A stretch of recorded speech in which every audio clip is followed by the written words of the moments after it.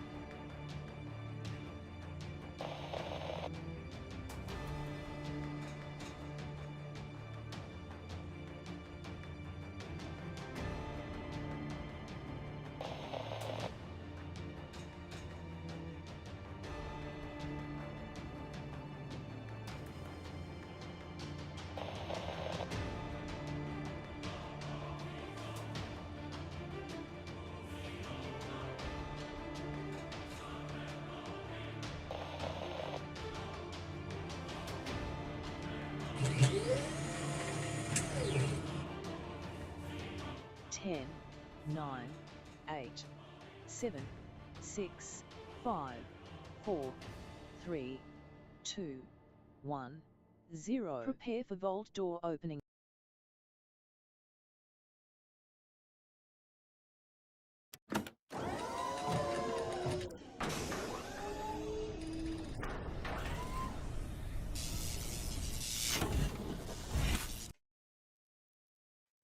Well, hello again. Meet my new little friend who I found wandering around, my little friend, the lizard doggo. Hello, everybody. Welcome to the stream. I am wearing my FICSIT mandated shirt from lizarddoggo.com. Thanks to them for being awesome, by the way, everybody. I bought this myself, by the way. They're not sponsoring this stream. But thanks for coming in and hanging out. I am all ready to go for some bonus stream action. You guys ready? Put a 1 in the chat if you're ready for some bonus stream action. Me and Lizard Doggo here are going to teach you all about Satisfactory. Of course, your corporate mandated training. Now, I don't want you to get lasered from space. Remember, that's a different department. I'm not in charge of that, but we're going to try to keep you efficient. We're going to try to keep you building some awesome modular builds. And of course, this is a stream beyond my streams. And I've been streaming 10 hours, 12 hours, 14-hour streams all week long to help you get your corporate mandated training in becoming the best builder and the best factory builder that ever was. So on behalf of me and Lizard Doggo, let's say hello to the chat. Let's get it going. All right, little buddy, you got to sit over here. Yeah, you go talk to Fred. Go talk to Fred. Keep him out of my base, please. Hello and welcome, everybody. Welcome. There you are, right over there. Thanks for ones in the chat. I appreciate that. Now, remember, all you have to do is hit the follow button, and you get the little one emote, as well as a few other emotes as well. Some really nice emotes, as a matter of fact. I have the nicest follower emotes, I think, around. So feel free to get that going on. Look at my hair, everybody. I got it chopped down nice and small so I can stop dealing with it because it is like a fuzzy mess. My hair is like straw, everybody. It's the worst, but it actually dries really fast, which is awesome. It's like miracle dry, everybody. It like dries in like 3 minutes when I'm, I used to go swimming all the time. I still do sometimes. And it just dries within 3 or 4 minutes. It drives everybody else crazy. Like, God, how's your hair dry already? I was like, it's magic. Magic drying hair, which is pretty awesome. So gonna get into it, everybody. Gonna have some fun. I can see we're Satisfactory build 1.00.1. They put a little bit of thing in there, I think, that fixed that launcher problem. They did say some stuff. Now, again, everybody, if you want to get some insights, let me see if I can take a look here into Satisfactory and a whole bunch of other games. I have them going to my Discord, which you guys can go over there and check that out. I'll put that in the link for you right over there. Put all those links in there. You can go ahead and click the Discord one, discord.gg/Kismet.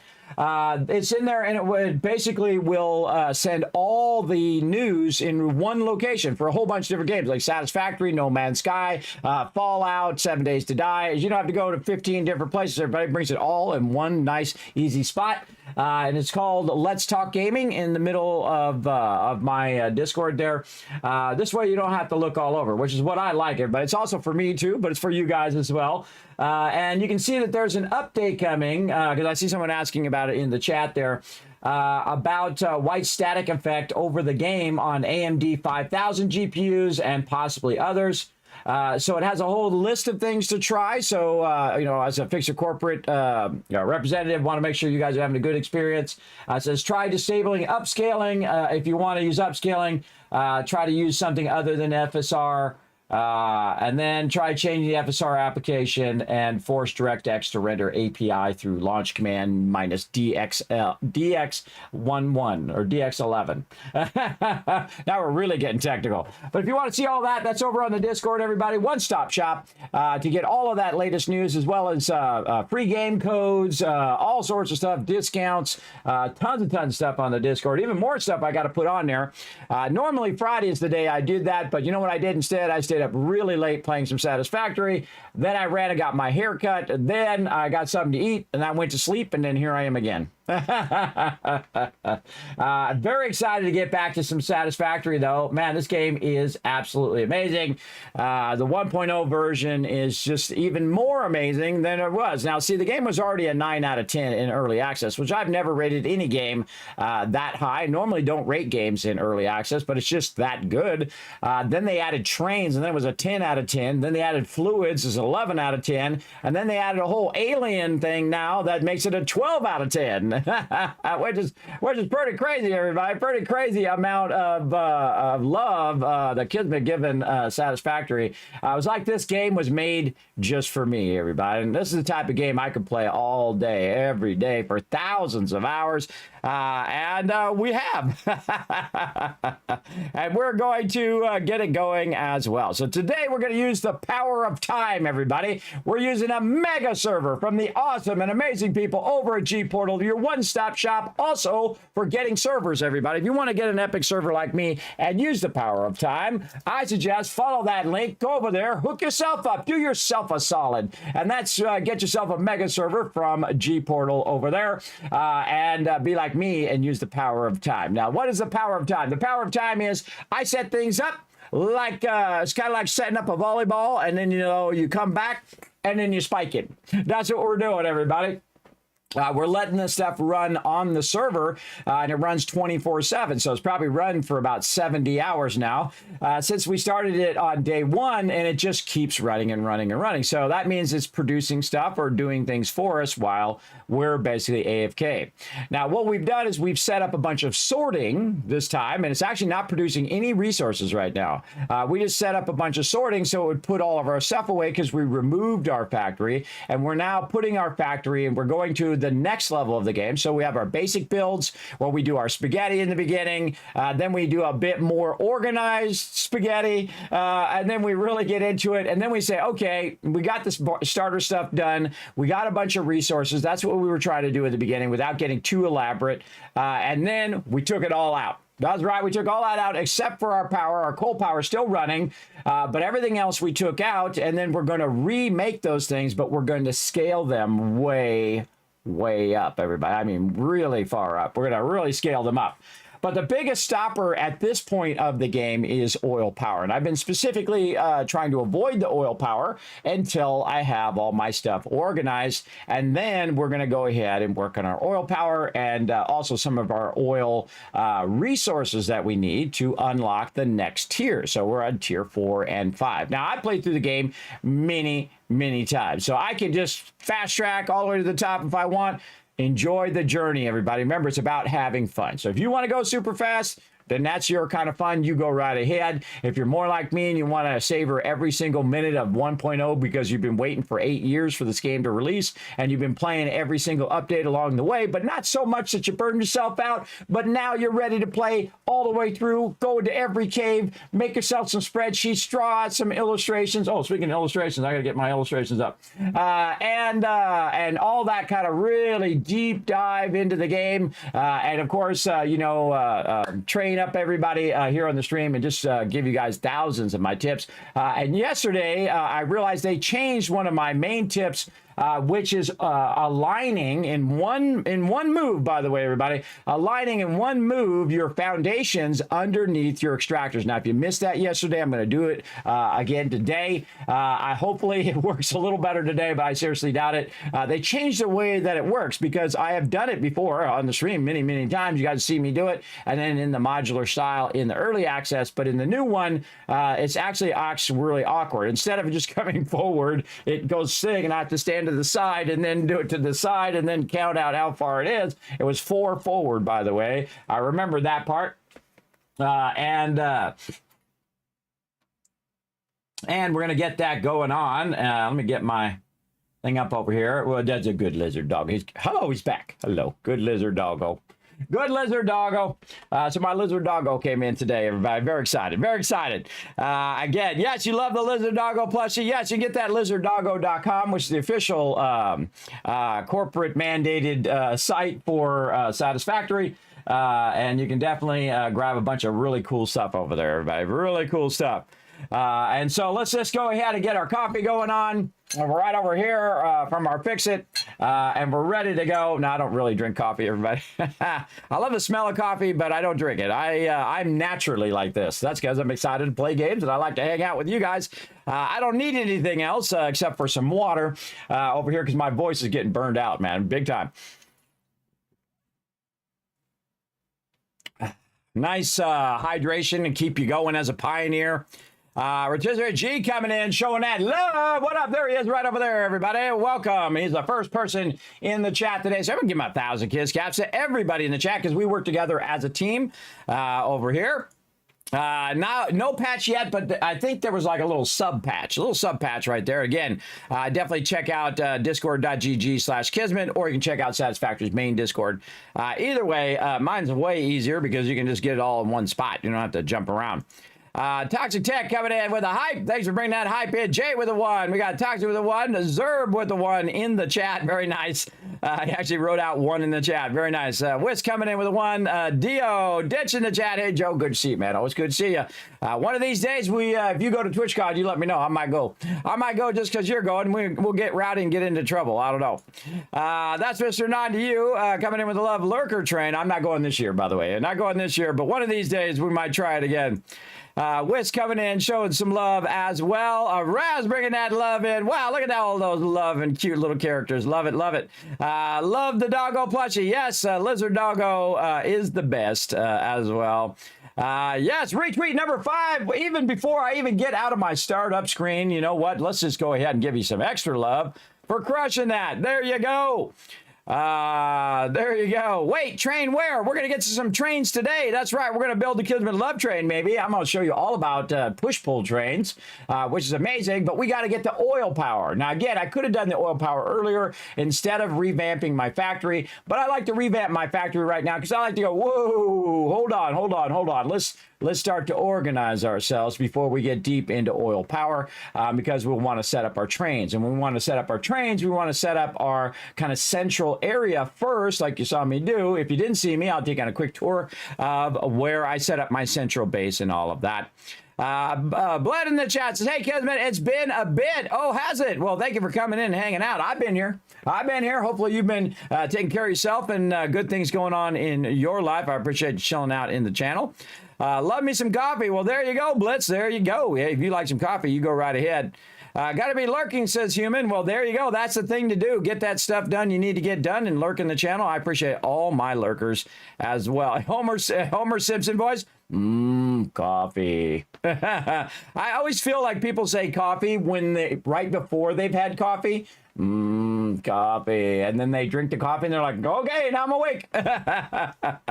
You know what I mean? It's like zombies going for their coffee. I know that feeling. I know that feeling when you need a little boost.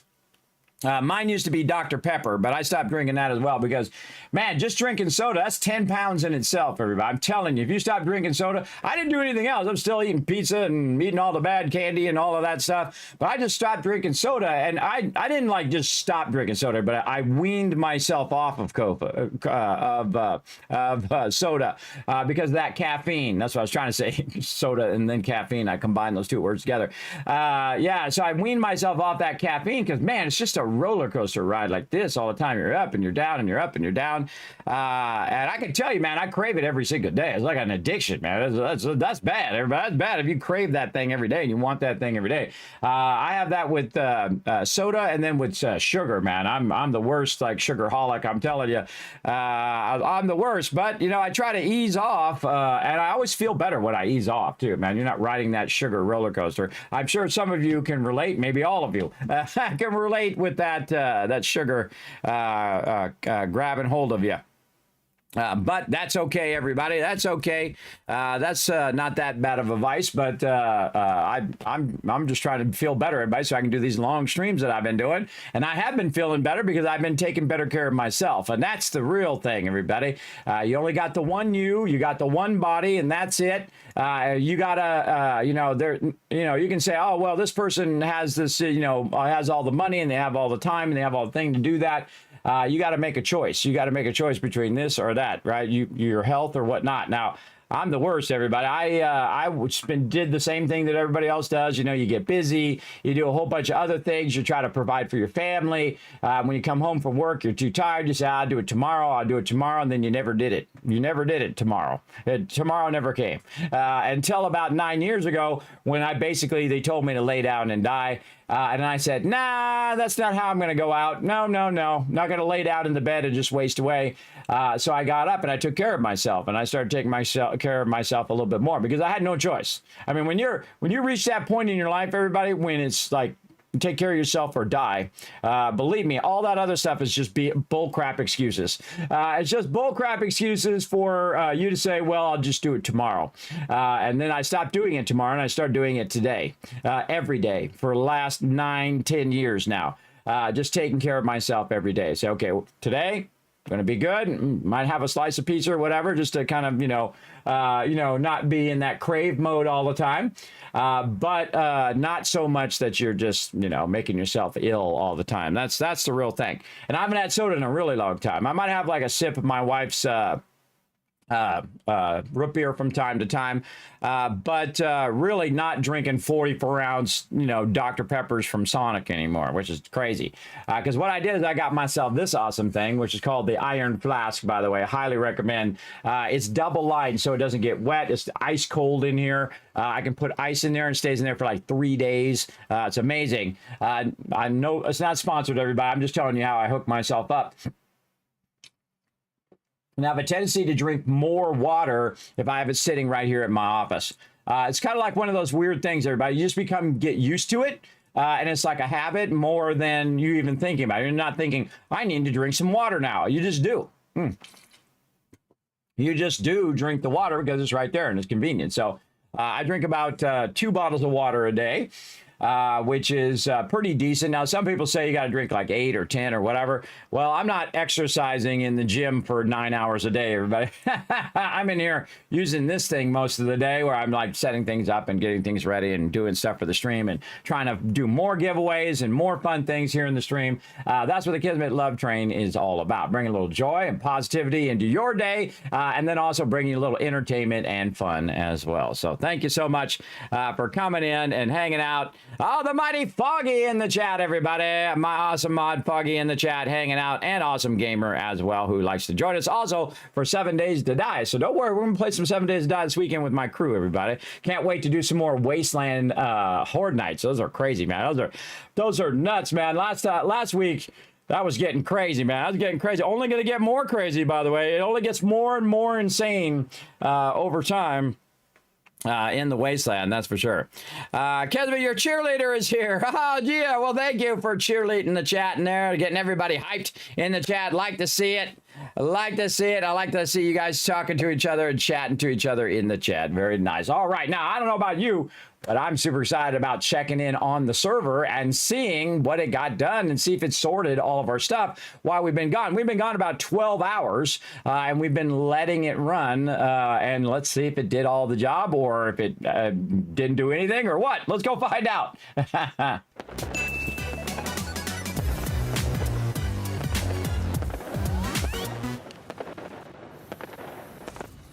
My fireworks keep going off. All right, there we go.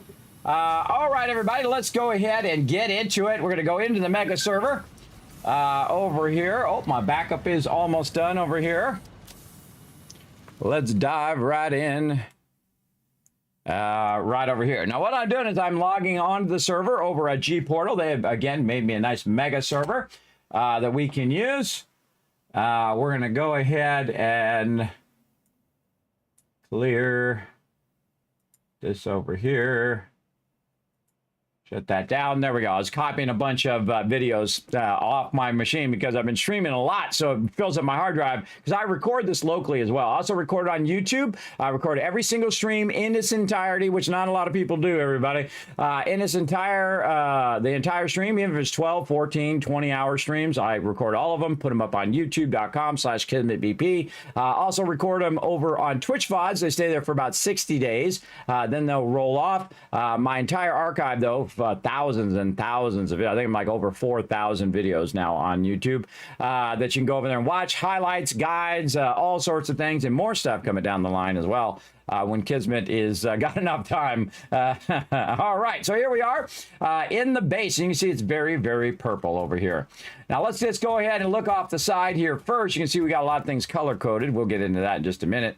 But right down there used to be our base. This whole entire spot right here used to be our base where we had utilized some of our nodes where we had started. Now I started wherever it put me, everybody. If it put me there, then I found the nearest node from wherever it said to go to, went and tapped those nodes, and then use those nodes to make my basic resources. Now, what I do is I work my way through the first phases, phase 1 and phase 2, which is also known as tier 0, 1, 2, 3, and 4, and we kind of work our way through there, and we use our coal power to basically run everything. Now, very often I prefer not to run the water to the coal plant, but in this case, I did it just to show that you can move it close to the node. I feel like it's actually smarter to run the item resource. Now, there's two types of resources. Well, really, there's three types, but we'll just call them two for now. One type is an item resource, which is like raw iron, raw coal, raw all of that, which runs along your belts. Then there's also the other type, which runs through a pipe, whether it's liquids or gas or whatever it is. Those are the two types of items. Now, pipes require head lift, and if you're going up, you need a pump to push it up there. It's a lot more complex than actually having the item itself. So items are way easier, and also belts are way easier than anything else. Setting up your vehicles and doing all that stuff. It actually is easier just to run it along a belt and just run the belt really, really far than it is actually to set up a vehicle to go pick it up. But we did, and it was fun because we made a complex vehicle path, and it works. It works really well, as a matter of fact. So they really did fix that up really nicely. And so we were messing around with some vehicles and stuff, so that was a lot of fun. And then we tore the whole thing down. When I get to oil power, I tear the whole thing down and I redo it. Now, you might notice that I'm up a little bit because I like to build very, very high. I call it the Kismet Tower. We have our central beam running down here, and we have a whole bunch of stuff running up here, and we'll come back to all this stuff up here in a second. We're going to go ahead and jump in our hypertube and work our way right down there. Now, remember, you can hold down S to slow yourself down just a little bit. If you don't want to come flying out of there at 1,000 miles an hour. There we go. So you slow down just a bit. And you can see that we have our coal power up here still running, and it's basically running our factory, and there's nothing else we really need to do. Now, one of the cool things about sorting your stuff is it doesn't require any power. That's right. You can just put it in a box and it will automatically sort your stuff without any power whatsoever because your The splitters and mergers and smart splitters and belts require no power. So you can just let that run even if your power does go off. My power is on right now. All of this power, which is about 1200 power, is on for one reason, and that is because of my hypertube. That's it. That's all it's really doing right now, because we tore everything else down. So if you missed me doing a tear down, all I did was make a bunch of boxes here, and I took everything out. I deconstructed it all, put all the resources in the boxes, and then I ran them upstairs for us to use. Now you can see we've got a center pillar going right here, and we'll make it more elaborate later, everybody. Remember, efficiency first. Well, again, I don't want you to get lasered from space. Remember, I'm in the corporate training department of FICSIT, so that's not my department, but I don't want you to get lasered, so I'm going to try to make you as efficient factory builder as possible, because again, I've been playing for thousands of hours. I'm going to show you all my best tips today and throughout the whole entire playthrough. I like to weave them in. I do pre-think out all of my streams, everybody, and try to weave in a bunch of tips every single stream. So make sure to be here every single stream, lurk every single time, and get it going over there as well. Jocker's in the chat. What up, Jockers? Good to see you, man. Thanks for coming in, hanging out. Choo-choo. Exactly. We're going to get our train on today. I didn't get a chance to do that train soundbite from Ada. Or Ada, we'll find out. Now up here, what I did is I went up here and I built a whole nother area. This is what I call the central hub or Tycoon HQ. This is going to be the center of my base as I progress through the different tiers. Now, where do we leave off?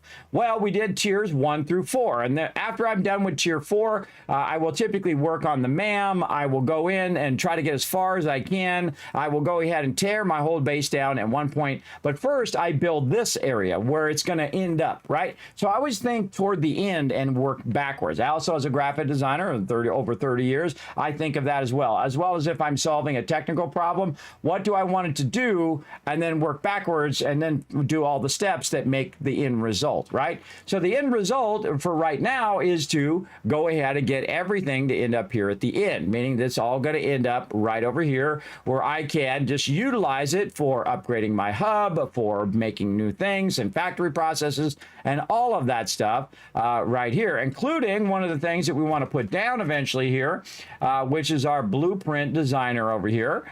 Now, we were going to put that down last time, but we didn't get to it because we didn't have all of our resources. We want to bring our resources up here.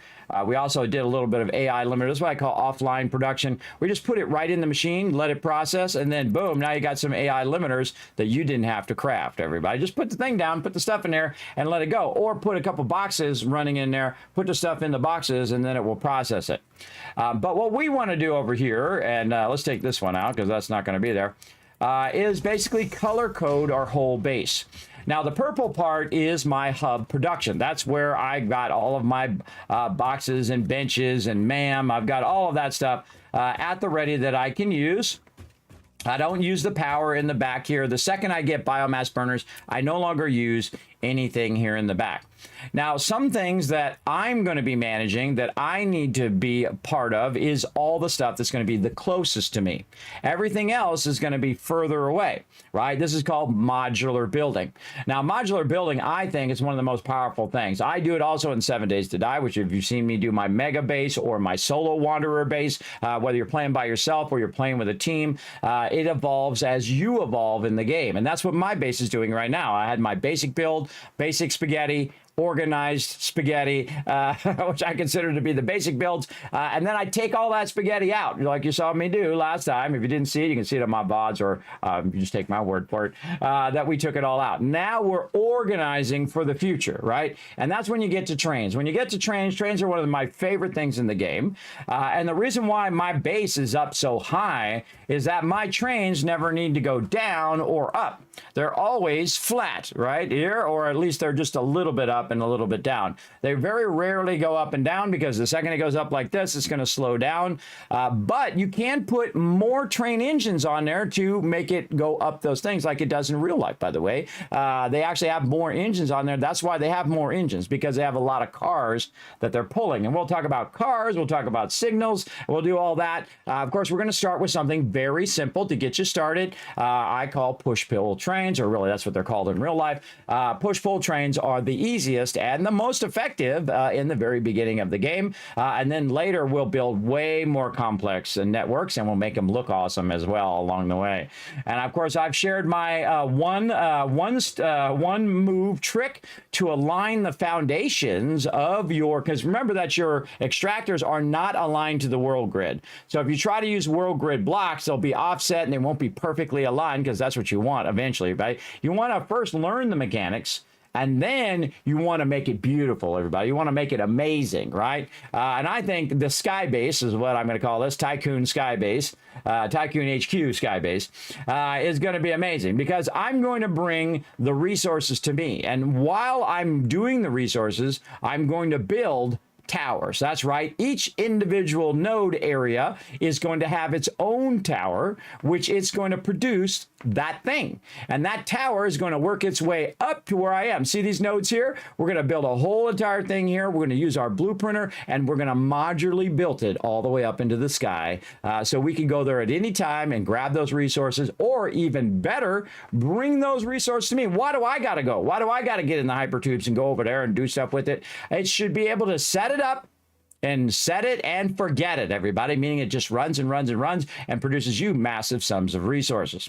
Now, last time, again, we tore down our factory. We organized all this first, then we tore down our factory, and right now we have zero production. Nothing is being produced, which is a very scary thing, everybody, because you could very easily tear all that down, run out of resources, and not be able to replace the processes that you already took out, which is not good, But what we did is we took all those resources out, took all those machines out, and it gave us the resources back. And so what we did is we stacked them in all of these boxes. In fact, it was from right here all the way to the end, everybody. We'll just take a little walk so you can see how much resources that you make in the first 4 tiers. And I threw a bunch of it away, too. I threw a bunch of the raw ore away because I don't need all of that. I can extract more. In fact, we're going to extract more at a much higher level as well in this particular build today once we get into blueprinting. So we're going to go in and we're going to take it out. And we can see that the first box is empty. That's good. How about the second box? Okay, good. Good. All right. All right. So again, we've let this run for 10 hours, again, on the server. Remember, it doesn't cost you any power if you're running it on their servers, nor does it take up your machine's time, because their servers run 24/7 and you're using the power of time. And we're going to talk about that a lot today. And so that runs in there, runs up to the top here where it has a little bit of a cache. And then runs down here. And you can see I've got most of these labeled back here. We've got our bars and all this stuff. This is the back of the box. And this is what's called the mega sorter, everybody. These are smart splitters. And these smart splitters are saying, hey, do you have any rods? Oh, you do? It's like kind of like go fish. Do you have any rods? I do have some rods. Okay, we'll take these rods and put it in this box. Okay, awesome. Now, if it's anyone that's not defined other than rods, it's then going to go to the next one. And then this one over here is going to say, hey, do you have any plates? Oh, I do have some plates. Okay, we'll go left into the box, because you can see up there the left output, middle output, and right output. So again, these are facing in this direction, so the left output is going to go ahead and put the plates in there for me automatically. So this side over here is all overflow, and eventually this will end up in the awesome sink. But for right now, because we have very, very rare stuff like our Mercerspheres and Summer Sloops, we do not want that to go into the awesome sink by mistake. And it shouldn't go and process in the awesome sink. But I'm not going to test it, everybody, because those are limited. You only have so many. So you got to be very careful with those. Also with your boosts and stuff, you want to hang on to those. And I'm going to show you the only reason to use boosts, everybody. We're going to talk about that today as well. The only reason to use boosts, because otherwise you might as well build more than to boost, and I'll show you why. Now, over here, we've got nothing in there, which means that a lot of this stuff has been sorted. And the thing I'm going to do, these are all going this way. The other ones are coming this way. They're all coming in there and sorting. So let's see how much stuff is left over after it has sorted. So we got a good box full of stuff there, even though this stuff should have sorted. Let's go ahead and grab that stuff some more over here. That stuff should have sorted. This can go into the trash. A lot of this stuff here didn't need to sort. But we're going to take this stuff and we're going to refeed it in there again and see if we can get it to sort this time. It might be an overflow. I seriously doubt it, though. But we're going to go ahead and put all that in there and have that go ahead and do some sorting. Now, what it's going to do is take it here and it's going to double it up, because we have both belts, everybody. When you're using the double container, you want to run both belts. So this way, when it's running right here, That's running very fast. So it's 270 and 270. So let's just round it up to 300. So that's like 600 right there that is running between boxes, because you can use both outputs, which is really, really useful. Later on, we'll make that 2400, everybody, with our new belts that we're going to do, which I have not done yet, which I'm very excited about. Again, remember, tell me nothing, everybody. I got an official message from FICSIT Corporate that I'm going to go ahead and let you guys know about. All right, go ahead. Official FICSIT corporate regulations prohibit backseat gaming. Please backseat when the Learn to Play sign is lit only. All right, there you go. Now you know. Don't want you to get in trouble with corporate, everybody, and potentially get banned in my channel. Don't let that happen. Holy mackerel. Wow, okay, yeah, maybe these are in overflow. Holy moly. Now, what I'm going to do is let it process again, because it's been processing for about 12 hours. It's got it done. But yeah, that definitely looks like it has got a lot of those in there. But let's just run it again. Again, since it had run before, we just want to run that through again. So we're just going to manually take the stuff and move it over there. And again, I'm holding down Control and I'm clicking to get that stuff out of there. We can go ahead and look at this box. Oh, my goodness. Oh, my goodness. Now, we're going to throw this stuff away. Normally, I would awesome sync this stuff, but in this case, we don't want to do that because we want to keep some of this stuff. There we go. We want to keep some of this stuff as well. Oh, where's that coming from? Way back here? Oh, no, it's going all the way around again, coming back in. We want to keep some of this stuff because we actually are going to use it. Now, you can see I'm throwing away any raw ore, anything like that. I'm throwing it away, and then again we're gonna just resort it. Now I kind of feel like some of that stuff is in overflow. If it's in overflow, what it will do is basically go in, and we're gonna store all that and take this out. What it will do is it'll just run that all the way back to that box again. And what it's doing now, you can see it's running up there, and then this again, the smart sorter gets a hold of it and it says, hey, can you feed this in here? If it can't feed it in there, it'll go into the overflow here and start to flow out. Yeah, look at, we can see that this is actually an overflow. How do we know? Because it went out to the side, because if we look at this here, we can see it says overflow. So it's going to try to put those into here. If it can't put those in there, and this box is full, which we can go ahead and check. Yep, that box is full. So it knows that box is full, and then it's going to overflow it here. And normally I would run it in the Awesome Sync, but I'm probably going to need those resources because I'm going to need to rebuild all of my stuff, right? All of my extractors, but we're going to scale it up massively. And one of the things that we need to work on to keep things going is our MAM. Our MAM is where we research stuff. And so we went in and we researched a ton of stuff that we could get going. The one thing we couldn't find so far is SAM ore. Do not tell me where it is. I'm going to try to find it over time here. I just hope that we run into it at some point. We'll have to explore and look for it. It'll be super fun trying to explore around and run into it. But it's going to go ahead and sort that and then run that in here. And then you can see that it's going to use both sides again to run that as fast as it can all the way to the end and then sit over there for us to use later on. But we don't really need to go to that stuff at the end. And you know why we don't need to go to that stuff? Because that stuff has been sorted in here. So we can just go and grab whatever we need in the front here. And these are all the basic tier stuff that we usually use up to this point. So we're going to use in between tier 0 and tier 4. We're just going to get all of those resources organized. So we can make anything between tier 0 and tier 4, which means we can make, you know, all of our equipment stuff, our miners, our smelters, all of those kind of things, all the way up to our blueprinter and our advanced steel production, which we have already gotten going before. How do we know? Because of our space elevator, and we had already upgraded now to the next tier.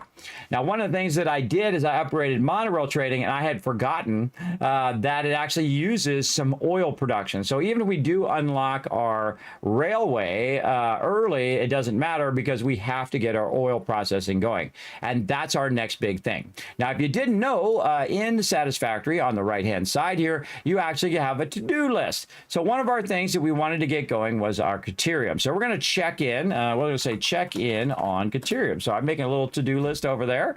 And then we always have Sambor on our to-do list. Again, we'll look for that as we go along. And there you go. And then what we're going to do is oil production today. We've already worked a bit on our larger storages, so we're going to take that out. Blueprinting, we're going to actually get that, and we're going to put that up here right after we check on our Caterium. And so there's a great way to organize what you're doing. And again, I'm going to put the SAM ore at the bottom because we're just going to let that happen naturally as we're running around and try to find that. So we want to get our, we want to check on our Caterium. We want to do some blueprinting. We're going to get our quartz and sulfur production going. And then we're going to work on our oil production.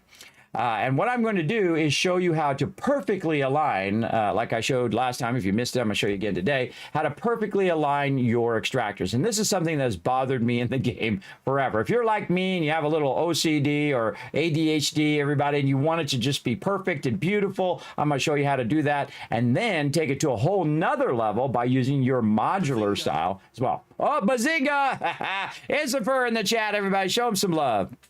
Thanks for coming in and hanging out. Hey, Higgs boson, that's a particle, his boson. I learned that in the Big Bang Theory. Thanks for coming in and hanging out, Higgs boson. Thanks for chilling out on the channel. Appreciate you. Hiya. Doing good. Yeah, doing good. Oh, no, not the killer clowns from outer space there, Yep. That's a creepy movie. That's a big cruisy. Nice storage setup, Kismet. Thank you. We're just getting started. So settle in, everybody. We're going to have some fun. That's it. Yes, you didn't know that. You didn't know you could do to-do lists. Oh, absolutely. Or you can type whatever you want. You have public notes, which is everybody on the server. Now, I'm the only one on the server, but this is a solo playthrough. I'm going to play through solo first, and then I'll set up a mega server where you all can come and join me, and we can do giant mega builds and all sorts of fun stuff together, which will be pretty fun. And then, of course, I'll show up your awesome builds. One of the ways I like to play on the server is I'll make a big board, and then everybody can sign up for the thing they want to do. Say, hey, Kismet, I'm going to do the iron production. Hey, Kismet, I'm going to do the coal production. And then you go crazy. You go crazy on that thing. And of course, we'll work on our basic production first, and everybody will have their own thing, and they can sign up on the board. And we'll do that. That's really, really fun. I mean, that's an incredibly fun way to play. So person can take ownership of that particular resource, and then they go to town and work on it, which is really fun. And we'll do that later. We'll do that later. First, we want to do a full playthrough of 1.0 and do some basic build, which we did. Now we're into modular building and then mega building, where I can show you embellish stuff and do all sorts of stuff, rounded things. We were talking about that yesterday. We're going to get more into it, though, where you can do rounded stuff, embellishments, lights, and all sorts of things. And especially one of the things we want to get to is our priority switch. And we're going to put all of our power lines on different switches and also be able to control them, including our hypertubes and all of our other stuff as well, because we want all of that stuff to be priority over everything else. I'm going to show you how to do that. It's really easy once you get it down, but it can be a little difficult to set up originally. So I'm going to tell you all of that. In fact, let's put that on the list over here after we, in the future, priority power switches. There we go. All right, we'll get into that later on. So right now, we're going to go ahead and check on our Caterium. So first thing we want to do is say, okay, wait a minute. We're going to go over there. Well, we probably need some fuel for my backpack. So let's go over there. Now, also, I really like the parachute, by the way. The parachute actually has become way better in the game because you don't have to deal with the problem it had before where it would get used up. We're also going to need our portable miners today. Let's see, where's our parachute right here? We'll have some fun with that as well. I'm going to show you some great tricks with the parachute. You can see that I've gotten my solid biofuel, but we're going to be working on our better fuel as well today. Well, that goes along with oil. So we're going to do our oil production as well. And then we're going to basically transition from coal power to oil power. And we're going to use our coal power to make the oil power as well. But we want to just get a little bit of oil going and a little bit of resources going, and then go back and make sure that all of our other production is going. If our other production, eventually we will run out of resources. So we got to make sure that we do switch back and get all of that going. But again, scaling it massively up now because we're going to have oil power, and oil power is going to make our power go whoom like that, which is going to be awesome. That's the official technical FICSIT corporate term for that, everybody. Whoom. Okay, just so you know. Just so you know, again, if you're not familiar with the corporate language, now you know. Also, I'm really enjoying the rebar gun. I think the rebar gun is actually pretty great as well. So, and we've unlocked it, a lot of slots here. So let's go ahead and put our rebar gun in there. I've actually really been enjoying it. It actually does work really well. They did improve all of the weapons and all of that stuff in the game as well. So now I have a lot of my biofuel. Now, my biofuel is not processing on its own right now. It's off over here on the side, and this is just so I can kind of put this stuff in here for now. I only need one stack. I don't need that much stack for my jetpack. So here's what we're going to do. We're going to put the parachute on, and then we're going to look at where we want to go, way over there, and then we're just going to YOLO off the top. And we're going to use our parachute like we're dropping in on PUBG right now. So yeah, so now we can just kind of float up here, and we can use the parachute to, of course, get us where we want to go. Now, of course, we could use a hypertube as well, or we could use a hypertube cannon to launch us. But I think that the parachute works just as good. Now, you can just hit C and drop like a rock, and then hit parachute again, just like you're playing like Grand Theft Auto 5. You can do that as well, because you can always bring your parachute back up again.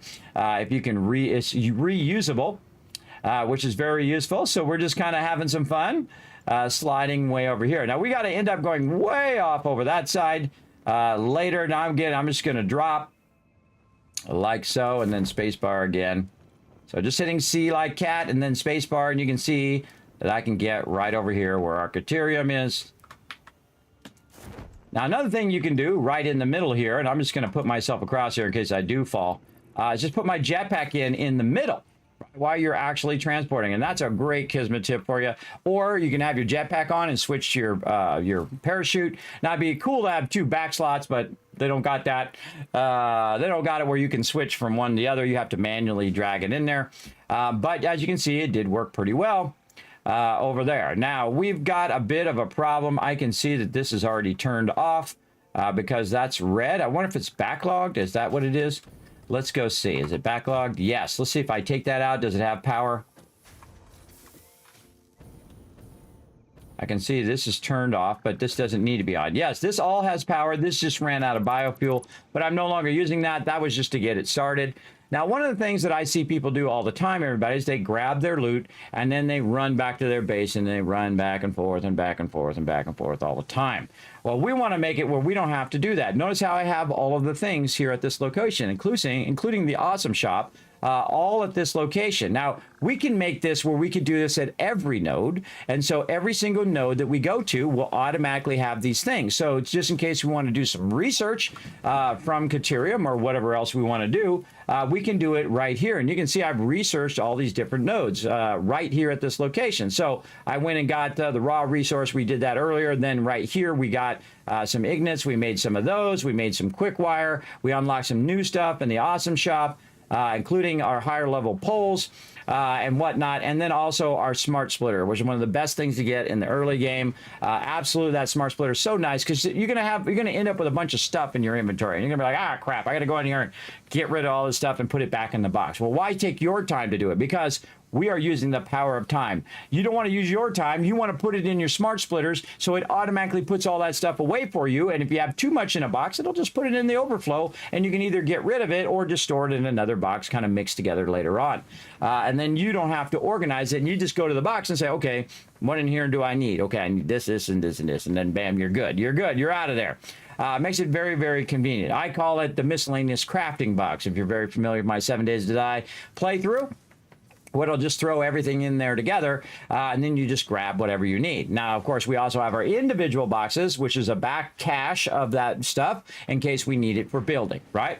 So we've unlocked that smart splitter in the Caterium, and we've done it at the node. So don't take all that stuff back. Do it right here at the node. Do a little bit of production, especially quick wire, everybody. Quick wire, among the most abundant thing that you're going to make. I'm telling you, it filled that whole entire box up with quick wire. Now, one of the things that we might want to do while we're here is to make an awesome sink. Now, awesome sinks require all these goodies over here. Hold on, let's clear that. There we go. And then we're going to add awesome sink. So what do we need for the awesome sink? We need reinforced iron plates, we need cables, and we need concrete.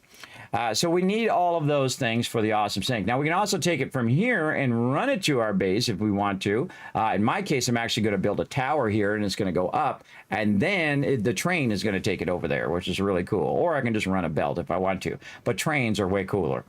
So we'll get to that later, but for right now, do I need a lot of quick wire? No, but it'd be nice to have the awesome sink over here.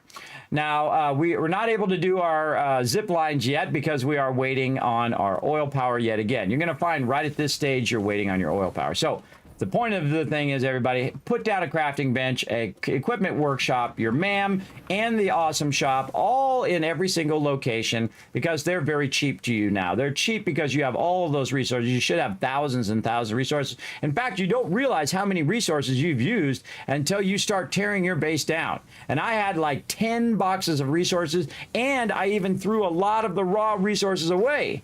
That's with it reduced down. I had 10 boxes, everybody. That's a lot. That's a lot that you, of course, have made in the course of the beginning of the game. But now we're transitioning to more of the advanced part of the game as well, where we're kind of doing modular style. So we want to come over here and get a little bit of this quick wire and utilize that, and again, get our awesome sink going. So now that we see that we need an awesome sink over here, so we can just run this excess, and we're just going to grab a bunch of this to take back to our base, because believe me, that's as much quick wire as I typically use in the entire playthrough. That is more than enough than we need. So I'm just going to go ahead and run back. Now, you're going to start playing the game very differently when you get the jetpack, because now you can just tap, tap, tap, tap, just like you would in Fallout 4 or in Fallout 76. You can just tappy, tap, tap, tap to kind of float over everything. And then if you see some baddies, shoot them in the face before they get to you. And use that verticality like that. Shoot that guy.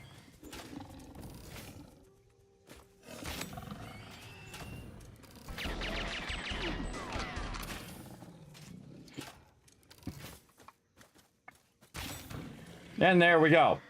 Again, using your verticality really helps a lot. Oh, and look, I got so much stuff, I'm going to throw the wire away. There we go. Then we're going to find where this one died over here. And again, you want to keep collecting these because these are for healing, everybody. So if I see some mobs, I'll try to wipe them out as I'm going through. Now, I have it where the server will automatically reset itself ever so often. I also have some fun in here. Oh, wait, there's some in here. Oh, there's a Mercer Sphere in there. Something shooting at us.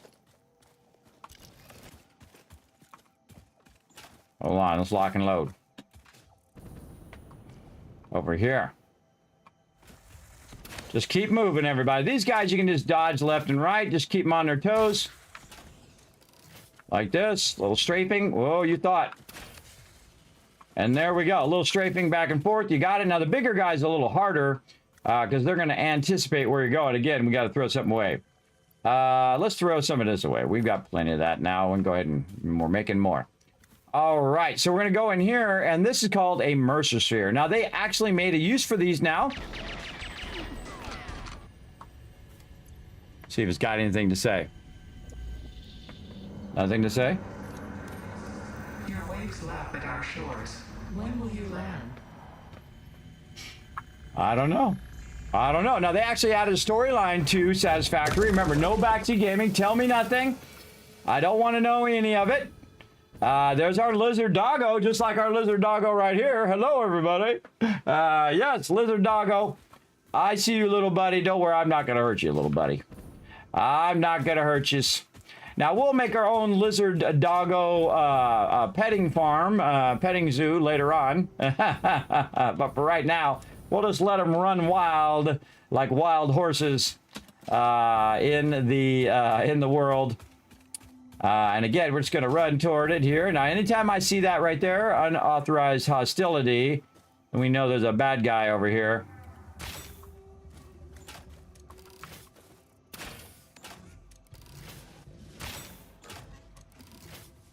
These guys are tough. Shoot as fast as you can, because these guys take a lot of hits. Okay, and again, you see I took the high ground because I have my jetpack. I can do that. Notice also that I jumped down and I didn't take any fall damage, and that's because I have these right here, which are among the greatest things in the game. But you want to get these as quick as possible. Blade runners, they're going to allow you to fall further without taking any damage. Don't damage FICSIT property, which means if you hurt yourself, you're damaging FICSIT property. As well as you can jump higher and move faster, which is very, very useful, as you can see. You see over here, we've got our copper going. Now, our copper is still in its basic state, in its Mark 1 state, where we just got started. And we can see that we were running all of our stuff over here as well. And again, the jetpacks can be very useful for getting around. And we had a big old factory here.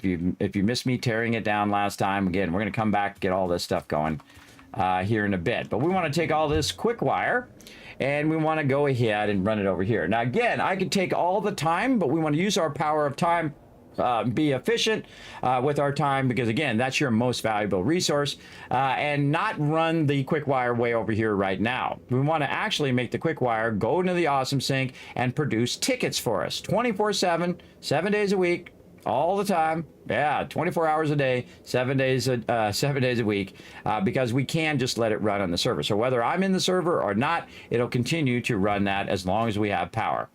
And that's why we kept our coal power, and we're not using any other power. And we can actually look at our power right now. You can see that our power is running, and we're consuming out of... oh, that's not right. That's not right. That should show 1200 power. All right, that's kind of wonky. I don't know why that's wonky like that. But it's using about 63 or 59, and the capacity should be 1200. So right now it's kind of showing something weird. Maybe it went off because maybe it's using our power grid. Yes, it's using our power grid. It's using our power backup right there. Uh-oh. Uh-oh. We might have disconnected our power down there. We better get in there and we better figure that out. But before we do that, let's go ahead and get our reinforced iron plates here. Now, the cool thing is... oh, let's put our quick wire away, actually, first. And again, you can see I have this like a Home Depot thing where you have to get up on the top. And again, eventually, I don't have to do this in a second. Restart in 20 minutes. Why does it keep doing that?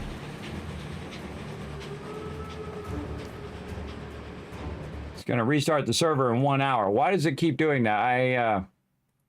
I thought I turned that off. All right. Thank you very much for that love. We got Kippy coming in with the 2 months of Prime sub love. Show some love in the chat, everybody. Also, don't forget to hit that follow button. Let me go see why my game server keeps saying that it's going to restart at 12 midnight when I've not told it to do that. I don't get it. I don't get it. But let me go in, and maybe it's something I did. I thought I told it to do it 2 o'clock in the afternoon.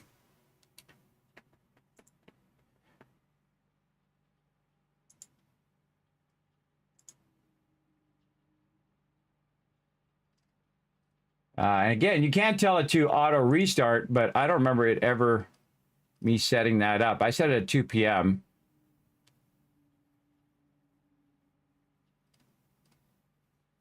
I'll have to ask him. I'll go and ask him.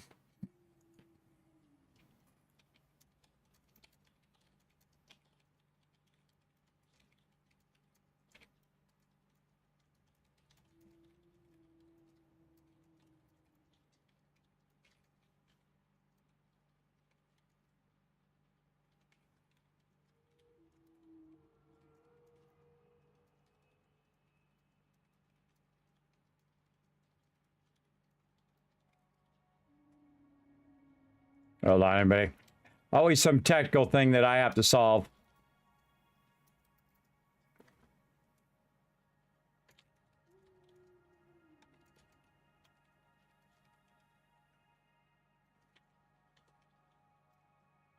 I just want to play games, everybody. That's all I want to do. I don't want to do this technical stuff all day. But I'm good at it, and so I'm going to buzz them. So the cool thing is, if you do have questions like that, everybody, you can just ask G-Portal. That's what I'm going to do. I'm just going to ask him and say, hey, I'm having this problem. It keeps saying it's going to restart at 12 midnight in the middle of my stream, and I don't want it to do that. And they'll get back to me. Cool. Do you mean Kismet's DC or mine? Just wondering.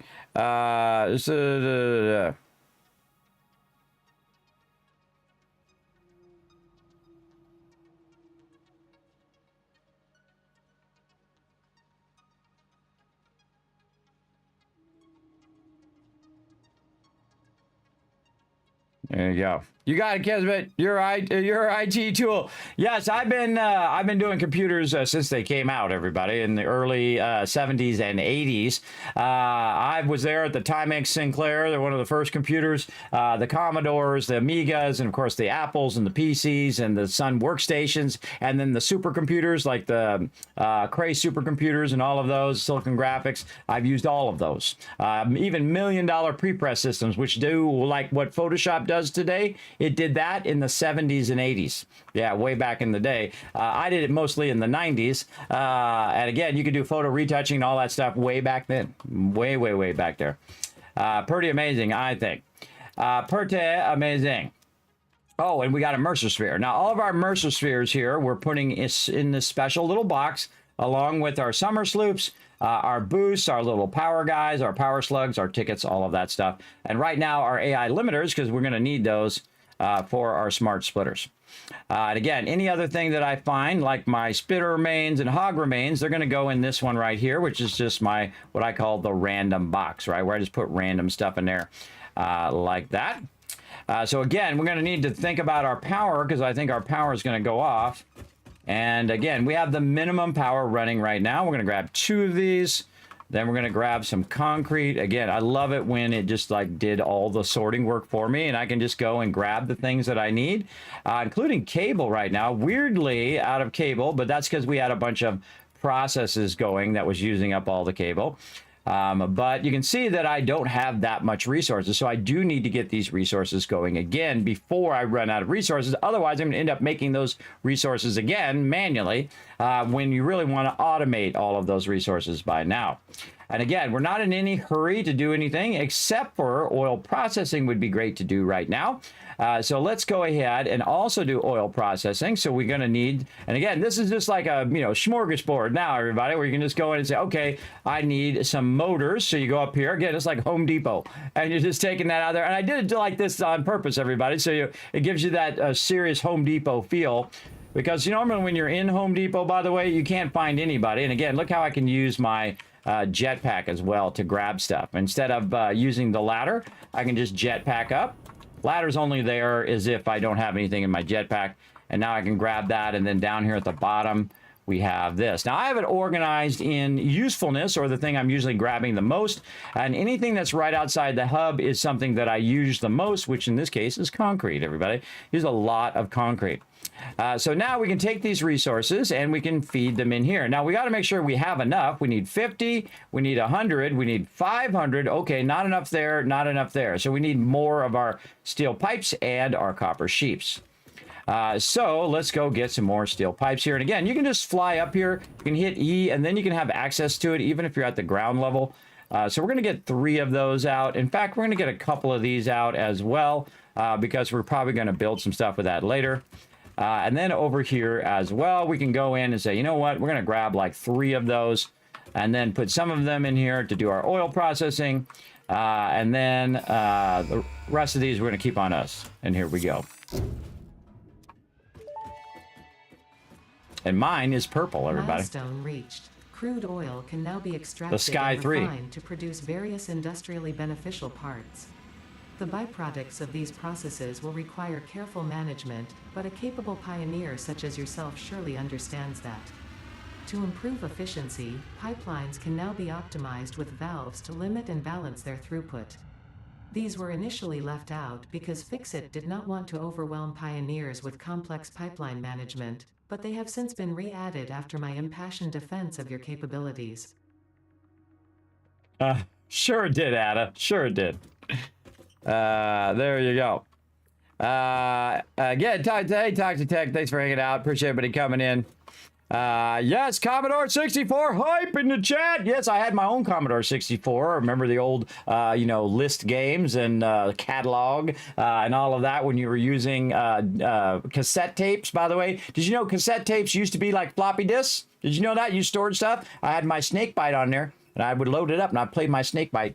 And then all my other games as well on there. And then eventually on the Apple II, before it was the Apple IIe, by the way, and played like things like Wizardry and all of that. By the way, did you know they came out with a new Wizardry? It's on my list, everybody, to play here on the stream. I want to definitely play that on there. Ooh, that's giving me goosebumps. That's giving me goosebumps playing that. I want to go back and play some Wizardry again. One of the greatest games of all time. But you want to know why we have all the dungeon crawlers we have now? You can go all the way back to Wizardry. Is the one that started it all with that as well. So very, very cool. You still have your green monitor. Let me dazzle you a little bit here with my Apple II story here. Now, before anybody even knew this was a thing, everybody, this was 1986. I was 16 years old. And of course, I've been gaming for 50 years, half a century, everybody. Now you know somebody's been gaming that long. And I was way back at the very beginning. And Kismet was so far ahead of everybody else, everybody. This is a game called Taipan. And I played it to the day I was actually playing it on, which was January 15th of 1986. So a little flashback for you. You might notice how much money I have in the bank right here. And that's one of my favorite games. You go in and you trade the general, the arms, the silk, and the opium. You would sell those back and forth. So you buy for low, sell it for high. You can see the opium went up to 76,000, and I went ahead and sold it, and I made 2.5 trillion with a T in this game in 1986 before some of you were even born. That's right, Kismet was making trillions in game, and that's why they call me the gaming tycoon, everybody, because I dominate every game. I figure out what the monetary part of it is, and then I dominate that. I'm going to show you how to dominate your tickets as well, everybody, in this game. I'm going to show you how to make a lot of them, especially right now. We're going to set it up in the early game, so it'll just run and run and run while we're busy doing other things, which is awesome. So right here, Taipan on the Apple II, everybody, on the original green and white screen, way back before they realized that that was radiating people. And then they actually put a back on the thing. It used to be an open back monitor way back in the day. Because, you know, a lot of these computers, you know, a lot of this stuff was just being made at those times way in the 80s, everybody, way back in the day. So there you go. Old school. Old school right there. So 86, baby. You were 9. You were 11. Well, there you go. I was 16. So, hey, we're somewhat close in age. There you go. There you go. Very, very fun. So Kismet was making trillions way back in the day and still do today. That's true. We absolutely do.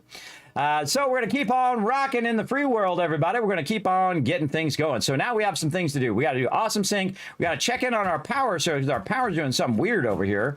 And I can see that my power is getting depleted, which means my power might go off here. So we better get down here. We better check out what's going on. See if I disconnected a power line, which is normally what causes that to happen. And I see that this is over here. We're getting a bit of power over here.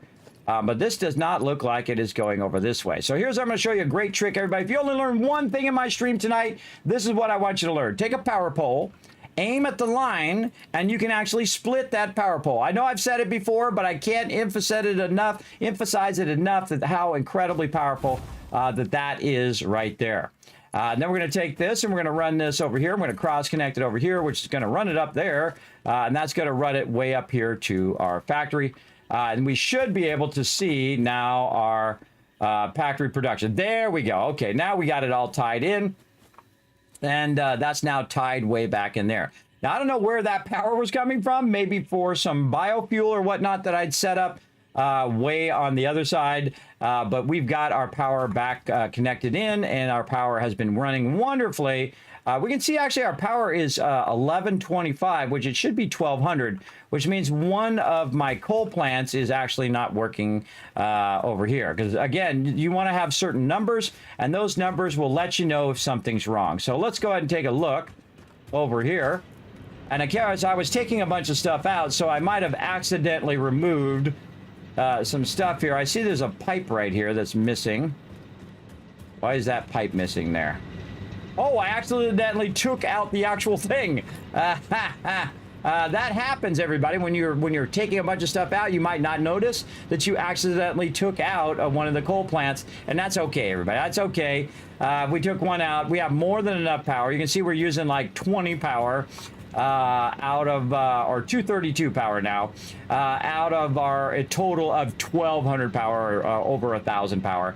And we can actually see that our batteries are starting to go back up. So our batteries were the thing that we're letting it run all this time.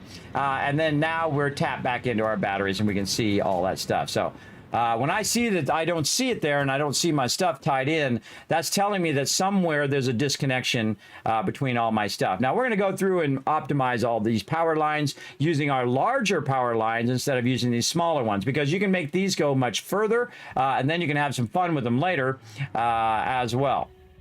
So our power is now tied back in again. Everything's looking good, as well as our power's tied this way and then tied way off that way too, because we ran a bunch of big towers at the end over there for our sulfur and all of that stuff, which is running over here, which we'll get all that working later.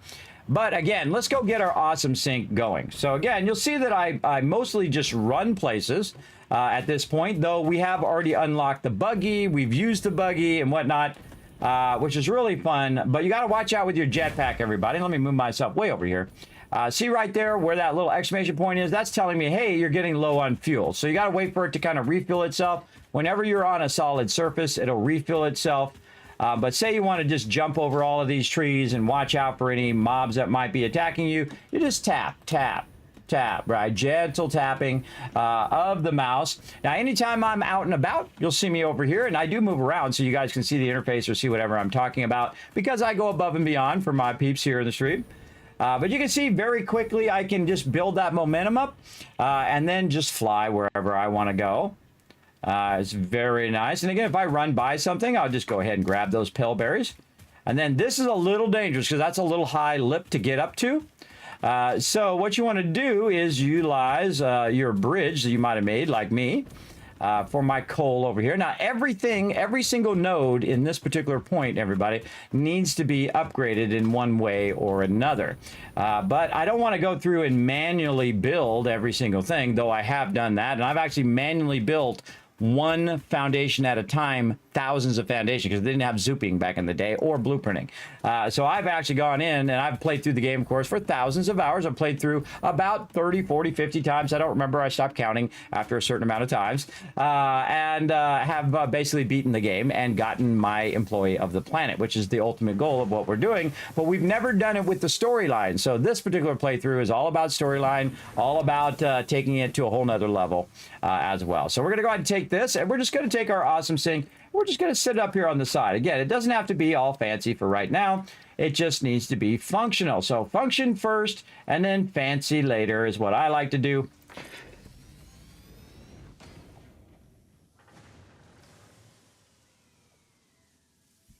Apparently also I like to sneeze. I can't stream for more than an hour, everybody, without sneezing. I don't know what it is in here that makes me sneeze, but it does. Okay. Now we're going to go ahead and run this from down there up into here. And we have our central power tied in by our big power stacks. If you haven't seen the new power stacks, they're really awesome. And now what we're going to do is tie this one right over here. And this is going to start our awesome sync up. So what it's going to do is just go ahead and run 24/7 and get us some coupons. Now let's just take a note of how many coupons we have right now. 1. And when we're running that in, we can see that this is going much faster. If I move myself over here, you can go ahead and see that no refunds or exchanges according to FICSIT corporate policy. All syncs final. So anything you put in this sync that's it. It's gone forever. It grinds it up. So this is going way faster than it was. Look at this. We're getting to that ticket very quickly. Now, of course, we have the power of time, right? So we can just let it run on the server, and before you know it, you're going to have 2, 10, 50, 100, 1,000, 5,000, as many tickets as you can let that run. As much time as you can let it run, it's going to run and run and run, which is nice. So now we've got our Caterium checked on. We grabbed a bunch of quick wire before we started to run it into the sync. And we also have it running in at the maximum belt speed we can do right now, which is 270. Now we can increase the speed, increase the output, boost the output as well, everybody, which we will do, and basically make this into a Caterium factory. Bug flying around in here. A Caterium factory that makes us tickets. That's what we want it to do. We want this Caterium to be making us tickets in the awesome sync every minute of every day. That's what we want to do. So now that's all we need to do. That's done, and we can mark that off the list for right now. So we're going to go in, we're going to hit tab. Now, one of the things that I can't remember what to do, I can't remember what to do is how to get into our thing without having to do this. Let's try to remember what this is, because I haven't done this in a really long time. But let's see if there is... Let's see. There's open menu, which is R. Yes, I find that... again, no backseat gaming, everybody. Let me just remind you one more time. Official FICSIT corporate regulations prohibit backseat gaming. Please backseat when the Learn to Play sign is lit only. So sometimes I do learn to plays where I play for about an hour and then it's okay to backseat game. But anything that tells me a course of direction or tells me something about the game that might limit my journey, everybody, don't tell me anything about the game because, again, I'm just commentating on what I do know. And then I want to have some things I don't know and discover those as I go along, right? You know, that's part of the fun of exploring and playing the game. So I do like a good thing. Now, I don't know everything, but I do know a lot. Because I have been playing a very long time since it actually came out 8 years ago.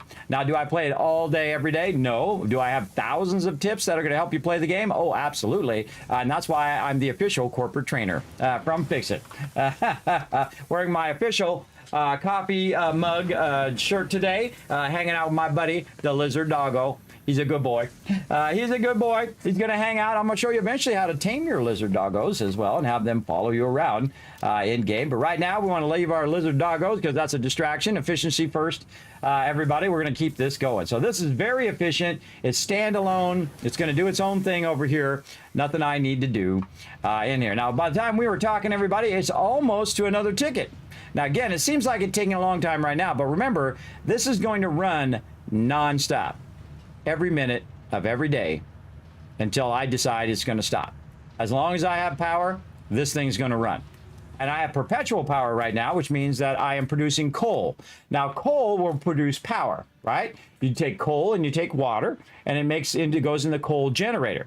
And the coal generator makes power, which allows you to extract the coal and the water, which allows you to make power, which allows you to extract the coal and the water, which allows you to make power, and you get the cycle of how that works, right? So that's perpetual power to continuously go because it continues to do it. The coal never runs out. The water never runs out. So it's infinite. It'll run forever. And so once you have that going and you let that run on a server, it'll also run forever because you can set it where it will, even when you're not in the game, there's a little option that says, you know, auto shut off when you leave. You just turn that off. So it doesn't ever shut off. It just keeps running. Your factory will keep running even if you're not in the game, which is pretty awesome.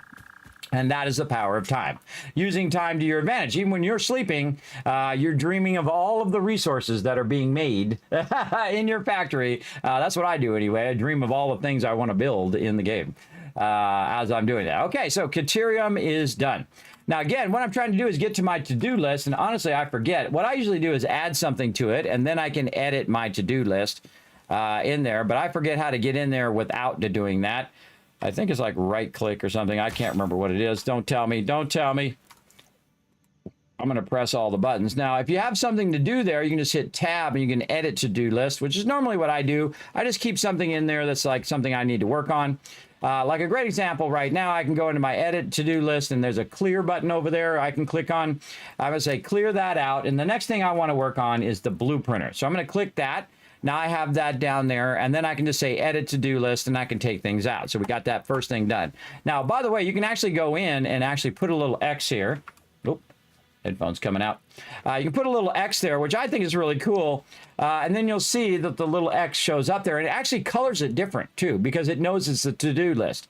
But I'm the type of person, when I'm doing to-do lists, what I do is I actually take out the item instead of checking it off. I think that's kind of dumb. I typically don't do to-do lists with little check marks. I mean, you can do it with yours. I actually use dashes like this just to kind of offset them from here or indent them. And this is how I do to-do lists in real life. Or I will do this. 1, and then go in and do 2 and 3. And then I will reorganize them based on what I want to do. The problem with doing numbered lists is that when you move them, it doesn't auto renumber them. where if you were doing it like in a program like on the Mac or on the iPhone, they have notes, and it's called a numbered list, which will automatically renumber it for you if you've changed the thing, which is very, very, very convenient. So that's typically what I'll do, is actually write a bunch of stuff down on my phone or on my iPad, and then I'll change the priority. So I always write all the things that I need to do, and then I will go ahead and push all that list down, and then I'll pick the 5 most highest priority things, and usually the hardest thing first. And this is what I do also in graphic design. As a graphic designer for 30 years, I always choose the hardest thing, because that's when you have the most energy when you first start whatever it is you're doing, usually. So you get in, don't start with the easy stuff, start with the hard stuff, and then get that out of the way. And then now you've built that momentum, and then you're going to slowly add easier and easier items, which means you're going to get more and more things done. You're going to keep that momentum going and whatnot. So I usually start with the hardest stuff, or the stuff that is the highest priority. In this case, getting this to run, and then I'm going to set it and forget it. That's right. One of the themes of my stream, everybody. Setting it and forgetting it is the best. And we'll come back and we'll get some of those tickets. Now, here's the thing, everybody. I don't need to run back there and get those tickets, because I can put another awesome sync by me. So what we're going to do is we're going to tie that awesome sync to our primary base over here by just going along. I love how I just randomly found that Mercer sphere, by the way, too.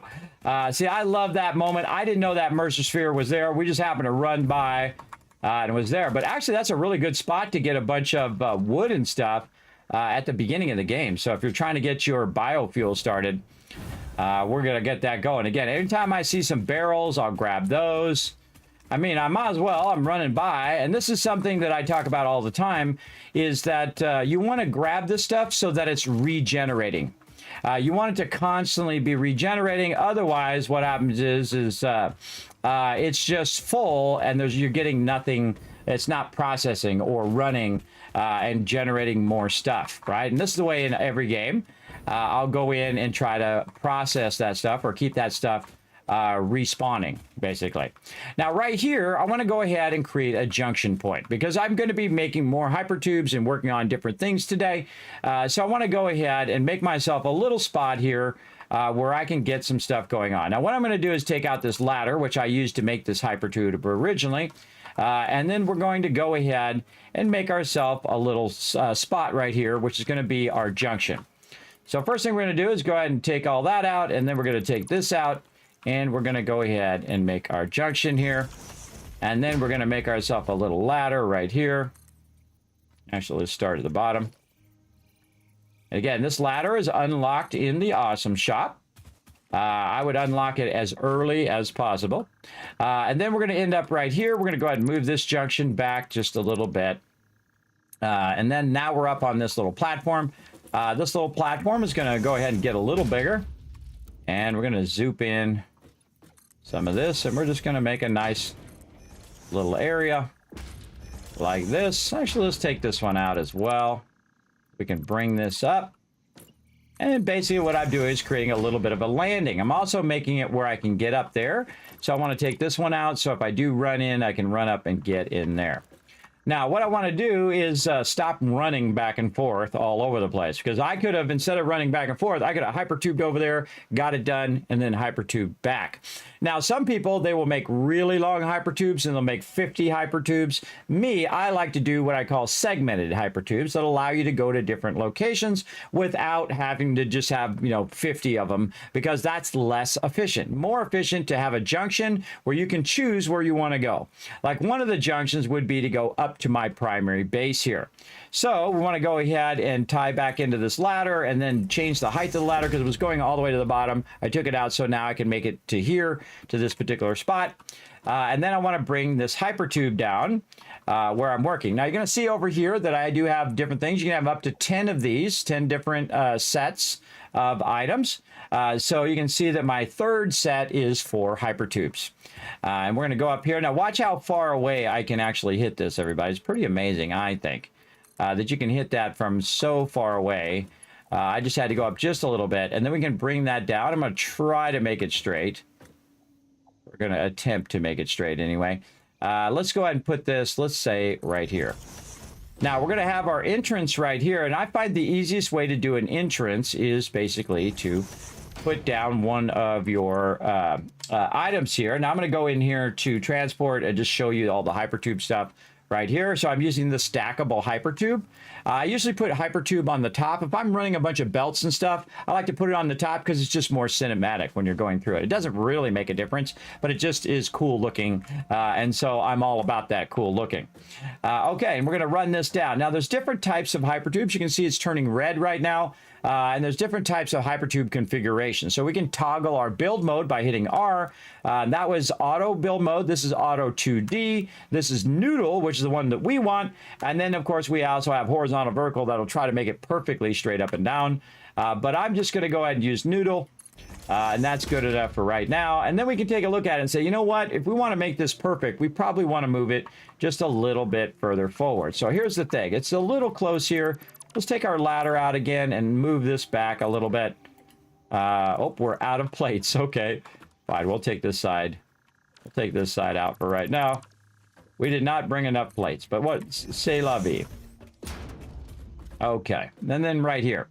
Now, I like to put a ladder in there for whatever reason if I run out of jetpack, because normally I'm not going to use the ladder, everybody. Normally I'm just going to, and I like to make it a little bit extra so I can just kind of come up and land like this. You come up, and then you're up and over, and you land nicely, right? But I have the jetpack, so I don't really need to worry about it. I can go ahead and just jetpack up. I don't need to use the ladder. Now, this one, if it ran out of power, I would need to use the ladder as well. And we're going to fix that up there so it's nice and straight later.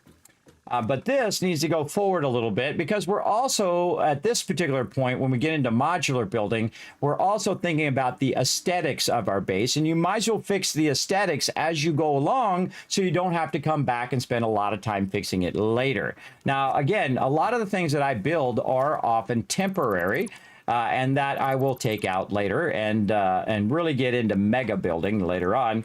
And really adjust that. But we're going to go ahead and go forward. Again, we want to line this up off of this, move it a little bit forward. And we're also going to use the foundations to line up. Let's say that line right there. Then we're going to go ahead and do this again. Now, notice the noodle is going to go like that. But if we go ahead and rotate it, that's horizontal vertical, and then auto, and then 2D. Now, I want to do horizontal vertical. But what I'm going to do is I'm going to start down here, and I'm going to go this way. And we can still see that that's still too far back. And again, we'll move it forward again using our line, right? That's where our line was, right here. Now, one of the things also you might want to do is just leave one in as a reference when you're running this. So then you can just kind of see where you're at. And I'm out of stuff again. All right, let's take this one out. And then what we can do again is just use this as a reference and move forward. We had it on the line before. Let's go ahead and move it one more forward. Then take this out, then take this and go horizontal vertical. And that's looking much better because now we have that perfect 90 that we're looking for. Let's go ahead and put our entrance back in. Uh-oh, we don't have an entrance. Uh-oh. I thought we had enough for resources. We must have used our resources up. What do we need? Modular frames and industrial beams. It did not give us our modular frames and industrial beams back. Interesting. Interesting. But that's okay. That's why we have the ladder. So, again, when we picked that up, we should have got those resources back. But I've been noticing lately that it doesn't give you all of your resources back. It gives you some of them back. But sometimes you can see, like right there, I don't have any modular frames. And should I run out of power or should I need to go and get more resources? Pew, pew, pew. I can have a manual way of doing it. You want to have a manual way, of a no power way to do stuff. Always want to have a backup plan. Those are called fail safes. Fail safes of your power, fail safes of your transport and getting around, and all of those things. And you can see that this is a lot of ladder, isn't it? This is way up here. And we have a bunch of blocks we're going to take out as well. We'll get to that in a minute, but we got to get up here and figure out all these things that we need. And we need stuff for our blueprint designer as well. We'll get into that in a bit. All right, so we need to get a hypertube entrance. We need to have our rotors over here. And we'll get a couple of those. And then I'm just going to use my jetpack and grab a couple of these. There we go. Now that should allow me to do my hypertube. Now, at any time you're trying to do something, and you're trying to remember to bring those things, is just click a bunch of these. It doesn't matter how many. You just like click one or two of them, add them to your to-do list, and you'll get an idea of the resources you need to bring. But most importantly, you'll get an idea of how many resources you have. Like right now, if you look in the bottom right corner there, you can see I have 12 rods and I have 5 plates, which is not good. You want to at least have a full stack of those at any given time, because those are the actual foundations of your stuff that you're running, right? So I typically like to have 2 stacks, and then the smallest stack I will put back in there again, like that. The same thing with my plates. I'll go ahead and do 2 stacks, and if I see I got 5 left over, I'll put that back in the box, because otherwise it's taking up my precious space that I don't want it to take up. Also, if I picked up other things like pale berries or barrel nuts, I'll put those in there. And then the same thing over here, if I have any leaves or anything like that, I'll go ahead and put that in there, leaves, wood, whatever, and I'll backlog it, because at some point, oh, wait a minute, I need a little bit of biofuel. Oh, wait a minute, I need to do this thing, right? And then I'll have those in there.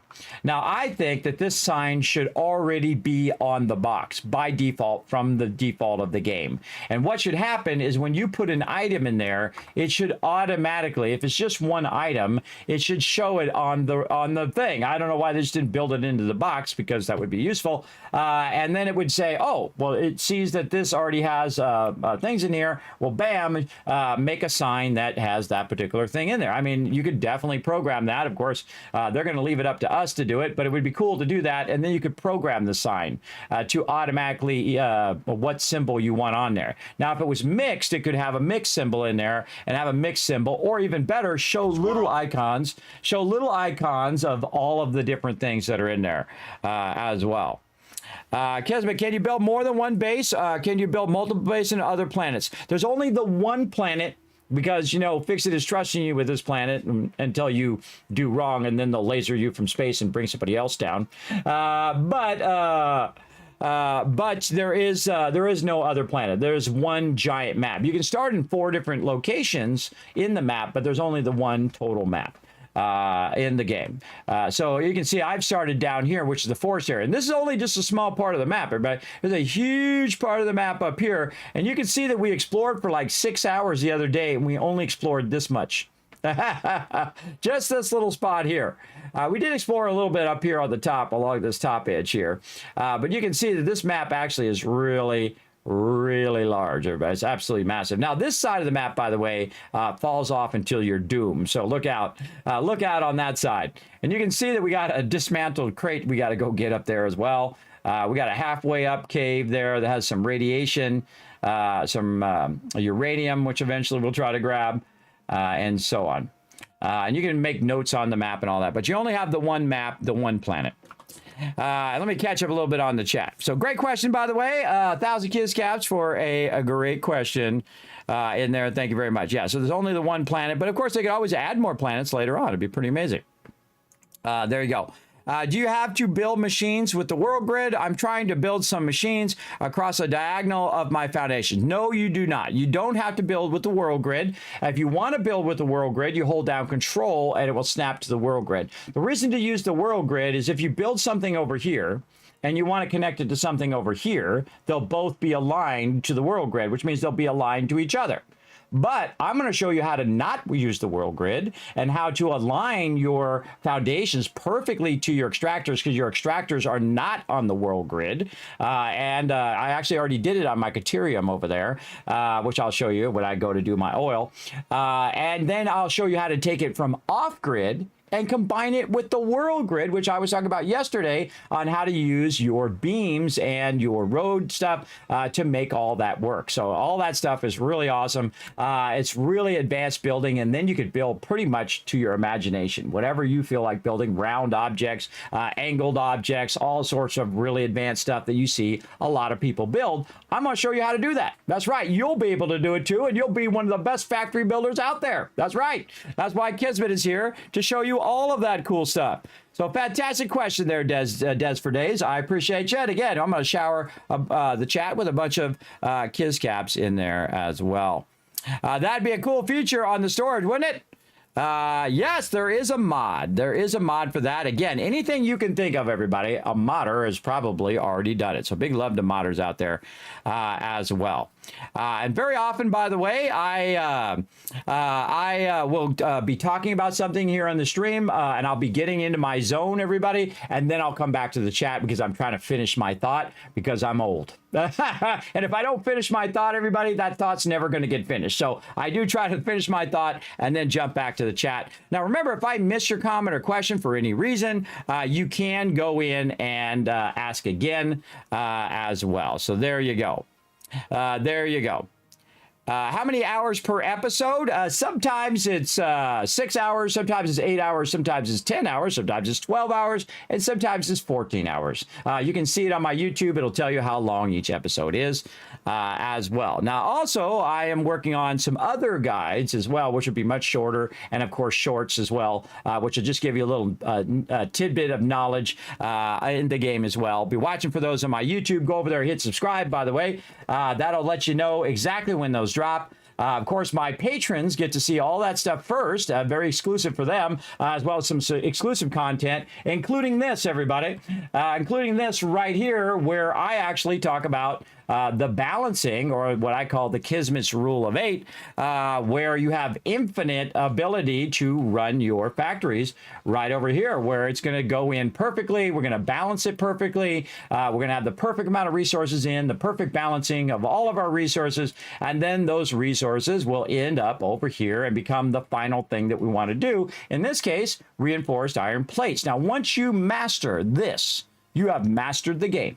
That's right. You master your load balancing. You master your inputs and outputs. Now, of course, it does get more complex, and I'm going to go ahead and illustrate all of those as well, of each and every part of factories, every single part along the thing, including coal power, which we're going to do a little bit of illustration of that today, and then we're going to move on to oil power later on as well, and actually give these to my patrons as well. Now, this one actually I posted also for Snut over there on Satisfactory, but you can't find this on my Patreon, patreon.com/Kismet as a patron supporter. Now, of any level, by the way, it can be $1 or $5, whatever feels appropriate to you. Don't feel obligated to go in and, you know, be a $100 patron, everybody, if you can't afford it.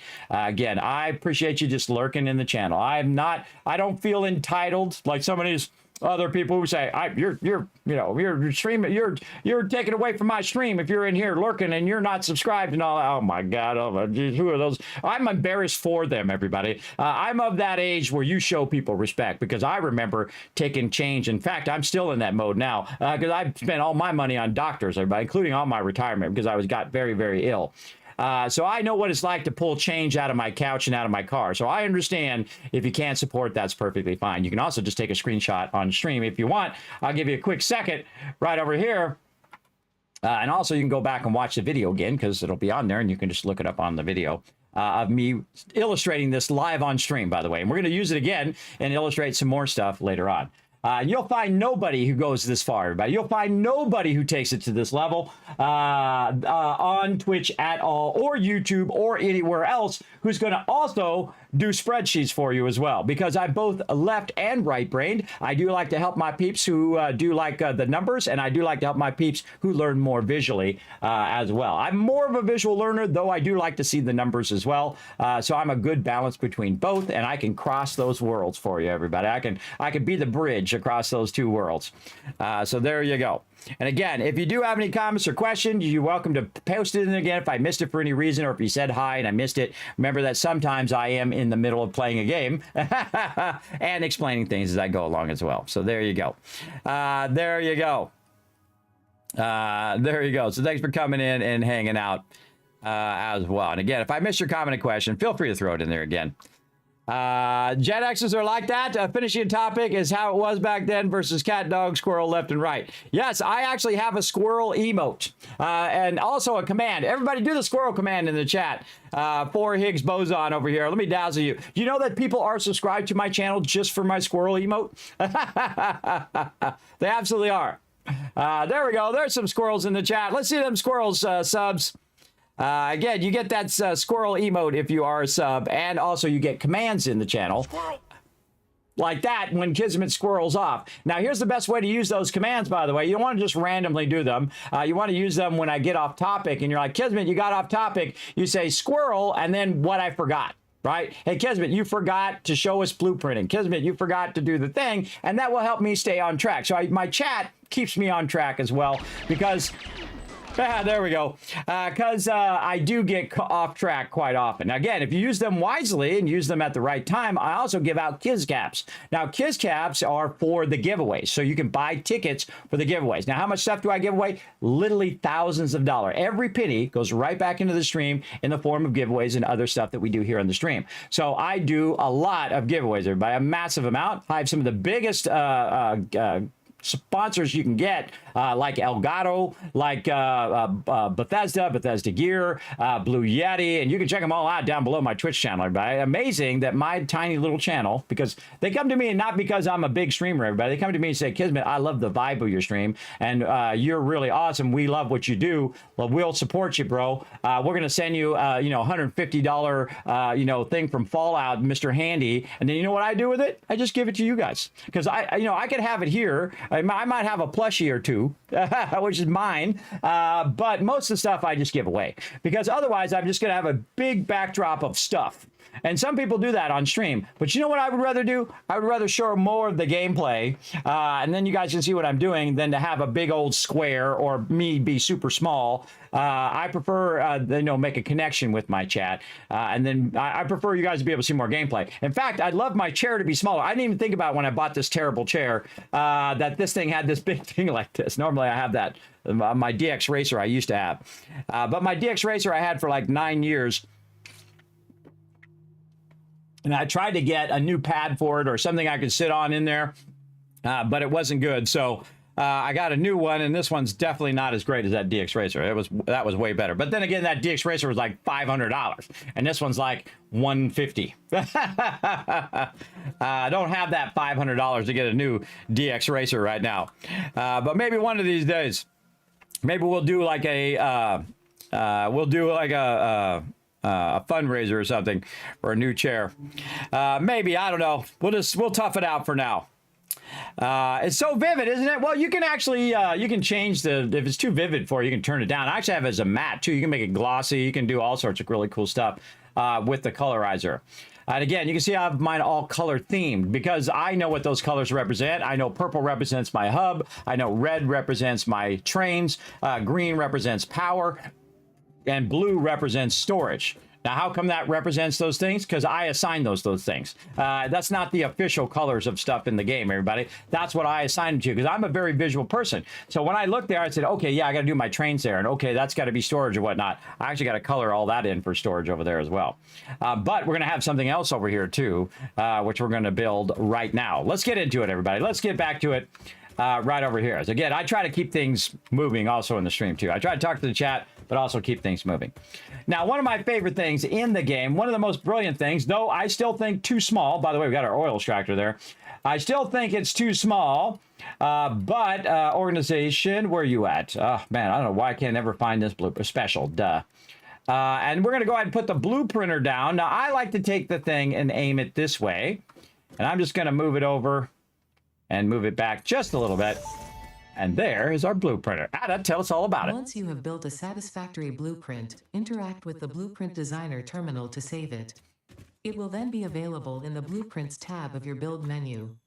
Blueprints can always be edited to correct mistakes or optimize. If you find yourself struggling to work within the set size restrictions, remember that this is a you problem, and efficiency can always be improved. This is a you problem. Oh, I got to get that soundbite too. Note to myself in the future, go back and get that it's a you problem soundbite. Oh man, that'd make another great command for my chat. That sounds like a you problem. I love all the voiceover, by the way. They redid all the voiceover for Ada. It's just top notch, everybody. Absolutely top notch. Top notch voiceovers, everybody. Again, we're going to go back and grab that for sure. Yeah, clip that as well, everybody. Feel free. Now, this is the Blueprint Designer. And you might notice, everybody, in my last playthrough, I had a massive amount of blueprints, but I have deleted them all because we're going to start from scratch so you guys can see it from the very beginning. and see us go through and make every single blueprint, how to make the blueprints, how to save them, and how to get them. Now, I'm also going to make all of the blueprints available to my patrons as well, on top of all of my charts and my graphic design, designs of factories and how to run factories and how to balance those factories. Very important. That part is the most important part. And how to do them by using the most valuable resource most effectively, your time. Your time is your most valuable resource. So using blueprints is going to save you a massive amount and make you more efficient and a better builder overall once you've mastered the ability to do stuff. Now, I've not only done blueprints, but I've done blueprints which can connect to other blueprints, which connects to other blueprints, which connects to other in a modular style. And that's what we're going to do, everybody. We're going to organize it very nicely and not very unorganized like we did when we were just testing it out. Now, this is a 4x4x4. What does that mean, everybody? That means that we can go in and we can make our foundations 4x4x4. Now, most of the time, I can go in and set up my foundations. I typically like my foundations when I build stuff on the ground level to be 4, or if I'm aligning to the world grid. And there's always been an issue with the world grid. If you use 2 and 4 meter foundations, you're good. If you use a 1 meter foundation, it has a tendency to get funky. So do not use your 1 millimeter grid on your world foundations. So if you're trying to snap to the world grid and you're having issues, it's probably because you're using 1 meters. So don't use 1 meters. I typically will use a 4 meter and then take it out and then maybe make it a 2 meter and then or a 1 meter after. So you use the 4 meter to align to the world grid first, which is what we did here for our base up here. We held down control, we lined it to the world grid, and then we started our base as well. And I can always tear it all down, do it all over again if I want to. So I usually use those. Now, when I'm building something up in the air, I typically like to use the 1 meter. Now, right now, I'm using 4 meters. So if you go over here and you can see that these are very thick, right? I typically don't like to use the thick ones because if I do want to do an underground or an area underneath, which is called a logistics level or a sandwich level, you might hear either of those particular terms. And that's where you have all your belts and splitters and all that stuff down below. So you don't have to look at it. It's kind of like when you're looking at the power and pipes and all of that. Typically in your house, that stuff's going to be in your wall and you won't be able to have to look at it. You can actually put stuff in walls as well, by the way, and you can actually control the distance of the walls, how thick you want that wall to be. And you're like, well, Kismet, whenever I put a wall down, it just snaps to the thing. I don't know how to take it and make it closer. How do you put it in between here? Now you know. Now you know it can be done. See, the most powerful thing that you know in the world is that something can be done, right? So what you can do is go in and say, let's go ahead and put that right there, right? And then you want to take this wall. Now that's the road barrier, by the way. You unlock that in the awesome shop, and you want to take this wall and put it right there. I just blew your mind. I just blew your mind right now. And you're like, whoa, Kismet, hold on. Take that road barrier out and try to put that down. All right, let's try to do it without the road barrier. Oh, we got 2 road barriers in there. I can tell because it's flashing. Get out of there, you crazy wall. It zooped the wall down there because I had it on zoop mode. But if we try to put the wall there, we hold down Control, we hold down Alt, we hold down all this stuff. It's not going to do anything. Let me see if I can get them to fix this. Get back to me. They didn't get back to me on this server thing. So basically what it does is won't let you do it. But because you can put the road barriers down in any spot where you really want them to go, you can do what's known as replacing. You can replace that object or snap that object to there. So I can go ahead and snap it down. I can snap it up. I can also replace the object by holding down Control. Control is going to replace it. Now, here's another thing that's going to blow your mind. I don't think I have any of them yet, but you can go in and replace any object. Say you wanted to make this a window. I haven't unlocked the windows yet, but I could just hold down Control with the window selected, and this wall will become a window. That's right. I'm already showing you some advanced stuff, and we're only in tier 4, everybody. We're only in tier 4. I'm already showing you the advanced stuff that's going to allow you to build pretty much whatever you want. So road barriers, and then also your metal beams and your catwalks. You want to get those unlocked right away so you can do some more advanced stuff. So if you want to do stuff that's like this, There you go. And then what I do is I just aim at the road barrier and take that road barrier out, and then you could put all your wiring under here like you do in real life, or you can make it even closer if you're crazy. I'd probably put it at minimum right like that. And then you can put all your stuff behind and hide all of your wiring and hide all your stuff behind. Now me, I don't do that. You know why? Because there's no reason to do that. You know the best way to do power, everybody? Let me go show you over here where I have my power. If you missed it last time, we're going to run over here. And my power is running down. And you're like, well, where's it going, Kismet? It's going into that foundation. Yes, I just RP that I drilled into the foundation, and that's why it's going down in there. But you can see that I actually put it below. I put it below and attach it to the bottom part, and now all that power is running underneath here, completely unseen and out of the way, so it's not a visual eyesore.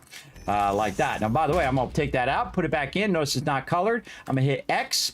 And then I have a bunch of colors that I went in and color-coded here that I could use on my base. So I'm going to go to this one. Oop, this one's not completely black. There we go. And then we're going to take this and we're going to color that back in. So you don't need all the, paint and all that stuff they used to have. They took all that out, everybody. You don't need to use that. You can just go ahead and use it to the nth degree, whatever you want to do. Now, I like my power over here also to be a different color. So while we're at it, we'll go ahead and do some fun with a little bit of coloring here. So I take each swatch and change it. Now, because you're using the swatches, gotta hit the right button. You can change the swatches and then assign it to something and then change it globally through the whole entire thing. You have 16 or 12 different, 16 different swatches that you can use total. It's 16. There's just, I'm not scrolled down. And then you can choose what color you want that to be.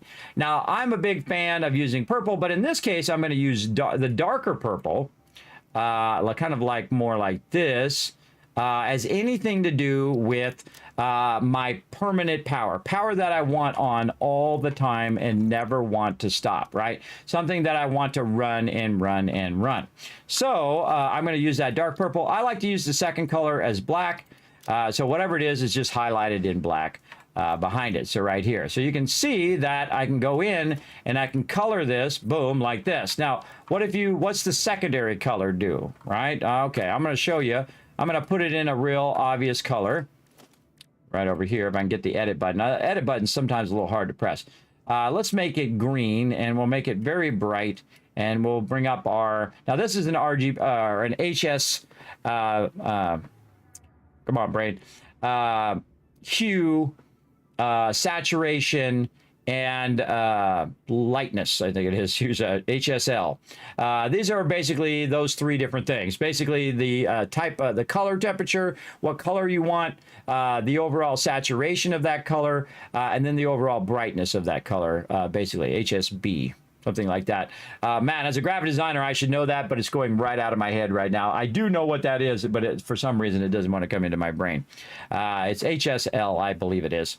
Again, we can go in and we can set this up. Now, remember, everybody, I'm not asking you to tell me, so don't say anything. Don't tell me in the background. Again, I'm just trying to think out loud. If I say, chat, tell me the thing, then you can tell me the thing. But otherwise, you don't need to, everybody. You don't need to, and I appreciate you, though. Don't think I don't appreciate you. There we go. Now you can see that the highlighting is right there. We can see that the green is right there and the purple's up on the top. So maybe you like that better. And in fact, I actually like that better. So I'm going to leave that like that. And then we can go in, we can choose this, and then we can just go in very quickly and color all of these to that thing. Isn't that nice, everybody? I really like what they've done with the customizer. I think they've done an amazing job. So now all of my power is going to be in the same kind of color, or I could make my, my backup power a different color than the other thing. Maybe I'll make my power green and then have it with a purple accent, and then have my power things with a purple with a green accent. You get the idea in there. So very easy to customize and do all your stuff. Another great example is my hypertubes. My hypertube is actually part of my power system.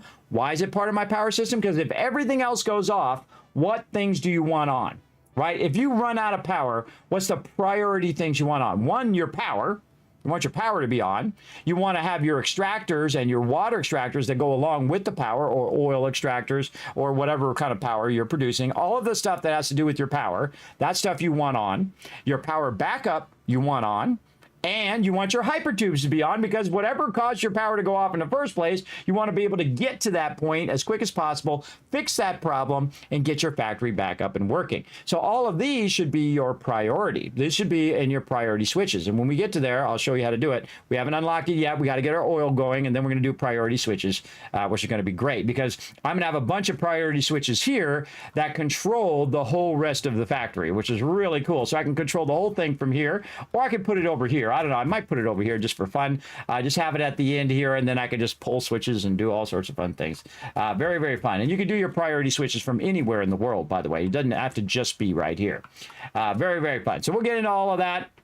Just want to touch on that a little bit. Okay, let's get back to blueprinting. So what we have right here is a 4x4x4. So let's get deep into blueprinting. We got distracted there by the chat, but that's okay. So at this point, everybody, I want to use my level or my 1 meter foundations.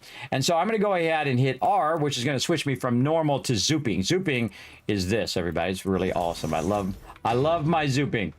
And then we're going to go ahead and run this across here. Make sure that this is snapping properly and not being too weird like it is right now. Kind of feel like this is overlapping. Why is that overlapping weirdly? Yeah, see that? How that has a thing there? That's not good. That's a bad blueprint. Let's get that out of there. And it's going to do that. It's going to do some funky, what I call funky chicken stuff. There we go. We get a good start at the beginning. Check that edge. There we go. Now, this is one of the first blueprints you want to make, or you can use mine later on once I make it available for everybody. This is one of the first blueprints that you want to make is to go in and make your foundation blueprint. And again, all you need to do is just go in and do that. So eventually I want to replace all of these really thick ones with these thinner ones, right? Just so it's cosmetically better, and it's also in there. My stupid server's going to reset. So what we're going to do is have to go reset my server because I don't want it to, but it does it on its own. And even though I have told it I don't want to do it, it still does it anyway. And I'm going to have my peeps figure it out here why it does that, but I'm just going to manually restart it now so we don't have to wait for it. So we don't have to wait for it. Let's do it. Now, I still have like 30 more minutes until my break. So we'll just give it a minute and we'll have a little talk about blueprints.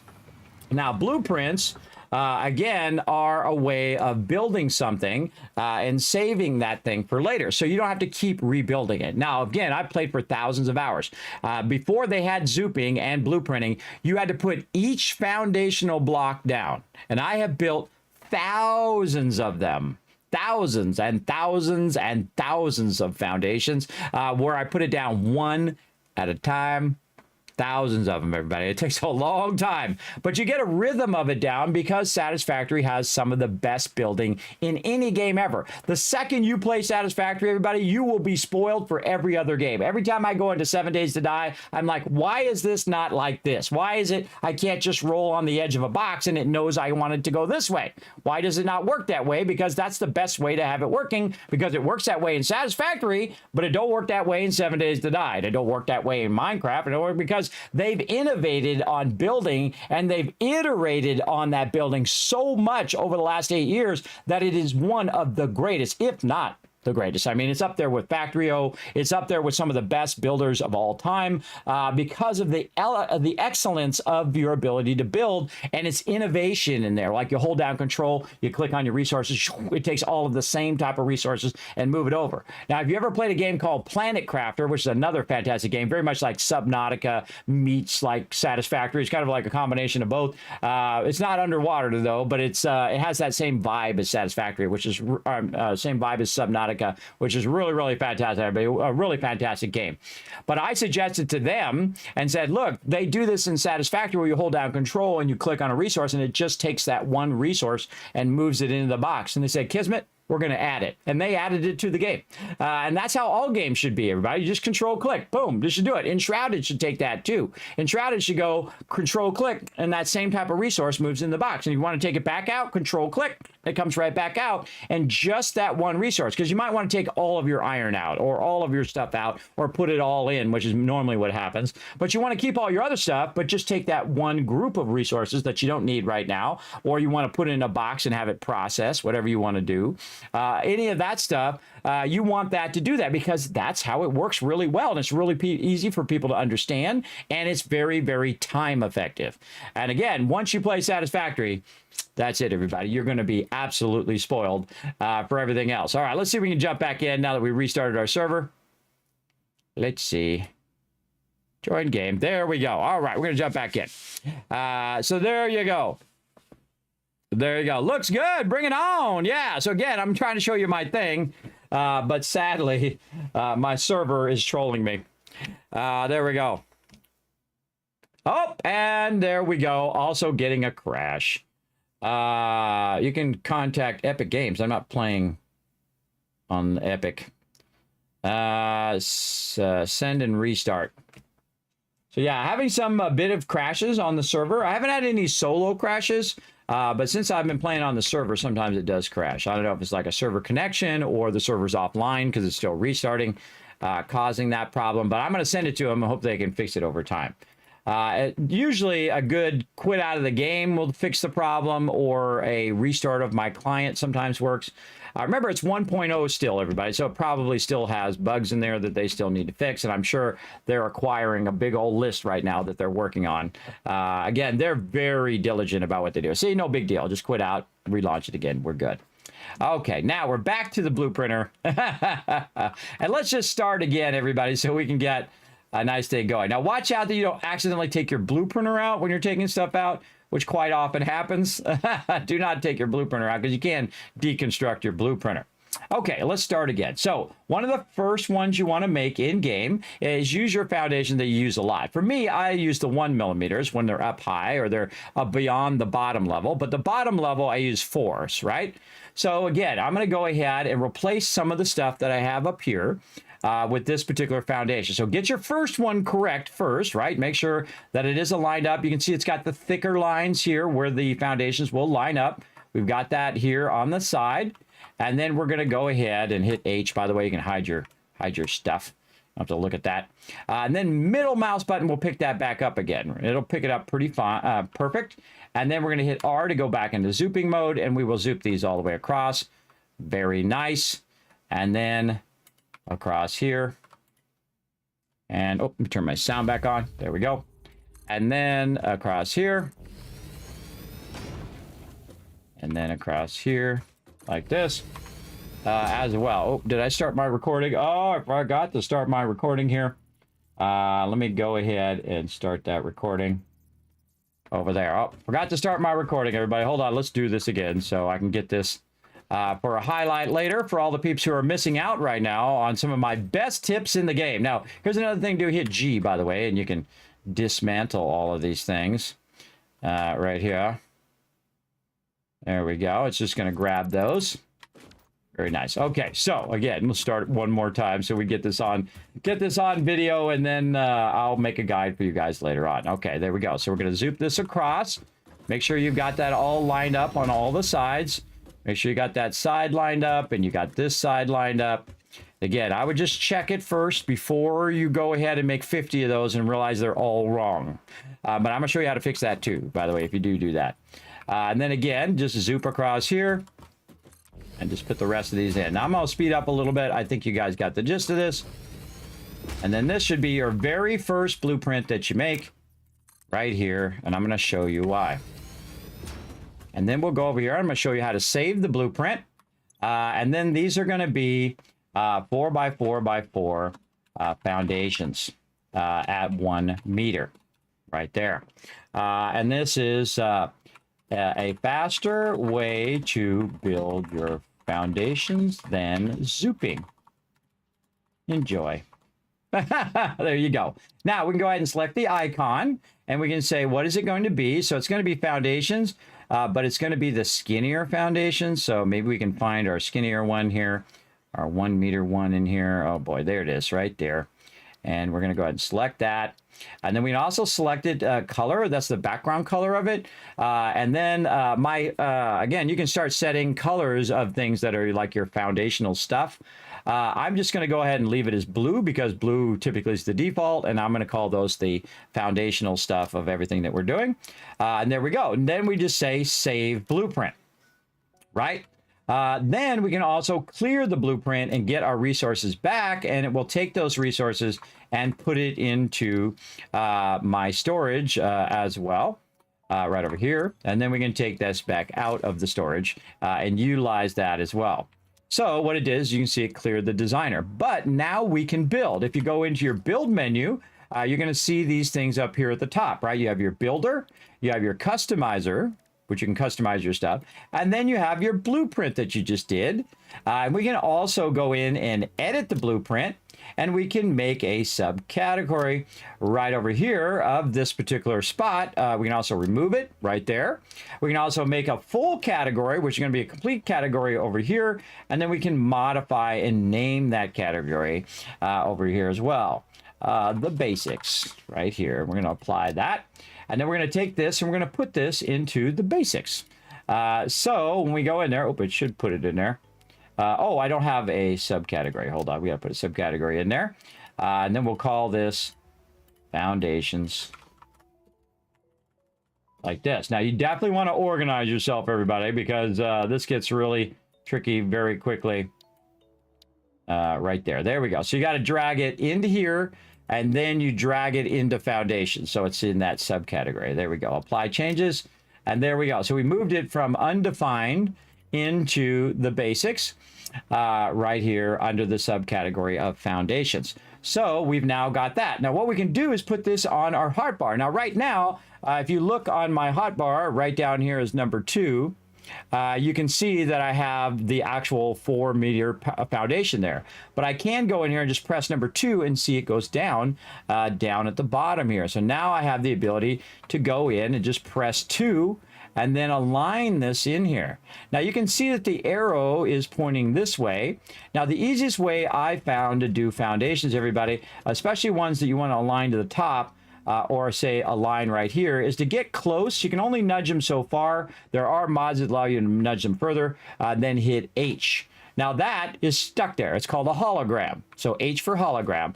And it's now stuck in that position. You can see it's lined up nicely, but you know what? I want this to be over by 1. So I can just use my arrow keys to nudge it over. One of the most powerful things in the entire game. I'm showing you right now. We don't have to wait till the end game. Right now is when you want to know this, because bam, I just put all of those in like that. And Ad is going to tell us a bit more about it. Further optimize your construction process with snapping and quick dismantling options. Build modes are not just there to make your work easier, they compensate for inevitable human error. FICSIT understands humanity like no other, and humanity needs you to be efficient and productive at all times.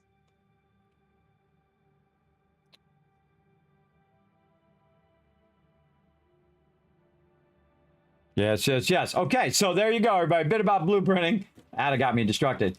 But it's actually faster than zooping, because here's what I can do. I can just press 2. I can roll over the edge of this foundation here. And if I'm doing it right, what I want to do is stand in the center, right? And then aim right at the edge and then click. So I don't have to align it. It's already lined, right? It's already lined up. And that arrow is going to tell you where the front of the blueprint is. Now, right now, when you're doing foundations, that's not as valuable. But later on, it's really going to make a huge difference. It's going to make a massive difference. So you can see I can do that. Now, also what I can do is go in and say, you know what? I don't want these big foundations in here. I'm going to take all these out right over here, like so. And then these ones over here, I'm going to take those out. And then I'm going to go ahead and press 2. Again, getting aligned. So we know this is 4 wide. So we can align right here to the center on this edge. And again, sometimes it's going to go down there, or we just go over here. It'd actually be easier to go over here and do it from the back side like this. Bingo. And there we go. Now you got to watch out. It will overlap other things sometimes if you're not careful. You want to make sure you take all that out. Because again, this is 1, 2, 3, and then 4. And if we go over here and we say, you know what, take this out like this, is there any other foundations there? No, there's not. But you're like, wait a minute, now you messed up your blueprint. And that is true. If you take this out, then this part of this blueprint is missing. Now, here's a cool thing, everybody. There is actually a way of taking out an entire block of objects because you made them in the blueprinter, which is awesome. So you don't have to take out each individual block and do like 50 blocks. You can just take it out in one thing called the dismantle filter, which will just take out that particular type of item, right? Or you hold down Control and you can mass do it, right?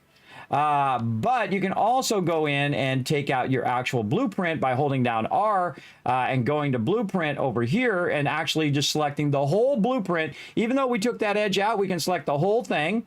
And you can see that we're getting the whole thing over here and take it all out at one time.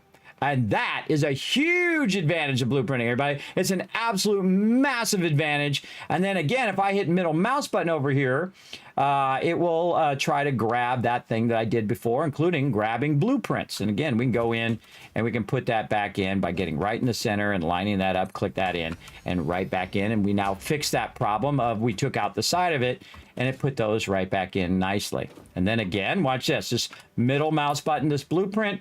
Oh, wait, it didn't do the blueprint. I got to press 2 to do my blueprint. There we go. And then click it again. And look how fast and easy it is. You don't have to do the whole zoop, zoop, zoop, zoop thing. Now, this is actually about the same, but it's a little more. So if we count how many of these it just did, that's 4. This is 8, 9, 10. And so it's got 4, 5, 6 extra. So instead of putting down 10, you're putting down 16. That's right, 16 at a time. If you only learn one thing in my stream, everybody, this should be the very first blueprint that you make right there, because it's going to massively help you on your base as well.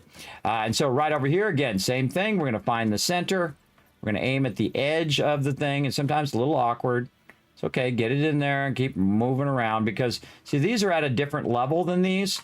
So if we want to go ahead and get this lined up, we're going to go 2 in here and try to line it up from this side, and that's going to make it much easier. And that's because these foundations are the big foundations, and we're going to take those out.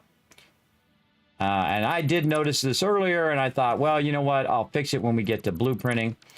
And again, you'll see me just take all of those out, and we'll just make all this blueprinting. Now, later on, if we want to take all this out, guess what? We can just go to our blueprint mode, and instead of clicking every one of these as a thing, we can just go like this and say, you know what? I want to take this whole thing out. I'm going to hit R to change it, or you can hold down R to switch it, or R to change modes. Now, here's the thing. If you look down there, do you see an R down there? That's like a hidden feature. It's like a hidden feature. If you don't know that, how are you going to know? Because it's not down there. R is something you always want to test whenever you're doing something. G, R, those are ones that typically will switch you, especially if you hold down R. It'll give you a different options called radial options. That's what the R stands for, I think. I don't know. They might have called it something else like, you know, red rum or something. I don't know. from The Shining. But you can actually just switch between blueprint mode and default mode just by hitting R. And you can see it says blueprint mode, default mode. Now, of course, you'll see it when you're doing other things. When you're in there and you're dismantling or doing that, it doesn't show you. But when you're building something like a foundation directly, you can see toggle build mode is there. So again, sometimes even if it doesn't say, try it anyway. Try it anyway, hold down R, get your radial. See, it's a different radial here, vertical and zoop. This very much comes from 3D programs, by the way, which has those pop-ups. Like, you ever tried Maya? I own Maya. It cost $4,000 when I bought it. It's crazy. I don't know what I was thinking. That's when I used to have money, everybody. Now that's why I probably don't have any money, because I bought Maya way back in the day. That was like 10, 15 years ago. But it's like 2012 version. I don't know. I can't remember. But it still works today, by the way. I have it on my machine right here. I can actually use it. But actually, there's a much more enjoyable program, and it's free, and it works more like a creative person does, I think, and has become one of the greatest 3D programs, I think. Blender. Blender is free. Now, if you see that 3D opening that you see, or any of the 3D graphics that you see, that's all done in Blender. Some of it was originally done in Maya, and then I moved to Blender and, you know, updated it. But I do character animation, 3D animation, architecture, all of that stuff. And I've been doing it for 40 years and 30 years for a very long time. Been studying it a very long time. And that's why I love games like this, because it allows me to do my creative side, my architectural side, my 3D side, as well as my analytical side, and use all of those things together at the same time, which is why I'm totally addicted to this game. So there you go. Now remember, everybody, here's a FICSIT corporate note for you to make sure that you follow. Again, a corporate mandate from FICSIT. Official FICSIT corporate regulations prohibit backseat gaming. Please backseat when the Learn to Play sign is lit only. Now, I made that because people have a tendency to come in and tell me what to do. So now you know. Okay, and again, we're going to just take all this out. And again, I decided to wait for this until we get to this stage. And then again, we're going to show how easy this is to replace all of these foundations. And then we're going to recolor them again and all of that. And again, this is a great way to do your foundation. Great way to fix this problem as well. And actually, we want to line these up how we have the other ones lined up. So we're going to take all of these out under here. Get this row here. There we go. Again, you want to make sure that they are very consistent. You don't have to, but I like to have mine nice and consistent, so all of my blueprints are lining up. And sometimes very awkward to get it, but bam. There we go. Now those are all lined up nicely. There we go. And then over here, same thing. We'll just go ahead and retake all of these out. And again, this should be the first thing that you're working on because it's going to make it way easier for you to put stuff in and take it all out. So again, instead of doing the thing I'm doing now where I'm doing this, right? I can go in, put these in fairly easy. And sometimes they're a little squirrely there.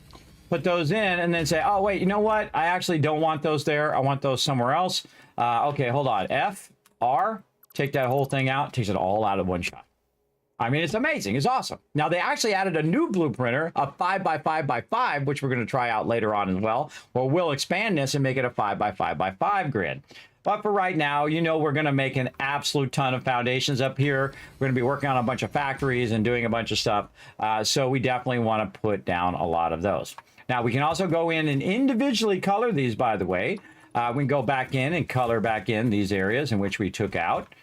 We can also go in and hit X for the customizer and do yellow. Now, I went in and changed all these colors around. Yellow represents my primary roads, in which I'm going to have vehicles or I'm going to drive back and forth. I put nothing on my roads. So leave yourself a lot of room, everybody. You don't have to jam everything together. I see so many people just like cramming stuff together. Why do that? I mean, you got lots of space, everybody. You got a whole entire world worth of space. And you also have vertical space too, which is very important. You're using your vertical space. Now, along here, eventually all of these boxes will be gone. And this is going to be my trains ahead of time. So I'm thinking toward the future right here, which is where my trains are going to cross my road here. And you can see I'm just holding down the left mouse button and coloring these in. It makes a little bit of a noise whenever you do that. And so this is all going to be trains. And that just kind of reserves that area for that thing. Now, you see how that one's not coloring in? Sometimes it does that for some reason. It really does weird stuff where it's not letting me color that in. Again, what I'll do is I'll take it out. It kind of sucks to take it out in a blueprint because that means that later on when I go to take it out, I'll have to take the blueprint out and then take that individual one out. But, no, I don't make the games, everybody. I just play them. So just take it out and recolor it and you're good. You're all good. Now over here, I've taken a bunch of stuff out as well. Now we're not going to do all of the foundations, but we'll do a little bit more over here. And again, remember, it's in a 4x4 grid. And currently you can check where your grid is by simply going in here and hit R and say, okay, my grid's going to line up right here. And so I want to go ahead and take these out. Actually, I have these offset. Yeah, I have this one offset. Hold on, let's take that one out. There we go. I'm kind of a stickler, everybody. I like to have my blueprints all nice and lined up. And so we're going to go 4 this way. And then we're going to line all this blueprint up. And here's going to be the center of our blueprints. We're going to stand there.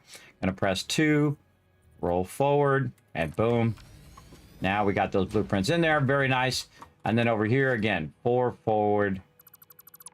here. And then this allows us to take them out once we take that out. Very nice. There's 3. And then here's 4. Then press 2. And this is 1. This is 2. So this is going to be the center right here. And again, if we can't quite reach it, just hit H for hologram. And then left arrow. And then left click. And now that is all perfectly replaced. And again, we can come back and we can color them all. Even though they are part of a blueprint, we'll color them all in with blue. Now, what is blue? Blue is my, has to do with my storage. Now, that's not the official thing of the thing, everybody. But for me, that's what I use for storage. And I use a lot of room for storage back here, as you can see. This is all about my storage over here, but we're going to do a lot of storage stuff, including our mega sorter going on right now. Very early game. Again, using our smart splitters, we're able to feed a bunch of stuff in here, have it go through, process all of our resources, and then anything that's excess, it'll run down the way. And then, of course, this is where I put it in. That's because I tore my entire factory down and I let it run for 12 hours because it runs automatically and sort all my loot for me. So I didn't have to put it all back in the boxes manually, taking hours and hours of my time. Why not do that? You set it and forget it, right? You're all good if you set it and forget it. Now over here, same thing. I'm going to go ahead and say, you know what? This area right over here is going to be my storage. But if we hit F and then we hit R, we can see that this is right here. Now, right now, I'm going to go ahead and take my blue printer out just to make this a little easier. Dismantle my blue printer. I'm trying anyway. Oh, I got to go out of blue printer mode. There we go. Just to make this a little easier now. Remember, you don't have to have your blue printer up to actually make blueprints. Yes, there we go. And then we'll take all of this out. We'll go out of blue printer mode. And we're just going to take all of this back out of here. Really clean this up. And again, we'll do this as we go along, because we're going to be taking stuff in and out. And again, we're just going to use our grid here now that we have set up. And then we're going to go a bit faster. I hope you don't mind. I'm going to go real fast now. And watch this as I line this up right here. I'm going to hit H, and then I'm going to right nudge that over. Now, based on where you're standing is where that nudging is going to work, right? Where the arrow is. So if you're standing in the front and the arrow's coming toward you, then it's going to go left and right. If you're standing on the side and you run it this way, it's going to go in weird directions. So I highly recommend standing in front of it when you are doing this, or it's going to get really awkward very, very quickly as well. And again, we'll take this one out here. And I believe we're one more over here. Yes. Then we'll hit R for our thing here. There we go. Then this one. These two lining up, I believe they are. Those two are good. These two are good.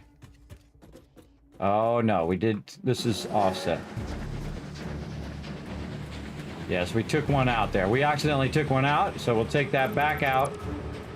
And then we'll go ahead and fix this. Right here. And go. There we go. Hey, thanks for bringing that love in. Flarex come in and said, Kiss is the best. Thank you very much for that. 7 months of sub love. Show some love in the chat, everybody. To the awesome people that keep this stream going. All right, let's go ahead and put this right here. Again, much easier if you're in the center and you're kind of aligned to the center of the blueprint. You can see we can go a lot faster. And there we go. So we fixed that again. Now, I find a lot of time I am coloring and recoloring and, you know, just trying to make all of my stuff beautiful. You know how it goes. And then over here, again, this is going to be storage. So we'll put storage here. And then this is storage. We know this is our primary road here. Again, we'll just color all this storage. And again, look how easy that is to do. And then this over here is actually going to be our blueprint area. We're going to move it over one more just so we can get by in and out of there. Maybe even make that into a road going this way later on. But for right now, we're going to say this is our storage, or what I call a hub area. A hub area is your central area where you're going to go in and do some stuff, right? Now, I don't know why sometimes it does that. The customizer will not color certain things in, and it really drives me crazy, but such is the way it goes. Kind of irritating, as a matter of fact. Let me go ahead and take this back out. And take that one out. Again, I don't know what it is that causes that. We'll just put that back in again. And we'll try it again. All right. There we go. Then this one. Take that out. Remember, I don't make the games, everybody. I just play them. And again, this one we can just nudge over, click that. I'm sure there's a solution for that. I'm just going to click each one individually instead of holding it down. Maybe that's what's causing it. Holding it down. Take this one out again.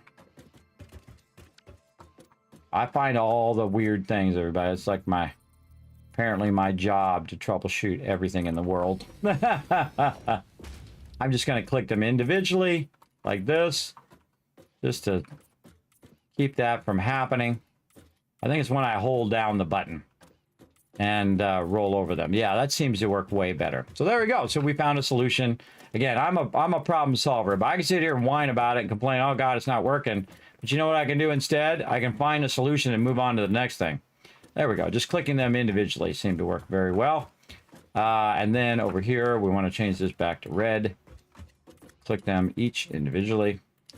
Now I can actually make blueprints that's just 2 wide and 4 wide and 3 wide and have them all colored, pre-colored, and use those for putting down roads and stuff and whatnot. I find that's probably less effective of my time to do that, but I find that I can just click it and just do it in the moment.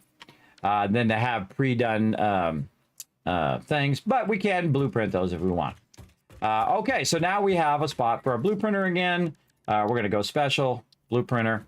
The other thing I really like about the blueprinter is you can hit H and actually use the blueprinter to nudge the blueprinter to put it exactly however you want it, like this. And see how it's lined up. It has this little cool kind of metal edge to it right there. I like that. Of course, only on those sides, but you can also put it in the dead center of those particular things. So say you want it to be over. See how it's like longer on this side than it is on this side? And so that's like maybe two nudges over, so it's lined here. So we take it out. We get the blueprinter again. Again, you want I have it facing this way because that's the way I want my arrow to be. And there we go. So now it's a little half on that side. We go over here. Is it half on that side? Yes. Okay, now it's perfectly centered in there for all you people who have the ADHD. And then also you can see it's aligned on the beam. So now that's beautifully centered in there. At least in this direction. We go to the back here. We can see it's actually hanging off the back. So probably a good idea to put our foundations in there like this. And then hit H and nudge it way over. Actually, I forgot what where my blueprint ends right here. So this one right here. What's that love coming in? Fubar Prime coming in, showing the love. What's up, Fubar? One of my favorite people in the world, my brother by another mother, who loves to do parkour just like me. We are the parkour masters, where we jump down on the side. And of course, one of my favorite games of all time, 7 Days to Die. I absolutely love it. Thanks for coming in, everybody. Weirdly enough, I'm not playing 7 Days right now, but I'm going to be playing it later tonight, Saturday night, 10 p.m. Eastern Standard Time. We play it every Saturday and Sunday with my crew. Also been playing it a ton at night time, but of course we also have Satisfactory coming out, so we're kind of playing both at the same time. But thanks for coming in and hanging out. Hit that follow button, everybody. Welcome. My name is Kismet. They call me the Gaming Tycoon because I've been playing for 50 years. That's right, half a century. Now you know somebody's been gaming for that long. I started when gaming began. I started when computers began. Way back in the day, the 70s and 80s. My first gaming console was the first gaming console, the Magnavox Odyssey, where the whole entire game was a little white dot. That's right. And you moved it through the little haunted house and you put your little plastic displays on there and you had your little controller that you turned on the side and you had little cards that went with it. Yes, look it up, everybody. It's pretty wild. Yes, and I've been playing games ever since and having a great time, and I dominate all the games that I play. In fact, check this out, everybody. If you've ever played games back in 1986, I was just talking about it earlier. Boom, here's Kismet in 1986 making $2.5 trillion. Actually, you can see a very young Kismet there in the background using an old Polaroid camera to take a picture of making $2.5 trillion in 1986, before some of you were born. That's right, and that's another reason they call me the Gaming Tycoon. So welcome, everybody. Again, we play a lot of Satisfactory, a lot of Fallout, and especially a ton of 7 Days to Die. So feel free to come in, kick back. You guys are going to see me do my gigantic modular mega builds. You're going to see me do all sorts of crazy stuff, including crazy spreadsheets, by the way. Yes, I'm all about the spreadsheets. I got to print them out all on my bed sheets. There you go, little thing there for you. Like 7 Days to Die. How about all my perk order of how I did all of my perks and in what order, right? In my solo playthrough. How about all the armor in the game? Yeah, all the armor and the different sets and what every single set does. How about all the weapons and armor and their damages and damage rates? How about food and water and what that food and water does and gives you stamina regen and all of that? You're like, no way, Kismet. How about all the perk books? What all the perk books do? Which ones are the best ones in each of those perks? How about those? Yeah. How about all the Horde Nights? All the way up to day 5,000. Let me zoom in that for you for all you people on mobile. Check it out. All the Horde Nights. And by the way, I made this like 8 years ago. A long time ago. Again, we've actually been to day 5,000 plus. We absolutely have on my team server working together. Now, not on the new version yet. We're getting there. I think we're day 2, 3, or 100, something like that. We just built our gigantic mega base, which is a modular base, which evolves over time, just like I'm doing here in Satisfactory. I love building modular bases, and they evolve as you evolve as a player. So as you get more stuff done along the way, we do a lot of that kind of stuff. We start with our basic builds, and then we move to our mega builds across time. So if you like that kind of stuff, maybe you like when someone goes in and gets crazy, who's a graphic designer for the last 30 years and actually goes in and hand illustrates all of the stuff on how to balance your entire factories right there. That's the Kismet's rule of 8, the infinite 100% efficient use of your factories here in Satisfactory. Somebody who might illustrate stuff like that and spend 4 or 5 hours illustrating that for you. Yes, maybe you like that. Now, if that doesn't make you want to press the follow button, I don't know what does. Maybe you want to get some free loot here. I do give away thousands of dollars worth of free stuff. You know, I've given away 150 copies of 7 Days to Die.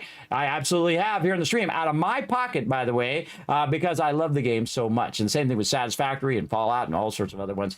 I've given out because I put every penny right back into the stream in the form of giveaways and other stuff like that. So, thank you very much, Fubar Prime. How was your stream, by the way? Did you have a fantastic stream? Thanks for coming in and hanging out as well. And again, I just think it's cool that I give out 150 copies, and there's 150 people in the world who are playing 7 Days to Die because of me. I think that's pretty cool. And again, also I wanted to support the Fun Pimps as well, because, you know, they are doing an amazing job at what they do. I think the coolest thing about Satisfactory and 7 Days to Die, and especially 7 Days to Die, is the building. The building is my favorite part. Of course, you know, some of the people like the action, some people like the stealth builds, some people like, you know, zombie stuff. I normally don't play zombie games, so the biggest compliment I can give the game is the fact that I played it all, because I am not built for zombie games. But I am like, oh god, what was that? Oh, it was a bunny. Okay, oh god. I'm that type of person. I jump scare at anything, really. I am the worst when it comes to that. And so I played for thousands of hours. And another great compliment for 7 Days to Die, everybody. Watch this. Now, Satisfactory, I've played on both Epic and on Steam. I bought 2 copies of it just to show them some love. But if you go to my library here in Steam, you can see that it's number 2 against Fallout. Now, Fallout is actually my favorite series of all time. And I have 3,353 hours in Fallout, and I have 3,209 hours in 7 Days to Die. So that means, actually, because I'm playing more 7 Days to Die now, 7 Days to Die will become my #1 played on Steam. Yeah, it's actually going to pass Fallout within the next, I'd say, month. It'll pass it. Boom. Be my #1 played. And then, of course, you can see I play a lot more. Satisfactory actually has 2,000 hours. I have 1,200 hours on the Epic Game Store before it came out on Steam, and then I have about 900 hours on Satisfactory. So Satisfactory actually is the 3rd most played on there. Now, my #1 played in reality is actually Fallout 1. Fallout 1, I easily have 10,000 hours. Easy.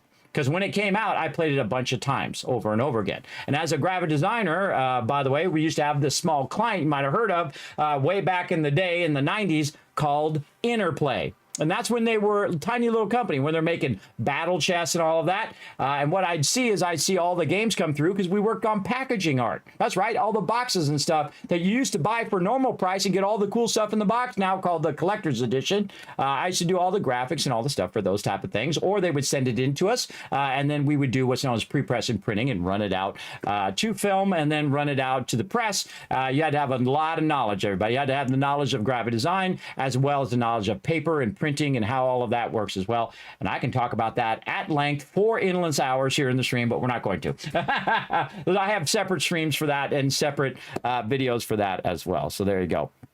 That's awesome here. Hate to red run. Oh, hey, no problem, Fubar Prime. You go rest up, brother. Now, if you guys have not discovered the wonderful Fubar Prime, everybody, please go over there and show him some love. Hit that like button, hit that follow button over there on all of his stuff. On Twitter and on Twitch over here. Again, he was over there. Oh, he's playing some Satisfactory. Oh, he's played Satisfactory as well. But I watch a lot of Fubar Prime. I actually have a bunch of peeps that I watch as well. And he's just like me, everybody. He's the person that's at the top. Put a 1 in the chat if you're like this as well, everybody. If you're the person who's at the top of the base and everybody's running down the stairs, but you're jumping on the window ledges to get down, I'm that guy. I'm that window ledge guy. I'm like that. Boom, boom, boom, boom. I'm down the bottom going, come on, everybody, hurry up. I'm totally the window pedge, parkour kind of guy. I see him do it all the time, and I'm like, oh, yeah, brother by another mother. All right, back to some Satisfactory over here, everybody. You're a nerd pole guy? Me too. I'm a big nerd pole guy as well. I do like using the nerd pole. As well. If you don't know what that is, everybody, that's like from Minecraft, where you put a block down and then you jump and you put another block down and you do that. That's really great. Also works in 7 Days to Die and in Satisfactory as well, by the way. You can put blocks down and then jump and block down and jump. A little harder to do in Satisfactory, though. All right, let's go ahead and put down our foundation. Again, we're replacing all of our thick foundations with our thinner foundations here. And we also made our first blueprint, which is all about making our foundations beautiful and easy to remove and color in and do whatever we want to do as well. And again, look how easy it is to put this in. This is so nice and easy. And again, you can see I'm doing right here in the center, so it aligns automatically. We got that going. How about over here? What's going on with this? Oh, this is offset. This is wrong. This is wrong. Something is wrong here. Something is wrong in the universe. Yes, this is wrong. Okay, take that out. Let's get that lined up nicely. Again, you can see I'm just going between my blueprints here and then just kind of get all of these lined up. So again, they will be easy to add and easy to remove. And you saw I took out a whole bunch of them. Just boom, just like that, realigned them, and now I hit F and then R, and then I can see that they're all lined up. And now all of these can be removed as a group, by the way. I can just hold down Control and take stuff out normally, but in here I can actually take out entire sections of stuff that is tied together just by you can't use Control on blueprinting, by the way, but you can use it if you're in the regular dismant mode like this. So I can still take all of these out if I want to, but I find that it's a great habit to get into using your blueprinting for all your foundations and for all your other stuff, because it's very easy to replace stuff, add stuff, and you're like, oh, that's not right. Let me take that out, put that back in, and whatnot. So that should be your very first blueprint, is the 4x4. Right there. Now, this is also vertically 4x4. Now, I have studied 3D design for many, many years and architecture and all that kind of stuff. So I'm going to show you all my best tips on doing that. So we could also go vertical as well, which we will do when we get some stuff going on. Now, what we want to do is think about what we want to do next with the blueprinter. What is the next thing I should be doing? Well, I'm going to show you how to, in one move, and I was showing a bit yesterday, but in one move, how to align, which cannot align to the world grid. They have their own grid, the extractor. So that's the next thing I want to get going, is my extractors, because I have no production going now because I tore it all down, put all my stuff away in my boxes, so I can transition from what I call basic building, where you do basic spaghetti, then you do basic organized spaghetti, where you're just running your lines wherever just to get your resources going so you can get, tier 0 and 1 and 2 and 3 and 4 all taken care of. And then you're now on 5 and 6. You can do your oil. You're going to do all of that stuff. And you're ready to do a bit of blueprinting, which is going to help you with your extractors and then reworking all your factory stuff. So the first thing I should do before I get to oil is to rework my current factory. And the fastest way to do that is to set up your blueprints. So we're going to think in our head that we're going to go ahead and we're going to start with our foundations. Now this time I'm going to take my foundation here. I'm going to use my 1 meter and I'm actually going to put it as number 4. And so I can use my blueprint at any time because that'll be in my bar. But number 4, I'm going to use this just for when I'm working on the blueprinter. So here's what I'm going to do. I'm going to say, okay, I'm going to put this in the center. Now, again, you can see that there's a center line. That's the thicker line, right? This is all big grid that's helping you out. So I'm going to put that in the center. And then we're going to put this one next to it. Now, we're going to visualize that this is our extractor, right? So our extractor is going to be like this. Now, if we want to build around our extractor and basically attach this to the extractor that we already have, which has 1 meter grid underneath it right now. And I'm going to show you how to, put it in and make it right. Perfect. So we want to go in and make basically a setup where we can just go to every extractor and attach that setup to the extractor, right? Now, the first thing we want to do is have the extractor come out. And I think I can color this as well. So let's color our extractors. What kind of color do we want to do with our extractors? Maybe a brown. Maybe a blue. I kind of feel like this yellow. Okay, so we're going to color that yellow just to make it visually easy to understand that that's where our extractor is going to be. Okay, so now the rest of this, we're going to go ahead and put in the rest of our foundations. Right like that. And right like this. And you're like, well, Kismet, why are you doing it like that? Because you could be doing it way easier, right? I can actually go in and say, you know what? I don't want to do that. I want to go ahead and take that out, and I want to reload my blueprint. Now, I'm doing all this on purpose, by the way, everybody, so you can follow along. And I can go here, click this, and it will reload the blueprint that I just did and put that in there. Because guess what? I'm going to make a big square. I'm absolutely going to make a big square there. But I want to go ahead and offset this, right? I want to make this not like this. I want to move it over a bit and align it to the thing. So what I want to do is actually clear the designer. And I'm just kind of walking you through some blueprinting here, everybody, and how to do it. Clear the designer. And now it's cleared. You can see they're all out of there. And I can actually take the blueprint and place it down on the blueprint designer. And I can go ahead and hit H to go hologram, get my booty out of the way here so we can kind of see what's going on. And then nudge that backwards. And I can put the blueprint on the blueprint machine. And then boom. And then I can put the blueprint up over the top and then hit H again. And then align it again. So you can use blueprints in the blueprinter. I know it's freaky that is a thing. And again, look how we can just stack those however we want. We could, put walls there and stack them on the top and put a roof on the top. So you can use blueprints in the blueprint designer. So keep that in mind as well. Now, in my case, I want to go ahead and use a blueprint that's offset. So this particular one is going to be useful. Because what I'm going to do is actually offset where the extractor is. Now, I can say, okay, the extractor is going to be here. And then I can use the rest of this, or I can put it in the center, or I can put it on the right side, I can put it this way, I can put it wherever I want. In my case, I like to be very efficient in what I'm doing, and I typically will put the extractor in the center somewhere. In the case of this one, I'm making it for the Caterium ore, and we're going to put this right here on this right side, because the way it's going to sit in that particular area is going to be on the right side. So let's just color it in, again, to remind ourselves. Oh, wait, actually, we want this color over here. Let's color that in and say that is where the extractor is going to be. Now, I can't put the extractor there, by the way. One of the things about this particular game is you cannot put the extractor down. So we just want a placeholder for where that extractor is going to be. Let's just say right there. So again, visualize that in your head as the extractor going to be lined up perfectly along the foundations, and then we're going to attach it to what we've already got. So we're not going to need these two blocks eventually, right? But we're going to build around it. Now, what are some of the things that we want to have by our extractor? Well, the number one thing that we want to have is the storage, right? Because we want to create a backlog of our storage here. Now, I'm not going to build the same storage I built last time. I'm going to build something a little bit more fun, but we're going to go ahead and just line that up right to the center. Now, again, if we can line the foundations up to the center of our extractor, then this is already perfectly in the way, or perfectly in the spot that we need to do. Now, that's going to be a little close to the extractor, even though the extractor is going to be back here and it's going to have enough room to run.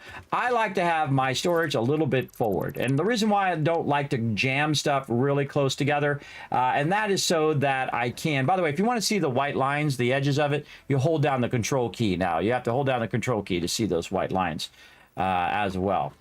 So keep that in mind. So I want to go ahead and put this in the center, and I want to push it forward enough where if I come down here, I can look and see if it's coming out of the extractor and going into the thing, because that's really what I want. And I'm leaving some space here in the front so that if I want to use like a lifter or something, I can do that. Now it's kind of close on the lifter.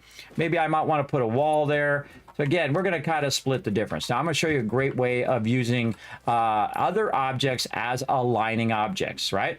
So I'm going to take this and I press the middle mouse button, by the way. Middle mouse button to pick this. I hit F, middle mouse button, and did it, but you don't need to do that anymore, but you can just press middle mouse button. You don't have to go into the disable mode or the dismantle mode. It's just like a habit of mine, and I'm trying to get myself out of that habit because that's how you used to do it way long ago. Now you can see the little green line. That green line is aligning our two things together, and I can just hold down control to make sure that it is snapping. If I move it to the other side here, you'll see it just kind of snap in there. And it kind of naturally snaps anyway. If you're kind of aligned, you'll see that thing. I'm going to put that right there. Now, why am I going to put that there? Well, that actually is there so I know where this one used to be, right? So now I take this one out. I go ahead and align them together.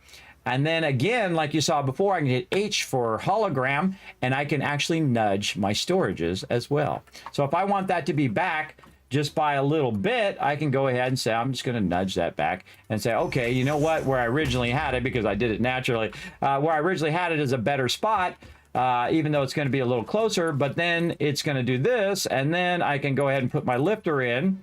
Say I'm going to lift this to another box. We'll get into that in a minute. And then it also lets me hide it behind a wall.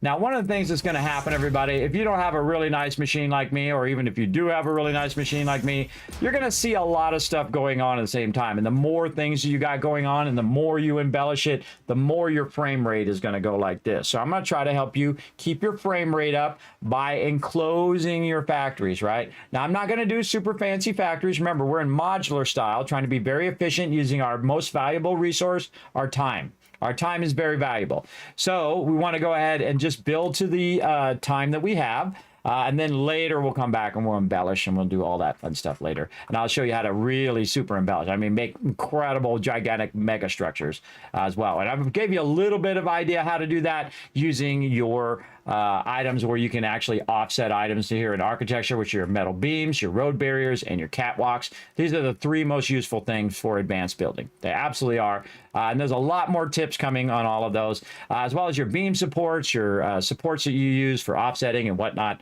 All sorts of cool stuff that we'll get into. But there we go. So now we've offset everything very nicely. And now we need our thing to be right here. And then we can run it, right? Make sure that that is perfectly aligned. So we're going to do that. And again, this one was only like scaffolding or a template to let us see how far we were moving it back. And there we go. So now this one is going to go into here. And then it is going to do me a favor. And that is, it's going to start going vertically, right? Now, if we put this down, you can see the green arrows and the orange. Orange is input, green is output.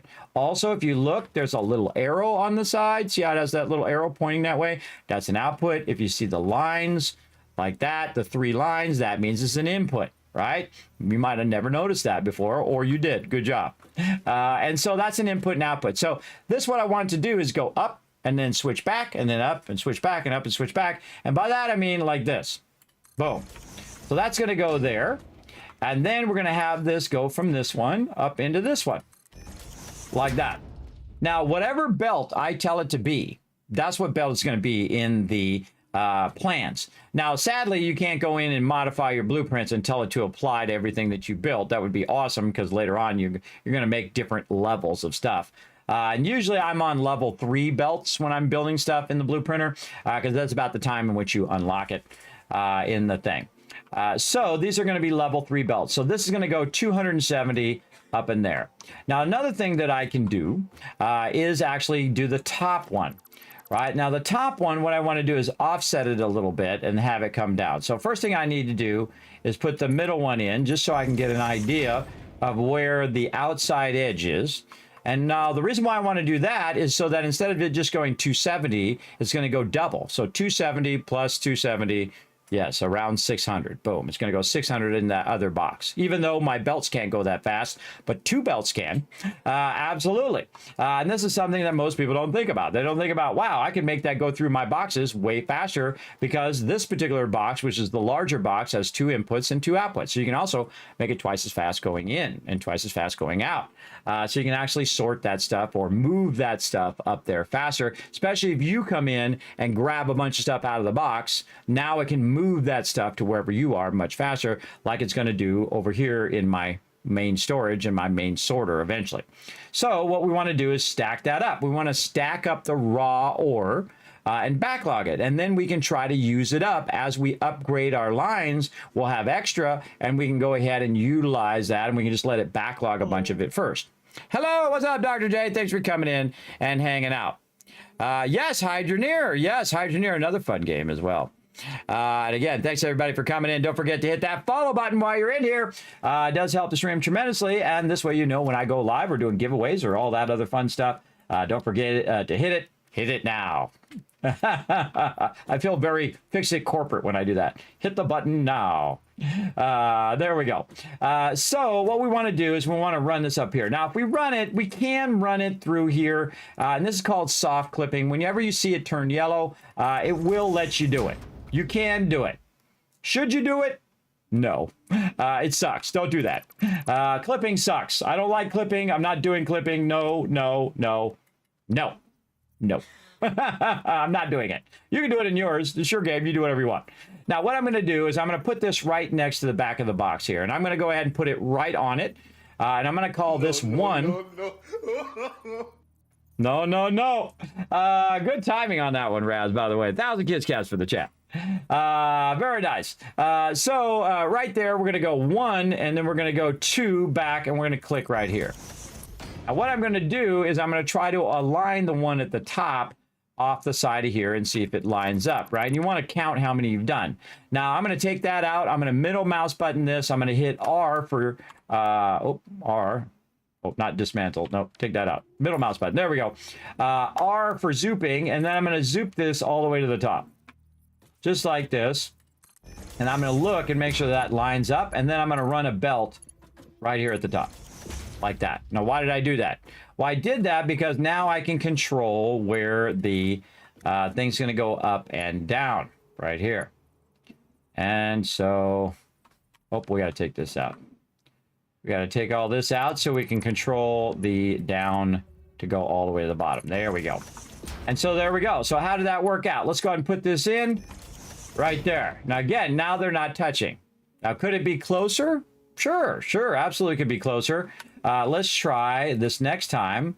We're going to go ahead and put this in here, and we're going to go 1. And instead of going 2, we're just going to go 1. And we're going to try that. And again, you can look at the lines on the foundations. That's typically what I'm going to look at. And then we'll do this all over again.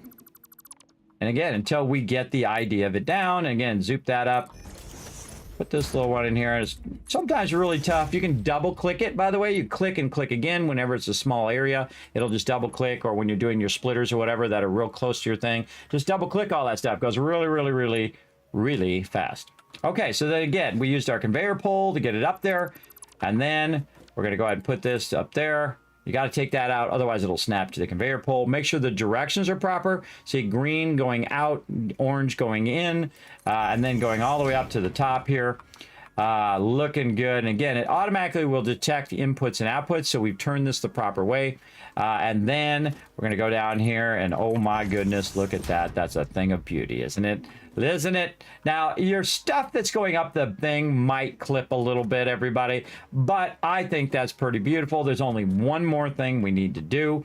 and that is to go ahead and make sure that we connect this into here, and then that will run up to there. And again, now that's running at 270 times 2. And by the way, there's a calculator in the game. You hit N like Nancy, and then you say 270 times 2 is 540. So that's going to be going at 540 between the boxes as fast as possible. So if you throw a bunch of stuff in there and say you want it to go here and then go all the way up to the top of our base, which we are at our base right now, this is actually going to go up in the air and bring that up to my trains, and then my trains will bring it to me over here.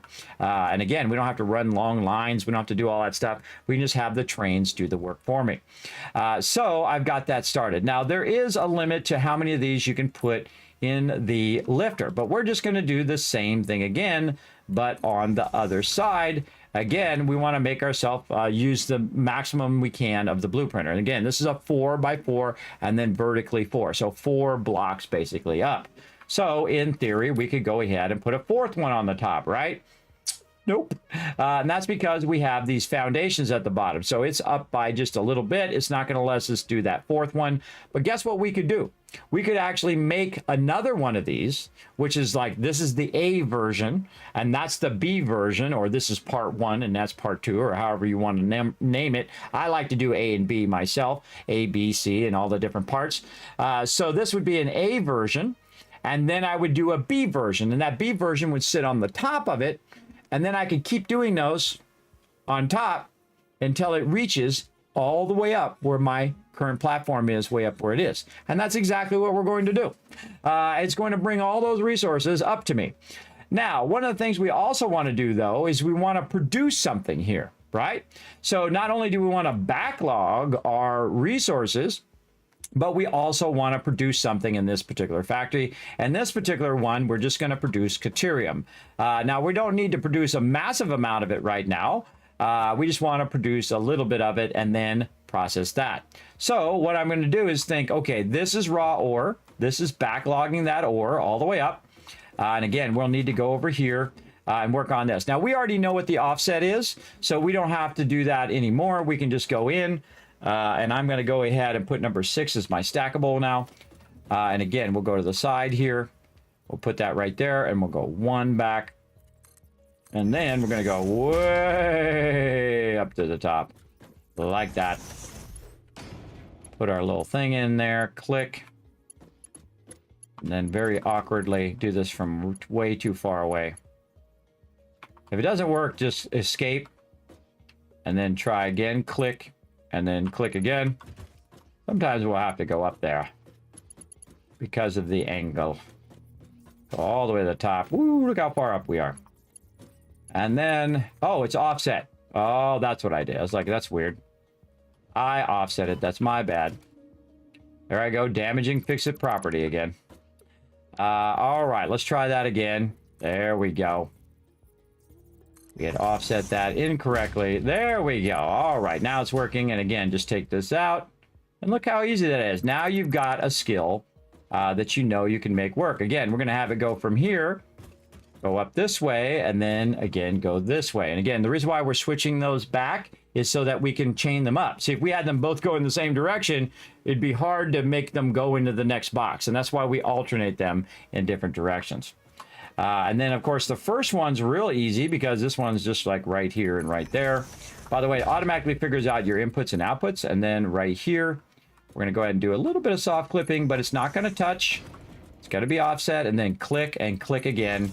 And now you have it stacked 3 high. Very nice. Very nice. Now we want this to come back down and go into our production and use our constructors. And again, I can do this also for any ore. And this one actually is going to be used for multiple things as well. But in Caterium, what you want to know is your input and output. Oh, yeah, my break did come up. Yes, we'll do it and we'll do it here in just 1 minute. And so I can also use this for iron ore. I could use this for things like what was the other thing? Concrete, copper. I can use that. Now, if I'm thinking about what I'm using it for, that's what's going to affect what kind of machines I'm going to put in here. right? Now I'm going to actually have factories separately as well, which will attach to all the storage, but I'm going to kind of integrate them for now, and then later we'll do separate blueprints or modules or parts that we can just attach and make whole entire factories very, very quickly by using that. But this is a great starter one to get you going, to just replace the resources that we're already doing. Now, the input is what's going to determine how many machines that we need, right? It's all about that input, everybody, and all about the input that you want to use for it. You can split the input, half of it for this and half of it for that, whatever you want to do, get that going. So that's what we're going to do. We're going to go ahead and input this, and we're going to say that this input is 120, right? Because that is what a pure node is. Now, actually, on my Caterium, it's 240 right now, and my belts are 270, so I can run 240. So why work at the low level and not just work at the level that you're currently at? I mean, I can go back and make the belts level 1 belts, but that doesn't do me any good. And I feel like you should never go back and use low-level belts. And the reason why, unless you're trying to slow down your factory, which sometimes you do in the very high-end, very rare case that you want to do that. But if your factory goes off and you want to turn it back on, you want that materials to get back in the box as quickly as possible so that your production gets back up and running as quick as possible. So I always make my belts as fast as they possibly can be. And then I also use manifolds more than I use load balancers. Now, we talked about load balancers, and I built a bunch of load balancers. You can go back and watch that on a previous episode of the stream, and you can just kind of jump through until you see me building and illustrating the load balancer in there. I think that was yesterday or the day before yesterday. I can't remember. But you can look it up on my YouTube channel, youtube.com/KidMBP, and hit that subscribe while you're over there. And you can see that I'm using load balancers, but I will not use those. I use manifolds, and manifolds are way better, or they're called overflows, where you fill up the first one, then you fill up the next one, you fill up the next one, and you just make sure your numbers are going to work out where you have enough, but it takes longer for it to go up, but it's easier to build, and it takes up less space. And it takes up less time, which is your most valuable resource, right? Less time to build, less time to do, takes longer to come up, but that's okay because you can let it run and go on to something else because your time is the most valuable thing. And so we're going to let that run and then backlog a ton of resources, and then it's going to run to here. But if I'm going to do this one for Caterium, which is the one I'm working on right now, then I'm going to need a smelter. And so I definitely want to put my smelter in first, because otherwise I'm going to forget, which I do sometimes do, and a lot of people do, by the way. I'm not the only one. And so I'm going to go ahead and put a smelter in there. And now I need to get these resources from up here down to here. Now, do I need to run a double belt down to here? No, absolutely not. One of the smartest things to do is to run the belt from down here. By the way, notice that I'm perfectly aligning my belts to each other as well. I'll just make a note of that while we're at it. I do like to align my belts nicely. Now, if you look on the side of the lifter here, these are called conveyor lifts. You can see these little lines. I'm going to try to line myself up. These lines right here. Right here, these lines right here tell you where the perfect spot is. So you actually want to be on the line like that, not above it, but on the line. And that'll allow you to align two heights, right? So you can go up and say, okay, well, I want to go up this high. You can also look at it from the back. I like to look at it from the side and align yourself to, say, this one over here. Now, it's very visually hard to see from down here, but I can start it going and then go up to the area in which I want to align it like this. I get up on top. And then I can try to align to this here. Okay, there we go. We're coming up. We look at the little lines there. Okay, there's one line. There's another line. There's two lines. Let's say right there. Again, looking at the lines on the side. And then we're going to go ahead and run a belt out of here and see if it's nice and straight. Oh, it's pretty good. But we can see it's actually going up just a little bit, because sometimes it doesn't perfectly align because visually it was hard to tell where it was going to go, right? But I can count the lines now. 1, 2, 3, 4, 5, 6, 7, 8. So it's 8 up, right? So we're going to take that out. We go right here. We run that again. And then we count, right, from way down here. 1, 2, 3, 4, 5, 6, 7, 8. And then put that in, and in theory, That's perfectly aligned. Oh, wait. It's not perfectly aligned. Why? Because the boxes are sometimes off from the lifters. You're like, ah, Kismet. I know, right? I know. But we know about where it's at, don't we? So we go 1, 2, 3, 4, 5, 6, 7, and this is 8, and it should be right there, but we're going to go up 1, and then try 8 plus 1, and then run it again, and it's about right. Now, here's the thing, everybody. I love this new mode called the straight mode, which does perfect 90 degrees, but it doesn't always work on your lifters. And does it really matter when it's up like that? Again, you can see it's kind of doing a little bit of a wonky thing there, where it's kind of down still from where it's supposed to be. Let's go back up and look at it again from the side. Now, I'm the type of person that will keep doing this over and over again. Now, I'm going to show you a little secret on top of doing it the way I was doing it. I like to be on the ladder, and I like to put myself at the level in which I'm doing it. So I'm just trying to show you some of the things that you're going to do that's going to make it really hard to align what you do. So that was 8. So maybe 9 was correct. Maybe we just couldn't see it properly. So again, we're going to do it again. And then we're going to count it again. 1, 2, 3, 4, 5, 6, 7, 8. And then let's go all the way up and then down 1 to 9. And then we'll run it again, right? We'll do this and we'll do this. And wait a minute. Okay, 9 was right. Okay, 9 was right. That looked right. That looks straight. Oh, wait, hold on. Let's try to make this beautiful by clicking this. Hit R, use the new straight mode, aim at this, and now you've done it perfectly. You've done it perfectly. And it's really your viewing angle. Your viewing angle is what makes it easier to do what I just did. So that actually was 9 up. We had it right in the first place because I did it right because I naturally do it right. Because I've been doing it so long, I naturally did it right. But you can see that was on the top and it looked like it was not right. But if we come down here, we can see that this is right. We can also jump on this and get up here and we can see that's a perfect 90 degree. So now I've shown you how to make it perfect. And perfect is what it's all about.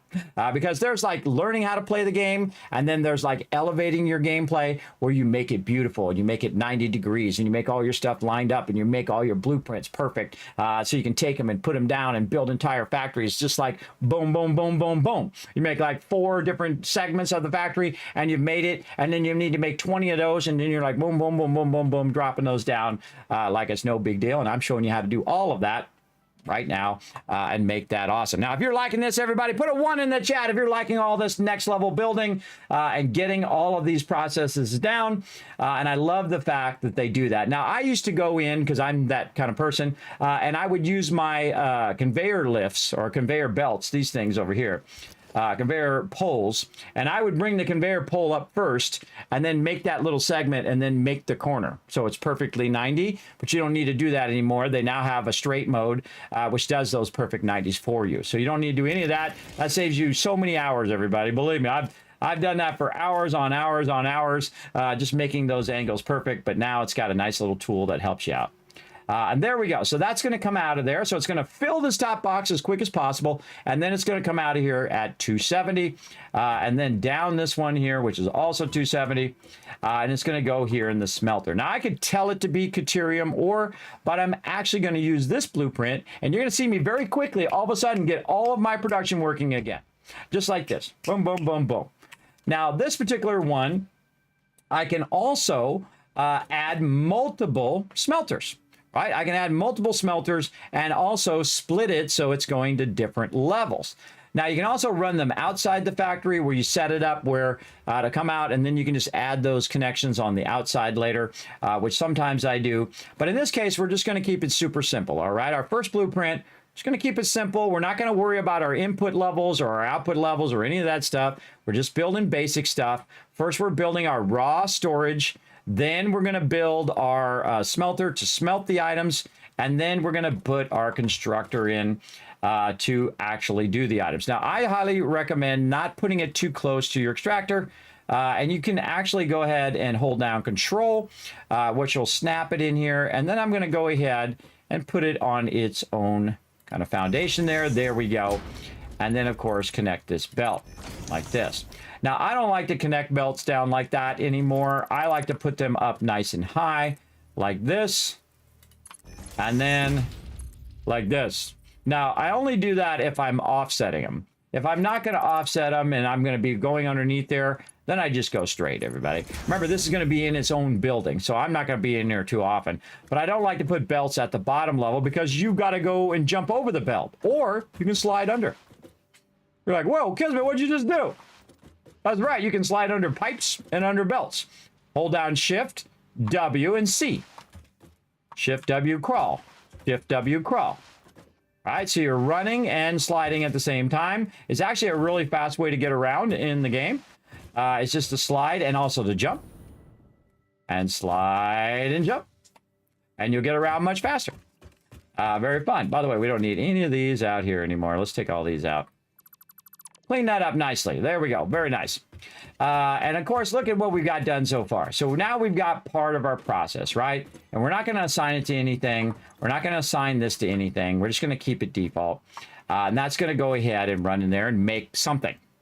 What's it going to make? We don't know yet because we're not going to do that yet, right? And then we're going to do the same thing again over here. We're going to go ahead and make a secondary backlog of loot, right? I like to have backlogs of loot. It makes it much easier to do. And so we're going to go this way. So we just kind of eyeball where that's at. And let's say right there, we're going to hit H to take a look at that and see how well it's lined up. This one right here, we can see that the back part of it here, this bar is right against this part here. And if we go look over here, we can see this bar, that back part's there. Is it perfectly centered in the block? It is. And then these two are perfectly lined up to each other. Now, you don't have to do that, but I'm going to. And then, very quickly, I'm going to go ahead and do all the stuff we did before, and I'm going to show you the power and the speed at which I play games, everybody. I go very, very fast, not on stream. Off stream, typically, I am like way faster, so I just slow down on stream. So again, we're going to go ahead and do our stuff up here. And again, we're just going to go here, and we're going to double-click that. And then while we're at it, we'll do the bottom one, or really the top of the second box. And then we'll do the other one at the same time. So we'll do the all the way up here, and then double click, and then we'll just hit G to just take out the conveyor pole so we don't accidentally take out something behind it. There we go. And now all those are ready to go. So this is going to come out of here, and it's going to go like this. And then we're going to bring this down here. We're going to make sure that we get that bottom one in there so we don't forget that one.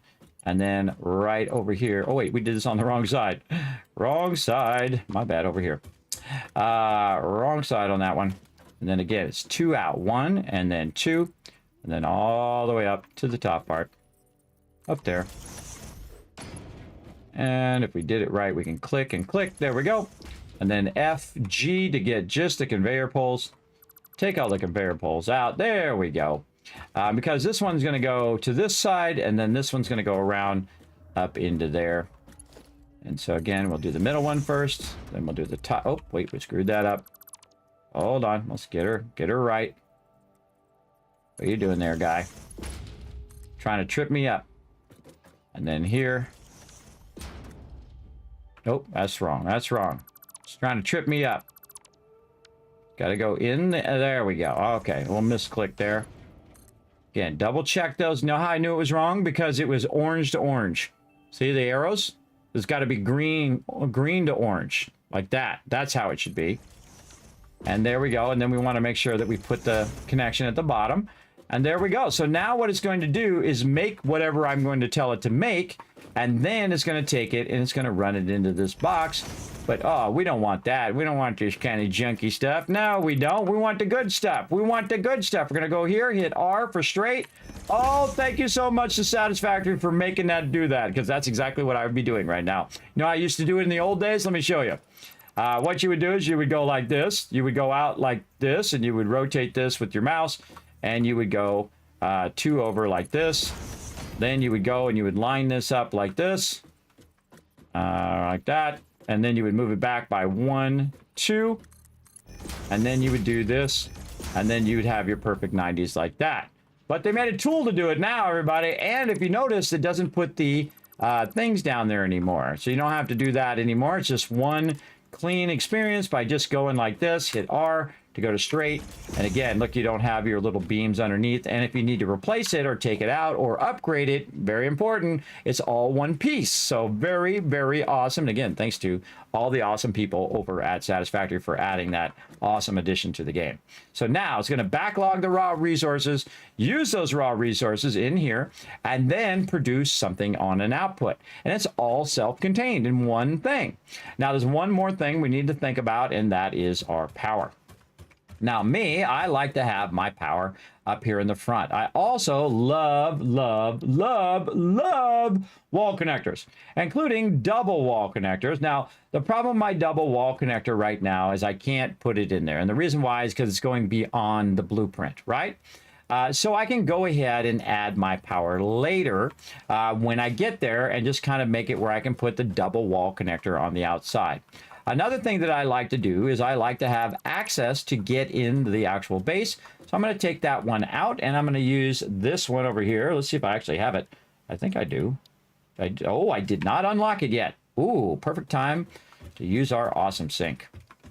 I don't think I put my awesome sink down yet. Ooh, time to put our awesome sink down. Let's go ahead and put ourselves a nice awesome sink here. Oh, we need some screws. Well, no problem. We've got them all organized right over here. Very nice. And I'm going to put my awesome sink right over here. Oh, we got to fix our coloring again. There we go. Very nice. And awesome. Stop right there, which fits perfectly right there in the corner. Isn't that nice? And then here is our awesome shop where we can buy all sorts of things. And one of those things we're going to need, walls, is these awesome gates. Now, they have door walls. I love the conveyor walls, are really awesome later too. But what we really need is the gate here. And this also helps us tie into the very beginning of the stream. Well, we're going to need 3 tickets, right, to get the gates. So we can go look and see how many tickets we have, which I probably have enough already in here. I do. But even though I'm running those things, and again, this ties into the very beginning when we were working on our criterium over there, I can actually go over here and access this one, and it will be tied to the other one. So I can just go into this one. It's got to have power, though, and I want to make sure it's not connected to anything right now. There we go. It's got to have power, so we'll go ahead and tie this in over here for right now. There we go. Like that. And if it has power, I can actually take the coupons out from here. So it's got 4 coupons. I can print them from here. And I'm going to go ahead and put them in my inventory like that. So very cool that these are all connected to each other. So that's why you want to have one by your factory over here. Now, I don't really need this on right now, so I'm just going to disconnect that again. I also could have a power switch to turn it on and off. We'll get to power switches here in a bit. But you can see I can access that and get that going. Now, I want these awesome doors because I love these doors because they're very, very useful in the game. So we're going to go ahead and unlock those next. Now, I try to not unlock stuff because I'm not using it. That's why I don't unlock it. Inventions. They definitely stand above floors. They definitely stand above floors. Well, thank you, Ada, for that deep insight. All right, walls, and then we got our new gate wall hole and our automated gate, which is one of my favorites as well. Let's go ahead and put in one of these automatic gates and see what it does, everybody. Ready? It slides open. How cool is that? It slides open when you need to get in, and it slides closed automatically when you don't. It's very, very cool. So I'm going to go ahead. Again, it hides it when it needs to be hidden, which keeps your frame rate up like this. And I like to put them all along the bottom edge of the base like this on this particular one. Again, we're not making fancy stuff. We're just making square factories for now. Again, we'll get to the super fancy stuff later.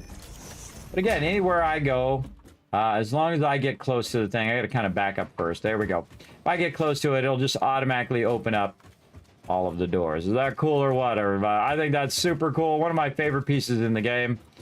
Really neat that it just opens that up. And you never get trapped in there either, everybody. Well, in this case, you don't get trapped because you have enough room to get out no matter where you are. You can get out of that section or you can get in there and do whatever you need to do. Now, again, we're only going to have one machine doing it, but it's going to be running 24/7. Again, this is where our extractor will be. And we're going to try to see if we can fit it in there and get it to work. It's very difficult to line that up originally. But we want to just go ahead and do some basic stuff here and hide all the rest of this. And we're just going to make a big square factory to get started, everybody. Again, don't have to start fancy. You can just start simple and get the general idea of it and then work yourself up to that fancier stuff. Come on, I know you go up there. Sometimes this wants to be awkward. I got to aim to the left side where the where it's not open, and then I can aim to the side of this. Oh, what? Oh, I ran out of materials. I ran out of plates. Let's go get some more. Oh. Whoa. Put that back in.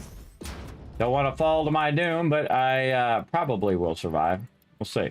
If you have full health, by the way, and you fall any distance, you'll still be alive. But if you have any slight damage, you will die. You'll die when you hit the ground. All right, back to work here. And again, middle mouse button to get the wall. And I'm just building very basic stuff, everybody. Again, we're just trying to get you started with blueprinting. Trying to get you started with all of this. Again, aim at this part of the wall. That is the part that stacks. And it's a little tricky sometimes. There we go. And once you get this started, you can then aim at the side of the walls. Yeah, we're just going to build a big square factory.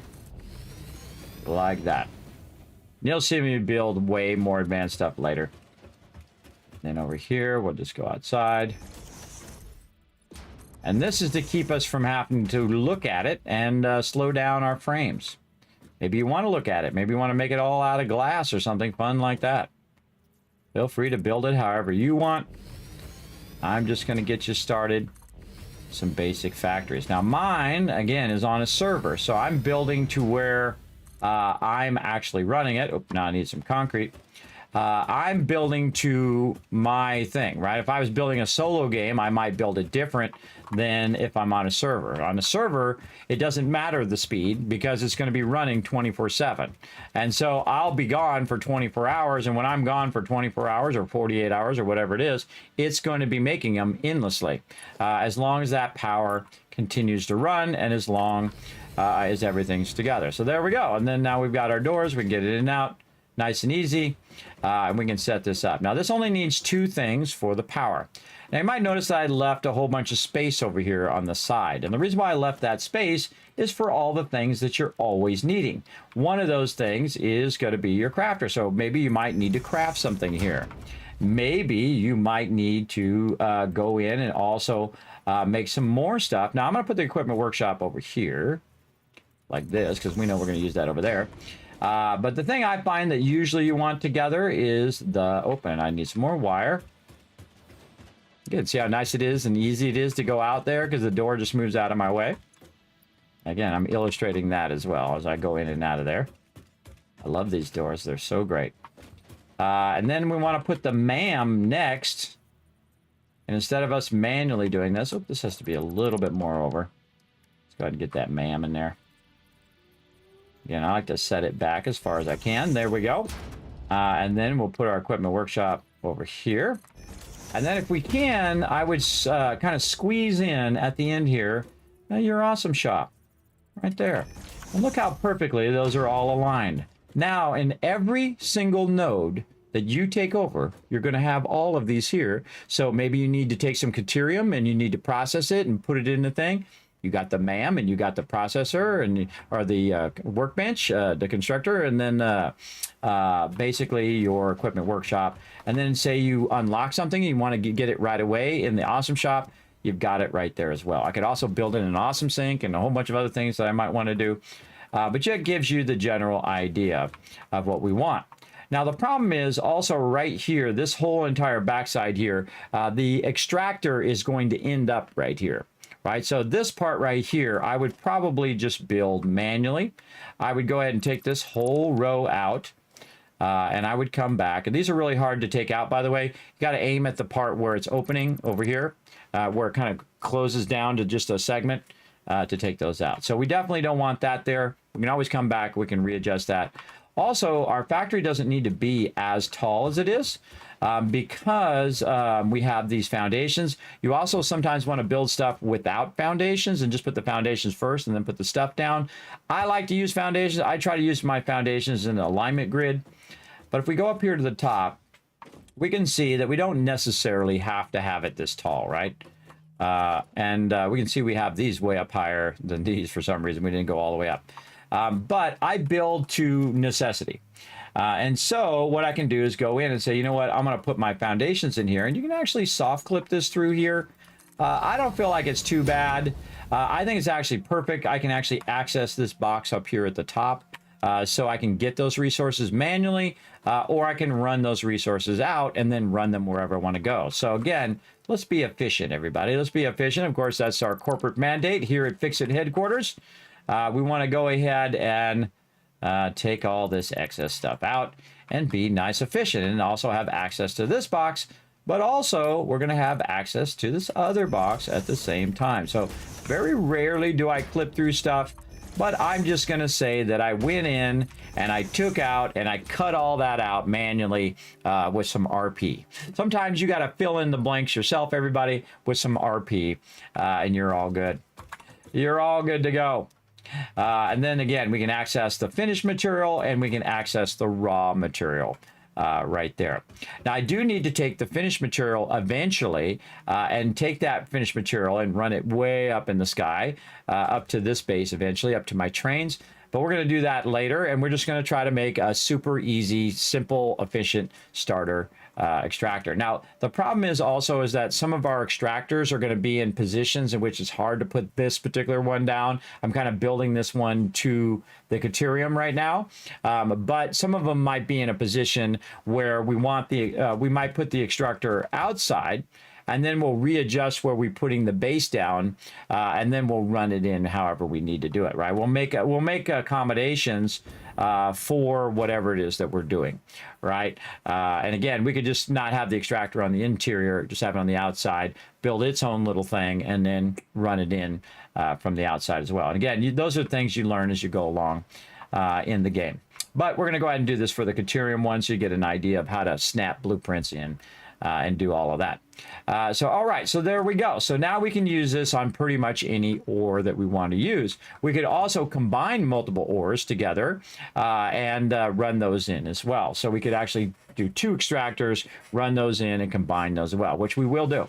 And again, I'm only going to do production of just 1 constructor for right now. Now, again, I could stack them. Maybe I need 2, maybe I need 3. We could do all of that. But again, let's just keep it simple. So you guys can get the general idea, and then we'll make it more complex later. Now, we just did a lot of work, everybody, so we definitely want to save all that work. And so we're going to go into the Blueprint Designer, and then we're going to say, we're going to call this Basic Forge and Constructor Blueprint. Call it BP, Blueprint. This contains 1 forge and 1 constructor for letting your factory run a long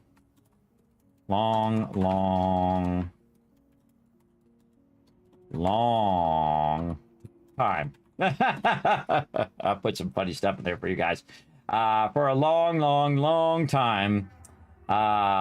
It's not max efficient, but works great on a 24/7 server. There we go. Okay, then we'll select icon. And on this particular one, we're just going to go ahead and decide what we want as a kind of a general factory. Now, for me, I'm just going to go ahead and say right here, use the smelter. As the representation. I'm going to keep it as blue because it's the basic blueprint that we're doing. And then I'm going to say save blueprint. Then we can also go in and manage our blueprints by going in and hitting Q. Go to blueprints, take this, drag it. Nope, okay, or not. We can try. Blueprints, I always forget to hit edit. There we go. Edit, then drag it over here on foundation. Make sure this is highlighting when you're doing it, and then you drop it, and now we'll apply changes, and now we have our 2 basics Two basic ones that we want to do. Right there. So basic forge. Now, also, I want to get all my resources back because that's now saved. So I can just go in and take this out, clear the designer, and then I can then go to my storage. Well, there's nothing in there. Put it back in my inventory. If there's storage, you'll see a little storage box there that it actually put it away in the storage itself. So there's no storage box there for some reason. I don't know why. Normally you'll see the storage box, but I went ahead and grabbed it out of there anyway. I got those resources back. Okay, so we got all that done. Now what we can do, again, we can go to this blueprint. We can click on the blueprint, and we can go ahead and put that down all in one part, as long as we have the parts for it. Now, one of the things I suggest you do is that before you do your blueprint is you press this plus button, and it will tell you over here on the right side, way over there on that side, or even I can slide over here and point at it right here. Right here, it's going to show you right there. What it's going to do is tell you whether you have enough resources, and I'll scroll up there as well. You can see all of that along the side. And that stuff along the side is all of the resources you'll need for doing this particular one constructor, which is a pretty good amount. That's a pretty good list of stuff. Now we're going to go test it. And that's the thing we want to do. We want to go ahead and test this in a real world situation and see if we can get our stuff working. Now we can also go in and modify it even after we put it down as a blueprint, but this is just going to be a good starter one to get going. Now before we do that though, we're going to take a break. Like, great, Kismet, great transition. Yes, I went over by an hour on my break, but I like to finish what I'm trying to do and at least get you guys to the end before we move on to something else. All right, so what we're going to do is we're going to bring some fun up for you guys, some words on stream for you guys to check out. And remember, everybody, we're going to show you even more killer tips here coming right up. We're going to be going all night long. Again, this is a bonus stream, by the way, as well. So we're going to keep on keeping on. Let me go ahead and get you guys some fun queued up here. Now, remember, you got to be at twitch.tv/Kismet. So if you are watching me on another platform, it sadly doesn't work over there. Polypop reward. I can't remember if I did it already or not, so I'm just going to give it to you again there, Jonkers.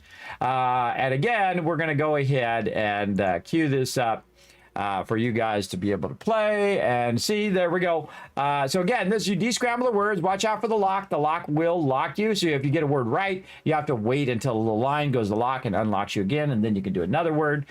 So if you put a bunch of words in a sequence, you might be getting all those words right, but it will only allow you to put one word in at a time until you're unlocked again. So again, that's what trips up most people. It trips me up sometimes too. And I've played it a bunch. All right, so we're going to start this up. I'm going to take a quick break here. I got to move this around here a little bit and close this other thing. There we go. So I'm going to take a quick break, and I shall be back in just a bit, everybody. Here we go.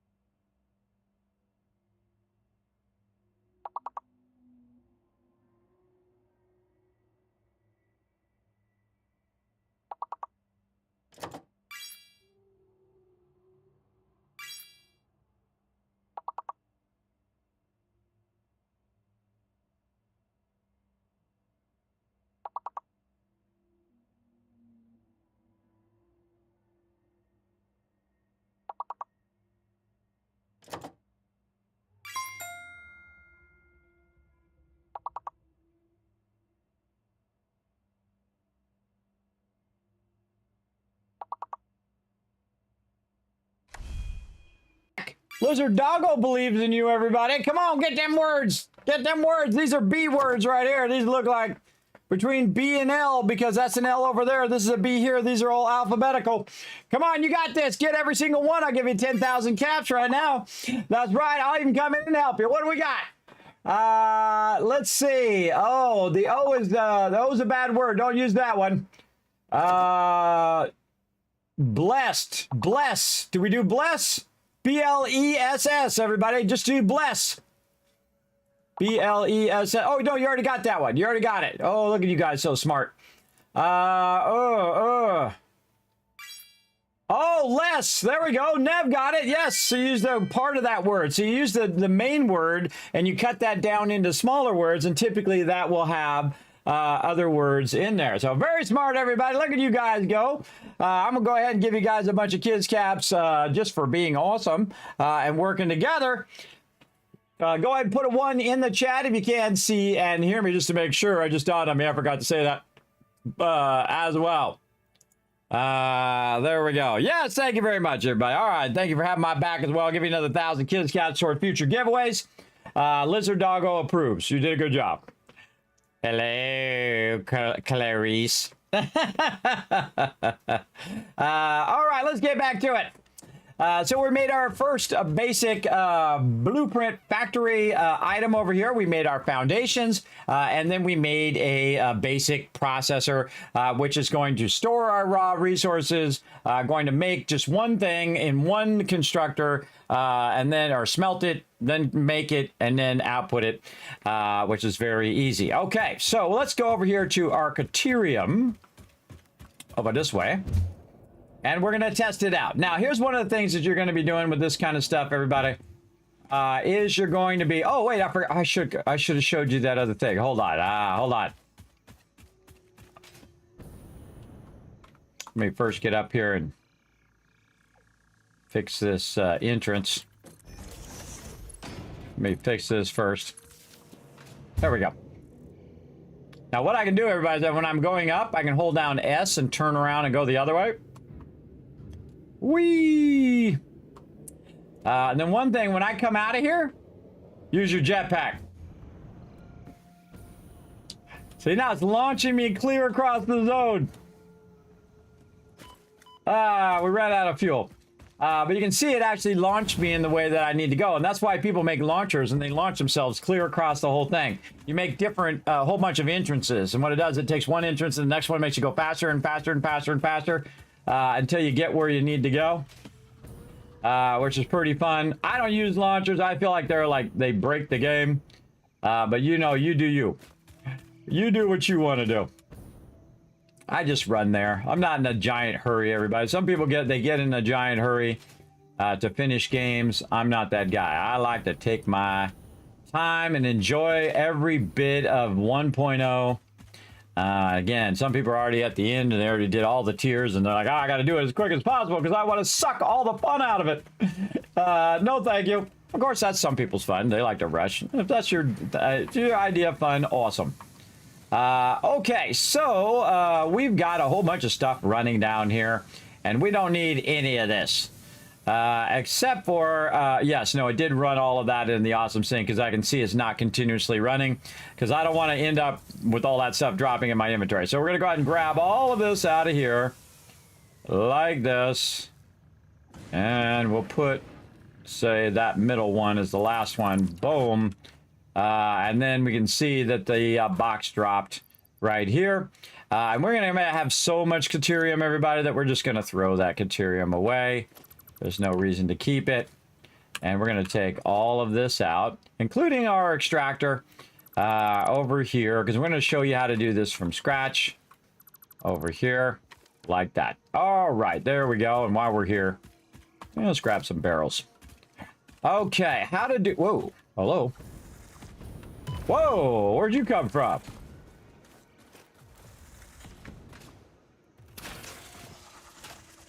Respawned.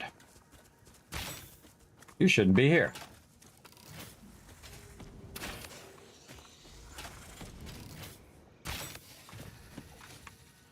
Got him.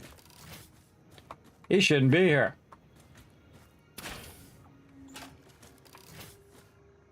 Gotti. Gotti. I don't think I brought any of these, did I? Oh, I have one. Well, boom. You can blow those up now if you didn't know that, everybody. Gonna blow those up and get that out of my face. I don't have to worry about that anymore. Now, that guy shouldn't have respawned. I don't know why he was here, because I had my base here. I don't know, maybe when I took the base out. I don't know, but I know the one thing you want to do in every game, everybody, keep your weapons reloaded. All right, I'm going to show you how I did that, everybody, how I aligned it. Now, one of the things you want to do, of course, is start with your extractor. And I picked up all the resources for all that stuff I just did, plus I have resources on me. Now, you want to line the extractor however you want it to be, so it could be this way or that way or whatever. I'm going to have it like this, because that looks pretty nice and kind of aligned to the area in general. Then what we're going to do is we're going to use our beam. Now, they actually changed this, so it's a bit more awkward, sadly. But I'm going to go ahead and rotate it to the right, like that. Very important which way you rotate it. Then we're going to go ahead and click. And then, weirdly, it doesn't allow you to go forward. So I'm going to go ahead and turn to the side and run this out. Oh, actually, we want to do it the other way. That's right. We changed the way that we're going to do it. So we're going to actually turn it to the left. There we go. Turn to the left. Click, and then we're going to turn to the side here. And what we're going to do is we're going to go 1, 2, 3, and 4, and then click. And so we're going to run that out. And in one step, you're able to align your foundations to this. Watch this, everybody. We're going to go ahead and grab our foundations. We're going to grab a 1, and we're going to aim right at that. We're going to click it. And there we go. Look how nicely that has now aligned to our bar. And there you go. Not the whole do the thing and the step and the thing and do 5 steps. Yeah, you don't want 1 step. You want 1 step. 1 step does it all. And then we'll go ahead and run these back. And then we'll take this out and we'll put this right back on the top like this. And again, this is a Mark II. And you can see that it's perfectly aligned on this side. And we can look at where this one is and say, okay, that's on that metal bar. And right here on this part, that's there. Let's go look at this side. Okay, same thing. This is aligned here with a little bit of thing sticking out there. And you see that is perfectly aligned in a single step. No one else does it like me, everybody. Everybody else takes 3 or 4 or 5 steps. I do it in a single step, and now you do as well. So that's why you're watching my stream and not their stream. Because I'm going to do it in 1 step, just like that. Now, what we want to do, of course, is we can now take this out. Want to take that bar out of there as well. And then we take our blueprint, and we go ahead and try to attach our blueprint to our thing here, because we've left that little spot, right, for the area in which we want to go. But uh-oh, wait a minute, we left the foundations in. Uh-oh, now we got a problem. And if you want to fix something, and I left them in on purpose, by the way, if you want to fix something, you can fix it anywhere. All you have to do is put your blueprint designer down, which I seriously doubt that's going to fit here, but we're going to give it a try. Oh, wait, there it was, just for a second. There we go. And you can see that I can put the blueprinter down wherever it is. I was going to actually put it up on top there, but that's okay. And then load the blueprint and then say, you know what? I want this one right here. And if you have the resources, it'll load it up right here. And then we'll back away just for a second. And then we can get in here and say, you know what? I totally forgot to do the thing. Let me go in here and take these 2 out right here. There we go. And then you're like, oh, I want to update the blueprint. And yes, I did that on purpose, everybody. And then you can say save blueprint. It says, do you want to save over it? Yes, I do. And there we go. And then we would go and we would clear the blueprint designer like this. We would double check and make sure to get any resources out like that. And then we can just take the blueprint designer out again. See how nice that is? Again, as long as you got the resources, you can just take it out. Do what you need to do. Then we'll try it again. We'll get the blueprint designer and we'll just put it down. Look how easy it is, everybody. Just put the thing and it just goes right in there. Okay, well, no, we got a problem because the way that this is turned is the opposite of where we want to go. So we want to use our mouse wheel and turn it around so that it is facing this way like this. There we go. And then we can get close to what we want, right? Get close to trying to snap that in there because that is super awkward to snap. Maybe go around this way. Maybe get my big fat butt out of the way without falling off the side. Yes, maybe a little jetpack action. Oh my God, it's too close. It's too close. I can't get it to do what I want it to do. There we go. All right, let's try to snappy snap this side here. It does not want to line up. Okay. Now I'm going to try to figure out a way to make this line up. Right there. Okay, so we can line up there, hit H, and then nudge it, and then nudge it back. Now, I can only nudge so far. And see, the problem with putting it down is that I'm in the way. And you can see it's exceeded the max distance, right? So again, it's having problem aligning itself to the thing. And this is going to be your most awkward thing, everybody. It's like trying to get your blueprints to do stuff. And I'm always looking for ways of making it easier. Now, you can see it'll snap to the front here. If I aim at this edge, I'll try to aim at the edge. Aim at the edge, it'll snap there. But I don't want it to snap there. I want it to snap right here, right, to this. Or I want it to snap to the side. Now, also, I'm obscuring it, right? I'm in the way of it. And so I want to aim at it and line it up. Again, this is going to take a lot of, like, awkwardness, right? But don't do that. Just go ahead and add more foundations like this to kind of have an edge to put it to, right? Like this. And then go in and get your blueprint. Put your blueprint down. Again, make sure you rotate it in such a way that it's going to do what you want it to do. And then aim at this edge. And then hit H. And then nudge it perfectly into place. You're welcome. I just saved you endless hours of frustration that I had to learn it the hard way. Now, you just learned it the easy way. And look at that. Our thing is perfectly in here, perfectly aligned to everything else that we did. And all we need to do now is just add one single thing. And you're like, Kismet, what the heck did you just do? Show that to me again. All right. You ready? We're going to do it again. Now, watch this. I can hit R, and I can take the whole thing out. Notice it didn't take this out because I had built that separately. Let me go ahead and do it again, just so everybody's on the same page. Okay, we already aligned this. I'm not going to do the thing again because that's already aligned. And so when you're building, you want to think of this stuff in advance. You want to think of it while you're building it. So you want to have extra foundations in the back over here just to help you with your alignment, right?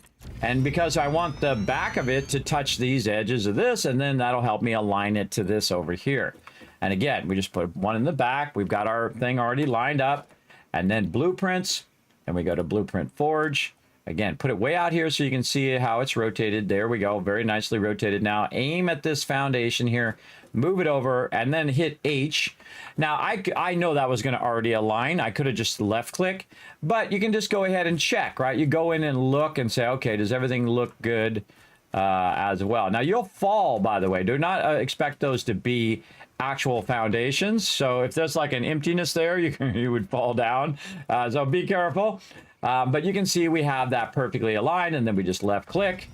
And now it just built that entire thing for us. Isn't that awesome? I think that's amazing, everybody. I think that's really awesome. And of course, we have all of our benches and stuff over here that we could utilize. We have all of our storage.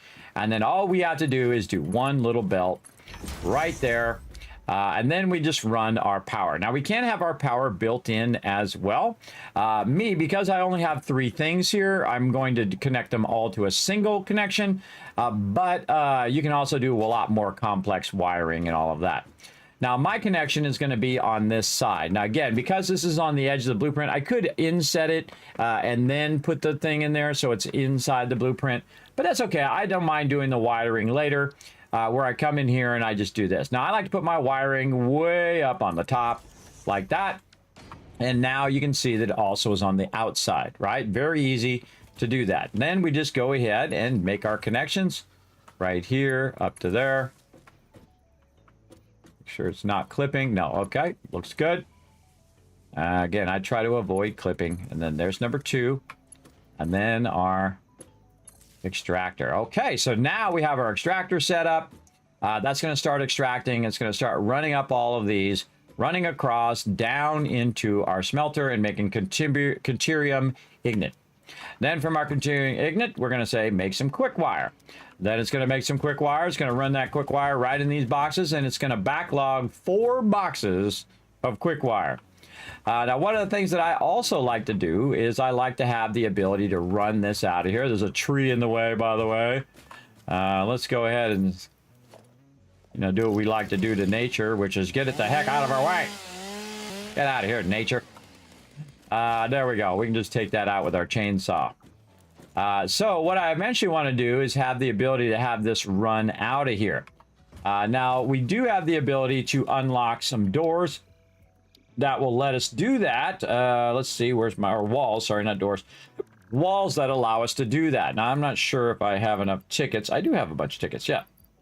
I have 4 tickets. Now, if I suddenly say, wait a minute, I need a wall that I need for fixing that problem, I can actually just go over here where I was very smart and made all of my stuff here and go to the awesome shop and say, hey, I'd like to have some conveyor walls. Oh, actually, I don't have enough. Actually, I have 4 and I need 5. So let's put that in the cart and let's go over here to the awesome sink and hope that we have some more in here. We do not. Oh, we don't quite have enough. All right, well, then we're going to have to run some stuff into the awesome sink and then go from there. So what we're going to do is we're going to go out here and kind of finish out the factory a little bit. We'll take these out and we'll finish out kind of this outside edge like this. And I like to have a little bit what I call a pad around it. You know, you'll see me do this also in other games like 7 Days to Die. Nice little cement pad around the outside just to give it a nice little something something, if you know what I mean. We're going a little bit into the ground there, but we're kind of building our factory to the node as opposed to building it to the highest part of the thing, right? So now it's integrated with the terrain. Very nice. Okay, all looking good. But we got to get this out of here, and we've got to get that over here to the awesome sink. But what we can do is we could have integrated the awesome sink as part of our plans, but I'm not going to worry about it. I'm just going to go ahead and take that awesome sink out over there, and I'm going to take this awesome sink and just set it right over here. And that's going to allow me to just to come over here and check this awesome sink from right over here. There we go. Whenever I want, and we'll kind of align it to the center here, to the center of this one. And let's say right there looks pretty good to me. And we'll put some more foundations down here. I don't like these little bar things coming off the end.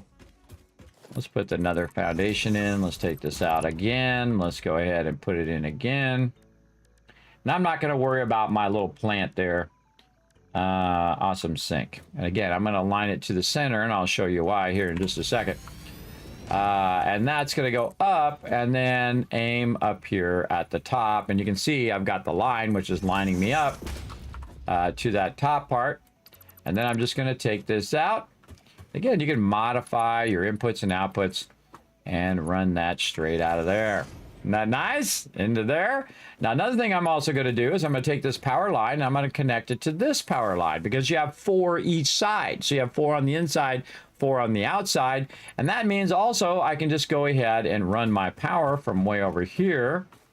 If I can get to it, there we go. I'll run it from over there. Maybe not that one. I want the lower one. Over here. I probably should have moved that a little closer. Let's go up here. Like so. And move this one a little closer now. Again, we want to aim at the top. Now, you got to be a certain distance to get that. There we go. And we'll try not to fall to our death. Let's just go this way. Give this a try. Nope, not going to make it. I can tell you already that that's not going to be powerful enough to get me up there. Let's go this way. I can just tell just by tapping the space bar. If I were to hold it down, I'd run out and fall right down that hole to my death. So let's go this way. Again, you can just keep this connected and walk around however you want. There we go. Later on, we can get some more powerful. Uh-oh. Couple baddies there respawn. We're just gonna go past them. and run this right there. Very nice. By the way, we can also go up here to get away from them. That's why I like the platform one. Because you can get up here and you can admire your handiwork. There we go. We made a nice little box. Aren't we exciting? And you're like, well, Kismet, why don't you jazz it up and put some windows in there and all sorts of flare and stuff in there and make all the lights and do all of that? We don't do that in the modular stage, everybody. We do that in the mega stage. Right now, we're just trying to get our resources back up and running and get them running. Mwah! Chef's kiss. That's what we want to do, right? And so now we brought the power all the way from the base using our very large things here. And now what we want to do is not run another one of these, because I could put it right here on the top, which is pretty cool, right? Pretty cool. Putting that right on top of the base. But I don't like to put it on top of the base because I might modify the base or put something else on top of the base. So what I want to do is just bring the power over. So let me try to get over here. God, oh, so slow. I should have ran and jumped. And then what I want to do is not get it from the top. I want to get it from the lower part. You can see I have 4 connections there, and I have 3 connections at the top. So 4 connections at the bottom is going to be our smaller connection, and then we can just connect it right there.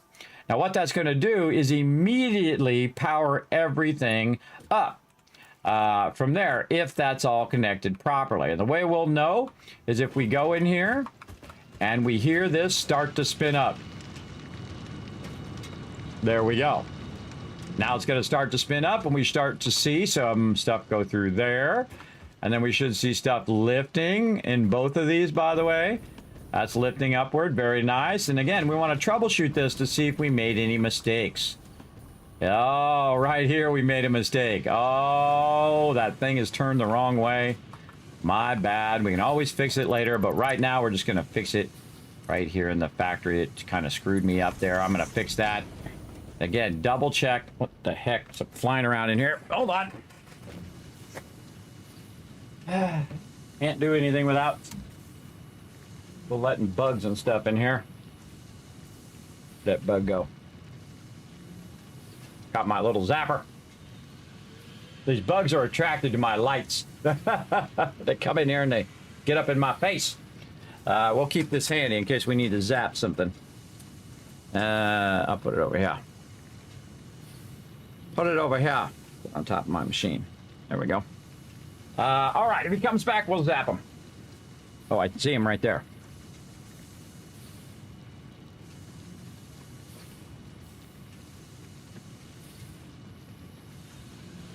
I don't know if I got him or not, but there we go. All right, we'll keep that over there in case he comes back.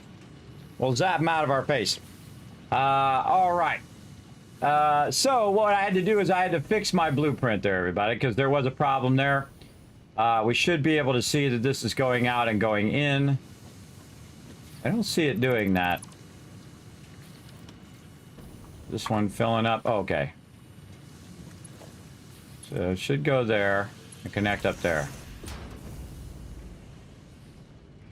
Okay, there it goes. Yes, okay, now it's working. Okay, so that's going to the top, and then it's coming back down and running into our smelter. Our smelter's making deuterium ignits.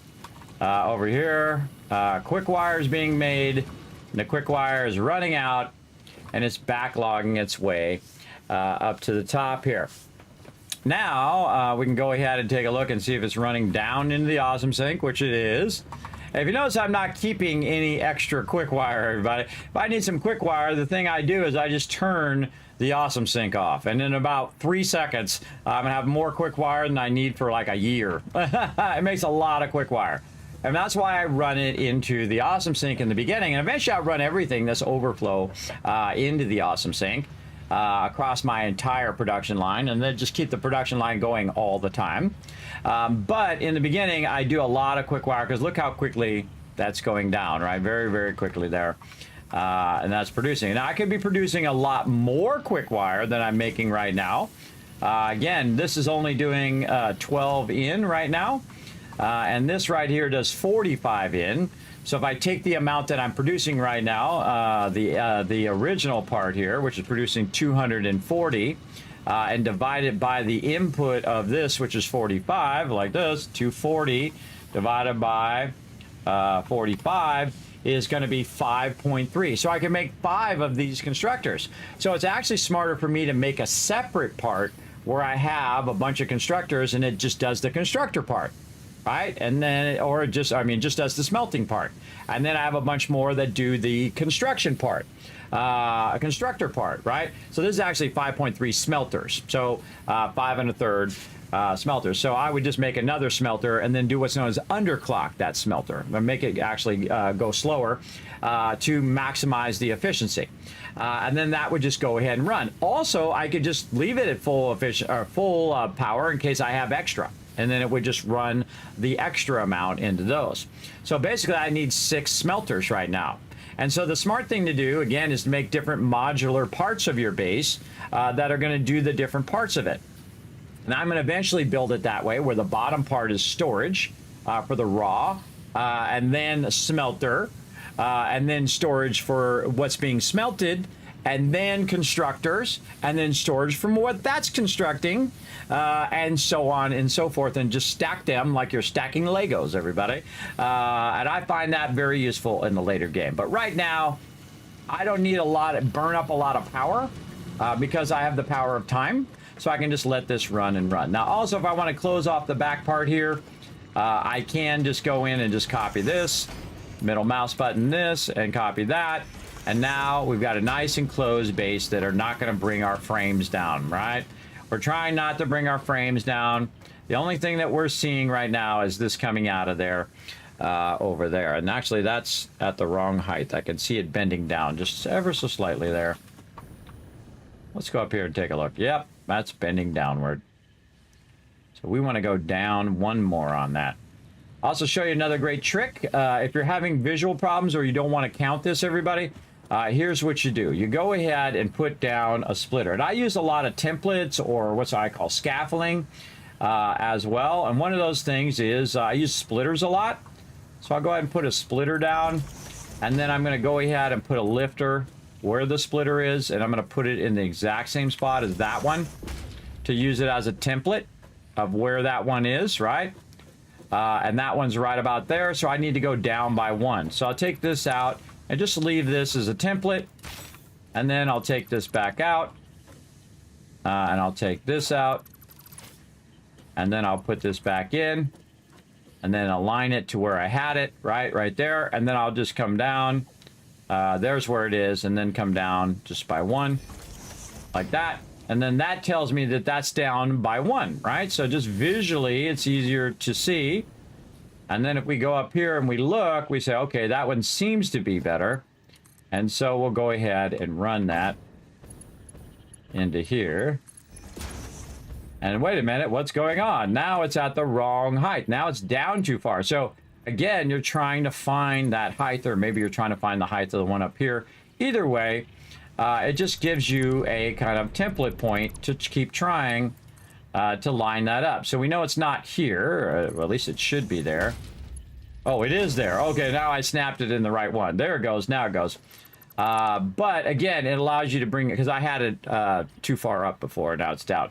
But then again, it allows you to do it. Now you have lines that try to tell you when you're lined up. But I find that those lines sometimes are not as useful as you would think, because they don't always tell you exactly where it is. You can hold down Control and snap to it as well. But as you can see, that runs in there pretty well now. That's awesome. Cha-ching. Exactly. Yes. Yes, I already did the polypop reward. I only do it once per stream. There you go.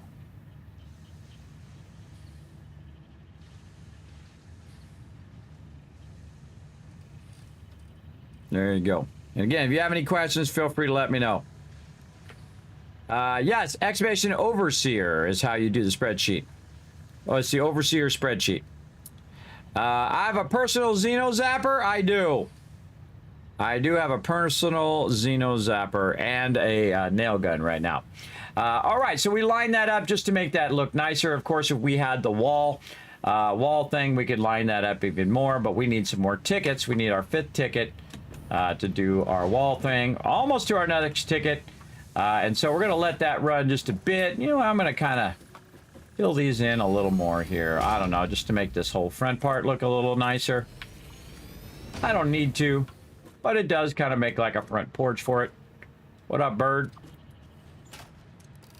Don't make me blast you. Hey, get out of there, bird. All right, we're waiting for our coupon here so we can fill in our wall over there. We're going to wait for it. And then we're going to get into, oh, wait, we can mark off blueprinting. Again, I'm just giving you an intro into blueprinting. Obviously, I'm going to be doing way more complex stuff, everybody. Way more complex stuff. But we'll go ahead and check that off. Actually, I think I will check that off as we go. And then next time, we'll just clear it and add more. So we've got our Caterium squared away. We build blueprinting that went with our Caterium and squared it away even more so because it has a huge backlog now that it can do. And then also a thing, and then of course running our smelter and then our constructor. And we're just going to do it. Now again, this is using the minimum amount of power to produce as much as you can from one constructor. And right now, I just need the minimum amount of power, but continue to make the things that I need in the long run and backlog those things in case I need to come and grab those, right? But right now, we're just going to make them in little mini factories, and later on, we'll make them stackable so they can go all the way up to where my trains are going to come and pick them up.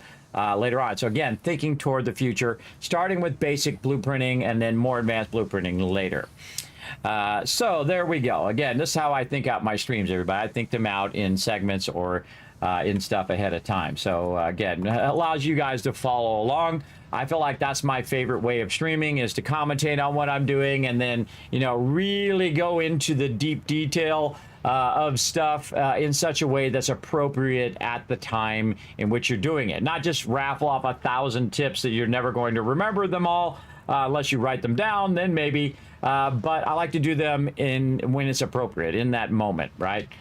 When it's best used. So again, we got almost there. But again, look how much quicker that this goes than if you do raw or if you do plates or anything like that. Quick-wire actually goes pretty decently fast. There's some stuff in the game that goes really fast. You can get a lot of tickets very quickly. But Ben, I already made a whole box of this, and you will see that I will not use that box, everybody. I mean, in the whole rest of the playthrough, pretty much, until I get to the part where I need quick wire in the production. But pretty much, I'm not going to use all that quick wire. That's a lot of quick wire, but that's a massive amount. Probably the most thing I use quick wire for in the first stages is for the poles. If I have a pole and I want to do 8 connections instead or 7 connections instead of 4, but I just make another connector. Just as easy. Just as easy to make another connector than it is to run back and get your quick wire. But I usually keep it like a stack of 500 on me at any given time anyway. All right, we're just waiting for our one ticket. Here we go. So close. Wow, that just gave us like 70 right there. Oh, there we go. All right. Let's print our ticket. Let's get our 5th ticket here. Now remember, this is going to run 24/7. And again, if we came back in 24 hours, there'd be a bunch of tickets in there. Now, is there going to be 1,000 tickets in there? Absolutely not. But we could scale this up, by the way. We could scale this up and put a whole bunch of these down. 3, 4, 5, 6 of these. And instead of it doing whatever it's doing now, it's doing 60 per minute. We could be doing 500 per minute or whatever, right? And we could also maximize it to the belt speed. So if we want to do 270, again, 270 is the maximum we can run it, right? And you divide that by 60, which is the output. We can make 4.5 of them. So we'll make 5, then we'll make the last one at half speed, and then we'll just run them all in the Awesome Sync, and it would be going way faster than it is going now. Basically 5 times faster. Now down here, where my big fat head is, there we go. Down there, this is the overclocking and underclocking. Now, I mostly when it comes to machines or water extractors or whatever, I underclock stuff. When it comes to extractors, like our Caterium here, these I always overclock. In fact, I will overclock them all to maximum. And that's because you only have so many nodes and because it saves you a massive amount of time, everybody. You're like, oh man, I need 60 more Caterium. Well, guess what? If I just boost that, I'm going to get 60 more Caterium and I just upgrade my belts and then I'm done. That's it. I don't need to run new lines. I don't know, go tap a new node. I don't need to run that line to wherever it's at and run it to my base and do all of that. I can just upgrade the one that's already connected to my base. That's way better. That's what you should be using your boosts iron. They are worth it every single time on your extractors because it will extract more faster and totally mostly not worth it in most of your machines.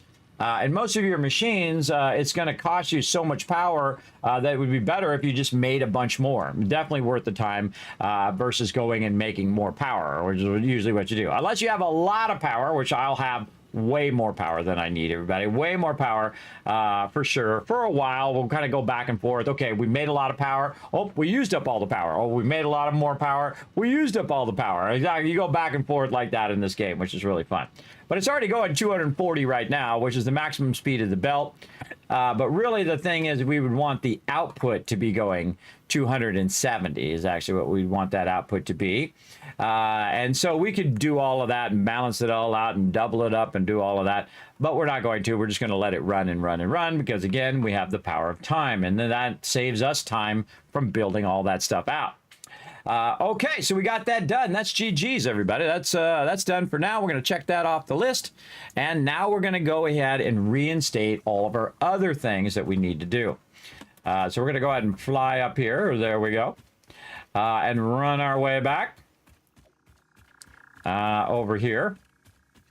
And we need to go think about our quartz and sulfur production. As well. We have that on the list. Oh, I forgot to put the other thing on the list. Hold on.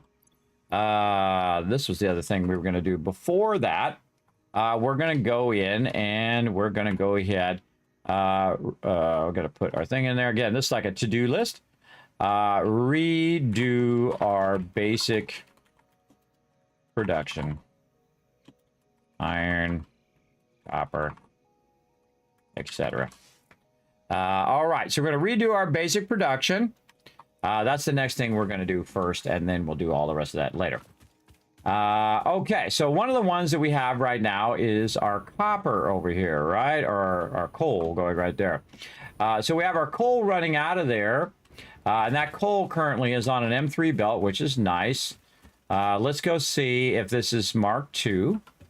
Yes, it is. So this is coming out of here most likely at 240. If I went to Mark II, this is probably a pure node. Yes, it is.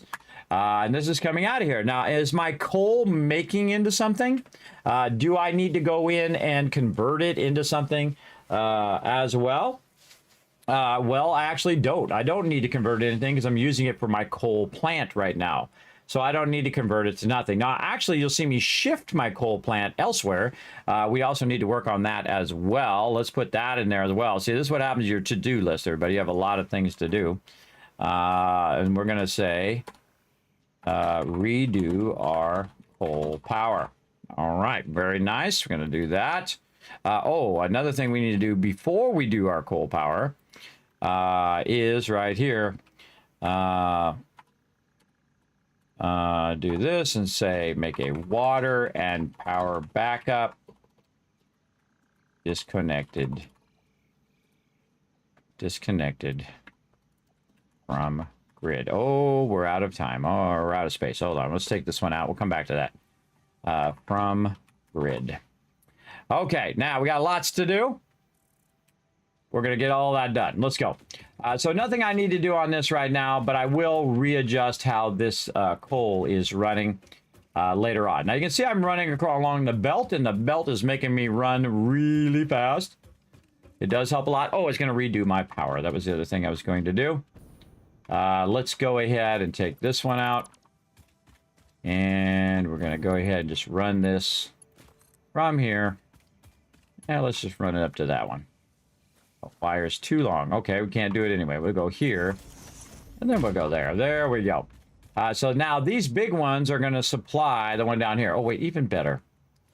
Let's do this. Let's just go ahead and run this all the way over here.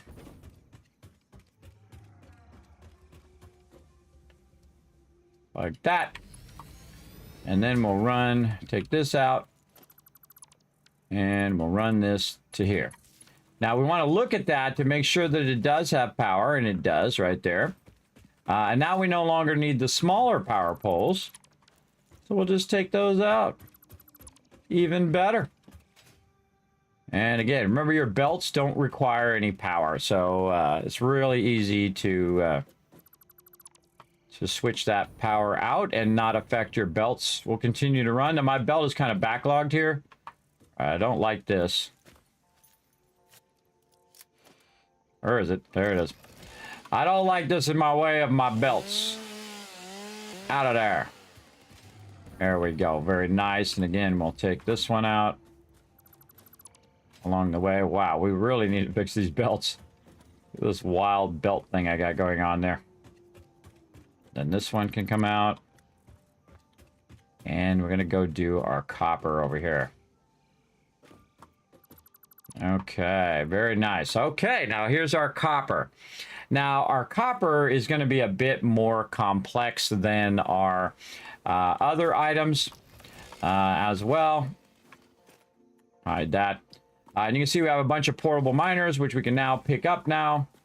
And we're just going to pick all these up. Take those out of there. There we go. Now this right here is a Mark 1 miner, and that Mark 1 miner right now is producing 60. So we were producing a lot of stuff with it, but now we can go in and just go in, and actually you don't have to even take it up, everybody. You just roll over it and click on it, and now it's upgraded to a Mark 2, and that Mark 2 is going to collect more resources faster, so it's going to collect 120 resources instead of that, and we could overclock it and make it extract even more resources, which is exactly what we want to do. But we don't have our overclocker, so we got to go get that as well. We also want to upgrade all of these belts over here. So we want to think toward that. Okay, we need our overclockers. We want to upgrade our belts, so we're going to need a bunch of resources for our belts. So let's go ahead and redo all of that and make it faster and better. So we're going to run down here. Oh, I forgot to finish the rest of my hyper tube there. Let's go ahead and take this out. What's this running to? I don't think that's running to anything anymore. No. Oh, I see some stuff floating over here. No floating stuff. Get out of now. Yes, we don't need this one anymore for right now because we're going to change all of this production as well. All right, we'll take all that out, and then we got to fix our hypertubes here. We're going to run this up here. Oh, wait, we wanted to use our little thingies here. Yeah, we had to take this out. Okay, so we're going to do this, and we're going to put this one over here. Run this up here like this, very nice, and then we'll have our entrance here in case we want to go this way, and then we have our power up here. Oh, we can't do that one. We can't do that one because we need our higher level power plugs, and these are only Mark 1s, and we want to unlock our Mark 2s eventually. We have a Mark 2 pole, but we didn't unlock our higher level double wall outlets. But that's okay. We can just go ahead and put a pole down. And then kind of take this out for right now. We can rework all this power later. Go here, then there, and then here. Now we could have also used our power pole, or we can just aim at this and we can split that as well, which I've shown many times here in the stream. So there we go. So now we can go in the two directions, over there and over here.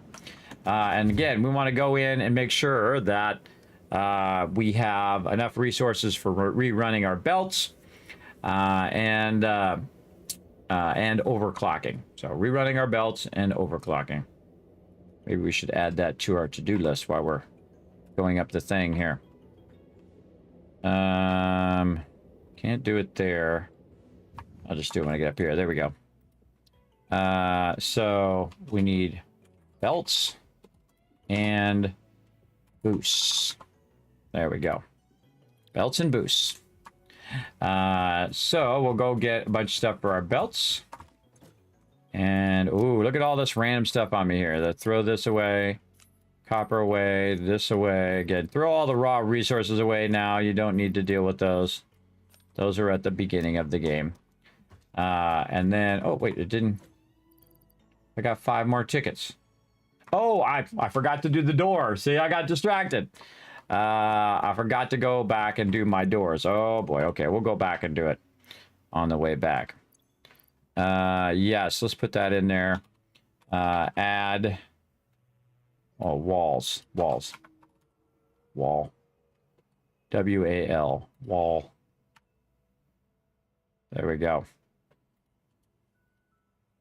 Wall. That should remind me. We'll see. We'll see if that reminds me or not. So we got to unlock our walls over here in the awesome shop. Our conveyor walls, which we put in here, and then buy all. See, I get distracted and I forget something. Here comes Ada to tell us about it. Thank you for your purchase in the FICSIT Awesome Shop, the best store on the planet. Well, you're welcome. Raiders. Oh, thank you. That's Mr. Not You for bringing those Raiders in. Sorry, I got a little focus, obviously. But thank you for coming in and showing that Raider love. Appreciate everybody hanging out in the channel. Hopefully you guys are digging this. We are going to go ahead and unlock our conveyor walls, which is one of my favorite things in the game. You can see we have 3 different types. We have the 1, the 2, and the 3. And we're going to utilize that on our criterium thing, which I forgot to do while I was there, but that's okay. We're going to come over here and we're going to get some resources again over here. Now that we kind of cleared some of that out, let's just grab a whole sweet row of these. Like this. Okay, we're going to use a lot of those. Now, some of these items I don't need to carry around with me. So I'm going to go over here, and if it's like something like tickets or something like that, I would put in here. Maybe some of my equipment as well. I would put in there hard drives and things of that nature. But I want to go ahead and take my power shards out. It'd be great if you could lock stuff in this game. That would be awesome, like you can in 7 Days to Die. But you can see I'm going to put kind of my biomass stuff in there. And then over here, I can go and put this. Now, also another great thing in this game would be like it has in 7 Days to Die, where it compares what's in the box and then puts what's in the box, what's already in there. Another great feature of 7 Days to Die that, again, this game has a lot of great features that 7 Days to Die doesn't have. And then 7 Days to Die has great features that this game could definitely use. And one of those is compare to what's already in there. And if it's already in there, then throw it in there. That would be awesome. That would be amazing. But we're going to take our boosts and we're going to take our stuff for our new speed that we're going to run this at. Okay, and then we got to go do our criterium. So we're going to go this way. Oh wait, we'll do our little launch out of here. Yeah. Use your jetpack. Whee! Woo, look out, Fred! Oh, Fred just saved my life. Thank you, Fred. So yeah, you see it launched me, and when I used my jetpack, I had that momentum, so that momentum kept me going. And that momentum basically sent me all the way over here. Mobs are back up again. Using that space bar. Run over here. And we're going to put our door in, which we could have just bought from the awesome shop that was in here. That's what I was going to do, buy it right here, but I totally got distracted. Okay, we're going to take this out, and now this is going to make this way easier to line up, because we're going to go into our walls. We're going to say, okay, we're going to use our conveyor wall, number 1, and it's automatically going to line up to the boxes in here, because it does. That's how that works, that it has already aligned. If you stack 2 of them high, this will align to the thing there, so I can just connect it like this. And then I can do this, by the way. This is really cool, where you go in and you just connect it on this side and then just bring it down and then run it like this, if you don't mind it being right up against your factory, and then this thing going across there, which is pretty awesome. Or I can say, you know what, that's going to be in my way. Maybe I want to run around to the other side of my factory and do whatever I want to do, so I can just go and raise that up just a little bit, bring this down, line those 2 up, and now they're both connected to each other like that. Isn't that cool? Yeah, very nice. And again, see, now it's not in my way, and I can walk by there or drive my vehicles by, and it's not going to bother me. And that just so happens that because the way I offset this, and I moved it back just to the right point, so I could do that later. And yes, I think that far ahead, everybody. I'm thinking 20, 30 steps ahead of all the things. Now, I've already got a whole bunch of other stuff built right now in here. I just haven't got to it yet. And And again, you don't have to be like that, everybody. You can just build it in the moment, which is pretty fun. But again, I think that far ahead in what I'm doing. So there we go. Now we got that done. Now we've been running back and forth over here. And now would be a good time to set ourselves up a sweet hypertube if we have enough resources. So the way I can check and see if I have enough resources is just click a bunch of these things that you're probably going to build along the way, and then look over here and say, what is it I need? Oop, I got to clear that other stuff first. Put a bunch of these just in here. It doesn't matter how many you put in there. You're doing it just to look at how much resources you have. Okay, I have 300 of this and 187 of that and 20 of that. And that's going to get us at least started on our hypertube. And again, you can see I have different sets for different things. This is all my basic building here. And then this is for my pipes and stuff. And this is for my hypertube. So the first thing I'm going to do is start with one of these, just like this. And then we're going to put this in here. We're going to connect that to power. And then we're going to run this hypertube clear across this chasm here. And then run it down to there. And I could do that, but I like to use the hyper tube supports. Now, I like to also go the maximum distance and see how far it'll let me go. So say right about that rock there. So we'll go ahead and put this right about that rock. And then we'll just run that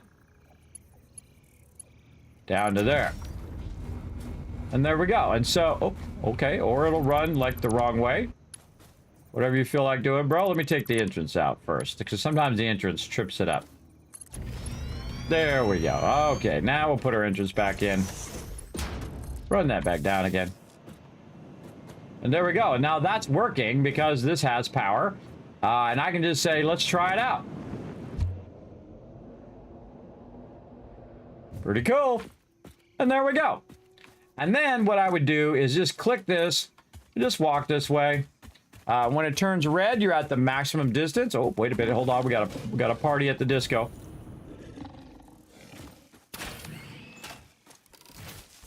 Using that verticality, my jetpack to dodge them. It's way easier when you have the jetpack. Okay, back to work.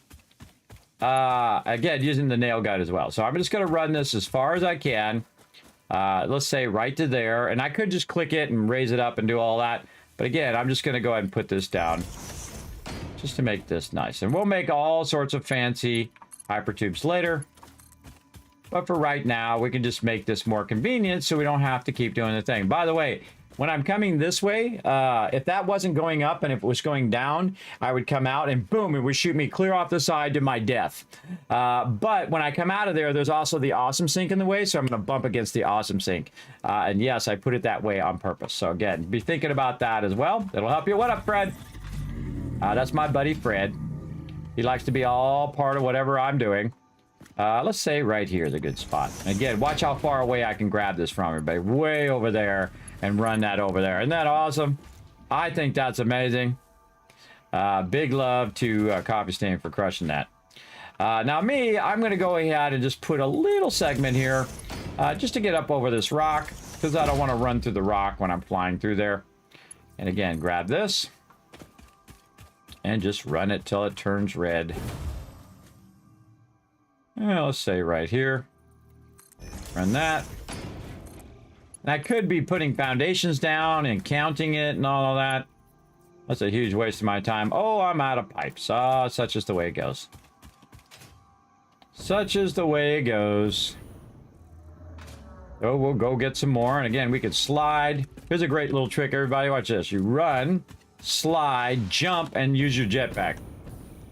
And now you're going to be going a little faster than if you were actually running. Because your sliding actually goes faster then you're running. So run, slide, jump, use your jetpack if you did hit something. Run, slide, jump. Oh, come on, run, slide, jump. There we go. To give yourself a little bit further. And then just tap, tap, tap the jetpack, and your momentum will carry over. Let's go get ourselves some steel pipes. Again, you can see over there on the right, I ran out. I knew I was going to run out eventually. You can't make this go any faster unless you make multiple entrances at the bottom. And those multiple entrances will go boom, boom, boom, boom, and it goes all the way to the top. I might build it down there at some point just to kind of show you guys the cannon. But I rarely ever use the cannon. I kind of feel like it feels a little janky, like you're kind of, you know, breaking the game or breaking the physics of the game. I don't know. That's just me. But it is fun. Highly recommend. Okay, so we got our pipes. Anything else we're running low on? Let's scroll down and see. No, I think we're good. Let's put some more of these in here. More of these. Let's just double check. Some more copper sheets we could use. Let's get a couple more of those, just so we make sure. Rotors, maybe. Don't need that many rotors, but we got some. Let's grab some more. Grab another stack of 100. Okay, let's go fix this hypertube. So if we do need to go to our Caterium again, we'll be good.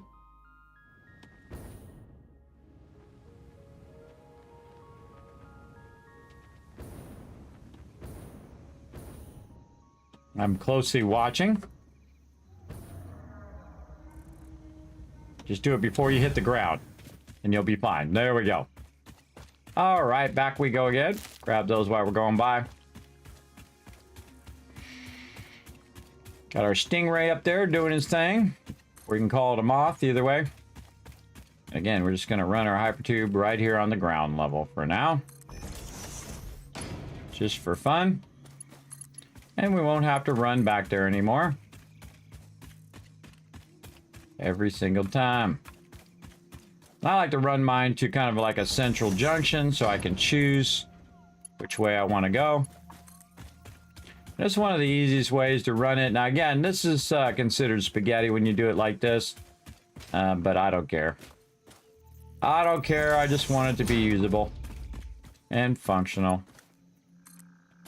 for now. Eventually we'll go back to our Caterium, but we don't really need it for that for quite a while now. Again, we're kind of go through here, through these trees, and just kind of hit this high side. I'll cut that a little shorter than normal, just so it's on the high side of what we're doing. And we'll say right there.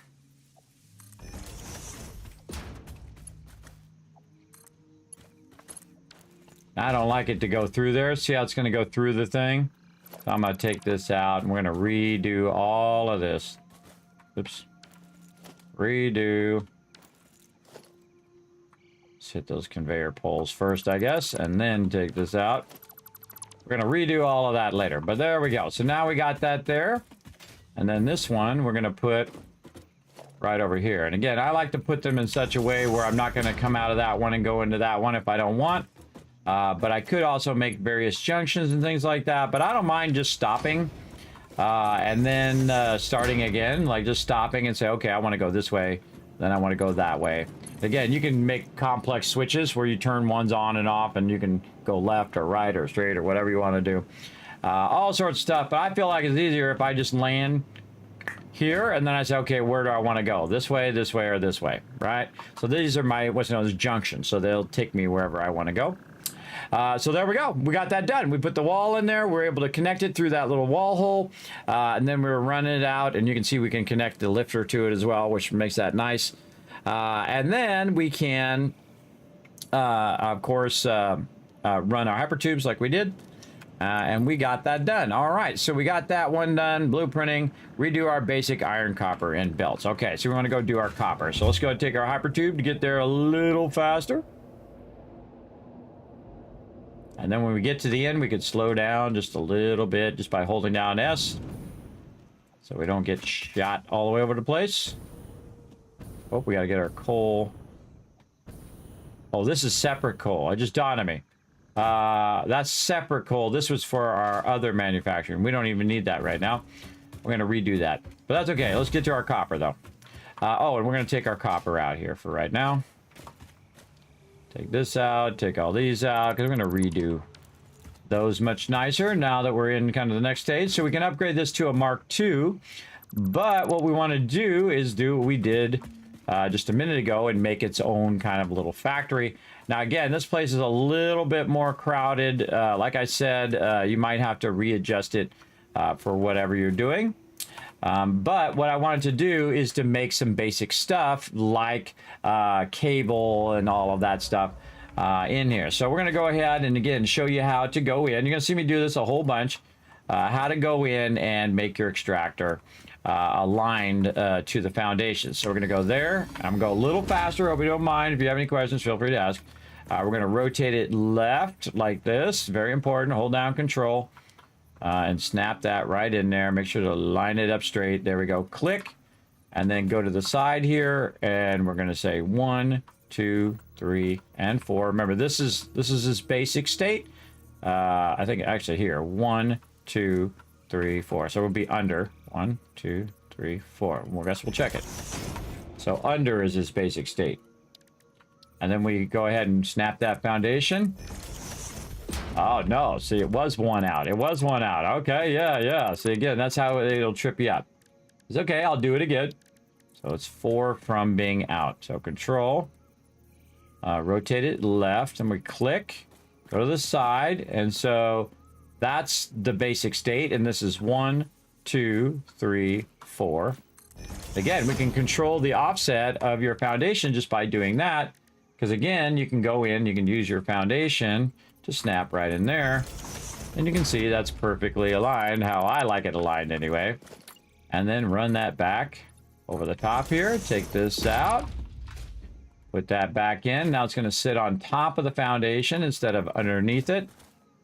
And it's going to be beautifully lined up.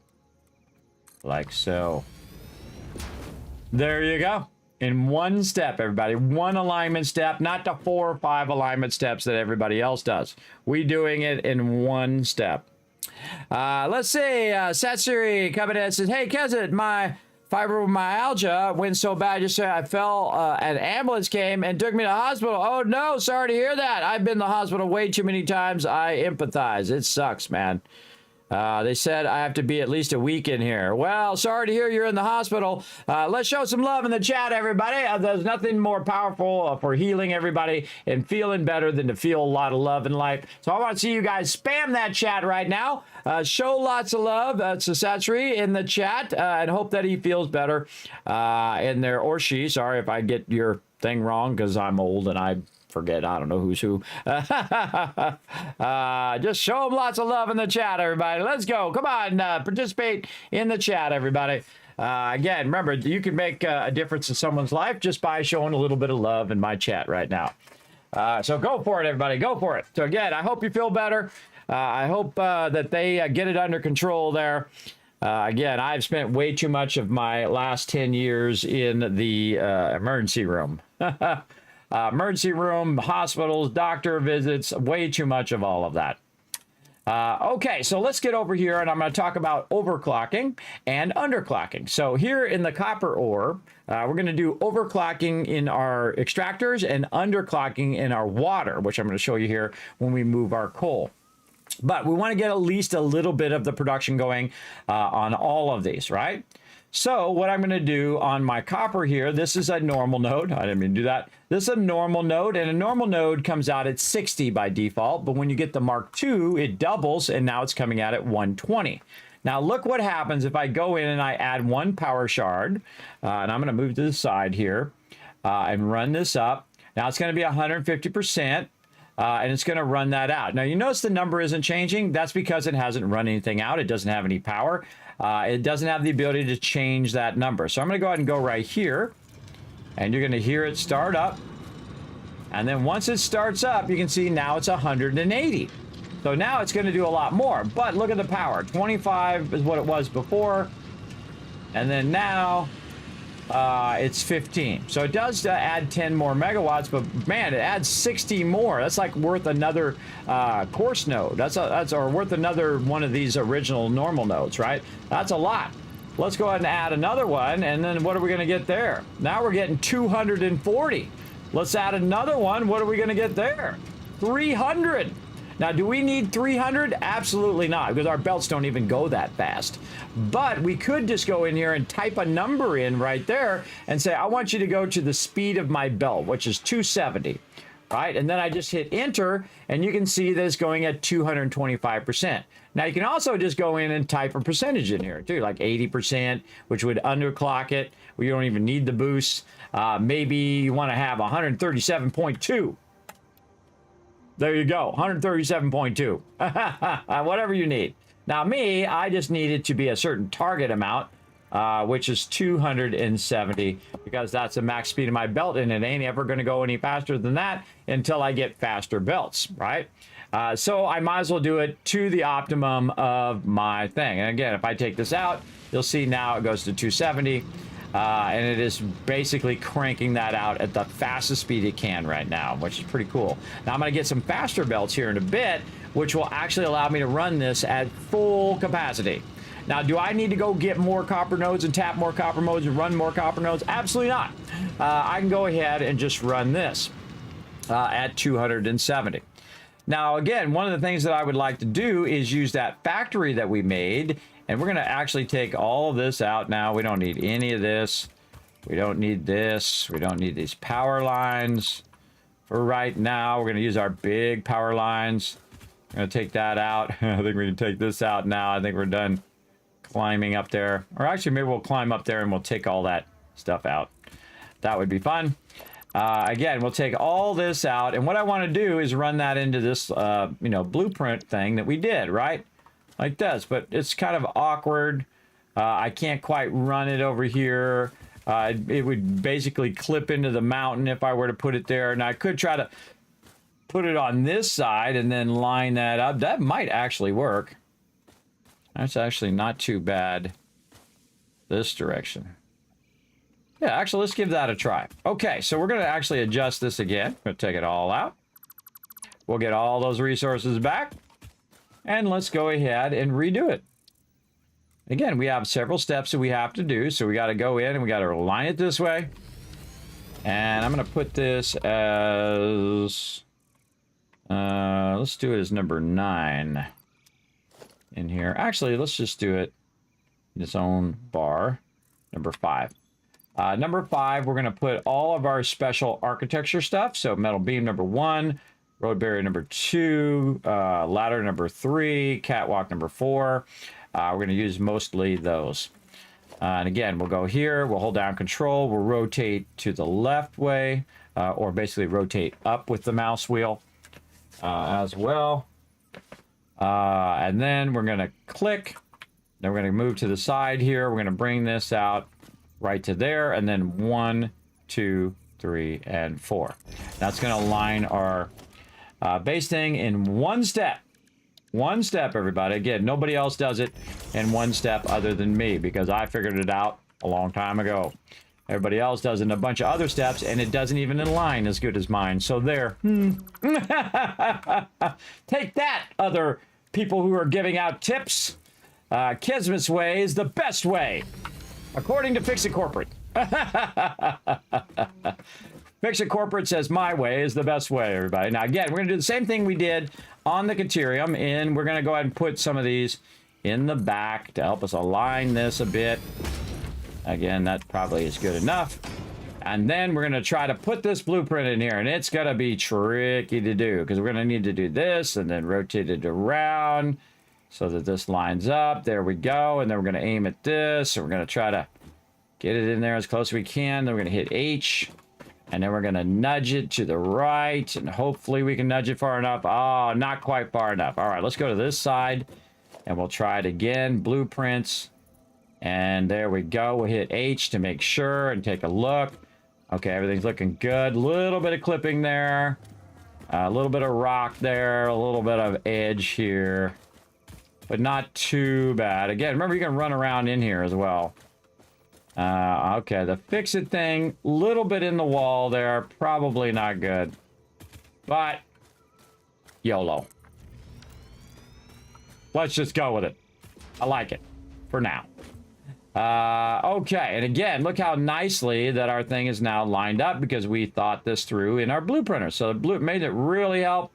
Now, if you missed me doing blueprinting earlier, everybody, you can go back and watch this VOD. I did it in the very beginning. I set all this up so you can see all of that.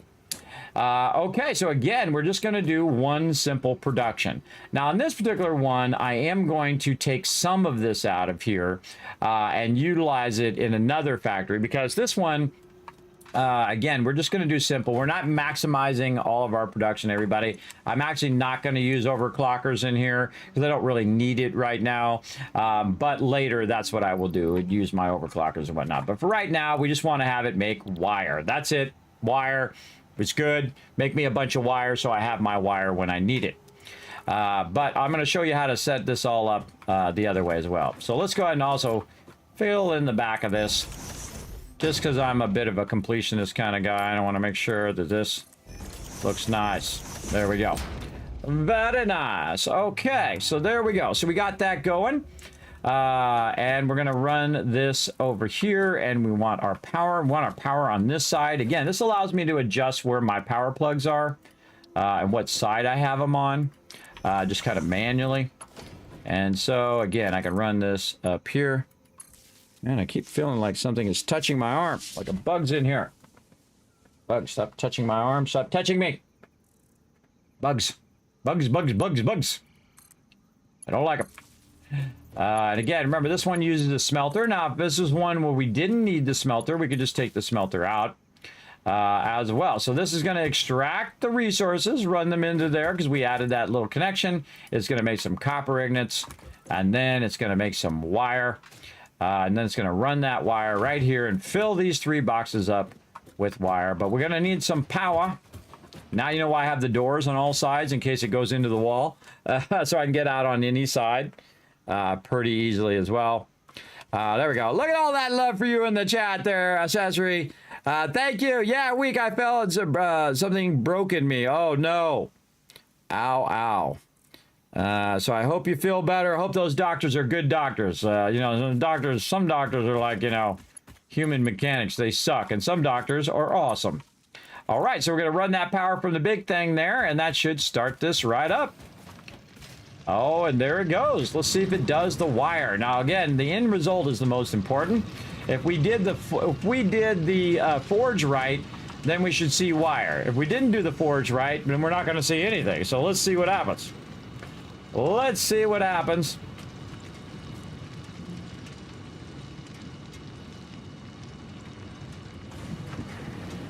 Oh, I hear the forge going. Oh, and there goes our constructor. And there goes our wire. It's going to make 3 boxes of wire over here.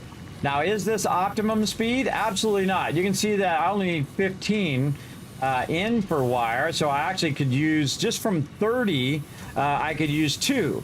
But if we want to do the math, everybody, if we overclock this, say we clock this to 300, we could go in and say, okay, 300 divided by 15 would be 20 of these constructors that we could make right now if we overclocked and we had a belt that was fast enough.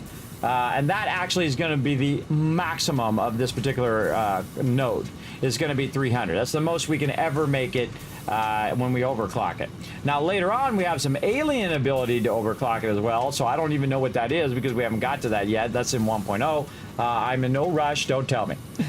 Don't tell me. In fact, listen to this FICSIT announcement. Official FICSIT corporate regulations prohibit backseat gaming.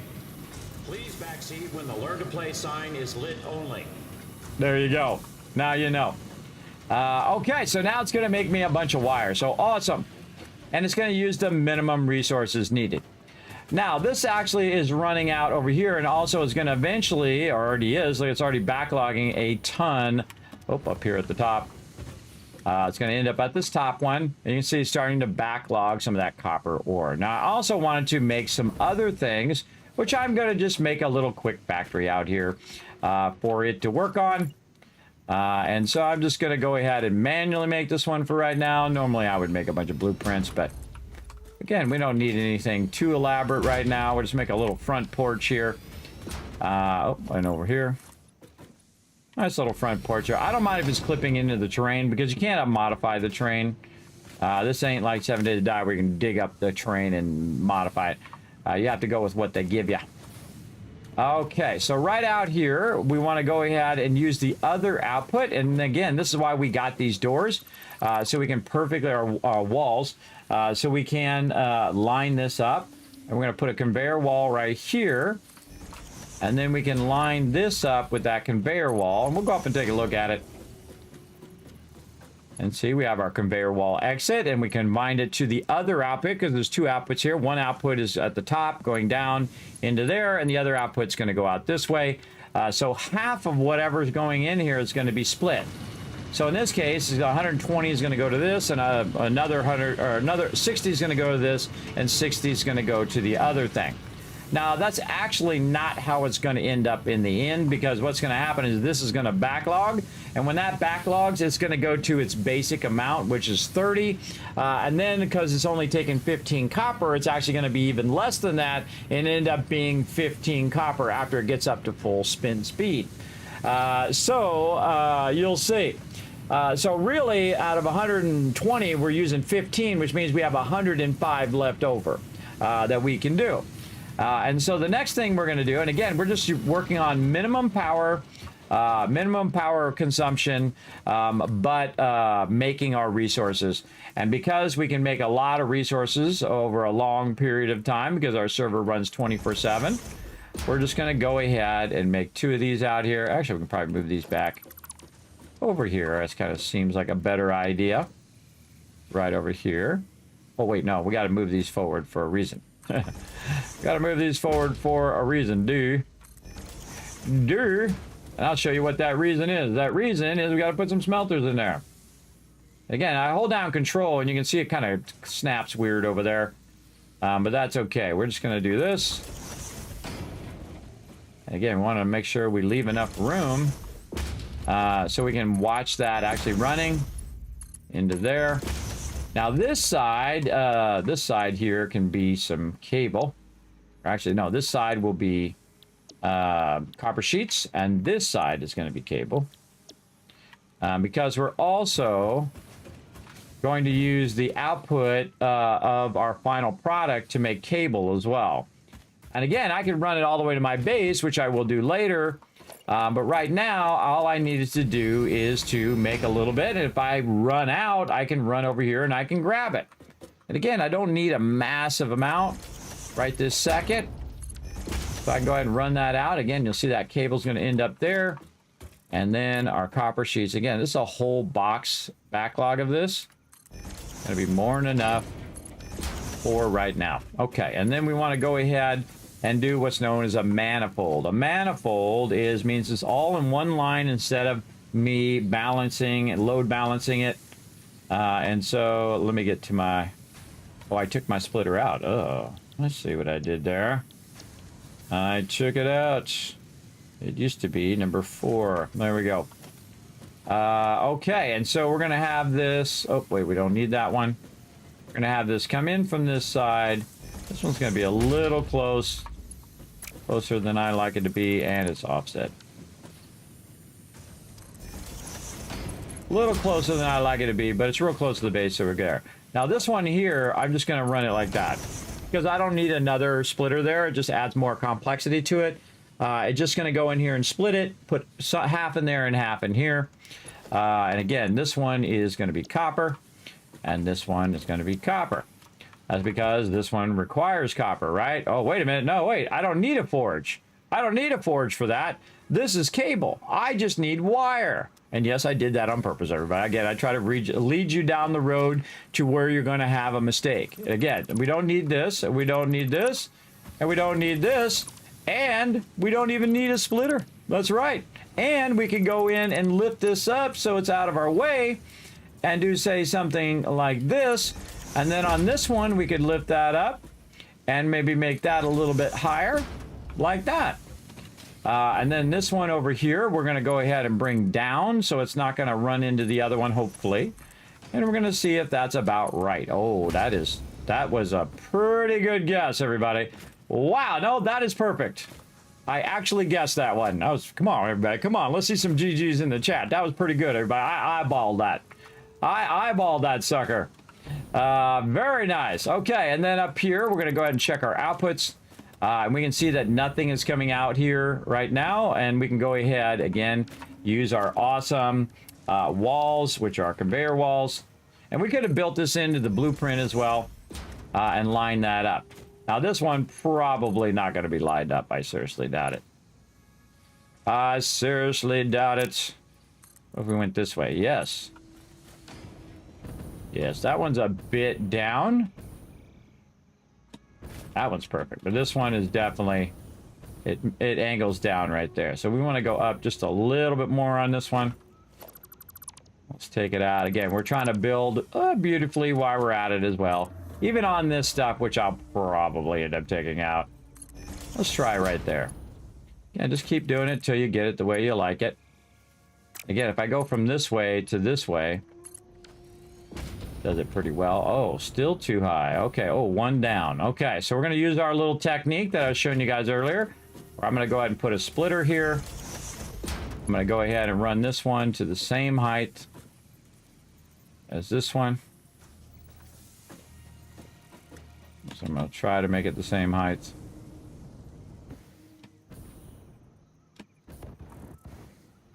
Let's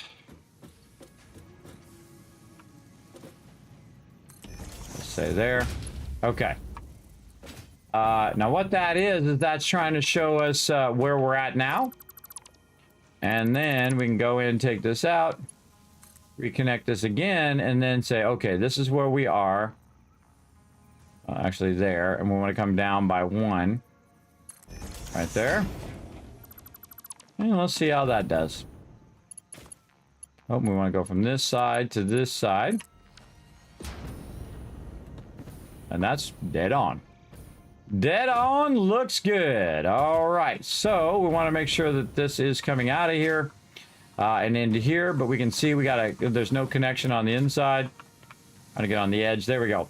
There's no connection on the inside, so I can go ahead and run this here, and we'll see that wire come out, turn into cable. Now, one of the things I can also do is, so that I have a backlog of the wire for me, is say, you know what? I don't want to do that at all. Nope, nope, nope. I don't want to do that. I want to take this out, and I want to take this out, and we're going to go ahead and go all the way to the bottom. I'm about to blow your mind, everybody. Blow your mind. We're going to go all the way to the bottom, which has multiple lifters running right now. And instead of running both lifters, we're going to take one lifter out. We're going to go ahead and take the door out if we can here. Door, very awkward. There we go. And then basically put in a wall conveyor. It's also going to be very awkward here. And then we'll put our lifter in there. And we're just going to aim this. Let's see. Maybe something like that's pretty nice. And so basically what we're going to do is... Oh, no, we didn't want to do that. We wanted to do... Yes, this. Again, we're clipping just a little bit into the thing there, but we do what we got to do. So we're going to take this and we're going to run it to this connector here, and that's going to go up the lifter. And this lifter is going to go to this. But what we're going to do is we can actually use our wall hangers to hang that along the wall. And let's see exactly what level that's at. So... Again, we're kind of looking at how it sits on the wall. There we go. So it sits just like that. So we want it to just be one thing up. And we come down here and try to line this up. And again, if you want this to be a nice 90, you want to line it up, say like this. We'll bring that up. And it automatically does the wall hangers, by the way. Like that. And then we'll take this out. Go ahead, turn this around now. And then we got to do this. And we'll see if I did it a little too far. Yeah, a little too far there. Let's just go ahead and back that up just a little bit. Now I'm going to leave that wall hanger there. I'm going to middle mouse button it, and then I'm going to go ahead and back that up by 2. And then test this first before I go back and do the other thing. And that is beautiful. All right, very nice. And then run this around here, and we're going to do our nice straight so it does the curve. And now we did that. Hey, look at all the things I'm teaching you guys today. Now, why am I grabbing it from the bottom, everybody? And that's because some of it is going to go up and some of it is going to stay here, which means that I'm backlogging some of it for me. So if I go to the top box here, we can see we have some at the top box. So once that is done running out and filling up the other box, it's going to backlog into this box and we'll get more out of it there.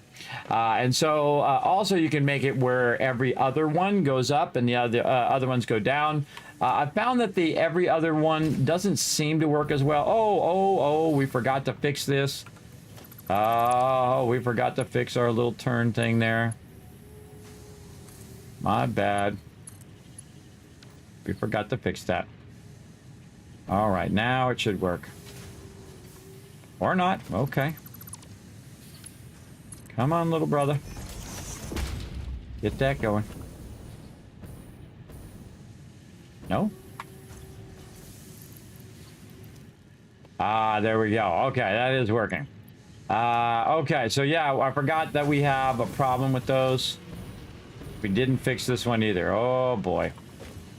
We didn't fix that on the blueprint. Again, when you make a mistake on your blueprint, you definitely want to come back and fix it. Otherwise, you're going to make a bunch of plants like I'm doing right now that do not line up. There it goes. That is working now. Okay, good. The thing is wrong because, you know, you never went in and fixed it. So, again, sometimes it's hard to see because, you know, you're clicking in, you're expecting it to work a certain way, and then it does something weird, which does happen. Now, I'd actually move my entrance up here and actually spin this around the other way. And this way I can jump up here like this, and then that would open, and I can go in, and then it would automatically close on that side. Same thing down here. We can use that one down there that'll open and close. Okay, so this is running. Let me scratch my eyeball. And now we got to get our power running over here for our cable. So let's go ahead and try to find our power right up here. Again, we got 4 on the outside and 4 on the inside. So very nice. And that's going to make me a bunch of cable. And then also, it's going to go every other one to save me some wire as well. So 2 of the boxes are going to save me wire, while it uses one box to run out the wire, or basically half the amount of wire that it's producing. For this and the cable, and then that cable will finish, and then it will backlog, and all of those boxes will be full of wire. And then over here we need some power on this side, so again we'll snap this right up here, nice and convenient. And that's going to convert into copper ignits. Then it's going to take those copper ignits and run it into copper sheets, but we still need to run some more power. And now we have power there, and now that's going to make me copper sheets. And then we'll go ahead and double check. You want to double check all the different parts of your process to make sure that it did end up at the end. You did it right if this stuff ends up at the end. If it doesn't end up at the end, then there's something going on with your factory that you need to go back and figure out what the heck is going on, right? You're like, oh God, what happened there? Now in this case, copper produces these 3 things.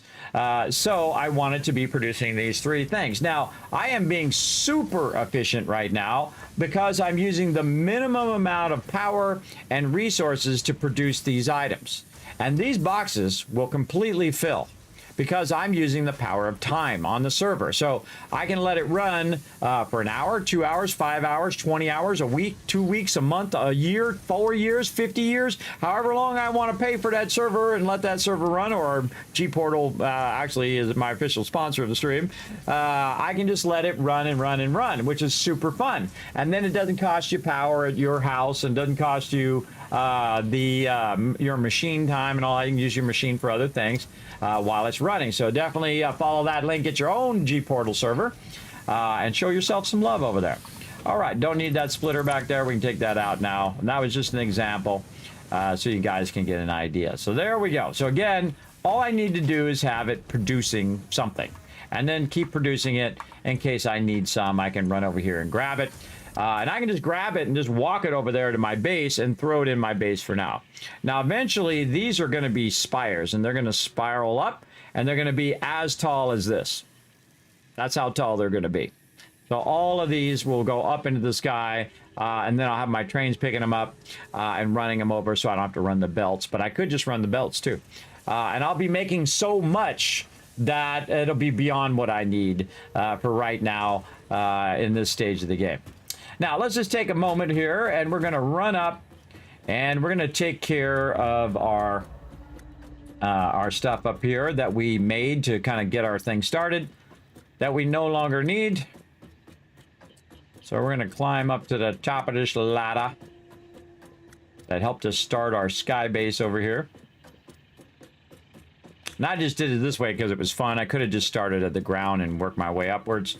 Either way, you can do it. But again, this was just fun to jump up on top of this thing. Again, there's a lot of flowers and stuff up here too. So if you're looking for pale berries, you know where to go.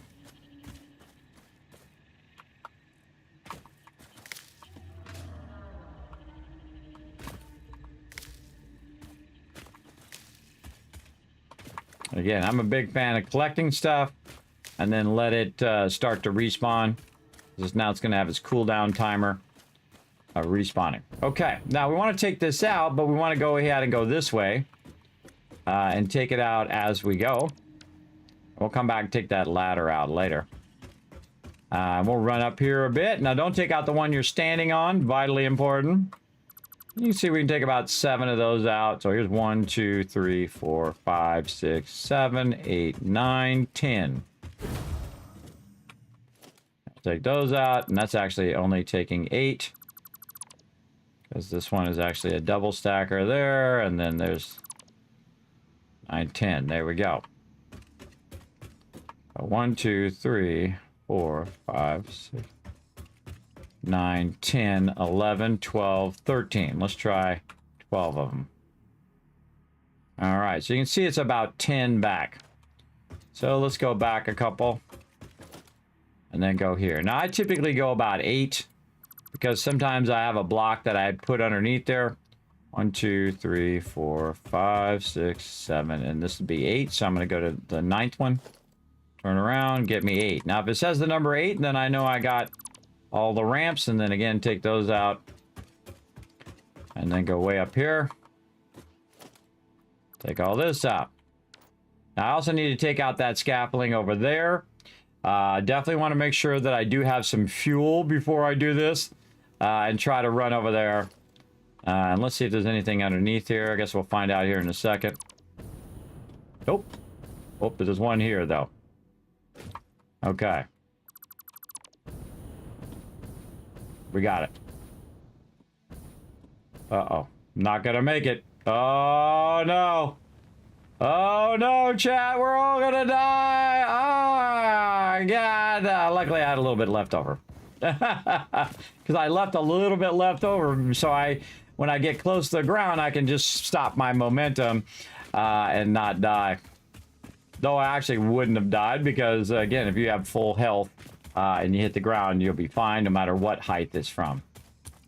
Okay, and over here we can also take all this out. Again, take out all this scaffolding that we're using for all of this. And then in here we go. Up we go. Now we're going to reestablish our space elevator when we need our space elevator. Right now, don't need it, and I don't have any production that goes along with it. But we're going to go back up here to the top and get this going on. How are we doing over here? Yeah. Okay. So we got that done. We got our hyper tube in there now. Got to redo our production over there. What else are we doing here? It's a good question. We're gonna move our other stuff, but we got to build those first. We got to build that other stuff first. Trying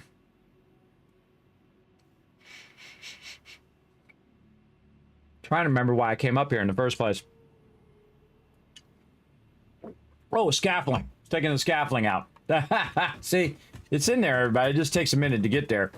It takes a minute to get there. All right, let's just kind of peek off the side and see where our scaffolding is right there. All right, here we go. I knew there was a reason. I knew there was a reason I went there. Again, sleep apnea. Not very fun. Right there. And a lot of insomnia, too. It sucks when I get off stream and I'm like, all right, let's rest up for the next stream. And then I go in and I'm just sitting there for hours and I can't sleep. It just blows. Absolutely does. All right, we got a landing there, so I'll use this to go like this. Very nice. And then we're going to go ahead and go to this other side. So we're going to try to go around and use our jetpack. Always a scary thing. And then before we do this side, we're going to go ahead and do this. Now, this ends up somewhere up here. So let's go see where this is. What's up here? Oh, that's my manifold right there, my sorter. All right, so we're going to have to find our way out of here or just drop to the ground. We'll probably end up just dropping to the ground, turn our light on. Yeah, there we go. Also, we can see that it's color-coded from underneath. So we could just see that that was it. By the way, we can also put our blueprints in here and change all of this. But we'll do that another time. We're going to go down here, and we're going to try to take out just this here. There we go. I think there's any more to take out, and then take this out, and down we go. Oh, I see some more over this way. We make it? I don't think we can make it. We don't have enough forward momentum. I don't think. Maybe. Nope. Nope. Because we got to save this for when we get to the ground. There we go. Not enough forward momentum there. It happens. Oh, we can just jump down from the back. Let's go back.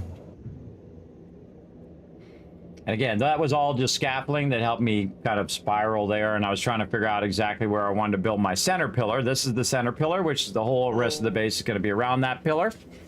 How's the Satisfactory story, Kismet? Actually pretty good, War Wizard. I haven't got all the way through it. Don't tell me anything about it, chat, because I don't want to know. But so far, pretty awesome. I like all the new voice lines. I like all the stuff. I think Ada's pretty funny. And all the things that she says. So, yeah, pretty good. All right, it's not there.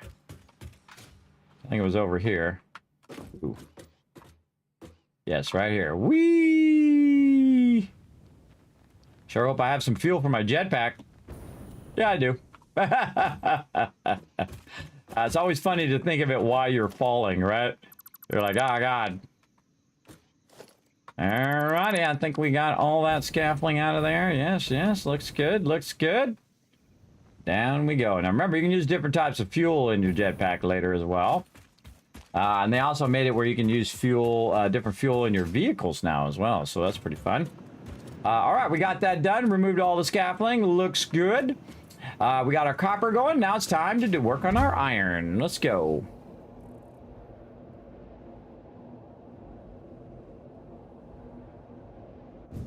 Okay, nice. Now we've got a couple nodes over there. We got our iron. Oh, maybe we'll work on our, let's work on our other one here first. Let's work on our concrete first. Concrete is one of those things you're constantly running out of, which is actually limestone. You're actually taking the limestone out and converting into concrete, because this one's actually going to make a really good, easy base to set up, or easy factory to set up. Okay, that's it. Bug. Where'd it go?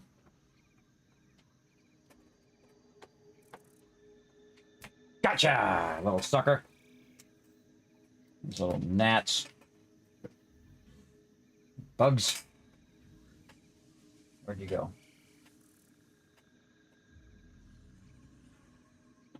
That's what you get. The bug keeps bumping in my elbow. Keeps bumping in my elbow. I was like, there's something touching me. Stop touching me, bugs. They love to come in here. I don't know how they get in here at nighttime, but they're probably on the other side of the house. Then my kids have let in, and then they work their way over here because they see my lights, because I have two key lights that I'm using, and they work their way over here, and then just bzzz, my face the whole entire time. Distract me from my epic builds I'm trying to do. Let's go. There you go. I haven't played it all yet, so I know nothing. I just got my computer running again. It blew the CPU memory controller. Oh, no. Oh, and you're 5,900? Oh, that sucks, bro. Just got it tonight. Well, hey, War Wizard, I hope you get it up and running. I've been having the greatest time. Again, if you want to watch past streams, you can go ahead and check it out, everybody, on the YouTubes. All right. So I'm going to line this up, kind of perfectly line it up to this thing and run it forward.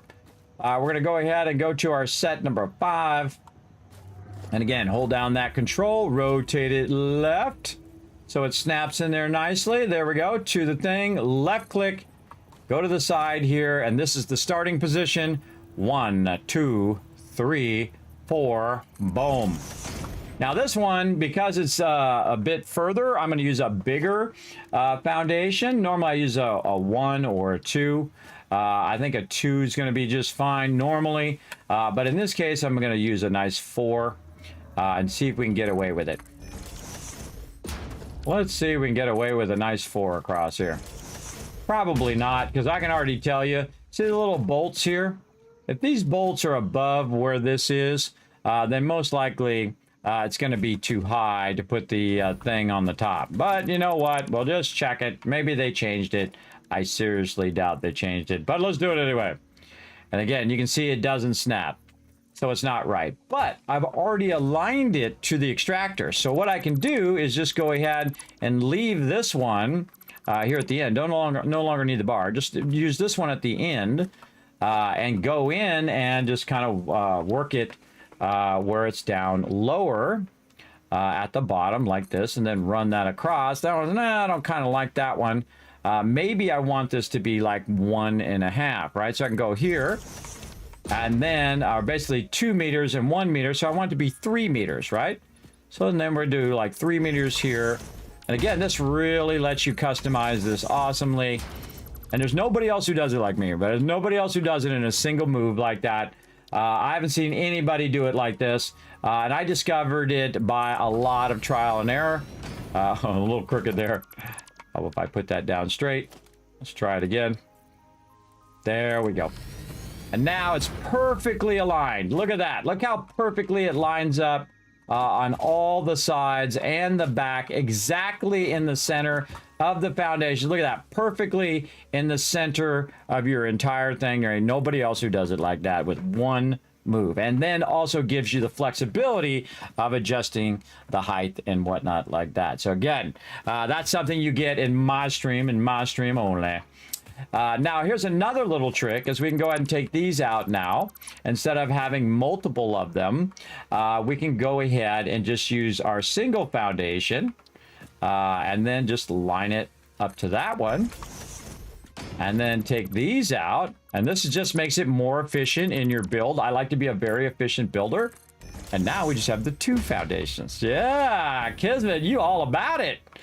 So we're building forward and backwards and forward and backwards. That's what we're doing to get the end result that we want, that uses the minimum amount of items. So we used the bar to align it. We snapped it to the bar. Then we built it at the size we want, at 3 meters up off the ground. Then we came back and used our 4 meters. And now our 4 meters, you can see the little dots right here where it matters, right where this thing is underneath the node. And so if these little dots are underneath the node here, mwah, chef's kiss right there, everybody. Perfect. Perfection in building. So there you go. There you go. Yes, and you do ramps to the thing? Well, I don't bother to do any of that. I make it perfect every time. And I like it to be up off the node so I can't see the node poking through the top. That's why I made it a little bit higher. Because if I put it down a little bit more, and I could put it down a little bit more again, by the way, I can just go in and say, hey, I want to move this down by 2. Like this. Again, always keeping that, at least one of them to keep that grid going. And so I can go in and put a 1 meter foundation in there and then take this and move this down. Oops, we're gonna try anyway.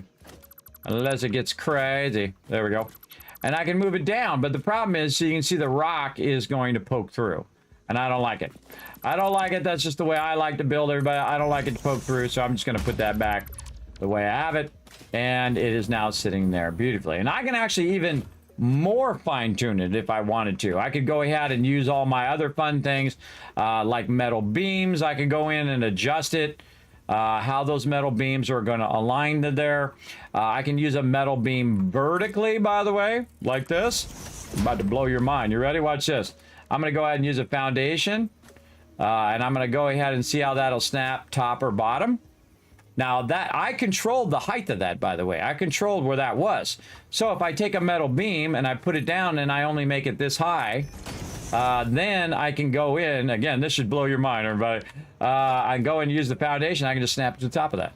Now look how off it is from the rest of that, right? It's not snapping to that normal grid that you do, right? Or the world grid or anything. It is snapping to the grid of the node. The node is not aligned to the world grid. So you snap it to the node, and then later, I'm going to show you how to take it from the snap of the OR node and align it, or make it aligned to the world grid of the rest of your stuff. Like this is all world grid aligned, everybody. I started with one block, aligned to the world grid, and then I build out the rest. And that's how this is right over here. But this, I can align it however I want. Again, that's what these beams and the, again, these are more advanced, the road barriers and the catwalks. And if you guys missed it last time, I'll give you a little thing about the catwalk here. You can go ahead and do a catwalk like this, right? And then you put the catwalk down, and then you hold down control and you can move it ever so slightly.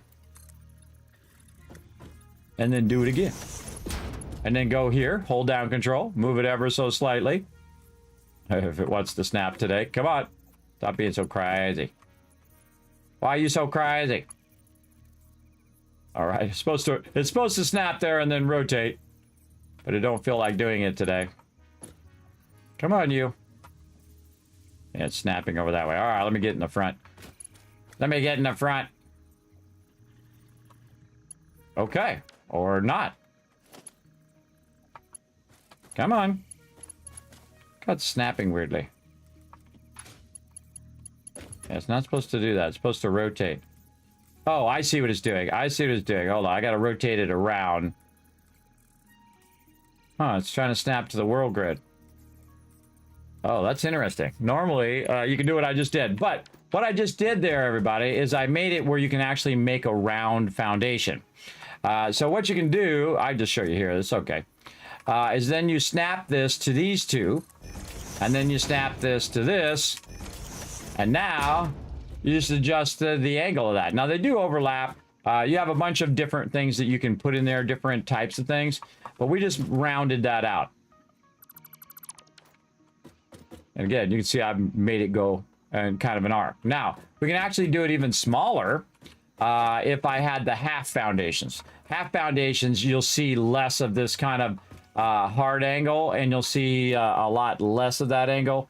Right, it'll be, instead of it being like this, it'll be like this, right? And it'll be a bit of a smoother edge. The problem is this, when it does this. Now, maybe you're trying to make that design. Maybe that design is what you like. You like that. And then again, if I keep it going this way, you'll see that that design keeps going and starts to widen out. And maybe that's your thing. Now, the only problem is this right here. And I can't stand that, everybody, where it does this kind of Z clipping, where basically the texture starts fighting with each other and whatnot. But that's how you also do arcs, and that's how everybody does rounded things, whether they use a single catwalk or they use a double catwalk. Now, I think it's dumb. And that's just me. I don't know. I'm just a practical person, everybody. Let's go in and put in some foundations. And we're going to zoom in a bunch of these, right? And what we're going to do is I'm going to show you some about train tracks for a second, which I think that these should do the same thing. Okay, so first, let's just go ahead and think about an arc in a train track. Now, we're going to come back to it later and do this again. But let's just go ahead and pick, like, I don't know, this kind of greenish color here. So 1, 2, and 3. And then this would be 1, 2, and 3. Whenever you're going into a corner and you want to create an arc, you want to go ahead and do trains. You're like, Kismet, what does this have to do with foundations? Don't worry, I'll get there. I'll get there. Just follow along with me, everybody. Just stay with me. So what you want to do is you go into the corner like this, and then you go ahead and arc over here, right? So it should go around like that. Now, this is going to make it go straight. But if you add more to this side, and I'm going to add a little bit more to this side, and you put these sides down first, it's going to make an arc, right? I'll show you. Go to railway. We'll go ahead and just go way back here. It doesn't really matter. By the way, they also made it now with railways where you click and you hold down control and it will go perfectly straight. Control will constrain it to straight. I think it was control. Yes. And I'm going to put it right here before the arch. And then same thing over here. I'm going to go over here. Why is this not rotating? There we go. And come on, rotate up. I don't have enough things on the side to help it rotate. Try to put it on the ground. Stop that. Stop that with your craziness. Rotate. Okay. Or don't rotate. Whatever you feel like doing, brother. Whatever you feel like doing, I guess, today. Weird. It's not rotating.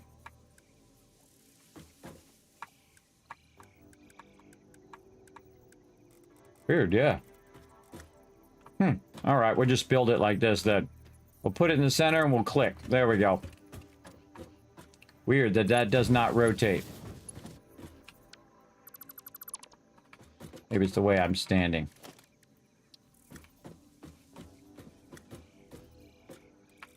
Okay, it rotates out there, but it's not rotating on the platform. What the heck? I mean, it's on snap mode. Yeah, that needs to be fixed. What the heck? I wonder if that's a known bug. Huh. Because normally you can rotate that. Yet if I put it on the ground, you can see I can rotate it. But on foundations, it doesn't. All right, it's wasting my time. But basically what you can do is just go to this one and click this, and then you can arc it like this. And then you'll get like a very perfect arc in the corner. Like that. And then what we can do is pick this up, and I'm just going to run the rest of this. I was going to show you it not working first, but now I'll show you it working first and then do the other way. So there we go. Now here's what happens if you actually try to connect this together. Oh, perfect. Nice. Right? Now sometimes when you're doing an arc and you're going beyond this edge, like this, and you go beyond it, what happens is the arc makes it really weird. So it's doing this, which is not what you don't want that. You don't want that. That's bad. Also, if you do it too close, it will say, no, you can't do that, and whatnot, right? And you're like, okay, still, what does this have to do with foundations, Kismet? Now, I think what you should be able to do with foundations is the same thing you're doing with this right here, is the fact that you could just have a foundation shaped block, because this is just a extrusion here, everybody. That's all this is. See, this is an extruding piece. So it's extruding that piece along this edge and then kind of filling in the edges with these little details and stuff. But it's basically extruding that along. And if you could make a rounded piece extrude in a train track, you could make a rounded piece that extrudes like a foundation. So why not make a piece that's like that railroad thing that does the same thing for foundations, so we don't have to do this little wonky stuff that we have to do all the time? Why not just let foundations work like railroad tracks? And so you could have the standard foundation and then the what's known as the arc foundation.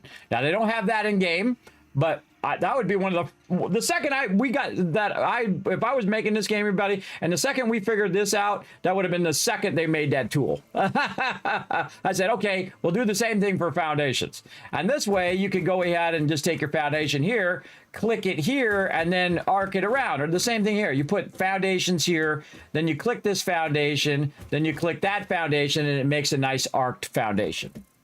Be awesome. Amazing. Amazing. So I think that's something they should add to the game. That's just me and my crazy ideas. Put a 1 in the chat if you think they should add that. to that. Now, we're going to get more into train tracks and all of those kind of advanced things that I was trying to do right there. And you saw what I tried to do. So again, showing you some really good stuff. And this is advanced building stuff that you can start to think about and utilize in the earlier game, especially when you're trying to align all your stuff perfectly, like mine. Very nice. Very nice. Okay, now we got a factory to put in here, everybody. Let's do it. Now, before we put our factory in, again, we want to go back here. Just add these at the same level. It's going to make this a lot easier to align it. Now, I would go on the long side, which is going to be the right side of this blueprint. Go on the long side, and again, rotate this around. Again, you can see the openings here, and this would be the short side, just one foundation, and that side has two foundations. So we're going to just rotate it like this. We're going to aim it at the edge like this. Oh, I don't have enough wire and screws. Okay, let's go get some wires and screws. Luckily, we've got a hyper tube right here. Convenient. Yes, you guys like that? Lots of ones in the chat. Yeah, there you go. Again, Kismet's showing you some stuff that you won't see anywhere else. Showing you my best tips, everybody. My better best.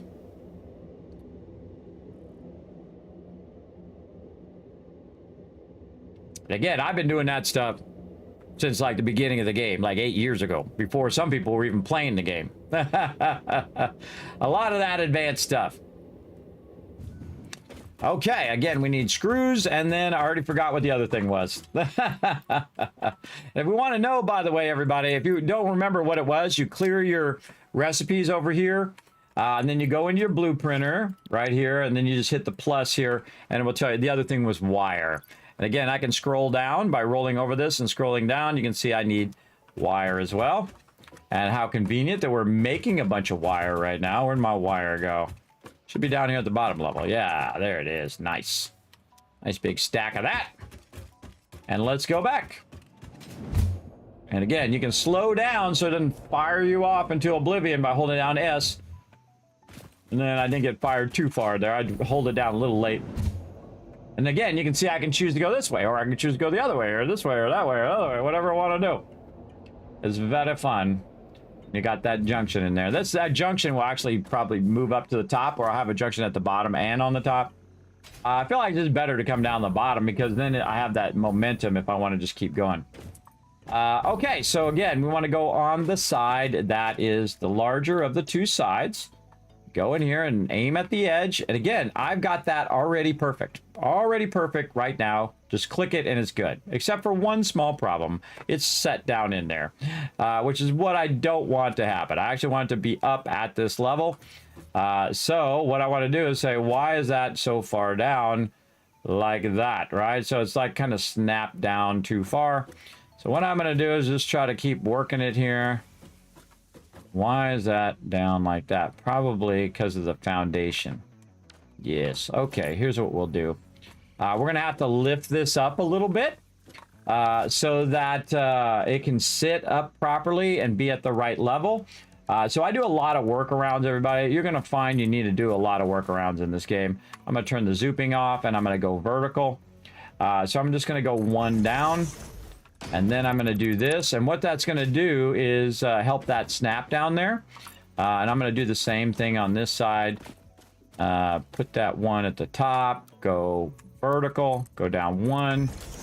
Take this off of here. And that should help it snap up a little bit. Again, sometimes you got to build a little bit of scaffolding to make your blueprints go where you want it to go. And this is another exclusive here in my stream, everybody, is to try to get this to snap how you want it to snap. Yeah, it still doesn't let us do it.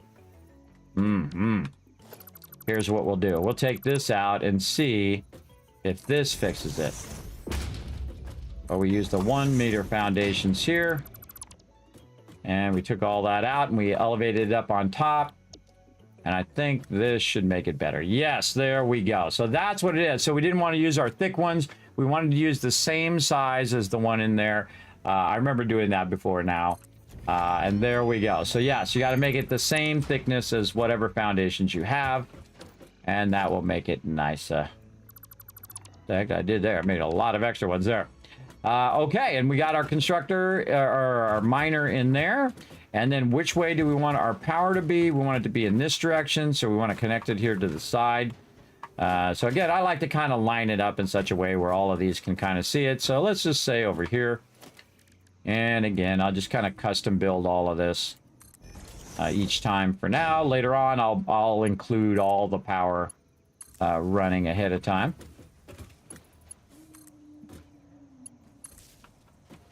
And again, you don't always know which direction you're going to run it. And there we go. So we got all those going, and then we can go out here, and we can go ahead and get this started up. But Fred, get your head out of there. Crazy Fred. Sticking his head in there, wants to see what's going on. Fred, why you gotta always be up in my business? Can't you see I'm working here? Can't you see I'm trying to get some work done? Yeah, good. Go on. Go on. Good boy. Go on. Get out of there, Fred. I'll make sure I'm recording all of this ridiculousness. I am. I got OBS up on my machine. I'm recording the raw footage as well as me streaming it as well on my other machine. Okay, so here we go. So this is going to start up, and it's going to start extracting that limestone. Now we're going to go ahead and take this limestone. We're going to run it right into there. It's going to do all the things. Oh, and we still didn't fix our blueprint, did we? No, we did not. Bad Kismet. Not fix his blueprint. Got to get this blueprint fixed. Because it's darn broken. Yeah, it's these middle ones that are messed up. But at least we know they're messed up, and we can fix them right over there. Where did I squirrel on? No, I still got another 27 minutes on my break. Again, I have my I have a timer set for it over here. And I actually even call it break too. So, again, I try to be good. I try to be good on it. But sometimes I do forget, or I get sidetracked and it goes off and I'm like, oh, I want to finish this one more thing. You know how it goes. All right, let's finish out the back of our factory here. Make that look nice with our cool sliding doors. Oh, takes a second for it to kick in. Come on, sliding door. Sometimes you got to go away and come back. There we go. I also like to sometimes face them toward each other so they move away like this, which is really cool because then it's like a double door. That's what just happened right here, is that both of these doors went in opposite directions. And when they close like that. When they open like that. So you have a bigger area to get in and out, which is pretty cool. All right, so this one's coming down and it's going to this smelter. And we're going to go ahead and smelt ourselves some concrete. No, you don't need the smelter for concrete. I've done that many times, and I've also accidentally sent the iron into the constructor without the smelter, which is not good. Now, in this case, this is just raw stuff here that we can just go ahead and run the raw stuff right into the constructor. And then this constructor is going to make some concrete. It's going to make it at 15 per minute, which is really not that much. And this is one of the first things you'll want to massively scale up. Is this production of your concrete. Now, again, this particular node is a normal node that's now a Mark II, so it is going at 120. And the maximum it'll ever go as a Mark II is like 300. So, and we don't, do we need 300 right now? Do we need to make a bunch of constructors and do a whole bunch of stuff? Not really, because we're going to be reworking all of our power. And that's why I'm not scaling up all of my stuff. And I could totally be doing that, scaling all of these up. But all I need to do is have a little bit of concrete and a little bit of wire and a little bit of dish and a little bit of that. So I don't run out. The most important thing is that I don't run out of it, right? Look at how it's floating in there. Cool. Cool. Maybe we'll go ahead and just, make it look nice. Now, again, everything you put down comes out of your budget of visual. But you know what? Just for you, chat, I'm going to go do this and make it look legit.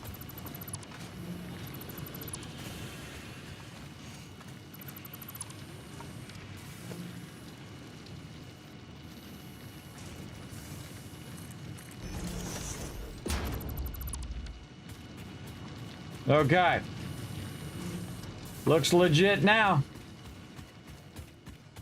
Looks like it's actually holding that up. All right, and then we'll go ahead, add a little bit here. Like a little front porch, so we kind of know where the front of it is.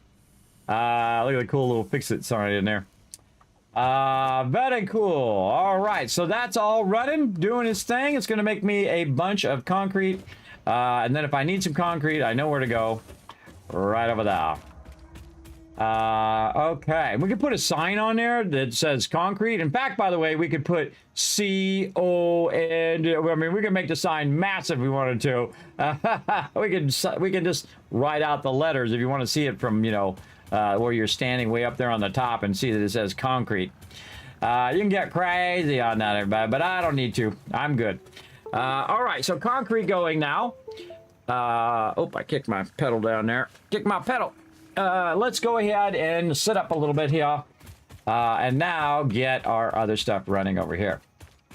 Now, again, this one's kind of up on the side here. Maybe this one right here we could get away with, and we'll just ignore that other one for right now. And again, since we're doubling up now on our extraction, we could probably get away with it. So I'm going to go a little bit faster. I think you guys got the gist of me doing this. And again, if you have any questions, feel free to let me know in the chat. And we're going to click that. 1, 2, 3, 4. Boom. And then back to our foundations. Doesn't matter actually which foundation you put down, but I like to put it down, you know, where I think it's going to be about the right size.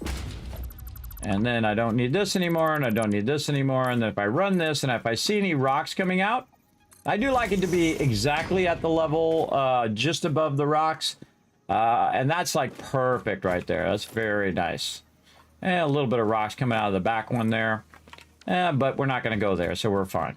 And then the other problem is sometimes you get all the plants through there. That's another thing I don't like. It'd be great if when you put it down, it just automatically removes the plants. Like it does in Fallout 76. That would be amazing. But since it doesn't do that, we're going to do what we got to do. And we're going to go ahead and line that up perfectly to the node. Very nice. And then we're going to take this out. And we're going to actually have to do this temporarily, at least. Back here to align our factory. Again, all we got to do is probably just a couple of them is more than enough. And then align the factory here. Oh, and I don't have enough of all the things again. Okay, we got to go get more of the things. Let's get them things. Let's go. Yeah, look at the lizard doggo. What's up, little buddy? Lizard doggo. He's so cute. Look at him, he's so cute. Looks just like this guy. Now, we can tame a lizard doggo, but I don't want him to follow me around because I'm going to do a whole bunch of things and he's probably going to die if he follows me. So, we'll just leave him as is for now. There you go. All right, now we're over here, and up here we go. Let's go get some stuff for our thing. Kind of a funny irony that we're making that concrete down there now. Could have grabbed that concrete from down there, but it's going to take a while before that backlogs and fills up with tons of concrete. But again, our goal is to let this run. And then if we have all of our separate things running, even if this running slowly, it will run for a very long time, all weekend long until Monday, we'll be back and do some more. Now, I'm not going anywhere right now. We're going to go for as long as we can today. And then we'll be back Saturday night and doing some fun with my team in some 7 Days to Die. Over here. And in fact, let's get 2 stacks of that, and then iron plates, and 2 stacks of that. Reinforced iron plates, maybe cable. Trying to look and see anything else I can grab that's going to cause me to have this problem again. Grab that. Iron rod, maybe.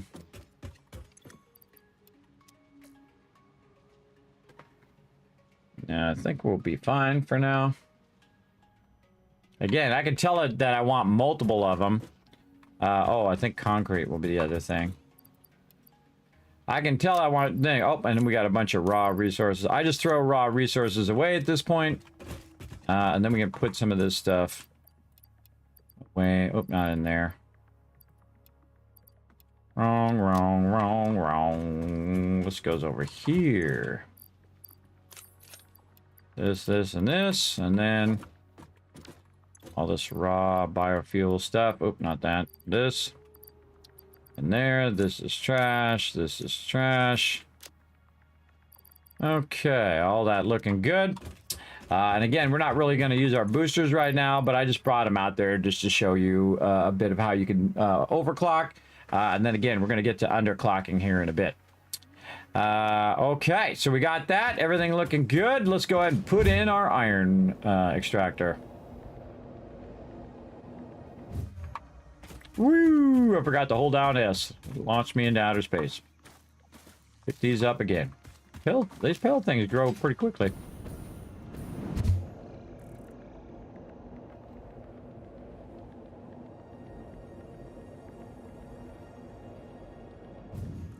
I got a wall on that one. I need to add a wall to that other one. All right, let's see if we can get our factory in here now that we have the resources. And again, go on the long side, which is going to be this way. We're going to use our blueprints. Again, just going to speed up a little bit. I think you guys got the gist of this now. Again, if you have any questions, you let me know because I'm going to speed way up. All right, we're going to like put this on 5 times speed. Here we go.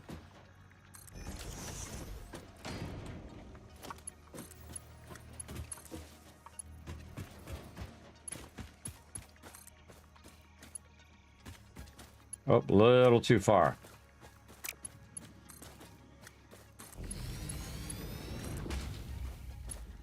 There we go. And see, what I'm going to do is start this up first. I'll let that run while I'm connecting all this other stuff.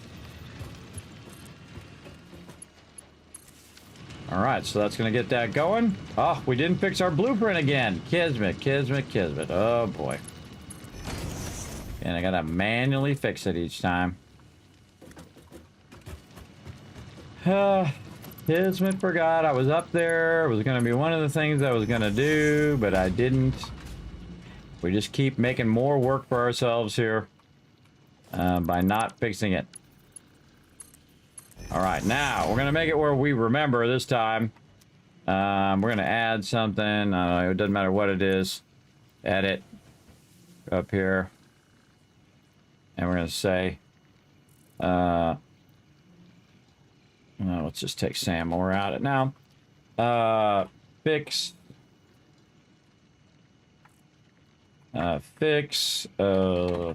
blueprint.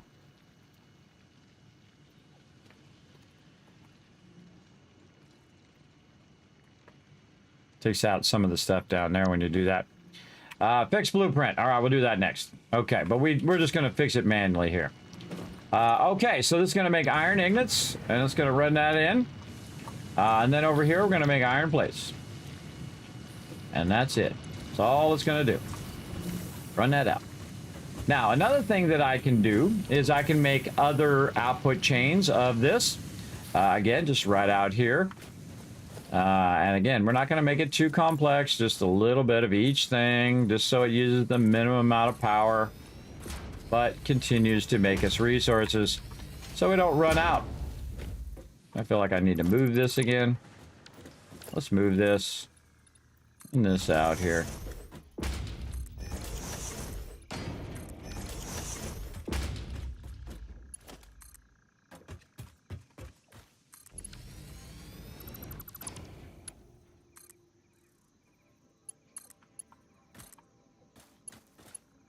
All right, and let me see, we took out some of that power and used our large power now. Okay, so now we have our plates, which is your basic thing that you want to do. And then we also want to make some rods, and we want to make, we'll do our constructors first. I want to make some rods. This time I'll push it back even further. So we'll say rods, And we'll also make a separate rods, and you'll see why. So both of these are going to be rods. Now to do these, we're going to need to use our smelter. So they have their own line. There we go. And then we'll connect these. Again, I'm going to speed up again because you guys, I think, have a gist of this now. And then in here, we're going to make rods. And in this one, we're going to make rods. And you're like, well, Kismet, one of these will run to 2 rods, and you're correct. But what I'm going to do is do this instead, and then take this out, and now you know why I moved that forward a little bit. And then I'm just going to go ahead and do this. Now, I can actually also put it in the center. If you want to do a little better load balancing, you want to put that in the center, and then just have it split this way. And then have it split this way. All right, very nice. And then, again, smelter in the back. Again, if I'm going too fast for you, just let me know, chat. I'll be happy to explain anything that I'm doing. I think you guys got the gist of this. And then we're just going to go ahead and put a little power pole right up here on the top. And you're like, Kismet, wait, how you put that power pole up there? I try to put the power pole there, and it doesn't go there. You might go like this. You're like, Kismet, I'm going to go up here on top. I'm going to go ahead and get the power pole, and I'm going to take the power pole. I'm going to put it right. Wait. I can put it there. It won't let me. What's going on there? How come you can do that? That's because I'm not using the power pole. I'm using the power line, and this is a secret, everybody. They won't tell you this in the manual. Again, this is why I'm giving you the missing manual here on the stream, because FICSIT Corporate forgot to send you a manual, so Kismet telling you instead. I'm your official FICSIT corporate trainer, everybody. And so if you do it with the power line, it'll let you sit this on the top. I think it should automatically snap to the top of it. And there you go. And now you can sit on the top, which I think is a very great use and a great, perfect spot for that pole is right on top of the thing, right? I think that's way more effective to be on top of the splitter than anywhere else that's kind of blocking everything else. Then we can take this and we can get these started up by simply just connecting that up in there, and then that will of course connect to there, and we get all the power. Get that going. Now what we need to do though is we need some raw resources, and then over here we know that over here we know that some of these are running out, right? So we've got this going in, this is going into here, and then we have some outputs at the top. All right, so this is, we go all the way to the top. For those who missed me building it earlier, that one right there is outputting. I'll just jump down. So this one's outputting and then going down there. But we have another one right here that we can go ahead and take this out and yet again use our awesome wall, our conveyor wall like that. And then we can run this into there if our big fat head wasn't in the way. There we go. Run that out to there. And guess what? How convenient is that? It's on this side this time. I know, right? Nice. Now, it'd be even more nice if it was lined up and I could move it and line it up. You know what? I'm going to do it all over again just for you guys. I have been playing for 4 hours. Thank you for reminding me.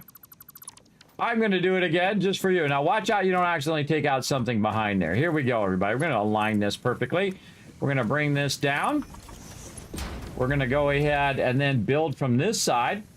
We're going to go ahead and build this all again, but then again, instead of building it backwards from the front, from the end result backwards, we're going to build it right here. Now watch this. We can go ahead and move this forward just a little bit or back, however you like yours, and then take this out again. Do not, your lifters are your number one thing. They're going to trip you up. But look at that. Boom. Right into there. Now we know we're going to use a splitter. So I'm going to put a splitter here. And again, we need to have that orange side over here. So it's going from green to orange. See the new line? Isn't that awesome? Very nice. And we want to be able to see it. So I put that in there. And then again, we're going to go ahead and put in our constructors very nicely. Right over here. And right over there. So they need to go forward just a little bit. This one was right. This one needed to go forward. Just a bit there. There we go. Very nice. And then sweet 90s. Notice that they're not together. I could put it also right here in the front, but I'm just going to make it like that. Much nicer. And then again, use our thing here. And I like to go up here so I can kind of see what I'm doing from up here. And then I can do these. and then this, and then one connection back to there. And then there we go. Now we need to tell it what to do. We're going to go ahead and tell it to do iron ingots, and it's going to produce 30 per minute. Now remember, we're making way more than what we need down here, everybody. We're making a ton. We're making 120. So this one needs 30, that one needs 30, and all we really need is 60, right? I mean, I could underclock that if I wanted to. Not going to, because later on we're going to really massively scale these up with modular plants. But we want to tell it what we want to do. So we're going to do iron rods, and we're going to do iron rods. We're going to do 2 iron rods. Now, in front of that, and we'll bring this forward just a little bit, like that, we're going to put another constructor right here. We're going to transition from this one, which is rods. We're going to make this one screws. And we're going to run right there, because you make screws from rods. Now, I don't have enough to attach this here. But what I can do, again, get our power pole, roll it over here, click that, bring it over. Look how it automatically does that adjustment. Very cool. And then run that right there. And now it's making me some screws. And then we'll go ahead and run this across here. And then we'll get our organization. Now, eventually, by the way, everybody, I'm going to stop using where I go in the menu and just use my bar and, you know, pick stuff up that way. But again, to get you guys started, we're going to just click the buttons the old-fashioned way for now. And then that's going to go in there, and that's going to go in there, and this is going to be screws, and this is going to be rods. There we go. So if I need screws, I know where to go. If I need rods, I know where to go. Now, it's going to keep running 24/7, and it's going to fill that box up, and when it's done filling that up, it's going to cascade backwards and turn off all of these machines once it's filled. Now, do I need more than 1 box of rods right now? No.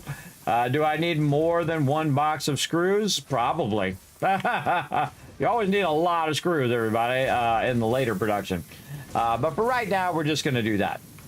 And we're good. So we have all 3 things. We're doing plates, we're doing rods, and we're doing screws. GG's all around right there. And we're doing all of our concrete over here as well. Let's go see how much concrete it's got done so far.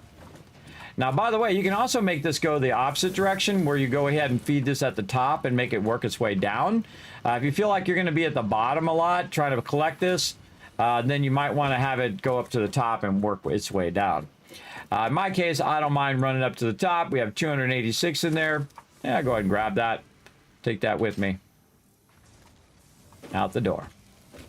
And there we go. All right. So copper nodes taken care of, our limestone, our iron. Again, bare minimum production because I'm working with the server. If I'm not working with the server and I was trying to hurry up the production, then I would then build as much as I possibly can, max it out. But again, when I max it out, then I'm also maxing out my power, and then I have to go build more power. So this is actually more efficient. Look at Fred in there. What are you doing in there, Fred? You're so silly. Oh, well, look at the galaxy in the background. Wow, look at that shot. Beautiful. Oh, it's moving. Maybe a little down.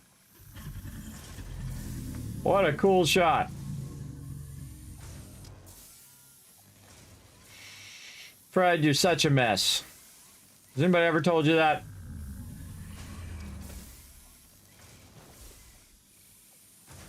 He's such a mess, everybody. All right, very cool. I love the spiral galaxy rotating over there as well.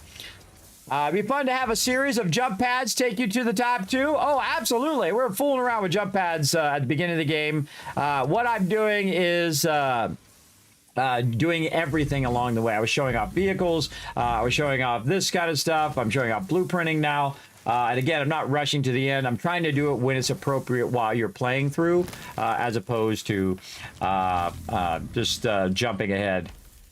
What are you doing, Fred? You're so crazy. Now, even though it's not my break time, everybody, we still got another 5 minutes. We are in a good point where this would be a good point for a break, because the next thing we're going to do is remake our coal plant, and we're going to illustrate it. We're going to go in and illustrate how my coal plant works, and then optimize the coal plant again, but much better this time, in a factory that's actually over by the water. right? And we're actually not going to use this coal over here for this anymore. We're going to use the coal that's actually on the other side over there. And I'm also going to show you something that's going to blow your mind about that as well. So we'll get all of that going in just a bit. But for right now, let's just go ahead and head up to our base. And then we'll bring up some words on stream for you guys. So get your super big brains ready.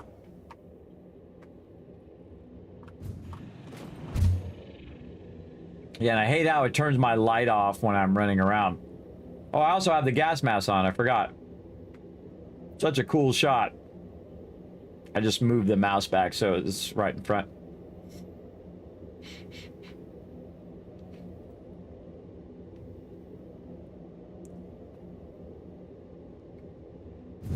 That's a ways up there, isn't it? Okay, so we'll just chill out. You know what we're going to do? We're going to go in. We're going to interact with the toilet. Oh, did it take my thing out? I don't remember. Oh, it actually went away that time. Oh, it went away. It wasn't going away before. Oh, no, it's not going in there. Huh.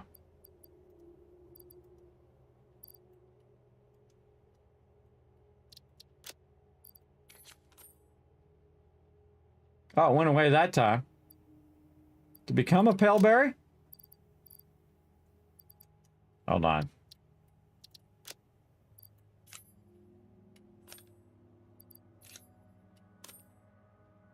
No.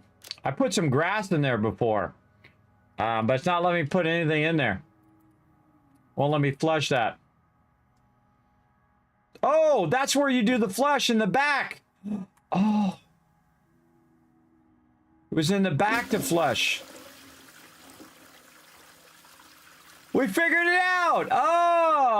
Oh! Now the water all over the floor.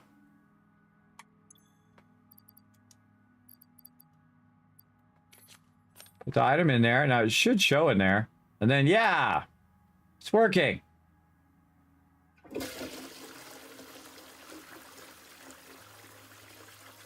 Oh, it's different. Yeah, see, that wasn't working before. We went and looked all over. The flush thing wasn't working. But now it's working. Hey, we learned some stuff. Fluid dynamics for pioneers, a guide for the rest of us. Yeah, actually, that's a pretty cool thing there. Hey, note to self, Kismet. Use that style later on.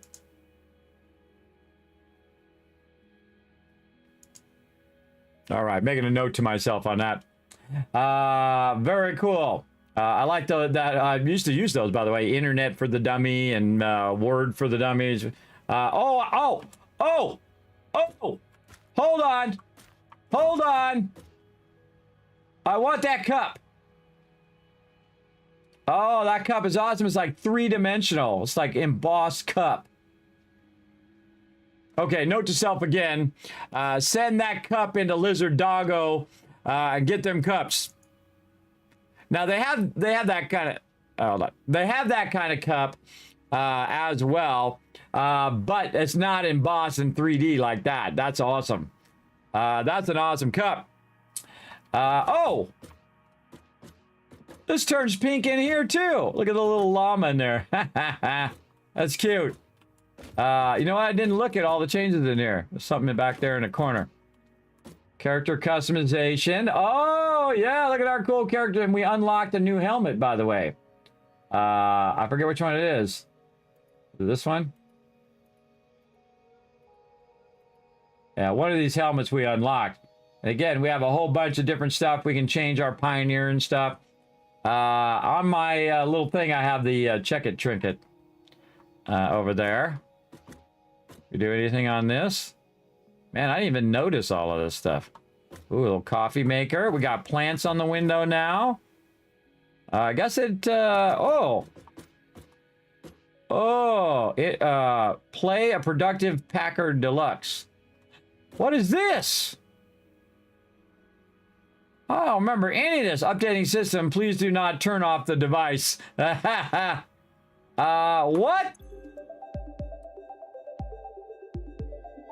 We're gonna have to play this when we come back. Otherwise, we're gonna get all wrapped up in it right now.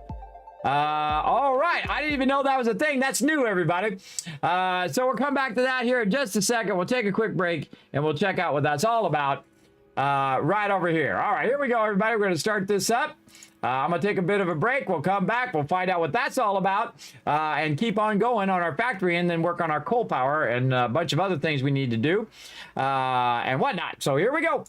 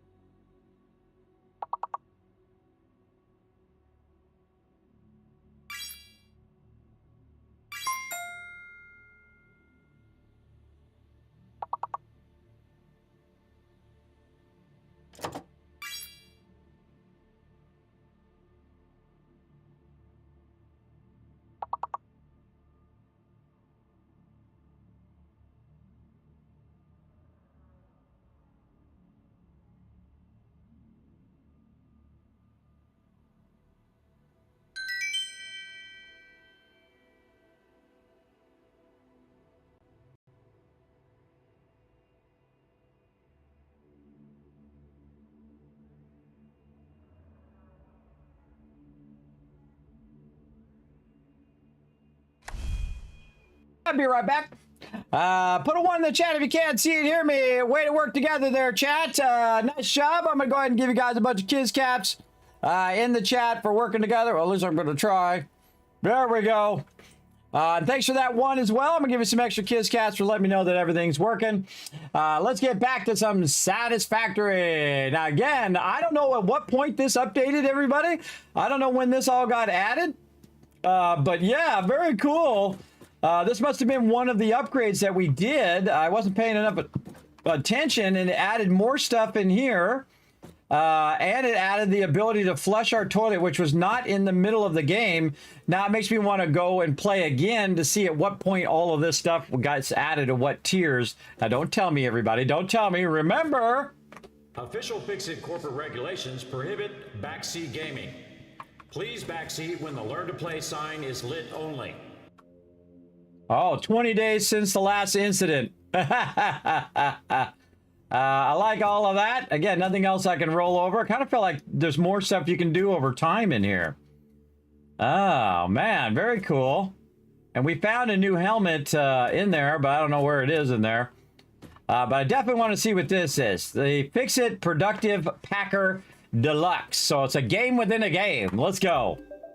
How to play. FICSIT Productive Packer. You are one of the lucky FICSIT employees given the opportunity to work on our esteemed package filling architects. Congratulations. As packaging filling architect, your assignment is to send as many well-packed packages as possible during your allotted time. Geez, that's really loud. During your allotted time. Place blocks on the boards to start filling the package. Each block you put in the package will add to your package points. The number at the bottom right corner of each block is the number of points that the block gives. Oh, wait, there's more stuff. Fill bonus. The fuller your packages is, the bigger your fill bonus grows.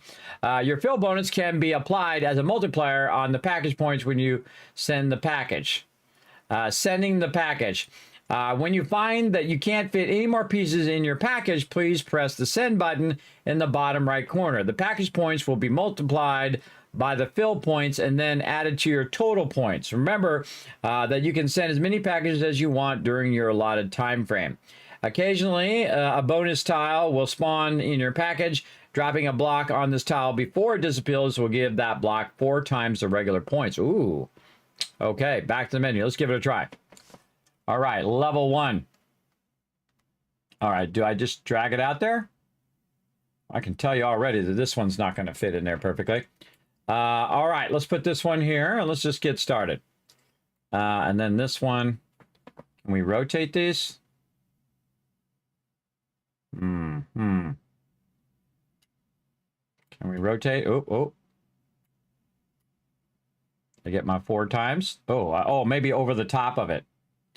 Can I take my blocks out? No. Let's just put this one in here. Oh, nope, straight one doesn't go there. Oh, missed it. Missed it. Okay, let's send that one. All right, let's try this again. All right, this here. There we go. 4 times the points. This one at the bottom. This one here. This one there, and that's it. Send. Okay, can't put one there, huh? Let's try this.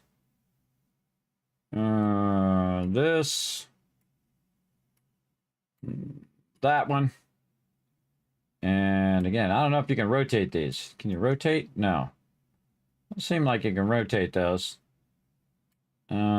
Did it say you can rotate? I don't remember it saying you could rotate. I can't put that one down. Oh, and that's it. Oh, you only have so much time. All right, 400. Most package filled 84%. All right, let's try it again. Now that we got the gist of it. All right, here we go. Let's just start. Can we wait for the thing, the 4 times thing to come up? I don't know. And then we're just going to do this. And then we'll do that. And then, oh, can't do any of those. Can't do any of those. Again, you can't rotate these. Rotate, WAS and D. Oh, okay, or we can get out of it. My bad. Yeah, I don't. Okay, hold on. Let's go back and read the instructions again. I don't think it said anything about rotating. Don't tell me. Don't tell me. Again, we'll figure it out as we play. All right, here we go. We're going to start with a C1. This way. Nope. Nope, not going to fit. Nope, nope, nope. Let's go like this. Let's do this. Let's put this square here. I'm just going to ignore that thing for right now. And then, no. One more of these here. Yes. And that's about it. Send. Here. Gotta go faster. Gotta go faster. More faster. No. No, no, no. Maybe here. And then this one here. And this one there.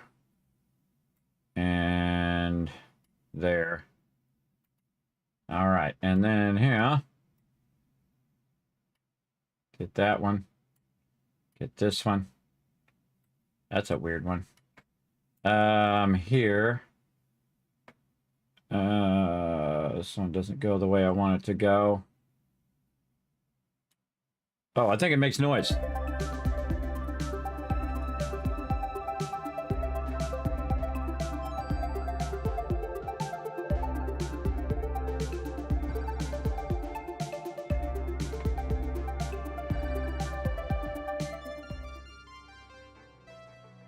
All right. Come on, we can do this better. One more try on this level 1. Here we go. Faster.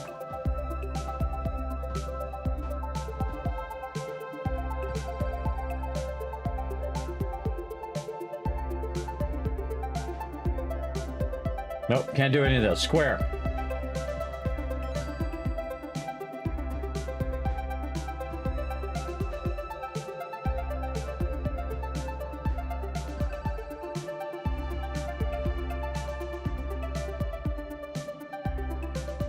Nope, nope, nope, nope, nope. Can't rotate.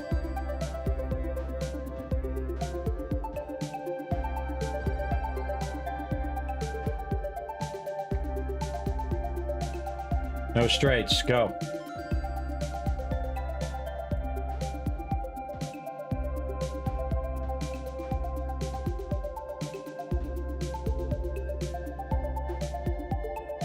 Nope.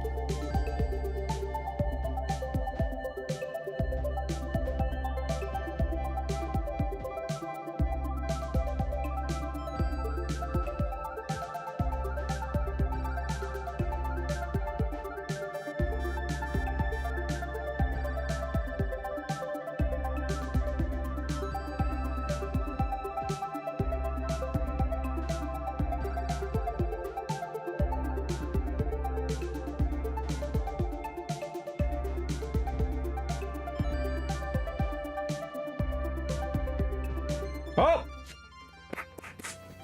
3 stars, chat! Let's see some GGs in the chat, everybody! Again, see, when you get in the zone, see, I always go slower, and then once I get the gist of it, boom! All right, 3 stars on that first one. I actually really like that. This is totally a game I would play off stream, too. They should make this a separate game. Where you can play it on your mobile device. I would totally play it. I like the music too. I would totally play that off stream. Absolutely.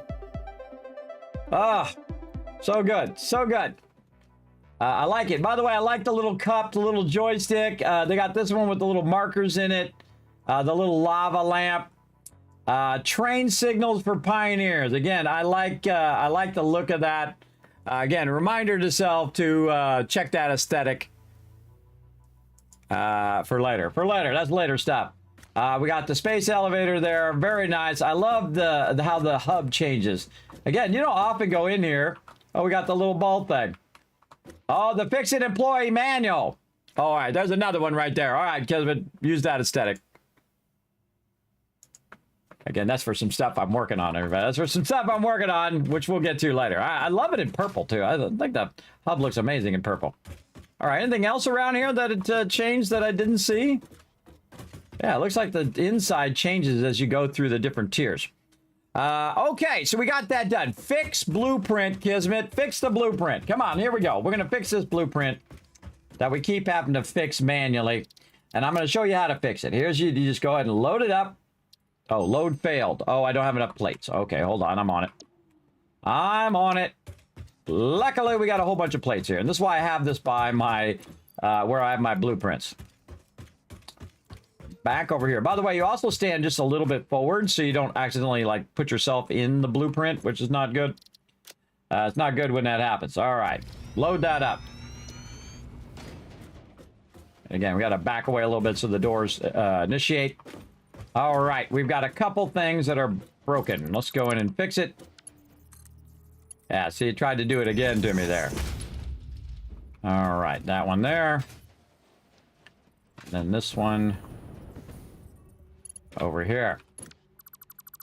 Okay, click on the bottom one. Click on the top one. There we go. That's all we needed to do. And then right here, back to Blueprint Designer, we say save. Do you want to save over? Yes. And now we have a fixed blueprint. And again, these blueprints will be available to my Patreon supporters. I appreciate y'all over there. And you can try them out in your factories because you can use other people's blueprints and try them out, which is pretty awesome. And you saw how to make all that align here on the stream as well. Okie dokie. Now we got that done. Well, wait, hold on. We can mark that off of our list. Let's go in and put our little X in there. Done. All right. Redo our basic production. Iron, copper, and etc. We got that done. Water and production backup disconnected. Ooh, sounds good. Sounds good. Now, the front line is going to be my power backup.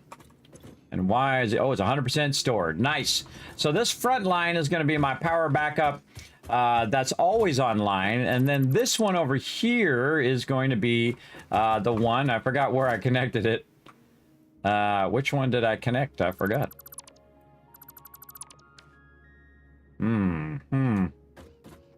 Hard to tell. Hard to tell. I think it's one at the end. Seems obvious to me. Let's take this block out and take a look. Yeah, there we go. So we're going to disconnect that from the rest. And then this is going to be our actual backup. So what we'll do is we're going to take this one out at the end. And we're just going to do this. Like this. There we go. And what can we do to do this kind of cool? Let's do this the cool way. One of the things that we want to do is take this and not do a power pole. So we want this to attach in such a way that we can do the other things. So I'm going to show you a little bit more advanced stuff. We can take a beam like this and just kind of run it like that or like this. I'm going to kind of run it down like that. Then we're going to take our power outlet and we're going to put it on top of the beam. I guess we just do this, but see how it doesn't snap to the top? I don't know why you can't rotate that where it snaps upwards. Again, that's a kind of a weird thing. I hold down Control, Alt, Shift. Nope. Doesn't let you do that, so I'm going to work around it a bit. And I'm going to go ahead and use this to put this right in the center. And then take that out. And then I can put this back in like this. Now what this is going to allow me to do is to connect it like this, and then these are all be connected together. Oh, well, it should have went. There we go. Those will all be connected, but they're backup. So if I want to come over here and actually activate this, I can go ahead and run a line and run it back over here, or I can just run it up to this one and have those connected. Now this whole power is off. It's not connected to anything. And so if I need power, I can just reconnect it at any time. So you have your online backup and then you have your offline backup. It's kind of like the difference between having a battery built into your phone and then having a separate battery that you can connect into it at any time. But most of the time it's off over here charging, or it's separate, it's not being used. But when you do need it, you can plug it in and charge your phone. And that's basically what I set up right here. That's called fail-safes or backup systems. This would be a fail-safe level 1, and this would be fail-safe level 2. And that means that this is your primary fail-safe, and if that runs out, you would have this as a fail-safe as well. Now we can also put a sign here. We could also color it different, which I'm going to do because that's fun. And so what we're going to do is color it the opposite of what we already have, which is funny because this swatch is almost exactly the same as this one. Almost the same. So we're going to hit X and we're going to go in and edit. And then we're going to make this... Hold on, I want to cancel that. We want to make this actually all the way bright. There we go. And then all the way bright here. It'd be nice if you could flip these. Wouldn't that be nice? Load preset.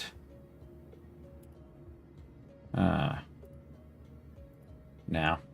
But I'm just going to manually do it. So I'm just going to go to green. Close enough. Nice bright green. And then this one, we're going to give it a purple. And we'll kind of darken our purple a little bit there. And it should be the other way. And then matte select. Okay. So see how this one is the reverse of this one? I think the purple needs to be a bit darker. Like this. Okay. And that's just to give it a different look. And then we'll go ahead and do that. So now we know which ones are our primaries and which ones are our secondaries, or failsafe 1, failsafe 2. There you go. Telling you a bit about failsafes as well. There we go. Yes, I was watching him play the new game I'm interested in. Wow, this looks amazing, doesn't it? Yes, it does. This is a really fantastic, fun little game. I'd totally play that on mobile. Absolutely. They should make that a mobile game. I didn't even know that was a thing because we had upgraded his hub and it added all of the stuff to the hub. I should have been paying attention to it. I'm definitely going to either do it offline or in the next playthrough and look at every single stage of the interior of the hub and see what it changes over time. That's going to be real fun. Maybe I'll just do it offline so I can see. I'll make a video about it as well. So very, very cool. Actually, I should make a note of that. Let's do that as well.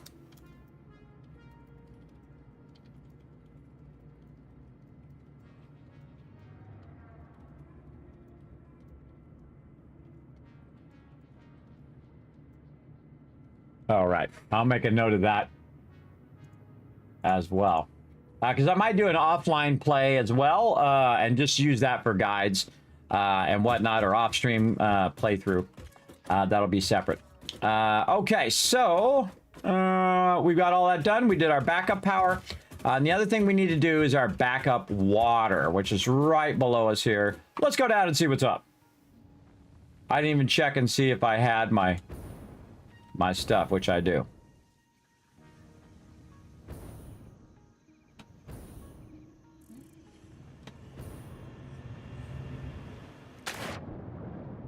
Sploosh. Okay, here's my water, and I want to make some backup water. And the reason why I want to do that is eventually I want to start up my my factory with that. Now I'm going to build my factory actually here in the front, and I'm going to kind of build it off over this way. Now what I'm going to do is go ahead and start, of course, with a nice square foundation. I'm going to hold down Control to snap it to the world grid, and we're going to use that as our Rosetta Stone. You can see it perfectly lines up with this. In theory, it lines up with that. So we're going to go ahead and build these out like this, and we're just gonna do this, right? Wrong. We're not gonna do that. We don't need to do that anymore. These ones back here, though, I will keep it because these ones are in the ground like this. So in the ground ones, I like to use the 4mm because those look pretty solid. Ooh, we'll probably get under there. That's cool. That was a happy accident there. But the ones that I run out like this, I like to be the smaller ones, and I just say, you know, space metal, and that's how it holds up all of the stuff. But we're going to use our blueprint because our blueprint is so much faster. Now, we have a bit of a problem when we try to use our blueprint out here, though, and that's because it's not the same level foundation, so it's a little bit more awkward. So we'll go ahead and do a row first, and then we'll go ahead and utilize our blueprint right here on the edge. There we go. And again, since I'm gonna, you know, I've already shown you this, I'm gonna go a little faster. I hope you don't mind as well. Actually, we could just do this right over here like this, and then hit H and maybe nudge that. Okay, a little further over. Way over here. then H, and then, nope. There we go. Sometimes that's a little awkward. Oh, and we need to redo our power that's running down there. We'll just go ahead and take that out for now. And we're going to redo all of our power and all of our stuff here, but we want to go ahead and make a backlog of the water first. Now, just like you saw up there at the top, and actually, let me just run up there again so you guys can see it. Let's go look again. Better if I show it to you, illustrate it.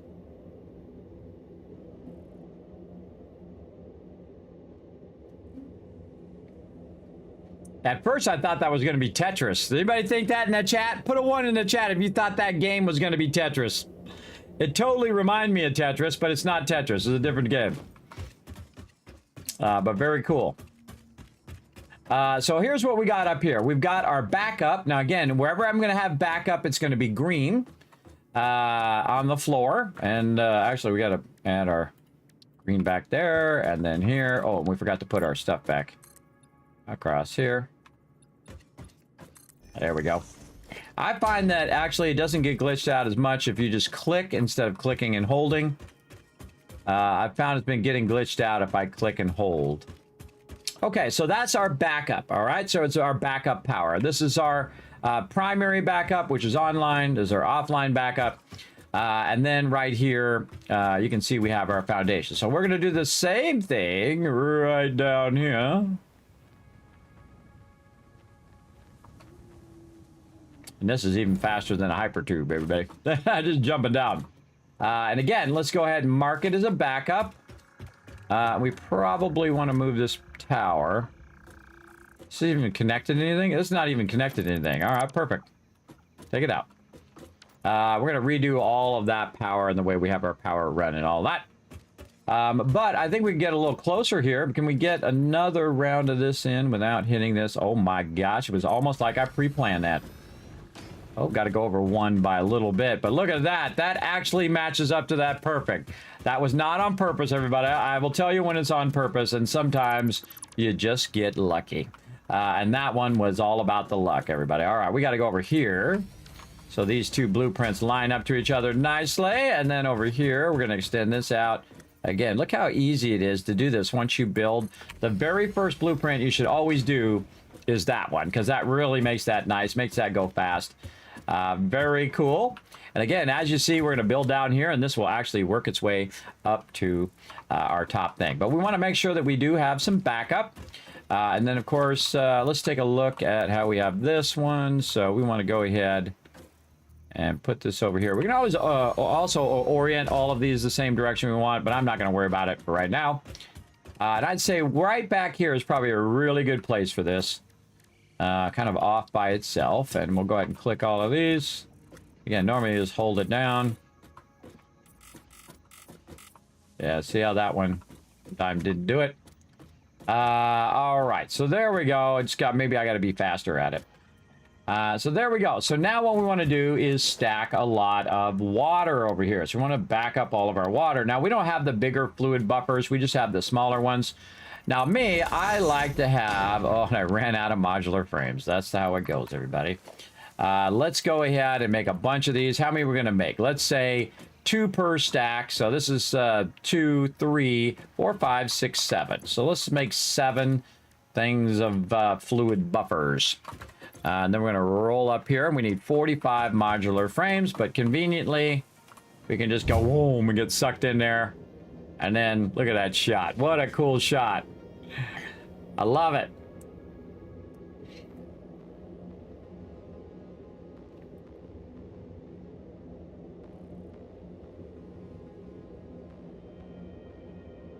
Going to the Tycoon HQ Skybase. And there we go. Okay, and so what we can do is get our frames, which are over here. And again, you see I do a lot of these grabbing of stuff. That's why I have all that there. Anything else is getting kind of low. Modular frames. Let's get some more of those. Again, and I already made all of this stuff in the first round, and that's why you can see that I don't have that production now, but I did earlier in the game. including our reinforced iron plates and all of that stuff. But we're just going to go ahead and make our way down. Just use your jetpack at the end. And there we go. In fact, it might actually be faster going down the hypertube, now that I think about it. Okay, and then we're just going to go ahead and put this up here. And then we're going to put this like this. And, oh, actually, we should probably put these lengthwise. Yes, this way. Hold on. Better idea. Let's do it like this. Because it's going to look cooler. Sometimes it's all about looking cool, everybody. Again, if we just put it like this. Wait, those are not centered. These ones are not centered.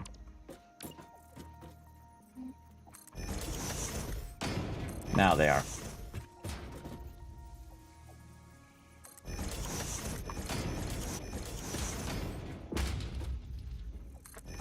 Okay, that's a lot of water there. All right. Now, what we'll want to do is bring the water in and then split it among all of these and then fill all of these up. So what we're going to do first, and I'll show you a great little trick, is go to the end where you want it to end up. And then we're going to get our pipes, and hopefully we have enough pipes for this. We do. And we're just going to run this out kind of wherever we feel comfortable. I would run it out to about this line here and then turn it and then move it forward by 2. So now you got your nice 90 there, right? And then we're just going to run this all the way to the end. Right over here. And again, walking along that line, maybe back like that. There we go. And now we have this nice straight line. Everything is 90 degree, looks good, and we can tie into all of this over here. And then we can go over here and hold down the control. Oh, get up there. Hold down the control key, and that will snap to the back of that. And then control, and then control. Now, some of these it will snap, and some of these it will not. I don't know why sometimes it does or not. That's not my department. But my department is training you guys. And there we go. So now it's going to feed all of this in here. Now remember that when you're doing water, water is being pushed and not pulled back, right? So now we want this water to go up into the top like this, like so. And so we want to push that water up there, right? Now I would put my pumps right here, make sure that these things are kind of aiming downwards and not upwards. That way it's going to be the wrong way, down like this. And so we're going to put the pumps on the low side, and we're going to put one there, and we'll put one here. Because let's not mess around, everybody. Let's not mess around with our pumps. We want our pumps to be awesome. Now, normally I would run this pole and do all of that, but we don't really need to do that. You know why? Because we're going to go in here and we're going to take all this out, and you're going to see what I did on my other stuff. And that's right. Grab this, run this down nice and straight. Keep it super clean. Look at how clean that is. So clean, everybody. So clean. Kismet's showing you all his best tricks for a nice, clean amount of power. So sweet.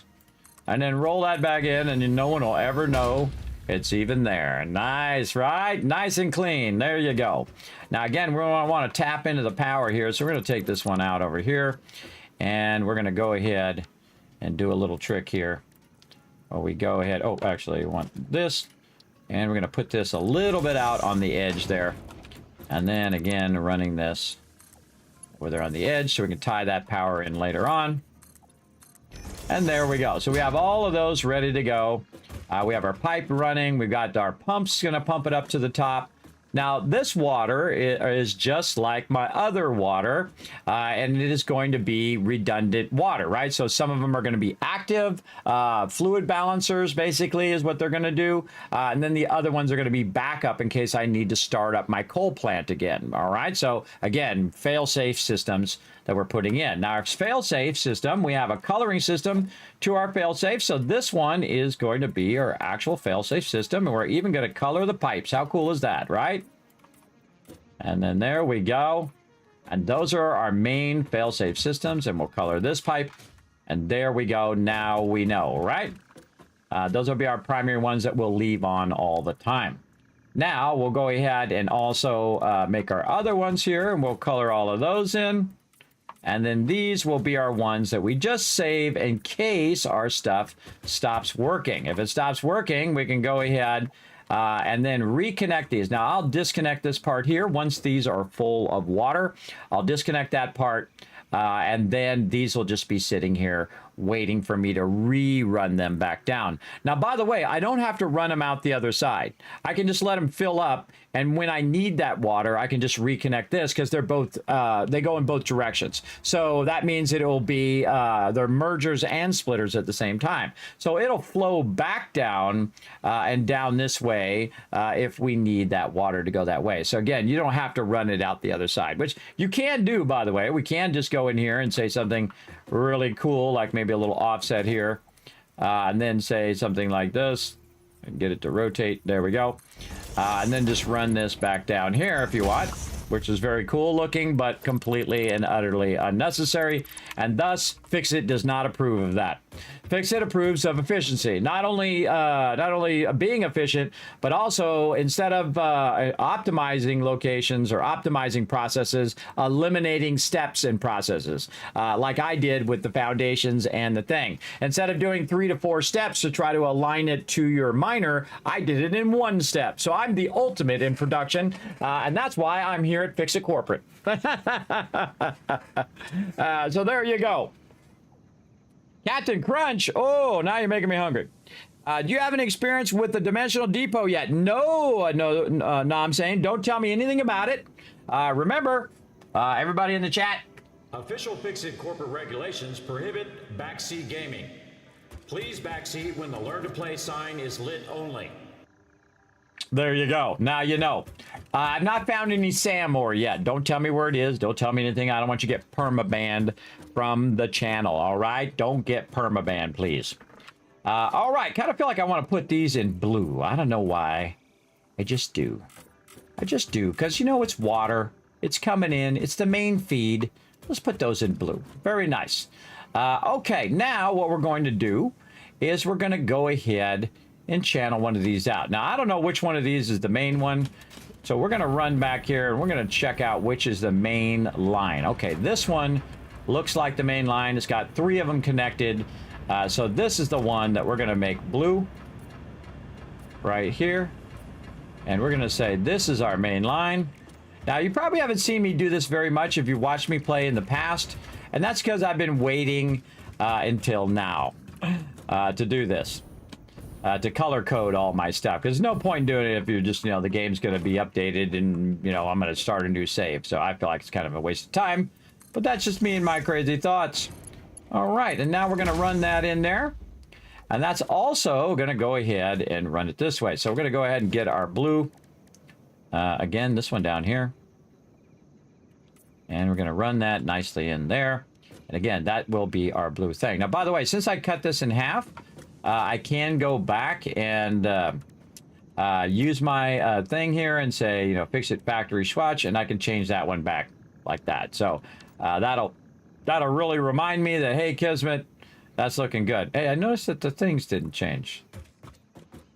Why did the thing not change there? Interesting. Yeah, those ones didn't change. These did. That one didn't. I got an idea. We'll take it out. We'll put it back. We'll color it again. And now it's fixed. It's like magic. Now we know. All right, so there we go. So now we know where our main line is. And this is going to go ahead and fill this up. But the first thing it's going to need is some power, right? A power. We need some power over here. We need some plates over here is what we need. We don't have enough plates. Where's our thing? We've got to get more plates. Always something. Let's go get some more. We'll let that water backlog in there. At least in the bottom one.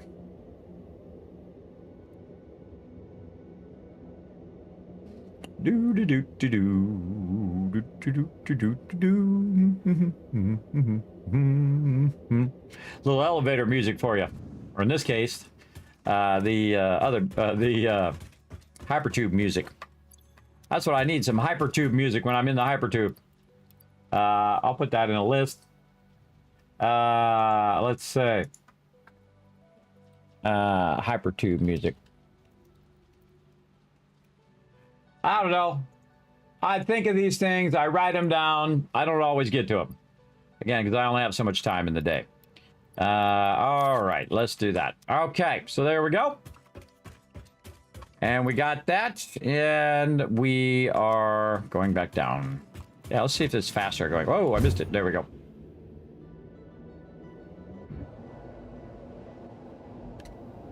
Yeah, it does seem kind of faster going down the hypertube.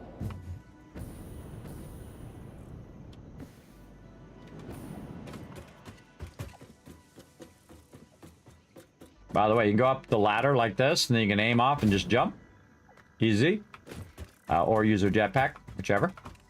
Okay, now some of this should actually start be filling up because it doesn't need the thing right now, the pumps to get up here. This one does a little bit, but we definitely want to kick in these pumps. Now, I want to go ahead and make this a little further. Now, we're going to redo all of these pipes eventually, but we'll go ahead and make this a little bit further out.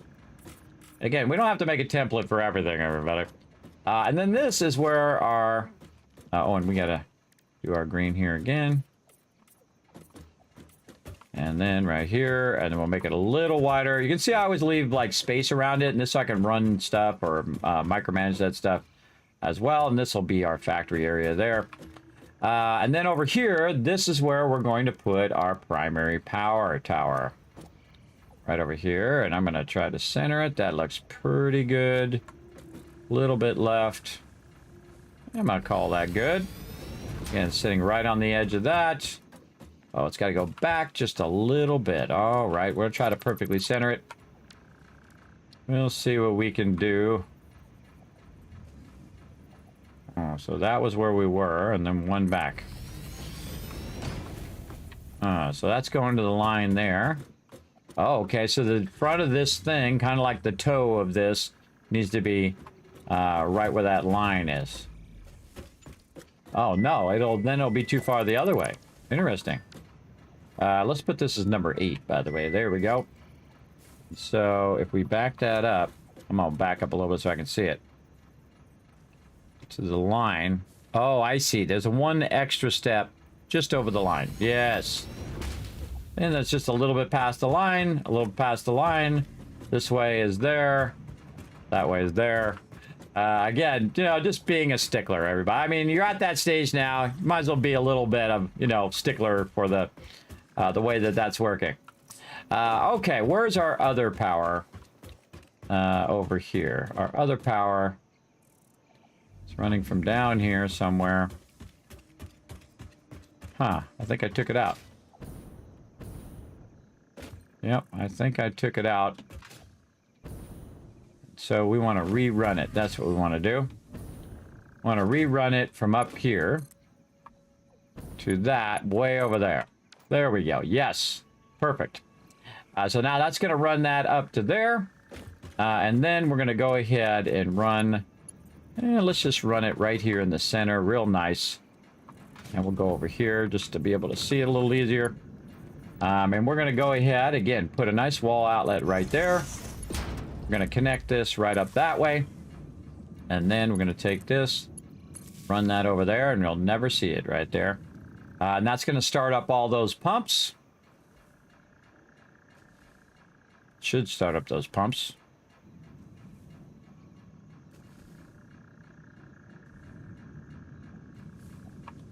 Why are they not pumping?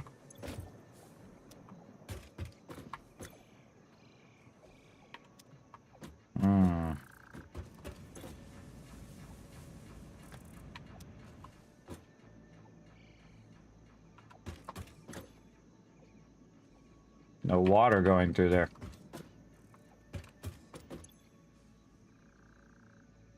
It's getting there.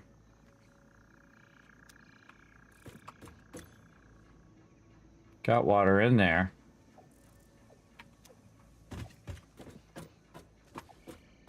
These are all yellow, like there's no water in there. You're gonna make me take those back out again, aren't you? Well, let's try it. It's always something.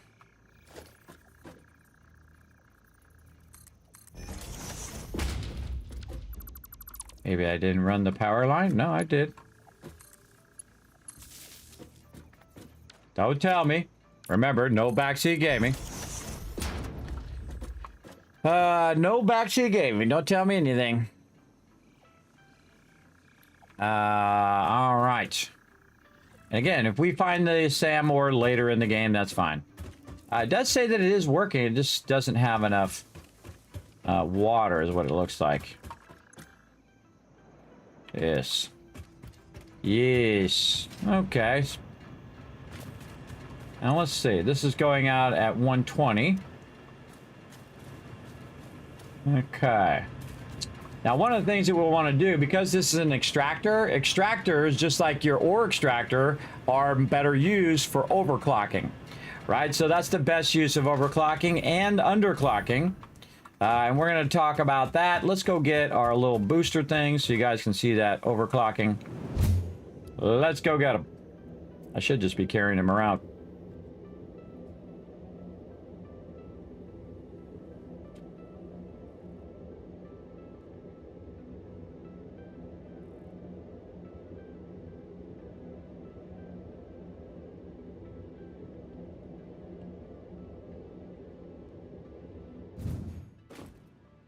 There we go.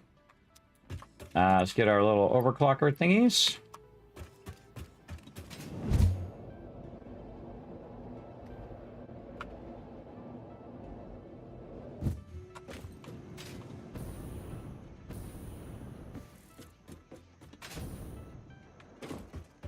Okay.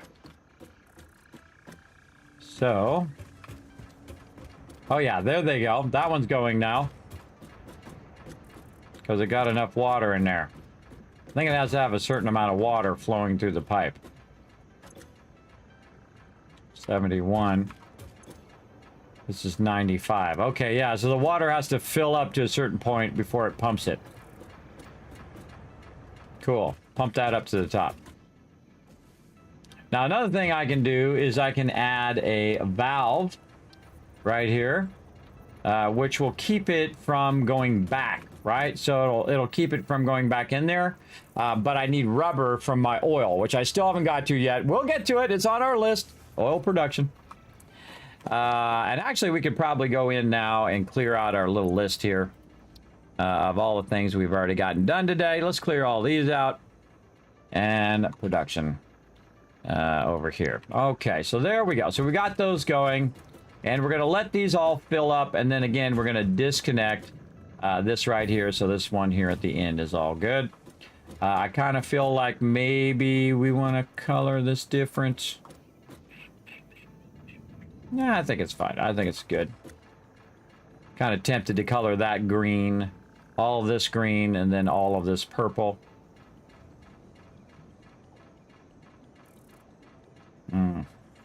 I'll leave it as is. I'll leave it as is for now. Okay, now we have our power here. And we're going to want to revamp how our water is.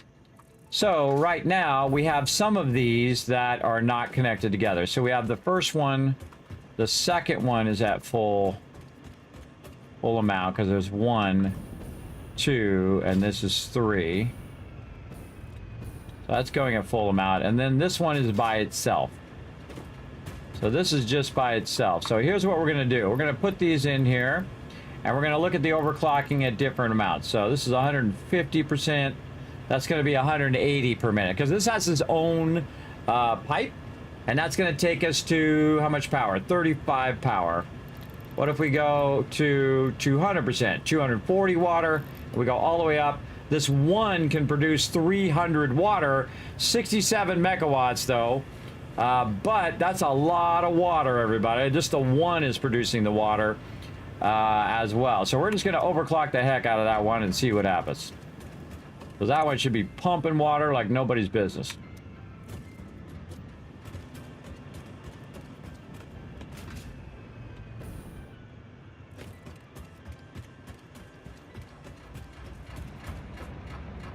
Now these other ones, Right here, it's outputting 120 water, but we really only need it to output 100 water. Right, so we can go ahead and underclock those. So let me move over. So we're going to underclock those to 100. Let me go back over this one so you guys can see that. Again, we're overclocking it. We can see it's 250%, 300 per minute. Just overclocking that all the way to get more water out of that one. And then these ones we're going to underclock, meaning that we're going to use less water. Or we could run a separate water and just use 3 of these. Or we could overclock all of them, and that would be 7 times the water. 7 times the water, everybody. I know, crazy, right? Crazy. Oh, look at spitting water out of there. But we're going to worry about that later. Right now, we want to kind of figure out our overall water ratios and then utilize our production. Now, I think we're also going to have a little production area. Let's say this one. And we're going to go in and we're going to make it orange with a bit of maybe kind of some red in there. Nice little dark red with a nice orange. Matte. Select. Okay, wow, it's almost the opposite of that one. All right, and then this is going to be our production area.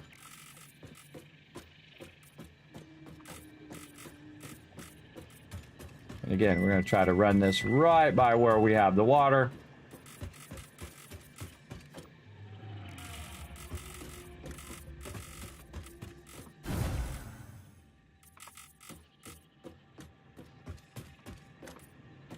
Kind of glitch those out. Glitch those out by holding it down. Oh well, I'm not going to bother with it right now. Okay, now over here, what we're going to do is we're going to take the water and we're going to run it over here and take all the rest of that run out, except for the one that's feeding over there. And so eventually what we'd want to do is to take this water and bring that water in a line to run along our factory here. Hey, what's up, Fred? Run along our factory. And we're just going to go ahead and add... maybe we can get away with our blueprint there. Let's see.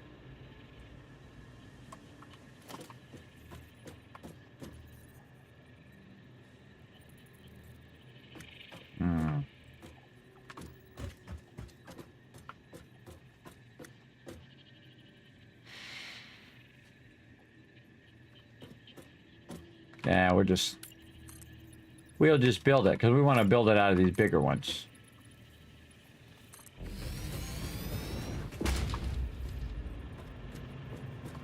It's a little close.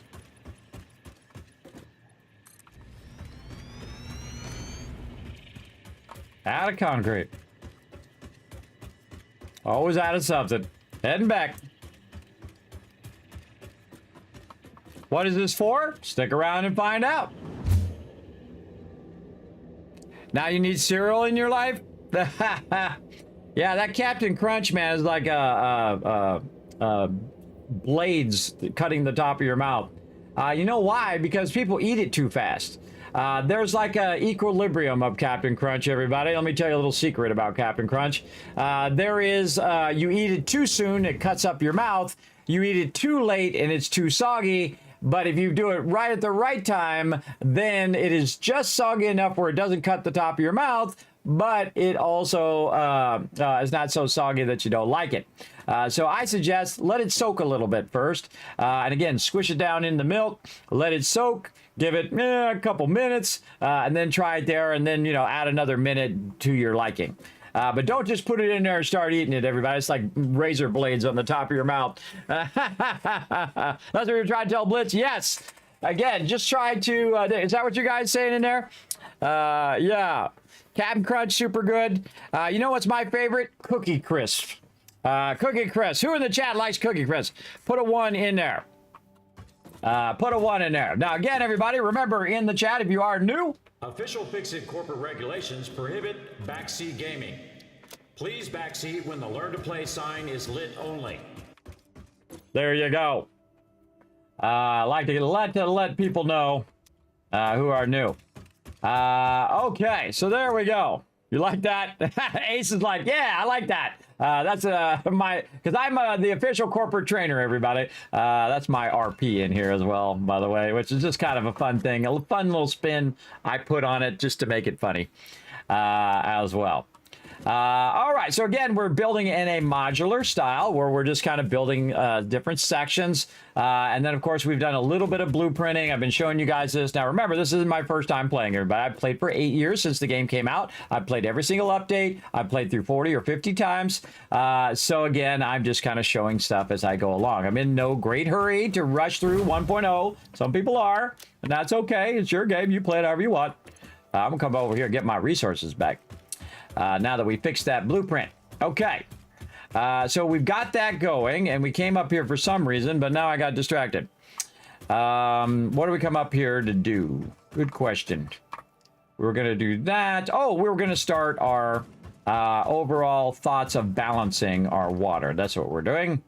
All right, down we go. Now remember, green is where we store redundant stuff. Orange is going to be where we're actually building our factory. So we've got our power there. We did that. We were going to revamp how we're doing all of our water. We were running this along the backside and we were coloring these orange. Okay, yes. Again, this is just to remind me, of anybody else, that that's where I'm working. Now you got to watch out when you're doing your pipes here that you can be a little too close to these extractors, and I've kind of optimize these to fit them in. They're not all in a nice straight row, but this is the only kind of water here in the forest area other than the other side, which is way over here. There's a little bit of water there, a lot more water over here, by the way, everybody. You want to do a lot of great coal power right over there. And again, I've been all over the world, but I haven't been everywhere on purpose. So I can go and explore here in 1.0, so I hadn't burned myself out on the game. I have about 2,000 hours in the game. And on purpose. I didn't go and play because you know what? I'm going to do that now. I'm going to do that now. We're going to play and play. And now, again, I would say the only other place that has a good water source is right over here. This has a good water source. Over here, a decent water source, but this has a lot of water. And you can really grab all that water and bring it over here. Or I could go over there and actually build it over there. I prefer to bring the item resources to wherever the fluids are. That's way easier than doing it the opposite way, because you have to deal with all your head lifts and all of that stuff. Now, the blue pipe is the primary pipe, is the one that has the most running right now, which is 300.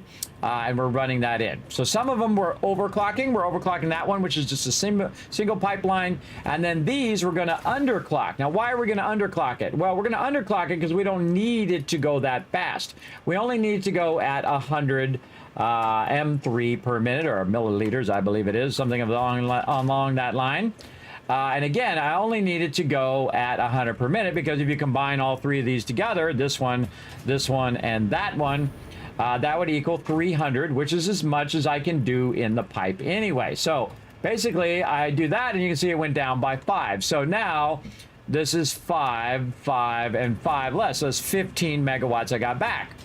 And then I can use those megawatts right over here. I'm going to turn off the sound of those for a second.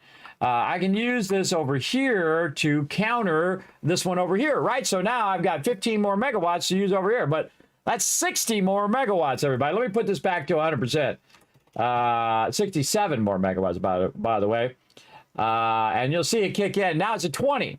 So basically, it's 3 times as much for producing less than 3 times as much, right?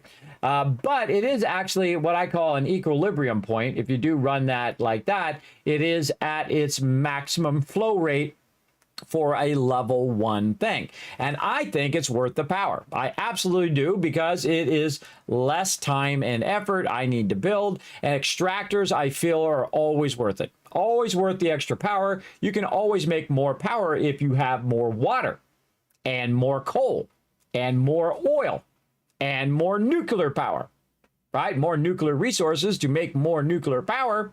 Then it counteracts the amount that you're extracting at a higher rate, right? So if I say add this water, and I can use this one water to make a bunch of coal plants, And that coal plant, instead of using multiple of these, which would be 20, 20, and 20, which would be 60 anyway, right?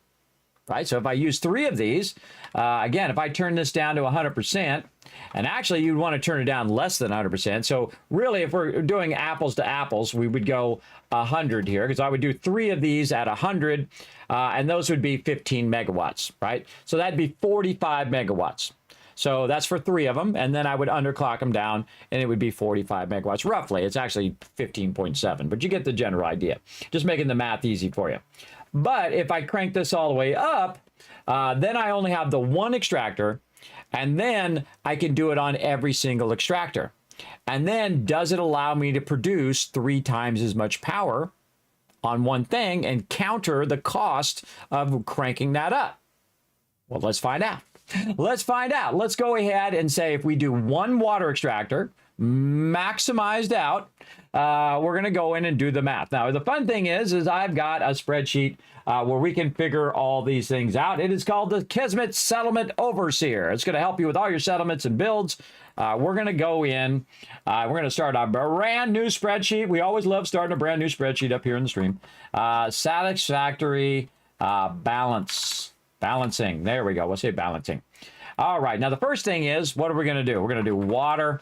Actually, we'll call it the exact name is what it is. Water extractor.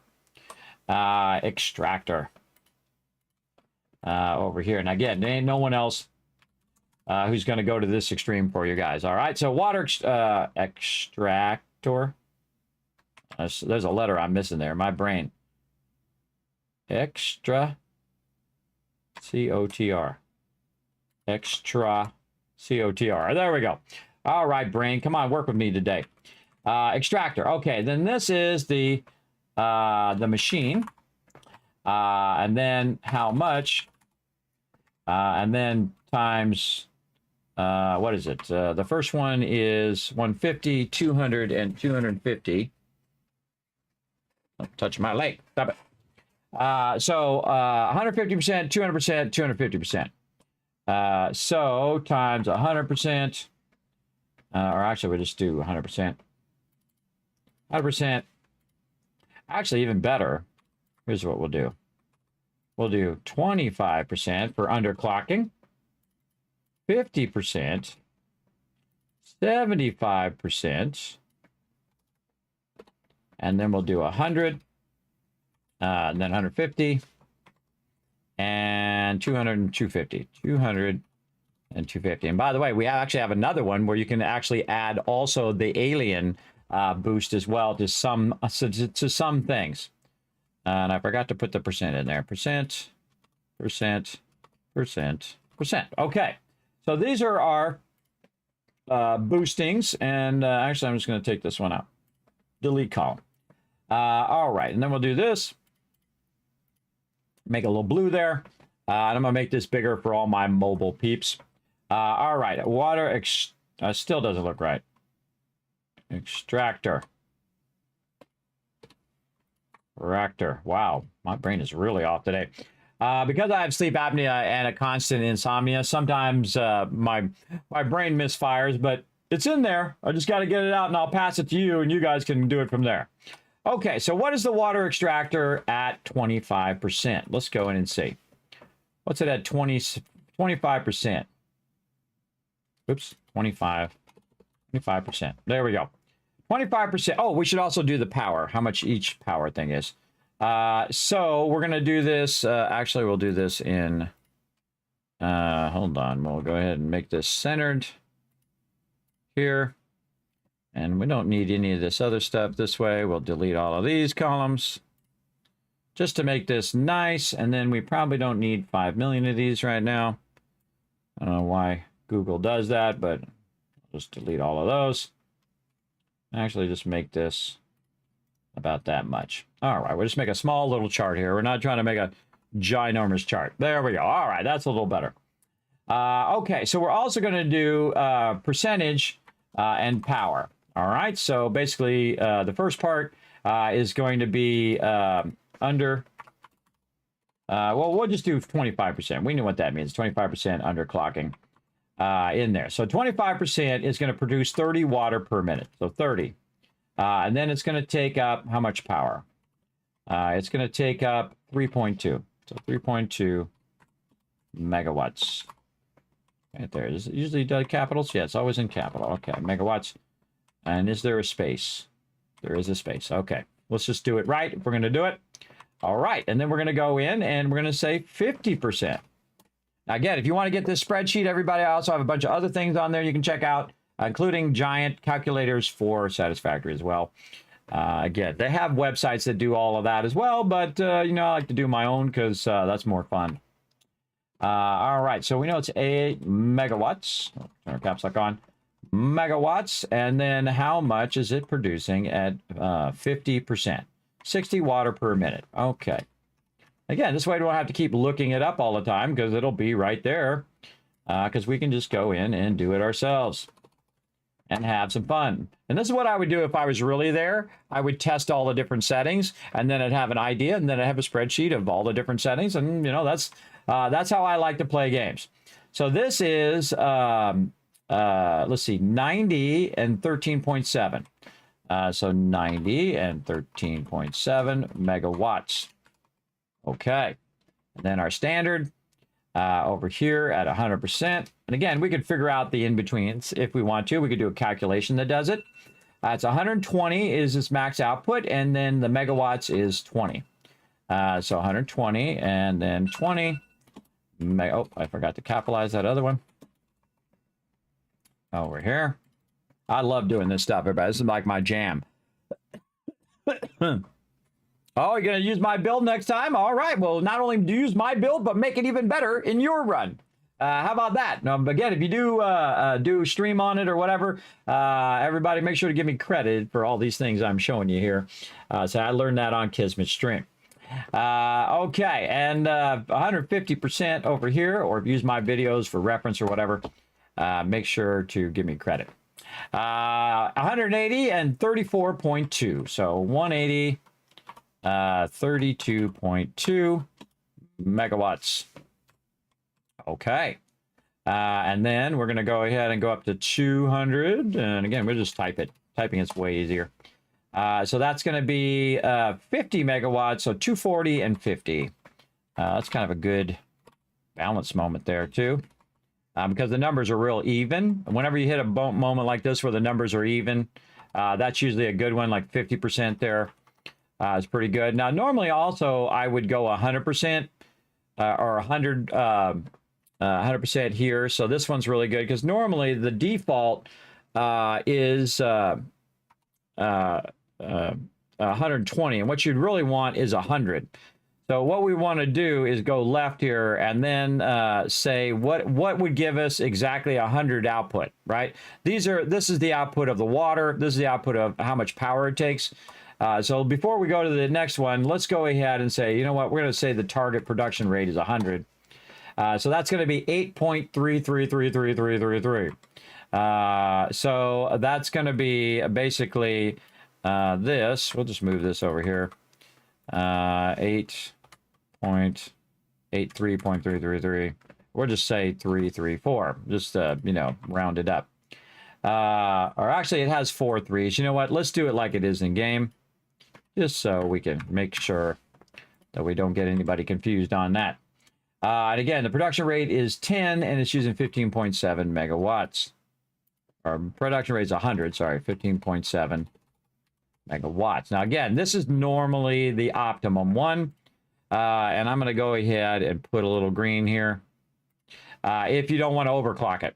So if you don't want to overclock it, you use this one and you do 3 of them, and that'll give you 300, which is the maximum pipe thing. And I always try to go to the maximum pipe, which you'll see why here when we start doing some various numbers, whatnot. Okay, so at 250, it's going to be 300 per minute, and it's going to be 67.2. So this is 300 per minute at 67.2 megawatts. Oh, megawatts. Okay, now we're getting somewhere. Now we know what we're doing. And again, there's a ratio that we could figure out that does all of that as well, everybody. And then what the percentage of gain would be. Like we could go here and say 15.7, and then this is 20, this is 32.2, 50, 67.2. And then we can compare numbers by dividing. So I can say equal, take this number, the larger number, and divide it by the smaller number, and bam, that's 1.3, or basically rounded up to 1.4 times the power of the previous one. Now I can also just go like this, and it will automatically do all of the calculations for me. Isn't that cool? Very cool. And then I can break this down into just 2 decimals. So this is gaining by 1.3% when you're going from 83 to. So basically, we're saving 1.2. So then up here, this is going to go 1.6. This is 1.55, and this is 1.34. So it actually means that when you get to the high end, it's actually costing you less power the more you overclock it. But that first overclock is pretty substantial. That one's going to give you a big hit. Then the next one a little bit less, and the next one a little bit less. Those are just comparing all the numbers, and it gives you an optimum. So it's actually probably better to just overclock the heck out of the thing than it is to just go mild and overclock it just a little bit. And the numbers don't lie, everybody. The numbers don't lie, and that's why I love doing spreadsheets, for that exact reason right there. And you learned a bunch of cool stuff, didn't you? Yes. And again, you can find this on my Twitch channel, twitch.tv/Kismet. You can always come in and just type !overseer, whether I'm streaming or not. And it will give you that overseer spreadsheet that you can check out. And remember, you can copy and paste this and use it. You can't modify mine, but you can save it out for your use. So there you go. So again, normally that's my optimum one that I use. I underclock it so it uses less power in the beginning of the game when I have that underclocking. But on this particular one, we're going to see if we end up getting more value by overclocking it, right? And so we're going to go ahead and let's add another 15 rows here.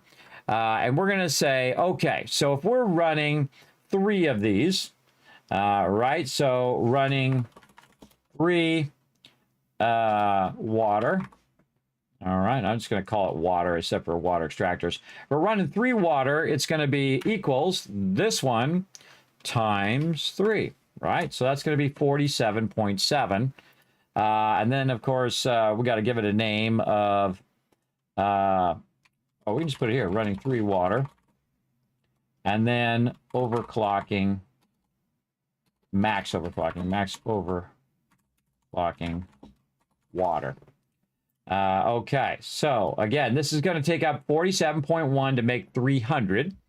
And then if we max overclock it, this one is going to be just this number here. So we can compare that, and we can also go in and say, you know, take this one and divide it by this one, and we can see that just off the bat, it takes 1.5 more percentage, 1.5% more power to make 300 if I'm overclocking my stuff. And you know what I'll do also, again, zoom that up a little bit, and then I'm going to do you guys all a solid and move this whole thing to the right so it basically gets away from my big fat head. There we go. A little bit more. There we go. Now you guys can see it. There you go. If you can't see it on your thing, you can always zoom in, by the way. If you're on your phone, you can always pinch to zoom in if you want to see it, or you can go back and watch it later on my VOD, whatever you want to do. So let's take this out. This is megawatts. How much megawatts is taking if I run 3 of them, or how much megawatts is taking if I do an overclock of a single one. So we can also go in and just take out this. We can say, take this out, say equals, and say this minus this. So this way we don't get a negative number. You always want to start with your highest number if you're dividing or minusing stuff. This way it gives you a positive number instead of a negative number, because you want to watch out for that. So yeah, so this is a difference of 20. There goes my mouse again. Kismet forgot to plug it in. Playing a lot of Satisfactory. No worries, I'm gonna plug it in and charge it up a little bit here. So it's a difference of 20 megawatts roughly. So about 20 megawatts. And again, we could just done math in our head. Everybody, it ain't that hard. And again, whenever I'm doing an end result or what's called a total, I always put that in green just to remind me that that's a total or a subtraction of something. And then you can also go like this, this minus this. Actually, it'd be something like this. This would be minus. So this minus that equals that. But I don't bother with that. I already know it's minus because I can tell. I just do the math in my head. So again, so this is going to cost us 20 more. But we only have so much water right here. So actually, if it's crowded like this, then it's a problem. But there's a lot of water in the game, everybody. There's a whole bunch of water over there that we could do, and we could package it, and we could put it on a train, and we can bring that water over here and have a crazy ton of water. More water than we'd ever need in the entire game, maybe. We'll find out, because we're going to try it in this game. We'll see. So 20 megawatts doesn't seem like that much extra, everybody. It doesn't seem like that big of a hit if you do the numbers, right? 20 more megawatts, okay, that's like one more water extractor it's worth, but and again, it's only using the one extractor. Now, we want to do another calculation in here, and like 300. Again, we can also do this in game, by the way. If you want to do numbers in game, you don't have to have a spreadsheet. You just go in here and say 300 water divided by 45. Now, why am I divided by 45? Because that's how much coal plants need to run, your coal plant generators. Or your coal generators, actually, I think they're called. That's how much they need. So I can make 6.666667 coal plants. Now, I like to go just by 50% because the reason why I do 50% is the number works out really well. I know, numbers are awesome. And then also it gives me a little bit extra so that I can backlog some of the water. And then it just always has the pipes nice and full. And don't have to worry about it. So again, I'm going to do it by 50. And again, you can do it in game. I'm going to just do it here in this thing over here. So 300 total water. Actually, we should say water. And then we'll say 300. And then number of gens or generators. And so we can go in here and just do the have it do the math for us. This divided by 50. Oh, wait, actually, we can just do this. Water needed. Water needed, water production. I'm just going to call it prod. And then number of... And actually, we'll do this. Number of generators. Even easier. Okay, so it can automatically do this math for us. So water needed is 50 each. We're going to say, and then we can just do equals this divided by this. And there we go. And now we can play with the numbers. What if we have 600 water? 600 water. And in each one needs 50 water each. And by the way, I don't even need to put it in that second one because it's always going to be the same. I can go ahead and pull this down. And then I can tell it, instead of pulling this second one here, I can go ahead and just tell it to pull this one. Oops, I can try anyway. Pull this one. And then it's going to pull it from up here. Now I can do 12 generators because I have double thing. Now, of course, you could have just done that in your head. If you had 300 at 6, as you know, if you do double that, you're going to do double, right? So again, we can go ahead and mess with the numbers. What if we change this down to 45? Now it's 6.66666 and 13.3. And again, the numbers get all funky, everybody. Forget the funky numbers. Just do 50. Make your life easy, everybody. Make your life easy. Then you'll have a little bit of water. You can backlog it. Again, it doesn't have to be 100% efficient, I think, on your water. But there is an equilibrium number that makes all the water perfectly efficient. And I'm not going to tell you what it is. You can try to discover it in game. But right now, we're going to keep it simple, everybody. We're going to keep it simple in the beginning while we're figuring it out. So if I produce 300 water, I can do 6 generators. So I have 7. And then this is the number of water extractors. I have 7 of them. So how many total generators can I do? Because I have 7 water extractors. Well, max gens right here. So I'll say equals, and I'll say take the high number first, and then times it. Doesn't really matter. I can do it either way. And that's 42. So if I take all 7 and I overclock every single one of them, I can make 42 generators right now, at this very second. 42 of them. Yeah, at this point in the game, 42. right now. Now, I would want to do those in stages because you're going to need those generators to power the other generators to get all of that stuff running, because that's going to take up a lot of power. Now, how much power is that going to cost, everybody? Now, again, we know it's 67.2 over here. And then, so we're going to just go ahead and slide another column. Actually, we'll slide all this over. Oop, grab all this, copy it, pasta that over just a little bit. There we go. And then power cost. Let's say our power cost is going to be 67.2. Oops. Let's just type it in, 67.2. And then we'll go here at the end, max power. Okay, so now max power, we take this equals, and we say power cost times our number of water extractors, and now it's going to be 470 power it's going to take just to run just those plants, right? Just to run the water for those plants. Hold on, just for the water for those plants, right? That's a lot of water. Now, we haven't also factored in our coal yet, right? So we haven't factored in the coal, but we do know what our max is if we overclock every one of them and we let them run 470 power. Okay, that's cool. That's cool. We're going to have, wait a minute, number of gens.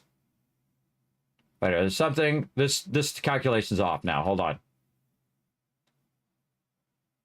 Yeah, so this is off. This has got to fix. Hold on. This has got to go here. There we go. All right, that's right. And then we'll put this down. And then this can go up right here. This has got to go there. And there we go. Okay, so now those numbers are right. Okay, now 470 power. So the maximum number of generators, because this number was wrong, because that number I'm going to use here in a second. So now that's the maximum water power, max water power. Or how about max water power, max water power. There we go. And then this one is max coal, or max gen production. So this is the maximum amount. If I did that, I made 42 generators out of all of that water. How much energy is it going to produce? Well, each coal plant, and I think we need another one over to the right here. Each coal plant, oops, I think I like that. Let's move this, try that again. I can't see it because I got it zoomed out. Hold on, I got to go to the right. There we go. So again, zoom in for you mobile peeps, maybe a little bit out. So what we want to do is actually move this over and say, okay, how much power does a generator generate just on its own? Generator output, right? Each generator is going to output 75, okay? And then we have our generators. We have 42 generators. Each one's going to output 75. And then we're going to take 42, and we're going to, this is easy math here, everybody. And then 75, we're producing 3,150 power. And it's costing us 470 to produce that 3,000 power. Now, right now, I'm producing about 1,200 power. And I don't even know what the cost of it is. I don't know what it costs me in coal, and I don't know what it costs me in that. But we can figure that out pretty easy because we can go in and we can say, okay, let's go in and say coal cost. And I'm just going to put it at the end here so we can just kind of generate it. The coal cost is 15 each generator, right? Actually, we'll do this. Hold on. We'll move this over. Oh, I just clicked something over here. Try not to click anything we don't want to click. So coal cost will move over. And we're going to move this number down. Max gens is going to be 42. And the coal cost is going to be 15 each. Right, so 42. This is all easy math, everybody. Again, we're doing some other side of the brain, and then we're going to do some creative stuff here in a bit where we use the other side of the brain. I'm going to show you both ways, everybody. I'm going to show you both numbers wise, and then I'm going to show you creatively when we go in and we do our chart. So this is 630 coal. So could I get 630 coal over here? Absolutely. I could do it right now. I could do it right now. Get 630 coal, run it over here, because I could overclock the heck out of those things. Now, the problem is my belt speeds. My belt speed right now is 270. Hi, Raz. My brain's going crazy when it said easy math. Well, it's just times and minus and subtract, and it's all the basic stuff. Not like we're doing. It's not like we're doing trigonometry up in here. We're just doing simple stuff, timesing and dividing, and again, how many of each thing can we make? That's it. That's all we're trying to figure out. How much is it going to make, and how much is it going to cost to make it? That's it. That's all we're doing. So again, we have 42 generators. At 15 coal cost each, we need 630. Now, right now, we have a pure node. And that pure node, if we had a fast enough belt, which, by the way, I will eventually get that belt that's faster than 630, I could overclock it to 720, which is the faster belt speed, or I could just overclock it directly to 630 exactly, and then run it over here. And then it would be all in one belt, and I could run it to all 42 of the generators at one time. Yeah, but that's later. But for right now, what are we going to do?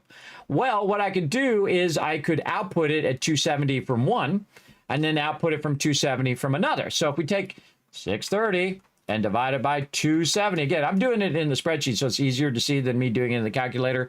It's much easier to see that I'm just going to take this and divide it by this. And then how many coal nodes would I need? 2.3 coal nodes. And is there 3 coal nodes I can tap right now? Yeah, there's actually 5 coal nodes I can tap right now, and I could overclock all of them. I have all of them to where I can because I have like 30 things where I can overclock.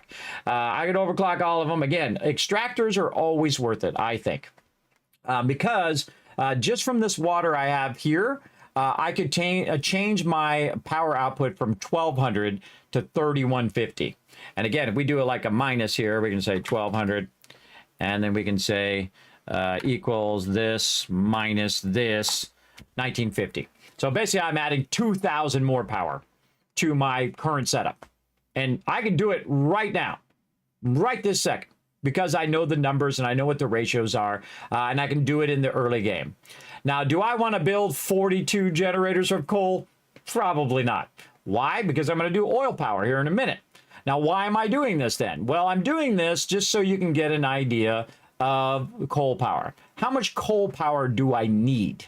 That's the real question, right? I can make a lot of coal power if I want. In fact, I could probably make 10,000 coal power right now. And I've done it before. I've made 128 of them before. It's a lot. It was 12,000 power, and it cost me 2,000 power in overhead.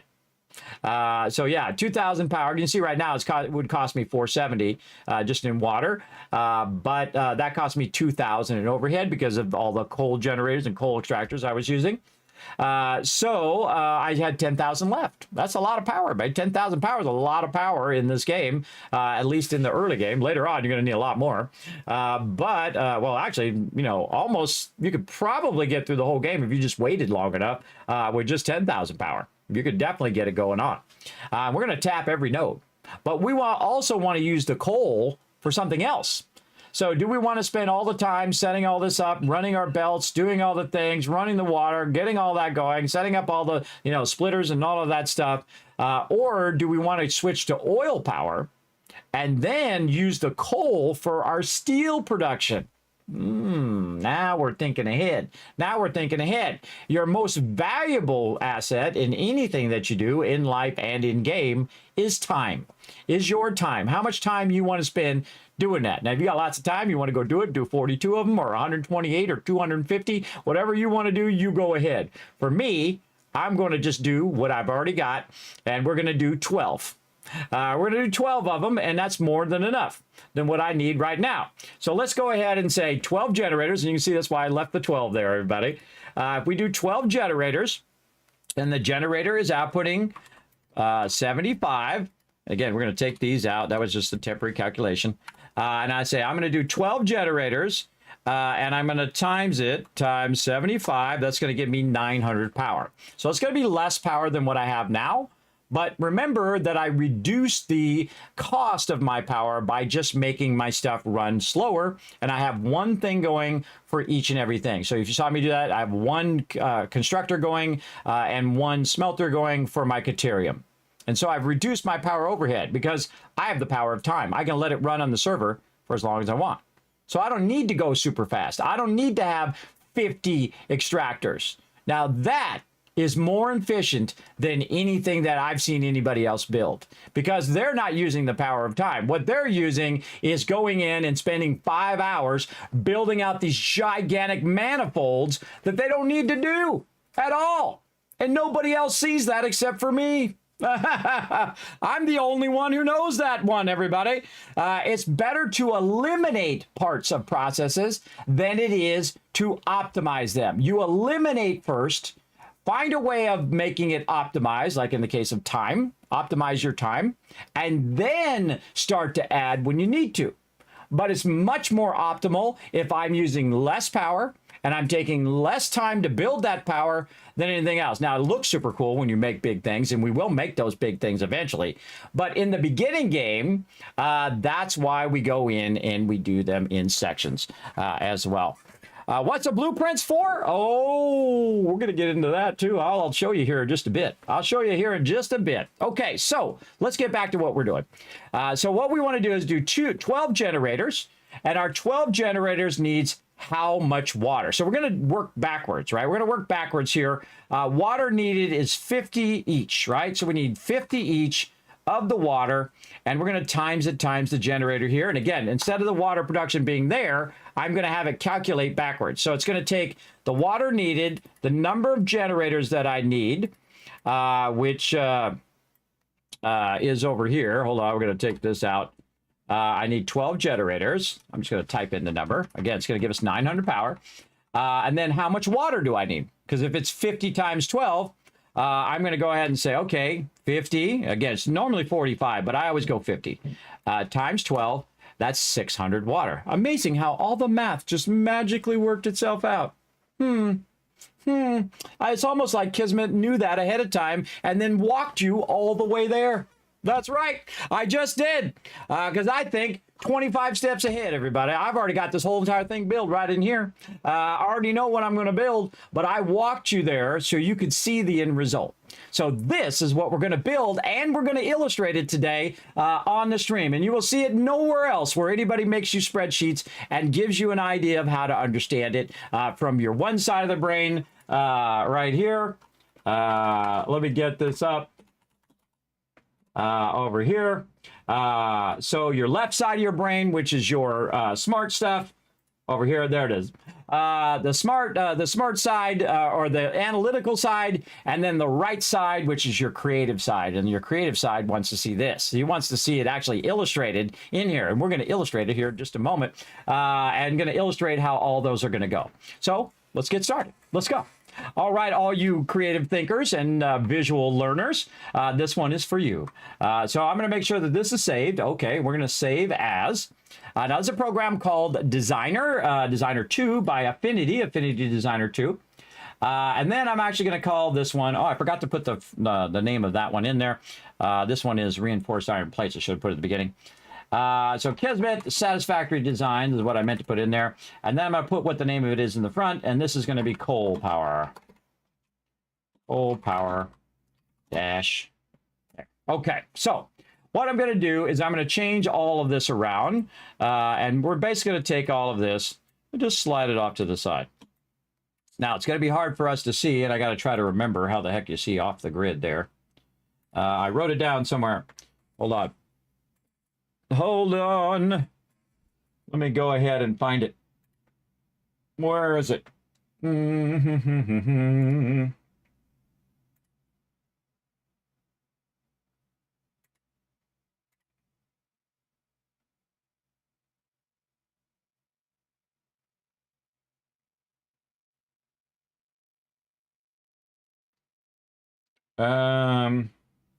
Oh, backslash.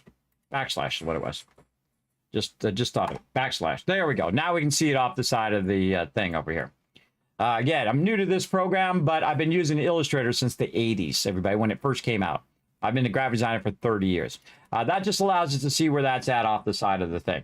Again, every program has different things. You can see I can hide it or show it. So there you go. Now you know something about Affinity Designers. Basically like Illustrator. And so what we're going to do is just take pieces and parts of this one. We're going to leave all the other stuff off the side for now. Or actually, let's do that first. Actually, let's do the power consumption thing because we just talked about that. Let's undo this. Let's do our power stuff first. So what is going to be our goal? Let's move this over here. We're going to rename all of this. So our goal over here is going to be right here. It's 600 water usage. And then coal power generator produces 15 times. What was our number here? It's going to produce 900, I thought. Yes, 900 power. So it's going to produce 900 megawatts. Right here. Produces 900 megawatts. It's going to use 600 water usage right over here. And we'll adjust that.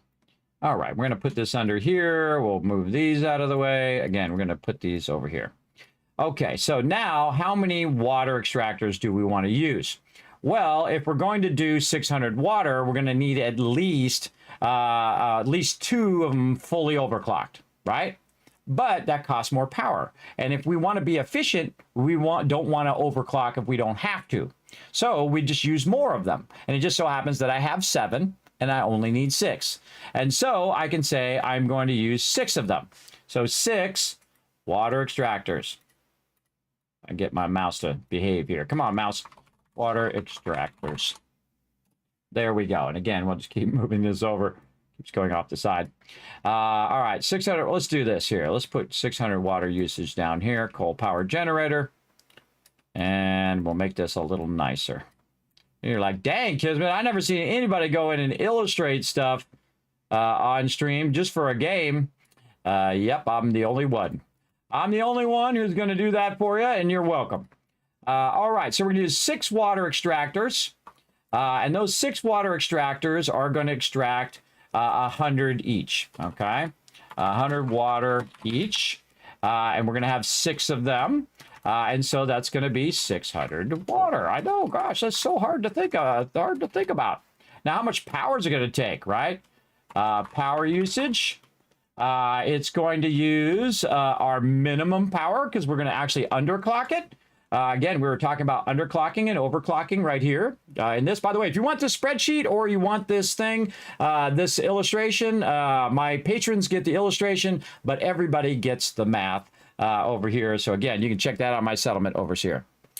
So yes, we're going to talk about what blueprints are for, and we're going to get into it. It's never your strong suit. That's why I am walking you through it. For if you're a right brain or a left brain person, you're going to be able to learn it either way. All right, because I'm going to illustrate it for you. And then I'm do the numbers first, and then I'm going to illustrate for you. All right, because I'm both left and right brain, so I can do either and both, and I like to combine both, as you can see. So again, what are we going to do? Our optimum one is going to be 83 because it's only going to use 15.7 megawatts, and we have 6 of them already there, right? So we already have 6. So we want to go ahead and check out and figure out what 15 times 6 is right here. So 15, we'll just do this, 15.7 times 6. There we go. It's 94.2 megawatts. Yes, 94.2 megawatts. Now, if we overclock it to 300%, then we'd only need 2 of them. And so then we'd say equal this times 2. And how much would that take? 134. So which one is less? This one. But if we don't have the space, then we would want to overclock it more. But if we do have the space, well, then we're fine, right? And we do have the space. And in fact, we could take one out now. So we're going to take one out and we're going to reduce it down. We're going to make it beautiful. We're going to line up all of our inputs and outputs and just make it gorgeous. And we're going to do that right now. Again, because now we're in a modular building. So we want to look at our aesthetic as well as what we're building. So we need to build basically 6 water purifiers or water extractors, and it's going to take 94.2 power. So let's make a note of that. Power usage, water power usage, very important to put that in there. Water power usage is 94.2. 94.2 megawatts. Okay, now that's our water extractors. Now we also going to need our coal extractors, and then we're going to do some coal calculations like we were doing down here. So what's the coal cost going to be, right? So we're going to do 12, right? So yeah, wait. Yeah, 12. We're doing 12. Do we do those numbers right? 12 is going to take 600 water. So it's 100 water times 6, which is 600 water. And then water power usage, 94.2. Oh, wait, here's the thing we should do. We should take 600 and divide it by 120 over here and see if the numbers magically work out. So let's take 600 divided by 120. Oh, well, wait a minute. If we don't underclock it and we leave it all the way, oh, hold on, I'm in the way. Hold on, I got to move it over. If we don't underclock it, I just remembered. If we don't underclock it and we just leave it at 100%, it actually will cost us less water extractors. So it will actually cost us less power. And let's figure it out.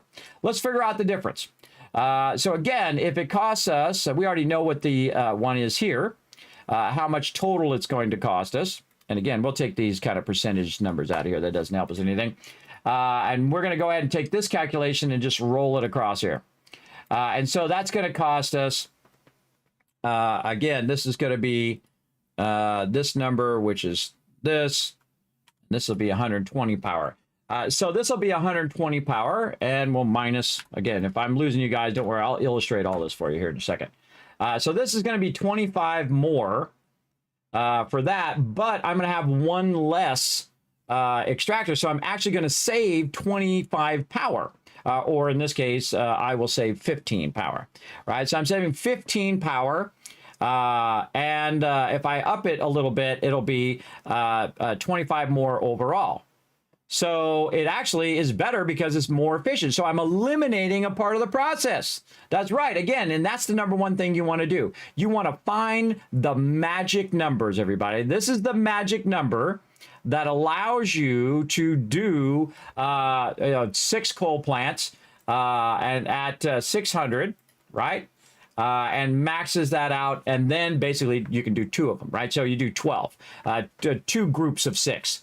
So 2 groups of 6, which is going to magically be 600 water, and then 120 per water extractor means 5 water extractors. So it's basically better to put it back to 100% and go with that. So now we only need 5 water extractors. So we just reduce the water extractors. Those 5 water extractors are going to do 120 water each at times 6, and 120 times 6 is 600. And again, we'll just make sure 120 times 6, and we'll do this and say this number times this number. Oh, actually 720. Wait a minute. Wait a minute. Why does this math come out wrong? 600 divided by 120. Oh, because I put 6 and not 5. Duh. Gotta put 5 there, everybody. 5 there. 120 times 5 is 600. There we go. So we did it one way and then we did it the other way. That's called double checking your numbers. I'm glad I double checked it because I almost typed the wrong number. All right, so it's 5 water extractors. So 120 water each times 5. Again, so we got to fix that number. And that equals 600 water. Now, how much is the power usage? So this right here, when it has 6, is going to cost us 94.2. But if we do 5 of them, and 5 of them cost us right here 20. So 5 times 20. So we're going to say 5 times 20 is 100. So that's going to cost us 100 power. So basically, it's going to cost us 6 more power. 6 more power and 1 less extractor. And there we go, and it's going to make it easier. So you're welcome, everybody. I'm walking you down to Pemrose here. I'm walking you down, trying to help you. All right, so 2 extractors maybe. And now we're going to do our coal. Let's see. Coal. Yeah, coal. So what we need is we need to figure out our coal times 12 generators. Okay, so let's go back up here. And we need our coal over here. And we're going to kind of remove all this other stuff here. You get the general idea of all of that. All right, so what we really want is 5 generators here. Again, 5 generators, water needed. So this is not that optimal. What this is 600 divided 50 is going to be 12. And then this is going to be 5 water. Put it in here, generators. Optimal. 5 water generators is optimal for when you're going to do 12. Okay, now back over here. We're going to do 12 of our generators. We're going to do 15 coal per generator, right? And we're going to need 180 coal. And I can tell you, I'm already extracting 240 right now. So at 180 minus, oh, let's just do equals, 180 minus 240, how much is that going to leave us behind? 60. Oh, I did my numbers backwards. My bad. Do the bigger number first. 240 minus 180. 240 is the maximum output. 180 is how much I need. And there we go. So the difference is 60. Weird how that number worked out magically, right? And then we can take that extra 60 and we can run that to our steel production, right? And do that as well. So there you go. Let's see. What browser satisfactory saw your spreadsheet? I'm like, this guy knows what he's doing. Keep it up. Well, thank you. Oh, Joe Bad. Hey, I'm not just going to do this. I'm also going to go and do this. I'm going to actually illustrate it because I'm also a graphic designer right over here. So I'm going to actually illustrate it for you. This is the Kismet rule of 8 right here, which is the whole basis of the entire game and how to win the game and know how to win the game from the very beginning, from the very first big hurdle you have, which is going to be your reinforced iron plates. And again, I'm going to illustrate it for you for all you creative peeps. And I'm also doing the numbers for all you analytical peeps, right? Or if you're a combo of both like me, we're going to get it going. Okay, so now we need coal extractors, right? Or coal miners would probably be better. Miners right here. Coal miners. How many coal miners do we need? Well, if we have Mark IIs, we just need 1. So we need 1 coal miner right there. And that coal miner has a Mark II miner. Mark II miner equals 240 coal. Oh, 240 coal. Oh, wait, let's do this. How about this? Coal needed is 180 coal. And Mark II miner is going to actually output 240 coal. Now, Mark II pure node, or Mark II miner, even better. Let's make this real clear. On a pure node. Pure node. And let me go ahead and zoom in on that for you guys who are on mobile. You're welcome. Right there. So again, we need 5 water extractors to have that equilibrium. 120 each water is going to be 600 water. So we're going to need 2 separate pipes, and we're going to build them in 2 separate sections, right? So we're going to have coal power generators. We're going to have 12 coal power generators, and we're going to build them in 2 sections. And that's going to produce 900 megawatts. Now, here's the thing. Once you build one, then you have a template and 100% efficiency. And then you can build them again and again and again and again as you add more coal. And you can just do them until your heart's degree. Now, I'd love to just blueprint them and just, boom, set it down. But the blueprinter ain't big enough to do that. But you could do it in sections. You can do all sorts of stuff. I'm going to show you how to do a bit of that in the blueprinter and then use the blueprint to build faster. That's what it's for. You can build a whole bunch of things in sequence. So there we go. We built it the old-fashioned way where you build it one at a time originally, and then now that we have the blueprinter, I'm going to show you how to build it with the blueprinter, at least the blueprinter helping. So this is what we're looking for, everybody. We're looking for 12 coal power generators, which we're producing 900 megawatts, and we're using 600 water. All right? And that's going to use 5 of our water extractors, which means we have 2 extra water extractors for something else. But I'm just going to take them out because we don't need it. Not needed, right?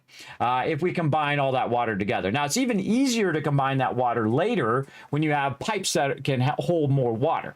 Your Mark II pipes are 600. Your Mark Is are 300.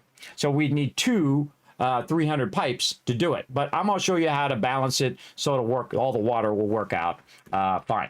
In fact, we already built our balancers, which you can actually see in the game right over here. Again, we do a lot of spreadsheet stuff. Where is it at? This way. Where'd you go? This way. And those are water balancers. They're also known. Fred's over here showing you where it's at. These are our water balancers over here.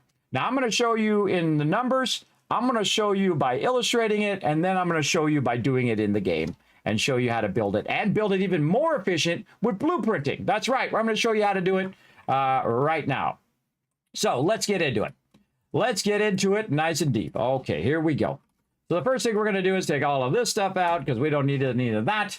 And we are going to need an extractor. Now, one of our extractors is a pure extractor. Now, I illustrated all of these, everybody. You're welcome. Again, I'm a graphic designer. Doing this stuff is like breathing for me, everybody. I don't even think about it. So we're going to move this down to the bottom. Oh, we got a little arrow there, too. Let's take our arrow out of there. Can we get that? Oh, that's locked. Hold on. We got to unlock our layer here. Again, unlock all. There we go. Take that layer out. Okay, we're going to move this all the way to the bottom so we can get an idea of what we're going to build. Right down here. Okay, so this is a pure miner. It's an MK1, but we're going to actually use an MK2 right here. And this is pure coal. There we go. So that's coal. And, I kind of feel like, just for the vibe of coal, we're going to give it like a nice gray color. Let's go over here and give it a good little, let's say a nice dark gray. There we go. Okay, now a miner Mark II that's pure coal is going to be 240 coal. Right there. And actually, I could just take this out and just do this. There we go. 240 coal coming out of there. Because this would also be used in other things as well. So it only has an output. So it's going to output 240 coal. Right? So basically, when we come out of here, we'll want to decide where's all this coal going to go. Right? Are we going to use our load balancing or are we going to use our overflow technique? Now, I don't know what happened to my splitters and everything over here. We got to fix this. We got to fix this over here. Hold on. We got to take a moment to fix this line scaling that it decided to do. Or didn't decide to do. There we go. And again, remember the little green shapes like that, those mean output, and the 3 lines mean input. Okay, so let's take our splitter, because we know we're going to use our splitter, and let's go ahead and make this 180. So we're going to take our splitter, and we're going to move it way down here. And again, we'll zoom in here a second. We also wanted storage to backlog our stuff. Oops, I forgot to put that splitter back at the top here in case we need it later. Again, we're just going to keep illustrating a bunch of stuff here at the top and then grab it when we need it. We're going to put this down here. And actually, we got this really nice one here. It already has the numbers. Let's go ahead and grab that one as well. I think that one's going to be a better one. Yes, much better, much better. Darn cord here. Hold on, I got to fix my cord for my mouse. There we go. Or actually, I think it's charged up enough. Get out of there. Get out of there, you crazy mouse, you. And I can go back to charging my headphones. There we go. All right, settle in, everybody. We're going to have some fun now. Okay, and then we're going to go over here, and we're going to grab... you know what? We can just grab a little bit of this, just to go ahead and utilize some of these arrows and stuff. Now, again, it's okay if I modify this, because I have that saved in another file. And again, these will all be available for my patrons as well. So I think this splitter is nicer, because it already has the numbers. Okay, so we know this is going to go out at 240, and it's going to go into here, and then we're going to split it, right? Are we going to split it in half, or are we going to split it in thirds? How are we going to go ahead and do it? Right over here. So what we're going to do is we're going to go ahead and basically put... enough in there that we need, right? So we need 180. Now, do we want to do it exactly on the dot? Sure, if you want to be 100% efficient, but probably don't need to because we can have a backlog of coal and I can run any excess coal into the Awesome Sink. And I like my stuff to be kind of self-contained instead of taking the resource from there and run it somewhere else. Or what I could do is just underclock the coal node, right? I can bring the coal node down and underclock it. Now, how can I do that? Because it's already at 240 to start with. Well, you could put a Mark I miner on there and then overclock the Mark I miner, which would cost you more power, but doesn't cost you as much power as the Mark II. But I'm just going to leave it at 240 everybody, just to make it easy, all right? Let's just make it easy on ourselves, and we don't have to do advanced crazy math for right now. Okay, so I need 180. Now, if I wanted to perfectly load balance this, we could take this and cut this into thirds, right? And we'll go into the game just to do it in here, just for fun. And we'll go ahead and say 240. Again, just hit, by the way, you hit N like Nancy. 240 divided by 3. What's that? 80. Okay, so that's 80 per each one. So, and again, this is going to be coal. Whoops. Whoopsies. Coal. Now, remember, everybody, again, don't forget, don't get banned for backseat gaming. Right there. Official FICSIT corporate regulations prohibit backseat gaming. Please backseat when the Learn to Play sign is lit only. There you go. And sometimes I do learn to plays, by the way, and you'll see it in the title. If you don't see the word learn to play in the title, do not backseat game or you will get perma-banned. That's right. Backseat game is anything that suggests a course of action in-game or suggestions that reveal storyline or reveal places to find things or anything like that. That is backseat gaming and can get you perma-banned. So be careful right there. Be careful if you don't know what that is. Now you know. So don't say any course of action. Don't say this is where this is, or this is how you do this, or this is how you do that, because you're basically telling me what to do. And you don't want to do that unless somebody asks. And I'm not asking. I'm just commentating on what I'm doing. Because again, I've played for thousands of hours. So it's not like my first time. And I'm just kind of showing the peeps who have never played or who get stuck on this stuff how to do all of these things. Okay, so again, 240 divided by 3 is 80 coal. Now we take 80 and 80 and add it together, it'd be 160, right? But we need 180, right? Over here, we need 180 coal. So that's not going to work. What if we take this and we cut this in half? And we can also ask Surrey to help us, though I already know what the answer is. Hey, Surrey, what's 240 divided by 2? It's 120. So I also use Surrey, by the way, because she's just sitting there doing nothing most of the time, to also calculate. So, okay, so we take 120 coal and 120 coal, and that's still not 180. Now, we can go in, and we can go in and split again, right? So say we go in here, and then we split it again. So 60, right, here. Right, oops, 60. And this one here would be 60. Right, so this goes 120, 60, 60. And then you can get yourself a merger, which we'll go up here and grab one. Merger. Right over here. Like so. Right over here. And so we can get a merger. And we can say, okay, now we got these two. Let me get nice and close for all you peeps on mobile so you can see what's going on. Again, 240 coming in. Splitting to 120 this way, and then splitting again to 60 and 60. This one's going to split left. This one's going to split right. And so this is 120. And we're going to go in here. We're going to merge 120 and 60. And what does that make? 180. Magic numbers again. And again, you're always looking for these magic numbers, or I call the rule of 8. Or infinity symbol, everybody. They are the rule of 8. They are the equilibrium of the game. And that's how you get 100% efficiency out of the stuff that I'm doing right now. And so I can cut that in half and put 60 going this way and 120 going that way. Am I going to do that?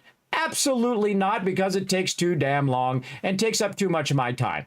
You know what I'm going to do, everybody? I'm going to do this. Boom. And this. Boom. That's what I'm going to do. But hold on. We might do a little bit of this, though. We might do a little bit of this as we go along. So let's go ahead and go to the next stage first. So we're going to get our storage here. And we're going to go ahead and take this. And we're going to move this over here. And we're going to put this down here. And we're going to say, and grab one of these for right now. And we're going to take the raw ore, raw coal. Actually, we should call this raw coal. And this... we'll just call that coal down there. This is raw coal. And we're going to backlog the raw coal. Now, why am I backlogging the raw coal? Well, sometimes I need coal. Maybe I'm doing something in the MAM. Maybe I want to make myself something real quick that I don't have a process for yet.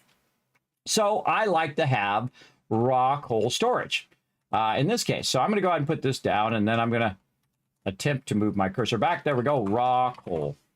So this is going to be raw coal storage. Right over here. Shrink that down a little bit and center it because that's going to bug me. There we go. Raw coal storage. So this is coming out of here at 240, by the way. 240.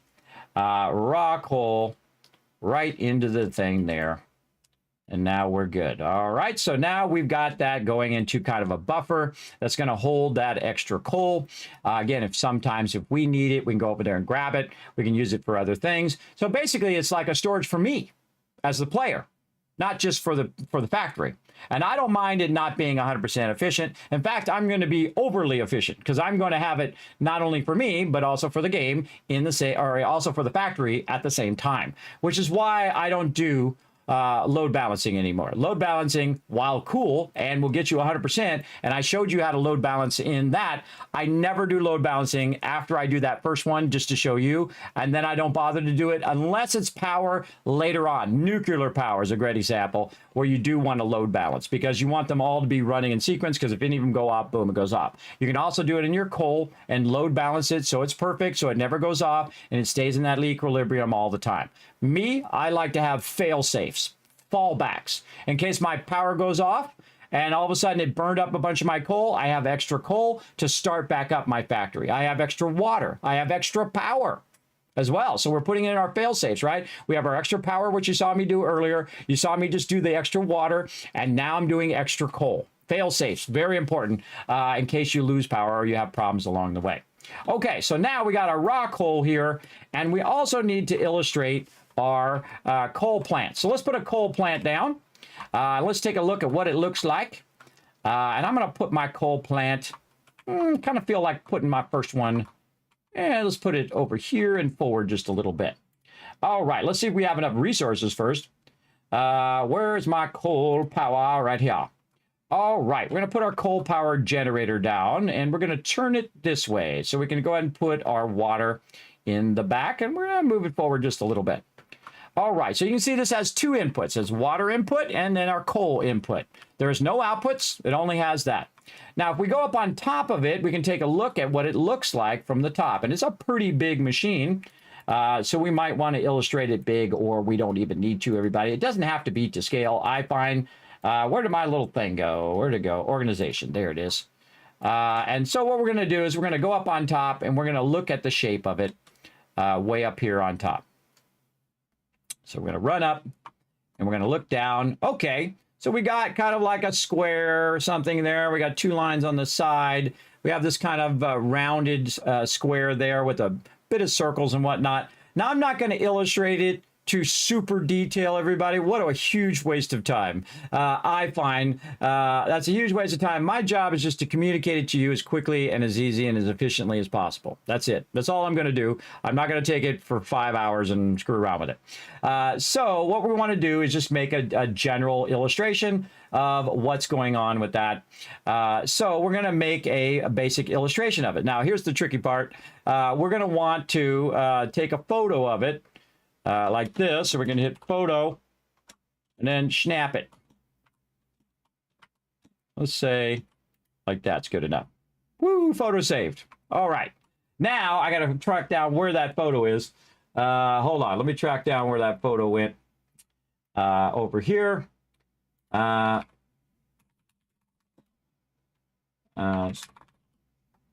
Okay.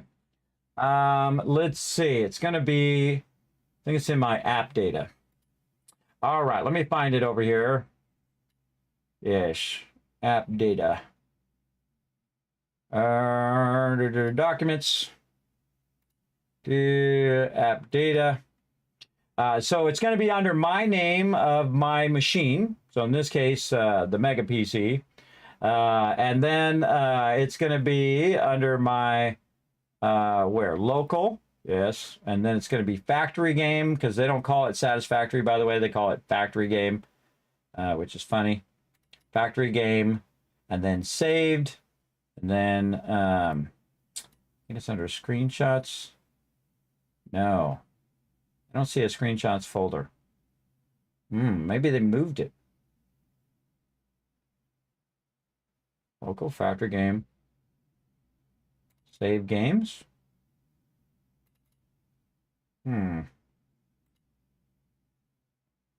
Yeah, it does not in the place where it used to be.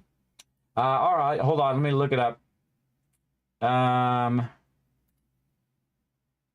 Let's see. I think it's under, oh, it's under documents now. Okay, that's a much better place for it. Documents, my games. Nope, not in there. Okay. It's always something, everybody. That's funny. They moved the screenshot. So hold on, I can probably see it in game. Hold on. Let's go see. Does it tell me where it's at in the game? No. No. All right. Well, they moved the thing around. Normally it's either in your games in documents or it's in there, or it might be that I have that stupid Windows thing turned on and it's putting it like in my home folder or something screwed up like that. Hold on. I got that, you know, that stupid like thing when you log into Windows, it logs you into that whole other thing. I forget what they call it. It's like, you know, work from home crap where it puts it up on the server and all of that. Good question. I'm going to go ask the people at Satisfactory. Let's go ask them. Let's go.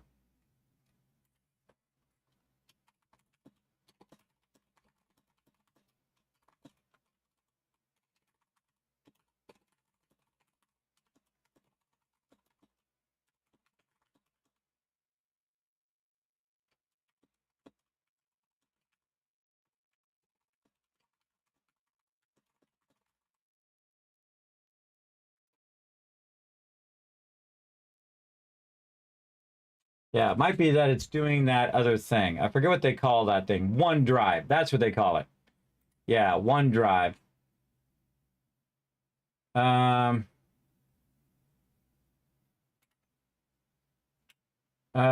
Let's see.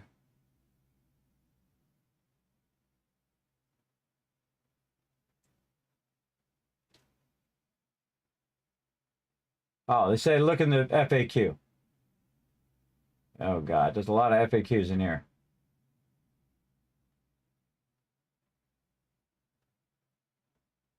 Reset, connecting with server. Let's just search for photo. No results. Okay, photo, screenshots.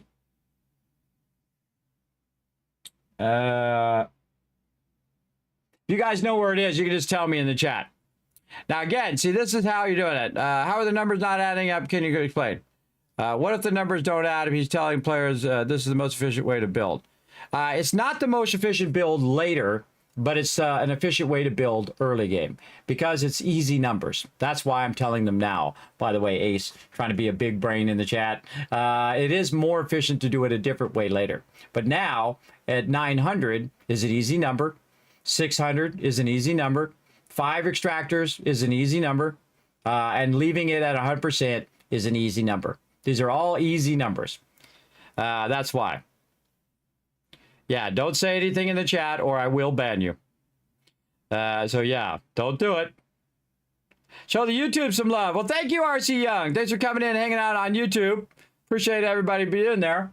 And if you can't resist backseat gaming, here's what you do. You wait for me to go do a learn to play, and you can backseat game all you want. But right now, I'm just explaining and trying to get people to understand. You don't want to overcomplicate things in the beginning when people are learning. Very important.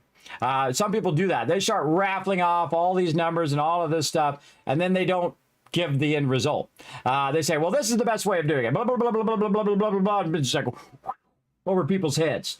So what you do is you walk them down the road. You give them the easier stuff first, and then you walk them when they get more advanced. Then you do the more advanced stuff later on. So there you go.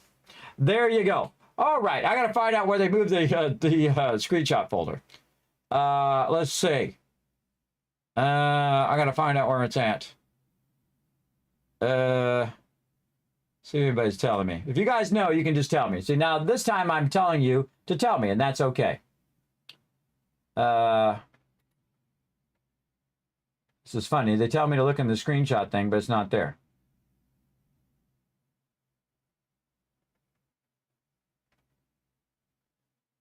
Dedicated servers.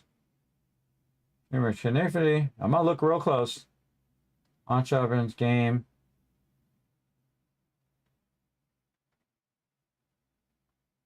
It's not in the FAQ anymore.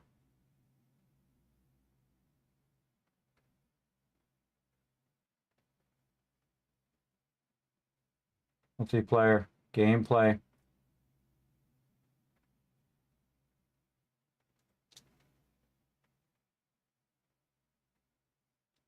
Screenshots located. Nope. User profile documents my games. Nope, it's not working. User profile documents my game. Nope. I bet you it's because it's in that OneDrive. And it's doing it over there instead. Man, I want to reinstall this machine. I'm going to have to reinstall this machine at some point to get rid of that stupid OneDrive crap. Yeah. That sucks.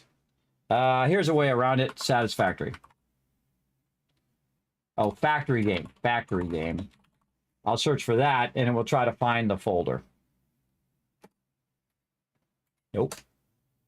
This PC. Factory game. All right, there it goes.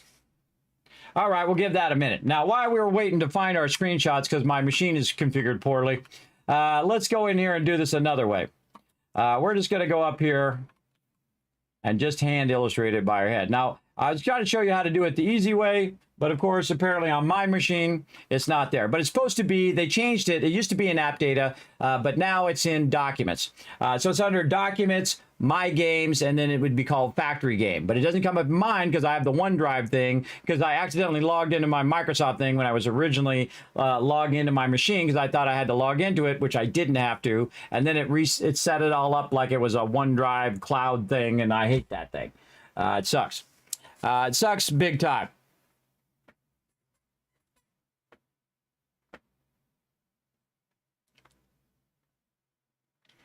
So there you go. There we go. Okay, so let's keep working. So what we're going to do is just illustrate it by what we see there, right? So we'll just illustrate it like that. Let's go ahead and go right over here. So first thing we're going to do is get a couple lines to represent the front here.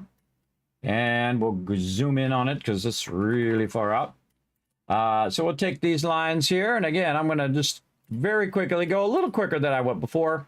And we'll go ahead and make that orange. And we'll make this orange. Now, proportional wise, we'll take a look at it. And we can see that's more of a rectangle than a square. So we're going to go ahead and let's say make it twice as big. Right, so we'll make it real long. Let's say something like that. And we'll do this.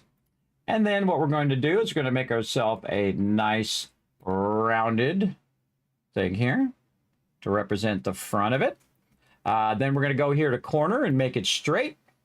And we'll go ahead and bring those corners in. Again, if you guys were watching last time, you saw I did this before. I'm just going to make that gray. Okay, so that represents the back. That's good enough. And then we want a little bit of a square in between here. Again, the only point is just to illustrate it to get an idea. So we'll put a little square here. I'm going to make this square black. And then in the back, we're going to go ahead and just use a rounded square there that's kind of about the same size as this one here. And we're going to move this up just a little bit like this.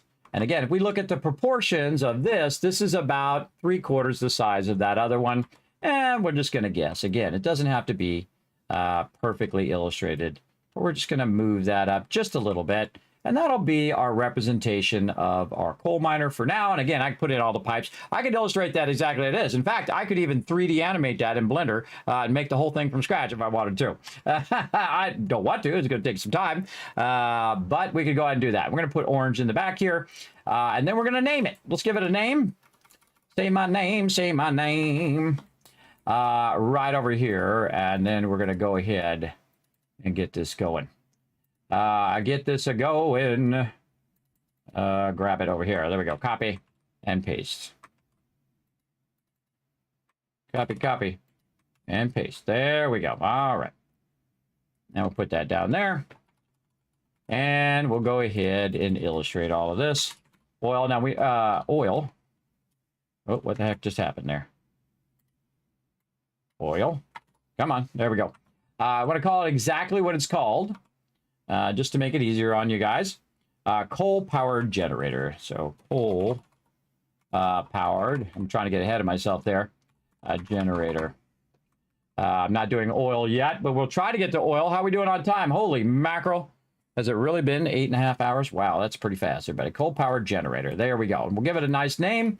We know what it is. Move this up just a little bit. That is not centered. Why is that not centered off of there? Let's go ahead and snap this. That's much better. And we'll center it that way. Actually, we're just going to do this. Even better. I like that a little better. Again, it doesn't have to be complex. Okay, now we can just steal a bit of this down here. We're just going to highlight that. We're going to copy that. And then we're just going to paste it. So it's the same size as our other ones. And we're going to go ahead and look at our outs right here. And then we're going to go ahead and grab, oops, this here. And we're going to grab this as an in. Now, don't worry, we're going to change all this stuff in a second. I'll get there. You don't need a backseat game or backseat design. I know some of you have a problem. You got to be right. You got to prove how big-brained you are. But guess what? You don't actually need to do that. You don't need to prove nothing. I already assume that you're awesome. You don't need to prove nothing to my chat or nothing to me. Now, we've got an in here, but we have two different types of ins, everybody. We have an in and an in, and you saw I put an out over here. Well, this out is actually the power out, right? Not necessarily a actual conveyor out. So we don't want to necessarily use the same square that we're going to use for this type of out, our same rectangle. For that type of out. So we're going to take that, or actually we'll just put it over here because we're still going to call it out. And then we're just going to actually make a square like this. And then we're going to rotate it like this. Oh, well, a little less bad rotating there. All right, let's just do straight up and down. There we go. We're going to make ourselves a diamond for the output. There you go. Did you know you can make an easy diamond by just turning a square sideways? You sure can. I'm sure a lot of you already knew that. There we go. So this is a different type of out. So this is the power coming out of there. And we're going to say that this is 75 megawatts. Yay, megawatts. 2.1 gigawatts. And then we're going to shrink this down over here like so. Can't make it any smaller than that. All right, we'll go over here and make it 2 point. Too much, too small. Let's go 3.5, even better. 3.5. Aha! There we go. Nice. And we're going to move this up. Put that there. And this one needs to go a little smaller because I don't like the fact that it's touching the sides. So let's go 5. Nope. 4. All right, that's probably good enough. And we'll center all that. Now we're looking good. All right, 75 megawatts out. And you know what? I feel like changing this to yellow. Yeah, that's looking good. 75 megawatts out. Very nice. Okay. Now that gives us a general idea of what's going on. Now down here, we're going to say in. One of our ins is going to be what's known as an item. And then the other one is going to be kind of a rounded one. And then we're going to go ahead. Again, I'm showing you a little bit of illustration while we're doing this as well. Now this one is going to be water. So we might want to make it a water symbol just to make it easier to see that that's water and this is coal. Now we did use a nice gray earlier for our coal, which is this one right here. I believe I can drag it. It's not showing up on the right here. Let's leave it red. We'll just leave it red because usually it's indicated as red when you are lining up your inputs and outputs. Okay, so we have our water in, or fluid in, or gas in, or acid in, or none of those things in if you're in the alien level over there as well. There you go. There you go. Okay, so we got our 75 megawatts out. And we've got our in and our in. Okay, so now what we want to do is we want to go ahead and get some of this coal to go in here. Now, what I'm going to do is just put this on the side because we're also going to illustrate a bit. I'm going to move this over here. And then we're going to take our arrow. I forgot to put my arrow in there. And say 240 in this way. And the arrow represents our belt direction, right? Our belt direction is going in that way. So let's go ahead and zoom in. And again, you can see our belt direction is going directly into that there, right there. Out of there into here, 240. Now, what we want to do is we want to run that into here. Now, when you get to multiple inputs, this is when things start getting tricky. Tricky.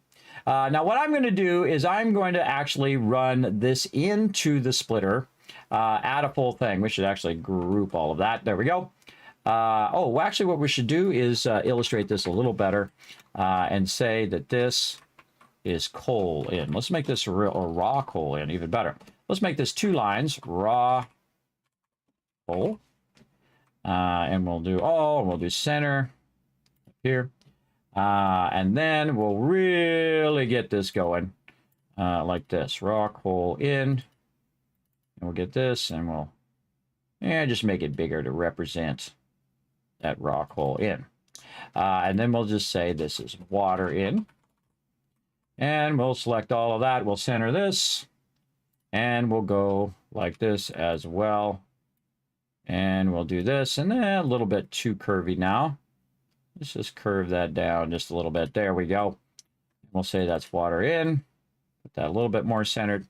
Just make that really obvious, all right? Very obvious of what that is.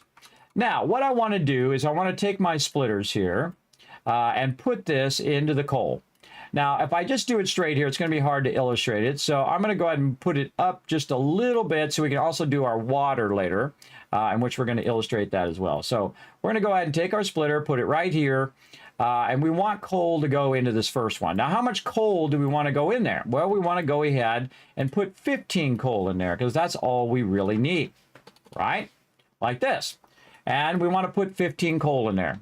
Now, what we really need to do is run 240 coal in there. And you're like, Kismet, why would you run 240 coal into your raw coal? It only holds 100. That's because I want it to fill up and then overflow.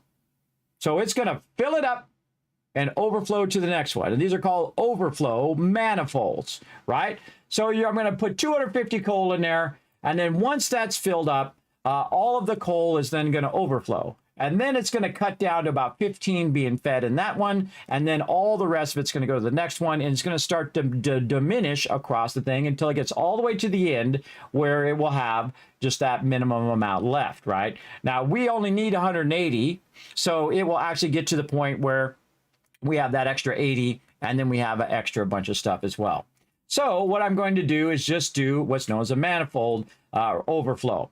So I'm just going to do this over and over again. So we're going to run the 240 from here into this like this, and we'll go ahead and illustrate our direction as well. Let's get our arrow from down here. 240 into a manifold, and then this is going to be real easy. And I'm not going to illustrate it again up here at the top. You get the idea. Into there. Now, why am I going to use this if this is just going to straight go in? Why am I using a splitter? Well, that's because we're going to have a bunch more. And by the way, we're going to do them in groups of 6 because it's a little easier to manage them in groups of 6. So we're going to do this, and then we're going to do the first one is going to go ahead and split and end up in here. And again, let's go in like this, and we're going to take this, and it's going to go this way. Now, our water is going to be in the way, so we'll deal with that later, but this is going to just go this way. And again, if we tell it to split it, it's actually going to go 120. So it's basically going to cut it one way and then cut it the other way. So 120 up and then 120 side. And that's typically how it does it. It splits it in half. So we got to move this up again. And again, just walking you guys down the road. I'm showing you what, you think it through. And I'm just showing you how to think it through and the thought processes that go into it. And so there we go. So what do you think is going to happen when we run it over here? Well, this one's going to cut down to 60, right? Because we're going to cut it in half. Again, it's going to automatically start to balance it like this, right? This is 60 coal, like this, and then this is going to be 60 coal like that. Again, for all of you who already know, just let me get there because, again, I'm walking peeps down the road, everybody. Walking them down the road to make it super simple and understandable for people who have never done it before. So there you go. So then this is going to go down to 60, and you could probably guess what's going to happen here. Now we're just going to grab all of these. We're going to move that over and just kind of repeat that over and over. I'm going to take this and put this on this side since we're going to the right. And then this is going to be 30 and 30. And then these are all going to go, we're going to do a whole nother one of these this way, like this. And then we'll just update the numbers. Again, this is just going to save us time illustrating. Okay, so 30, and then 30 is going to cut in half again, and this is going to be 15. And you're getting the general gist of it now. 15, and then what's half of 15, everybody? Hey, Suri, what's the half of 15? 7.5. And then 7.5. There you go. Hey, Suri, what's half of 7.5? 3.75. I always like to double check my numbers. I'm doing the numbers in my head too, but I always like to double check it. You know, get like a Suri's opinion of the number. So now you can see that manifold splits things in half. Now, most people are not going to illustrate this for you, everybody, and tell you why the one at the end is starved for coal. The reason why it's starved for coal is in the beginning, this is how it starts up. Now, what I could do is I could build a big old manifold and a load balancer in the front, which is going to make it where it splits it and then splits it again and then splits it again and splits it again until it perfectly balances out to 15. And you could do that, but it's a huge waste of your time because eventually that first one is going to fill up.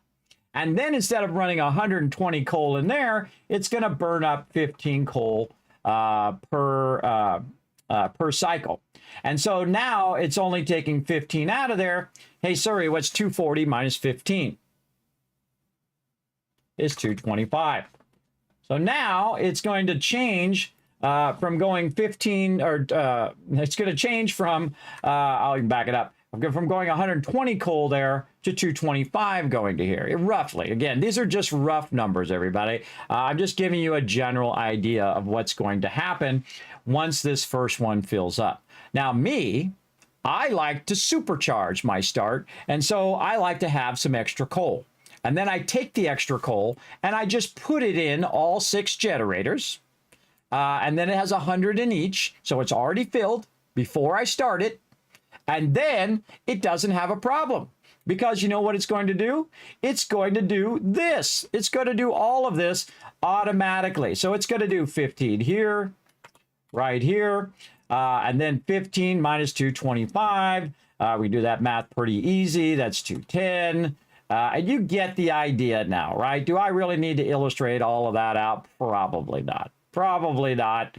But you get the idea. But I'm going to actually back it up so that you can get the general gist of it and do that. And I'm going to leave it like that so you get the general idea. But you get the idea. Now, by the way, if you're watching on the stream, you get that extra bit that I just explained that they're not going to get in the thing. So there you go. So again, it's going to start overflowing. But I suggest just put 100 in each to start with. And then you don't have that problem. It'll instantly start all 6 of them up if it has enough coal. And of course, I also suggest to backlog your water first and then get that going. Now, that's it. We're done. We're done. That's it. That's all you got to do. And again, you don't even have to worry about the numbers, everybody. Just do this. Just run all your coal. Run as much coal as you got. Run it in there. See if it's working. If it's not working, take one of them out. And then, okay, that's not working. Take that one out. And just keep doing it until you get it balanced the way you want to do it, right? So our coal's looking good. Now, let's go ahead. Do we illustrate our water purifiers? I don't think we did that yet. No. Okay, so let's go have some fun illustrating our water thing. Now, let's go ahead and save, too, because we don't want to do that again. We don't have to. And then let's go look at our water things over here. It looks like a big half donut. Half donut with... What's up, Fred? Fred always loves it when I'm illustrating. He's like, Kismet, that's my favorite time. Is when you're illustrating. So let's get up here, and we can see this is kind of like an orange thing with some silver on the side, and this is kind of like a torus that goes around here and then straightens out. You can see here's the arch, and then this is flat here. So this is like rounded edge, and then this is the arc here, and then we have this up here. So we're just gonna manually do it right off the top of our head here. First thing we're gonna do is grab a circle. We're gonna attempt to drag a circle. There we go. We're gonna draw a circle. Then we're gonna go ahead and we're going to put a stroke on it, like this. Pretty easy. And the fastest way to make half a circle, everybody, is to take out the point at the bottom. So if it's gonna let me, come on, let me grab that point. I know sometimes this program's a little funky chicken. All right. Let's go, program. Give me that point. Delete. Nope. Convert to donut. Oh, whoa, I didn't know that was a function. Yeah, you can convert it to a donut. Or to a pie. I didn't even know that was a function up there. All right, here's what we need to do, everybody. We need to go up here and we need to, let's see, expand stroke. There we go. We need to make it into an actual object. There we go. And then we can go in and we can take that one out. And we can take this one out. And then what we want to do is we want it to be nice and straight like this, right? But don't worry about it. We're going to actually go out and illustrate this in another way. We're going to go ahead and do something even easier, which is just to take a square like this. We're going to convert this into a fill and not a stroke. There we go.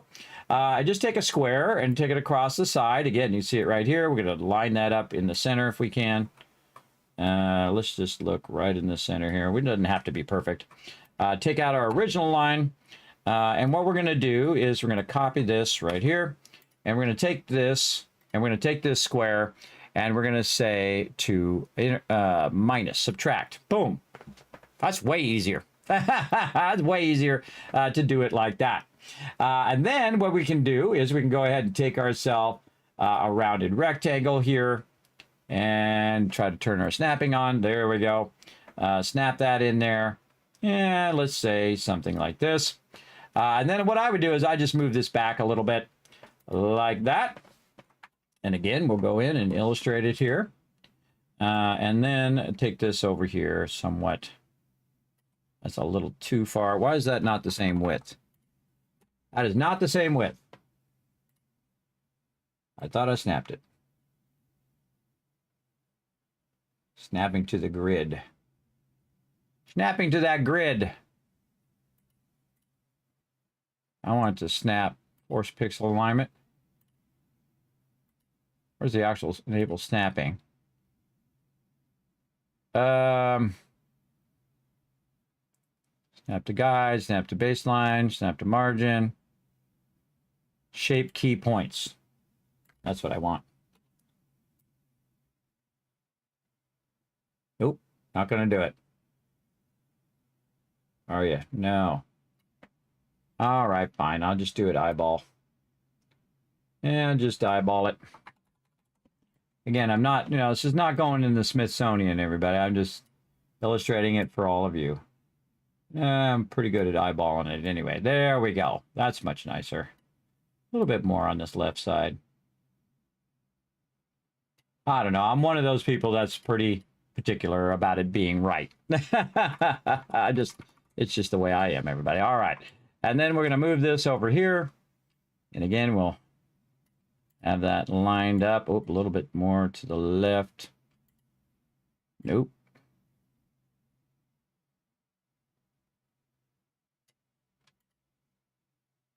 Nope. Come on. No, okay, you're going to make me zoom in, aren't you? You're going to make me zoom in, and I'm all about it. I do what we got to be done. There we go. Okay.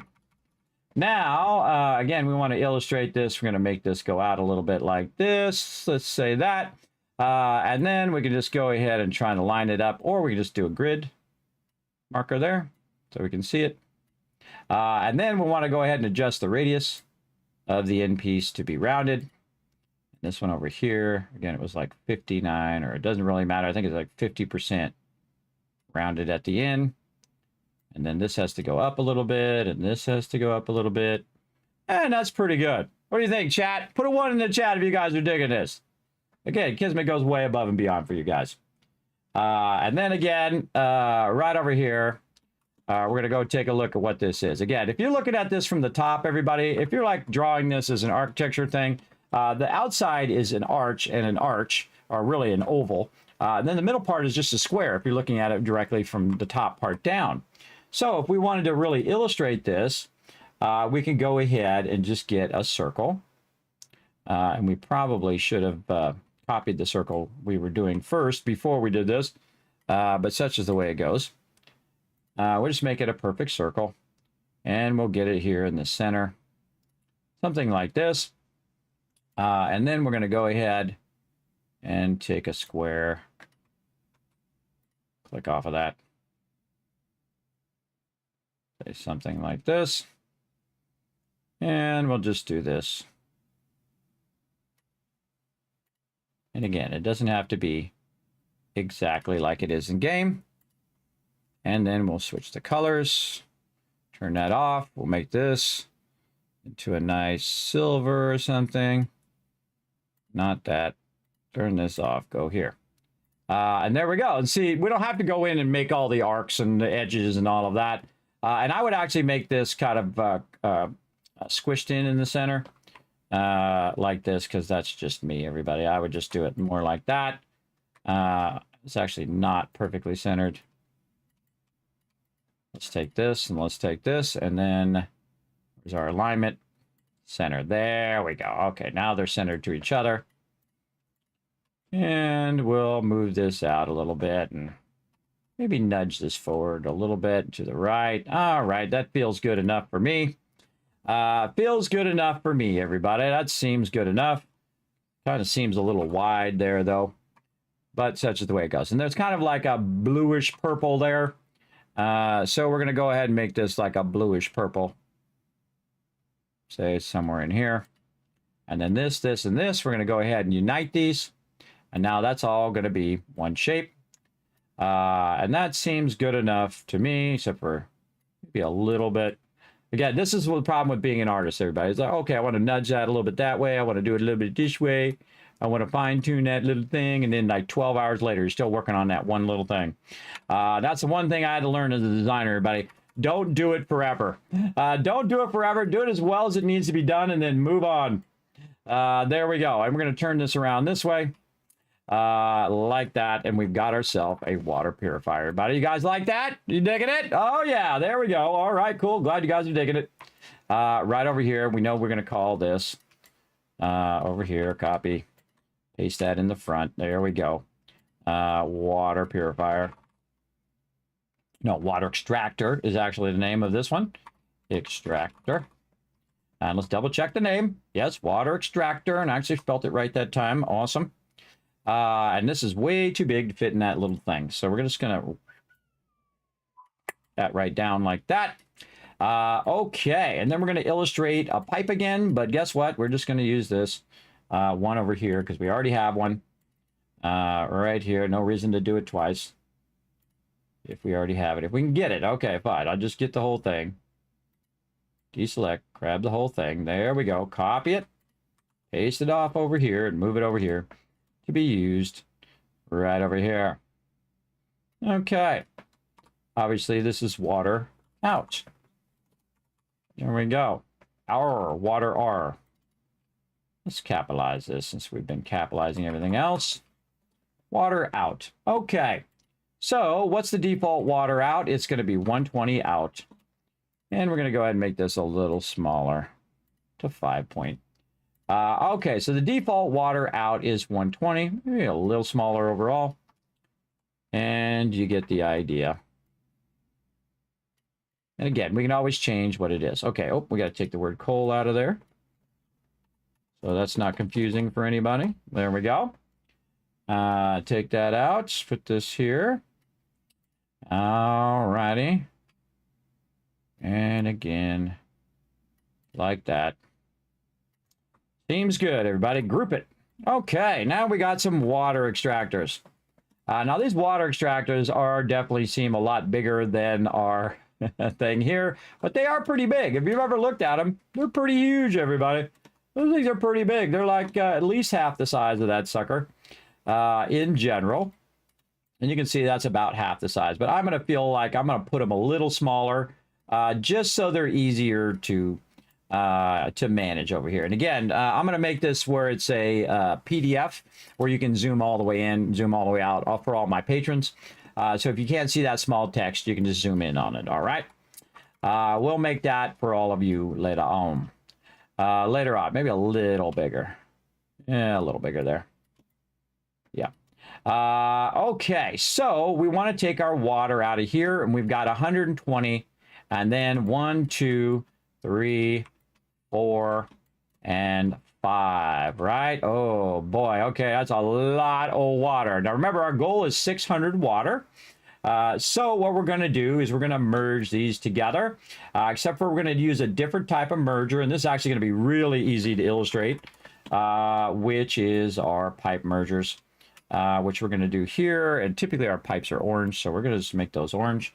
And then we're going to go ahead and make it a little smaller here, and then just do this, and then do this, like this. Very nice. Like that. I kind of feel like it would be better if I put a line on it. Probably not a line that big. Very small line like that. And then a black line here. And then like that. There we go. I think that'll give it a little bit more. And maybe round those edges just a little bit. Let's just round those edges there. And that's going to give us a cool little thing, right? That's pretty nice. All right, and we're going to go ahead and utilize those as our splitters and mergers, by the way. And actually, we'll merge that into one piece as well. It'll give us a kind of a cool little clover leaf there. Very cool, right? So there we go. So again, this is a splitter and a merger. So it doesn't need to have two separate things, and I don't really need to do anything else except put that in there. But one of the things I can do is actually total up the water utilizing this as we go. So I can go ahead and take this. I'm going to copy and paste this. Copy and paste it in the front of this. There we go. And so what we can do is just use this number as the total amount of water that's flowing through that particular section. All right, so we're going to make that a little bigger. And so we'll go 120, and we're going to save all of that. That's a lot of work. Okay, so out of here, there's currently 120 going into there. And then 120 here, and you're getting the idea now. Because we're going to merge all of these lines together. Now, you got to be careful when you're maxing out your lines, because they'll end up being more than what you can put through a pipe. So if you put too much of this through a pipe, you're going to have a problem overall. It's actually smarter in the beginning when you first start playing to actually do that sixth one. And the reason why is because what you're doing is you're combining all of these into 300, and you're combining all of these into 300, right? So in theory, that would be the better way to go. But if you do have water balancers, just like you would have brain just went out. Come on, brain, come back. Just like you have load balancers, there it is. Again, sleep apnea for you. Just like you have load balancers like this, you also have the ability to use your fluid balancers as well. So there you go. So again, the top one that we can do, each one would be 300. So each of our pipes is going to max out at 300. What am I scrolling at? Yes, the max is 300. I'm just talking about that right now. Talking about that right now. There you go. Again, just walking you guys down the road here. Walking you guys down the road.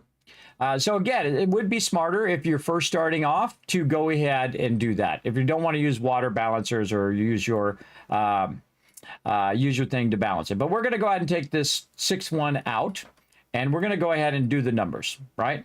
We're going to do the numbers here.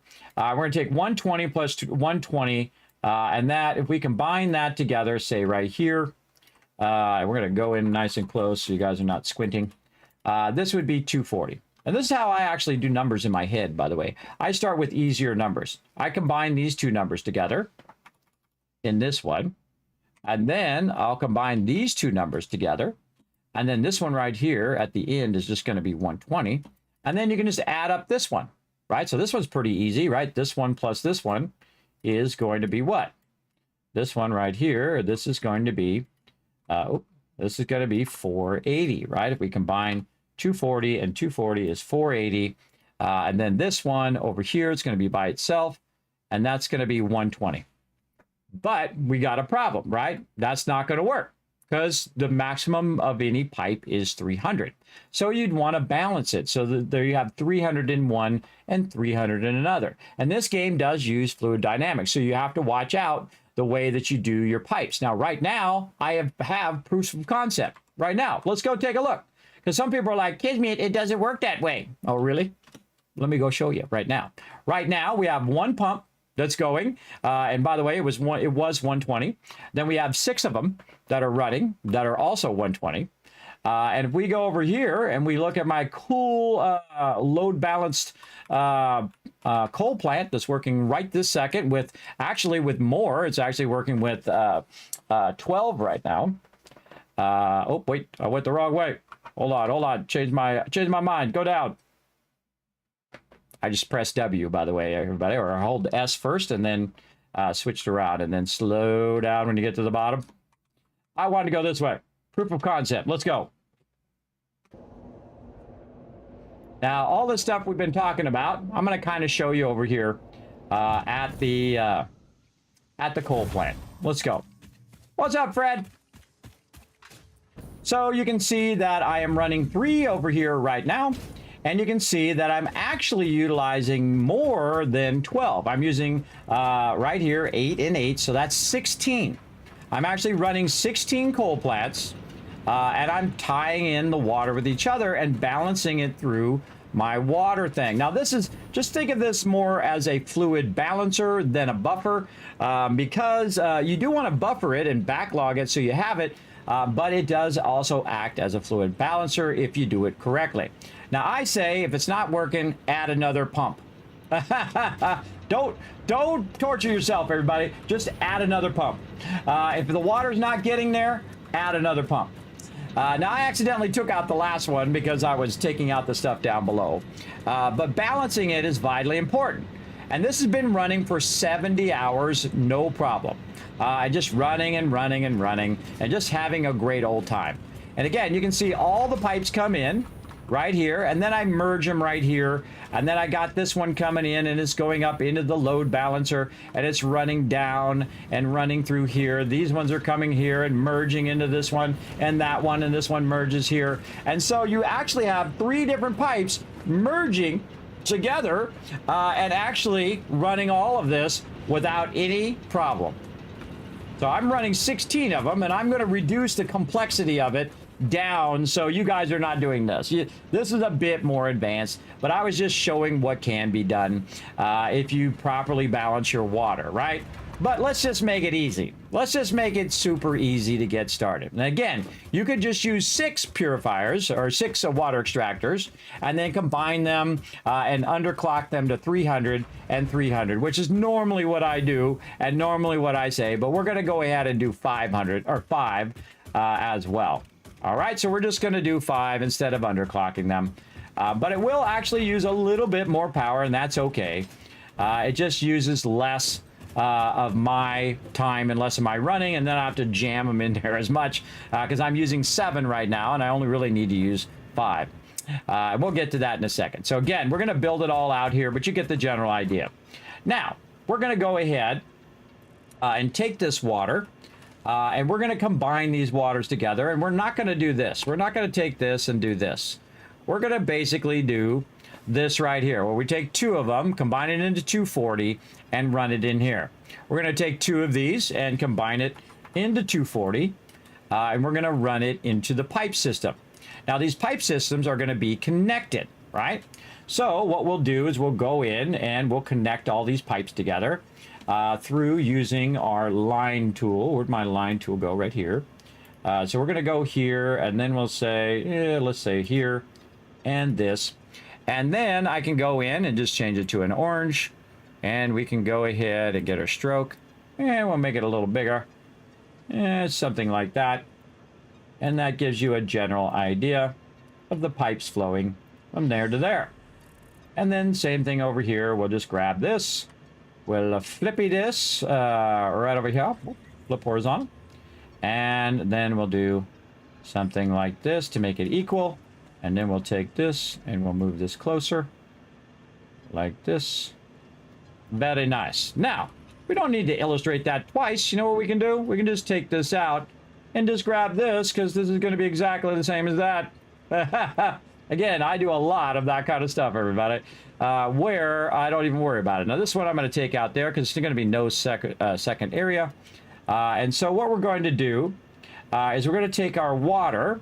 Now, the problem with water is it can be very confusing, and it can be difficult to get your water to work if you're not watching your load balancer. I thought I'd put that exactly next to it. Hold down Shift. There we go. Oh, this is going to be kind of close. Let's do this. And let's just illustrate this a little better. Oh, we got these. Oops. Okay, hold down Shift. And we're going to just actually make them the size that makes them line up to those. Now we're going to line that up to that. But that's not true, everybody, because these are splitters and these are pipes. So what you really want to do is this. Like that, right? You want to do that. Now, these are going to be kind of in the way, but we'll go ahead and see what we can do here. We're going to grab that. We're going to grab our thing here again, and we're going to run this directly into the water like that. And we're going to take this 15 coal, and we're just going to stack it over there out of the way. All right, so that's going to go water in. And then over here, we'll do something like that. And then again, we'll just take this out and say, okay, wait a minute, hold on. We'll go ahead and grab this. Do this. Line that up there. Take the 60 coal, put it over here. And there we go. Again, it's fun to illustrate stuff, everybody. I find it very fun. I'm a graphic designer. I love making graphic representations of stuff. So there we go. So now we're going to take the 240 and the 240 and run it in here, which is not going to max out those pipes. Those pipes are going to be fine. But that's way too much water to go into there. So what we can also do is go ahead and connect all these pipes together. Now, again, this is a bit more advanced. Again, you can just do 120 and 120 and 120 and then underclock them so they're 300 and 300. Again, that's why I said that in when I was doing the what I was saying when I was doing the numbers, that actually that is the optimum one to do in the beginning. But I'm not going to do that, so I'm going to be doing it a different way. So it'd be kind of dumb for me to do it on stream and then be different than what you guys are seeing. I'm going to do it this way where we balance it out. In fact, let's actually put this back here like this. There we go. And we'll try to line that up. And we'll do this. Water in here. Line that up there. Like this. Okay. And then we're just going to grab this and move it forward. And let's say something.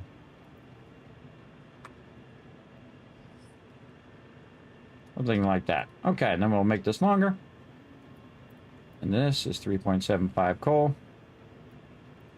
And there we go. So what we're going to do is actually connect all of those together. But what we want to do is we want to water balance all of these. And what we can do is we can go over here and we can do our water balancers. Now, our water balancers are really easy to illustrate, everybody. They're like the easiest thing ever. They're just like a big circle. They're like a big circle over there. Of course, it has, wider circle and smaller circle, but we're just going to make it a big circle, everybody. It's going to be way easier. And I think I'm going to change it the same color as what we've got over here. So we'll just do a big circle. And we're going to go, right here. We'll make a big circle. And we're going to turn this off. We're going to go to this. We'll make it purple. Over here. Oh, wait a minute. We did something down here. Let's undo whatever we did there. There we go. Let's try that again. Circles. Apparently are hard. All right, there we go. Circles.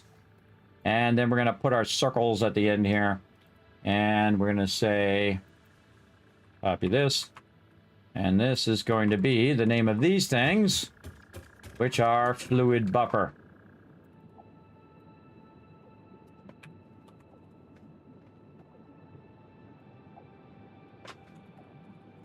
Now, one of the things I'm going to do is blow your mind, everybody.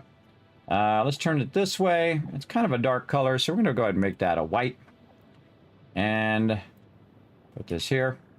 And there we go. All right, now we got our fluid buffers. Now, fluid buffers both come in and out of the same port. So you don't want to think about them like you think of machines, right? The water goes in and up, but it also goes back and down because I don't have a valve to stop it. Valves, what they do is they stop it from going backwards. In this case, it will still go backwards. If it starts to run out of water, this will start to drain back down that pipe and drain down this way and run down there. So it creates like an equilibrium in your water. And that's what you want. You want that equilibrium running like I have it running over there. And again, it's good to get that idea in your head now, as opposed to doing it the way I used to do it, where I do 3 and 3 and then do the 300 and then do it that way. Because you want to balance your water and have your water be very, very consistent, and also have offline water. This right here is our fluid buffers themselves, and then these are the ones that we're going to disconnect after they fill with water, which they probably already filled with water now. And these are going to be backup, right? In case our power goes off, we don't have to turn our biofuel on or anything, though we'll have that anyway, so we can turn it on and off if we want to. But now that we have that filled with water, it's not going to drain out of the water if we just take that out. And now that water will stay in there, just like in real life, everybody. In real life, if you fill up a bucket full of water and you turn the spout off, it ain't going to come out of there. It's going to stay in the bucket, right? It's going to stay in your water barrel or wherever you got the water. It's going to stay in there until you get the water out. Now, of course, it may go bad, which it doesn't do in game. And you might get a bunch of mosquitoes and other terrible things like that if you let it go too long. You don't want to leave standing water too much. It might build up algae or whatever. But in this case, this doesn't have any of those problems, everybody. It will stay pure water forever. And so you're good. You don't have any of those IRL problems. Hopefully, don't add that, because that would be a pain. Have to add like iodine tablets and all sorts of stuff to your things all the time. I'm sure somebody will make a mod for that, though, just to make it like super hard and whatnot. But you can see now I have offline water. If I need to start any of my coal plant, I can very easily just tap that back in there, and it's going to run right back through the pipes in the opposite direction. Or even better, I can actually run it this way and run it directly back here. Right? I can just run it temporarily directly back there, infuse it directly into my coal plants, and restart it without having to use any other power or any other method to start it again. You know why? Because of gravity. Because the water is going to be up here, and this is the opposite of a head lift, a down lift. I don't know. I don't know what the official term of it is. I call it gravity. And basically the gravity is going to pull that water down, and it's going to pull it down through the pipe, and it's going to cause the water to be pulled. I don't know if you've ever done that, everybody, where you see a water drop come down and you got another water drop here, and it comes along and hits this water drop, and then all the water goes along with it. It leaves a little bit behind, but it then takes that momentum and pulls the other water with it. It's called water tension, and it will actually pull the water. So that's what this does. It pulls the water and runs it. Where's it going? Without a pump, by the way. I can also add a pump if I don't like it.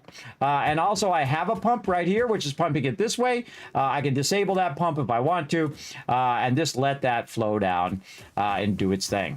I can also just say, you know what? Pump this, but pump it out the other side and run that out the other side and run it down. Now, if I ran this out the other side, I would keep it up nice and high the whole way to be equal to where this is, equal to where the output is. Run it nice and high until you get to the end, and then run it straight down. And that water will be flowing down just like it does if you pour it on something, and it will flow down like a aqueduct or the side of a mountain or whatever, however you want to do it, side of a stone wall that's angled, or a step or whatever, or a ramp. It'll roll down that way, right? Because the gravity's pulling it downwards toward the center of the earth. Okay, so that gives you an idea of why I'm doing what I'm doing. Now it's time to do it. But we're not ready yet. We're not ready yet to do that. All right, let's go ahead and get this. And we're going to go ahead and put in our generators. Here we go.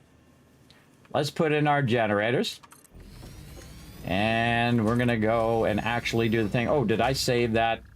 Over here, save. Now, me, by the way, everybody, I forgot to put the other one there. I'm going to have 2 fluid buffers. And I'm going to let that run underneath there. There we go. I'm going to have two stacks of fluid buffers. So I'm going to have 4 fluid buffers there. So I have a lot of extra water backlogged. And that's basically how I'm going to do that. In fact, this is way too far out here. Let's move this in, say something like this. And then, again, it's going to go fluid buffer, and then it's going to go back. Also, there's a thing called hammering in the game. If you're having problem with your hammering, here's what you can do.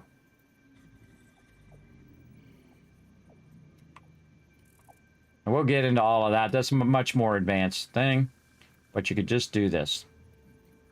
Refuse it in here and then fuse it back this way. Refuse it back into the line. You can also fuse it all the way across and how you're going to do that. Now, also, these lines, I'm going to take this out. These are actually going to be run into each of these particular locations. So we're going to go ahead and do this.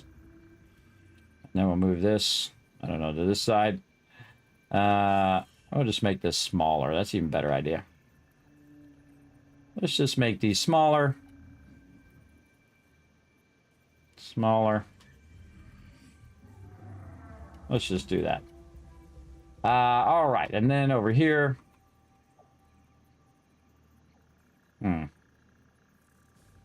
This goes over here.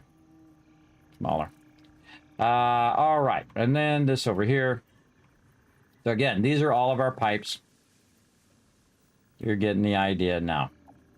So now we have the pipes in there. Now this one over here is going to L-shape in the other direction, and I'm just going to go ahead and snag this, line that up somewhat, and then run this over this way. And we'll line that up. That is not lined up. I don't like it.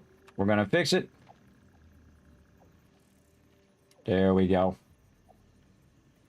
Oh. I'm snapping in this thing. And when I let go, it moves a little bit after I let go. There we go. All right. And then we want to line this up here to the end up there. And we're going to go right here. And we're going to go ahead.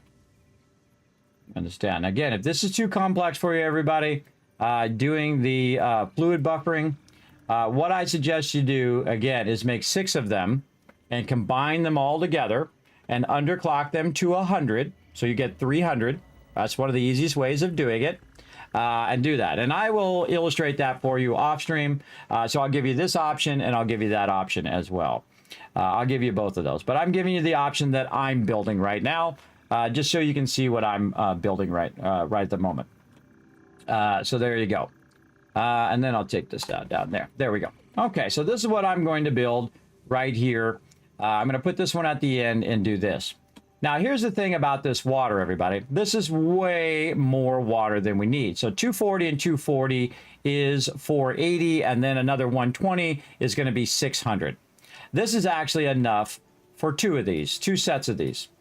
So if we go ahead and we do this again, right over here, we're going to try to grab some of this, like this. And then we're going to take them and aim them toward each other, because I just happen to like to do that. Also lines up the power grid stuff like this. And we'll go ahead and turn this around just so we can read these top numbers. Because remember, this is for 12 of these. And again, I'm just walking you down the road, everybody. And then we're going to do this. Right over here. And this. Get the idea. All of those are connected together. Looking good. Now this actually is where the extractors and all the numbers are. Over here does not need any numbers. In fact, we don't need any of this, right? We don't need the, let me zoom in a little bit. We don't need the 120. We're going to take that out. We're not going to use a splitter right there, though we'll use ones right here. But they're not really, I'm not going to get into the numbers of what's going to go on right there. But we will put these right here across all of these. These are your typical splitters. But I'm just showing you kind of the number ratios. And we're going to take this out, and we'll keep that out of there and this out of here. Because what we're going to do here is basically Go ahead and do this. And this. Like this. And we'll just take this. Run this all the way to the end. Like this. Put in our other water, oh, or not. Water connectors. Again, I've already built this in my head, everybody, and I've built this many times before. But we're going to go ahead and just run this over here. Like this. And then this, as you can guess, is going to connect right down here. Oh, actually, that was pretty close. Actually, we'll move that. Actually, we'll move it a little bit out here. And that's going to run into our fluid buffer over there. And it's going to go ahead and run right out to over here. Now, of course, the further away it is, the longer it's going to take for that water to get over there. Now, you can do this one of two ways, everybody. You can do it like this, where you have them facing each other, which sometimes I like to do. But we can also have them where they're back to back, right? And I'm going to go ahead and illustrate that separately here. We can take all of this stuff, I think, out of here now. And let's go ahead and illustrate this differently. We can do it very quickly. There we go. And what we're going to do is we're going to do it the other way. But we go ahead and grab all of this. And we'll have to rearrange it a bit. And we're going to put this up here. Like this. And we're going to line up this pipe here. And we're going to run the pipes that way, where it goes off the end and we have the pipes in the center and then all the electricity there. And I kind of feel like maybe I'll do it this way just to show you that way. But you get the general idea of what's going on there and how that's running. So let's go ahead and again, I can run it that way or I can run it the other way. Let's run it this way. Let's run it that other way just for fun. Okay, so let's go ahead and illustrate all of that going on there. So let's go ahead and take this out. And we'll take this part here. We're going to move this up. And we're going to go ahead and take this. Rotate it around the other way. And then what we're going to do is go in here and illustrate all of this running in here, right? So we're going to grab one of these. And we're just going to have one water line going down the end like this. Now what we're going to need is we're going to need all of our coal stuff here too. So let's go ahead and put our coal stuff up here. Or actually, let's wait to do that. Let's move this up. Let's move this up just a little bit, just so we can put our coal stuff in there. And it will be illustrated nicely over here. Yeah, my headphones are dying. Headphones are dying. Okay, and again, raw coal in here. There we go.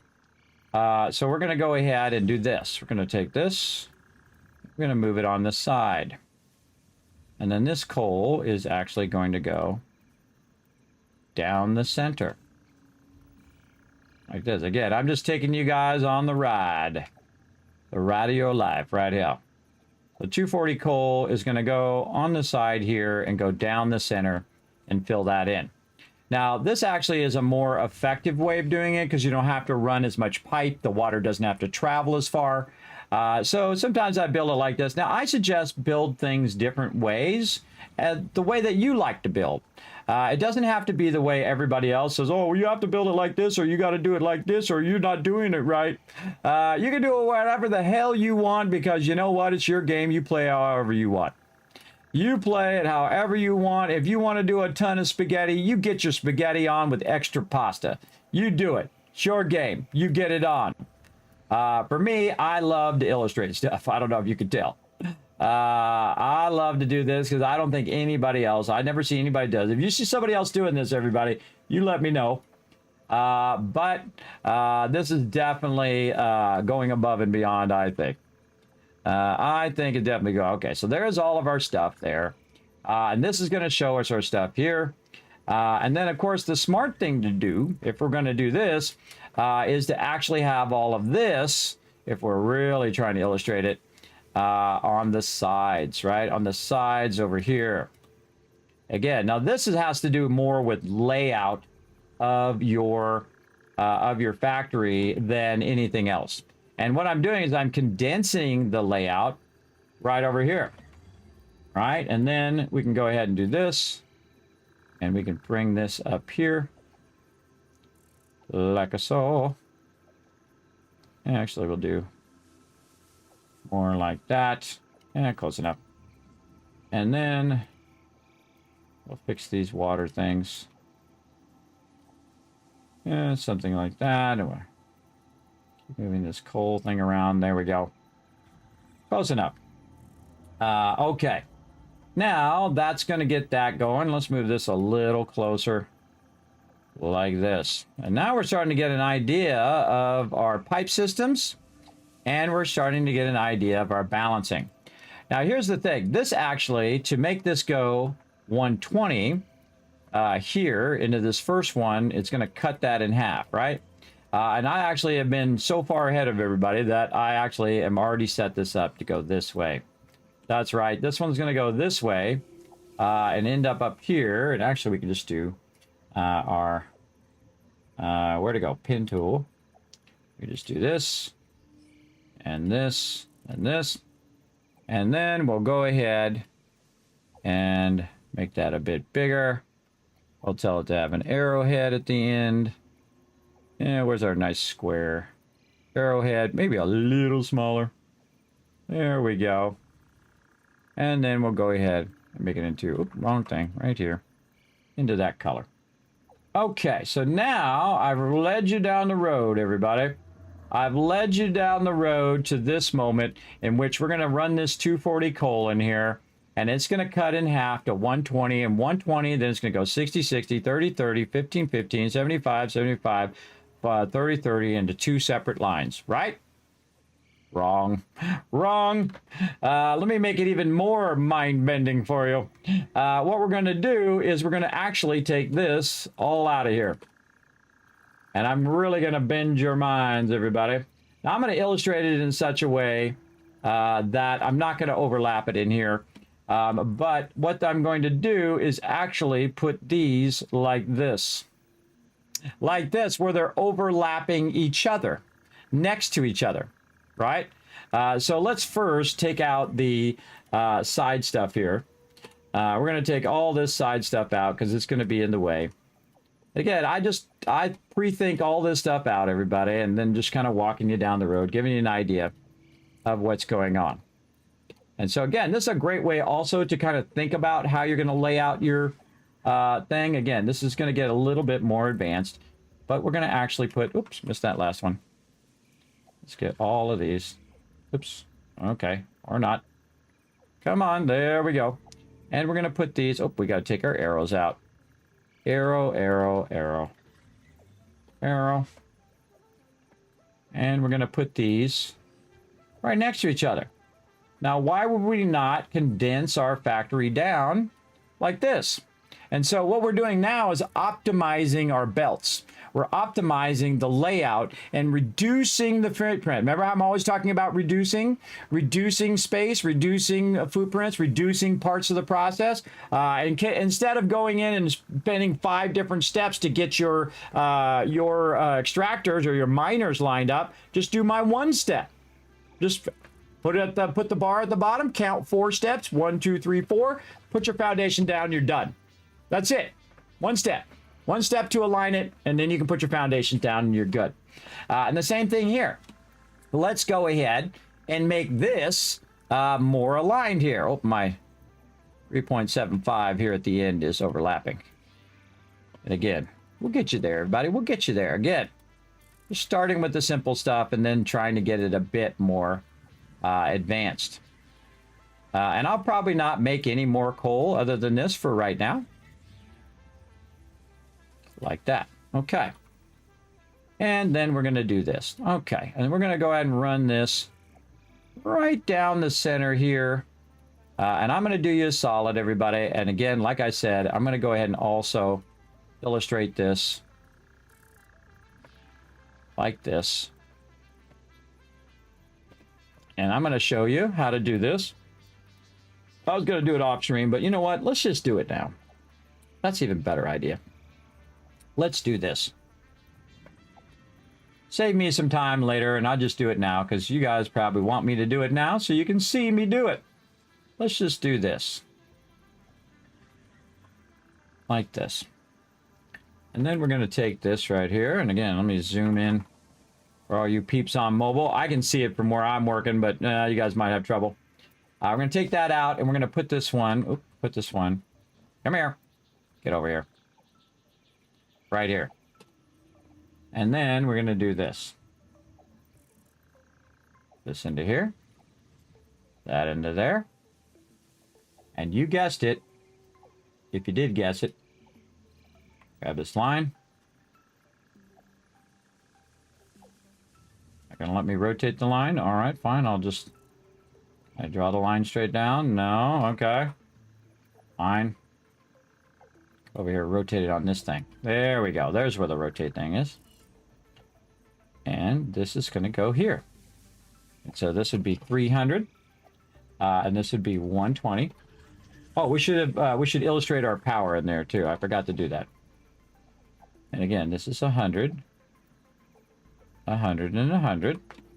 And then we should have water out, and then we should have like a yellow box in the back that's going to illustrate. Oh, okay. Not that. Yellow box. To illustrate how much of the stuff we're using here. I'll show you here in a second. So water. Copy, paste it, move it down. Okay, so again, this is another way of doing it. And again, this has to do with all these numbers here, everybody, but I'm just going to write it out for you, right? And then you can just follow my guide, all right? And again, we'll go here, and I'll even show you in game. We'll go over here and take a look at our extractor. You can see I'm doing it right now. See, I have it at 83.333%. So let's put that in there. So 83.333. We can put all the numbers in there. Let's make it a little smaller. Zoom on it and make it big. Again, right there. And then this is going to be... it already has the out up there, so this is going to be how much megawatts? This is 15.7 megawatts. 15.7 megawatts. Okay. Right there. We'll do that for you as well. We're going to go above and beyond. There we go. Nice. And then we'll just grab this. And we'll put it on all of these. Like this. Now this whole side over here, I'm just going to take out. Because the reason why this is easier to do is because you can just do this over and over again. See? Just do that over and over again, and it will be super easy for you, right? And so you can go ahead and do 300 here. And then this is going to be, is going to equal 6 of these. Oh. Turn this around. And that'll be these 6. And I would put it right in the center, by the way, something like this. This line smaller. Again, I'm going to give you 2 configurations. Like this. And this. Again, I'm just kind of walking you down the line. Like this. And if you want to, you could do fluid buffers. But these 3 are going to do these 6. And so this is actually the way I usually do it. But I want to do a little bit more advanced stuff because I want to use my fluid buffers and see if they work. And I already tested it and it was working. So... then they kind of fixed a bit of that that was having an issue. But this is the ultimate easiness when it comes to water. So you can just go 100, 100, 100, and then it's using a total of, let's do a big box back here. A big box like this. And again, this is how I usually do it. And I've done that, God, so many times. In my playthroughs that you guys have probably seen it a bunch of times. So we're not going to do too much of the same thing. Hey, sorry, what's 15.7 times 3? have it do the thing for me. 47.1. And we'll copy it, and we'll paste it. Megawatts.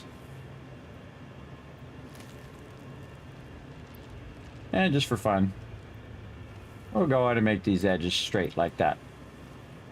All right, that might be a little bit excessively big. All right. There we go. And then maybe just stretch this out so you know this is this whole thing. Okay, there we go. Now again, remember these are, you can just do this over and over and over again if you have the water for it. Now if you don't have the water for it, like right here, I can only have 7 of them, right? So I could only do this twice. And then if I do it twice, what's going to happen is that I'll have 1 left over, and then what I do, I just overclock that whole entire thing. I sure could. I could just overclock that one to maximum, and I could do this configuration as well. All right, so if the one I'm doing with the fluid buffers is too advanced for you, or you don't trust the fluid buffers, which I don't really trust them either, so I'm with you there. But I'm going to just say that this one is a night alternate one. Again, normally, I've illustrated this one before as well, many times. In the past. So there we go. So we're going to just put this down here for you. We're going to take our head up of this. Again, this is all for, this will be on my patrons, and then of course if you're watching on stream, you can always pause and take a screenshot. Okay, there we go. We're going to call this alternate easy mode setup. That's what we'll call it. Easy mode water setup. But this is not how I'm going to build it. But again, I'm just going to give it to you so you'll have it and you can try that yourself. And again, this is how we set it up originally. And then now we're trying our overflow stuff. And let's go ahead and move this kind of up out of here, because this is kind of in the way. Oop, we didn't get our water buffer. Let's get our fluid buffer. There we go. All right. There's our easy mode water setup down there. And then this is all of our coal plants along with our water. Now, obviously, when you're trying to get this out of water and the thing's shaped around it, it's not going to be all lined up in a straight line, everybody. But you get the idea. So we're going to get 240 from here, 240 from here, 100 from here. We're going to run it in our fluid buffers, and we're going to balance those, right? We're going to balance those straight out of there. Now, remember that water kind of balances itself. So keep that in mind. But remember that it is a game, and games don't always work perfectly. And so now what we're going to do is we're going to put this in here, and this is going to be really hard to illustrate because what is going to do, oh, we'll grab it over here and move it this way and rotate it nicely. Now what we're going to do is actually run this water underneath these pipes like this. So we want this to go all the way to the back like this. And these are actually going to be under these pipes like this. So I'm going to illustrate it like that. And then I'm going to also take this line here, and we're going to go ahead and do that also with these. But I'm going to put it like this first, so it's just easier for me to do. Like this, and then like this. And then we're going to grab both of those and then just do something like this. That's not quite centered. Hold on, let's fix that. Let's say something like this. Like that. And then we're going to go ahead and balance it. Yeah, we'll say that's good enough. That's good enough. Probably group those. Again, doesn't need to be perfect, just so you get the idea. And then we're going to do this. Okay, then we'll grab all of these. Like so. We'll grab this and that and this and that. And run that to the back. Again, that's a lot more complex and hard to understand. Now, these numbers are not going to be right now anyway, so we're going to just take those out. And what it's going to do, everybody, is it's just going to go ahead and run all of that stuff down the line. And this is going to go into here. And this one is going to go into here. Oh, these are a little closer than the other ones. Why are these ones so far, and why are these ones so close? Hold on. These ones are a little close. Let's move this back so we can get our arrow in there. Come on, little arrow. Nope. You're going to make me zoom in, aren't you?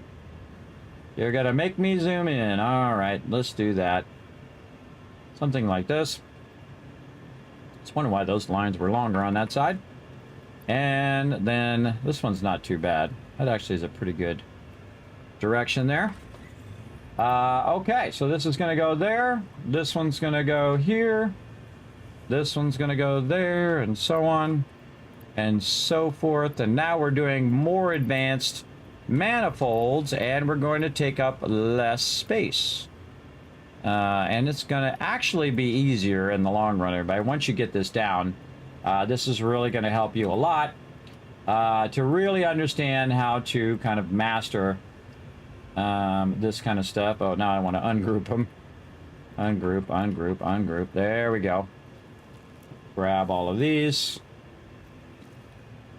And now we'll group those and make it longer. It goes right under there. There we go. Now these actually would be centered under these, and you'll see me build this here in a moment, everybody, but I want you to get the general gist of it. And we're going to move this way closer. And then we can also move this closer too. This does not need to be way out there. Just to illustrate that. Again, these are not the actual lengths of all of these things. But ultimately, all of this water needs to go together. All right, so we're going to go ahead and go in and basically do this. Now you can see I'm leaving a little bit of a gap here. That's just for visual effect. That doesn't mean there's actually a gap in your water pipes. Some of you will wonder. Some of you will wonder, Kismet, do I leave a pipe out right there? Nope. Make sure those are nice and connected. Those are just to illustrate the connections of these two together, these two together, and the one at the end. And I think this needs to come to the front.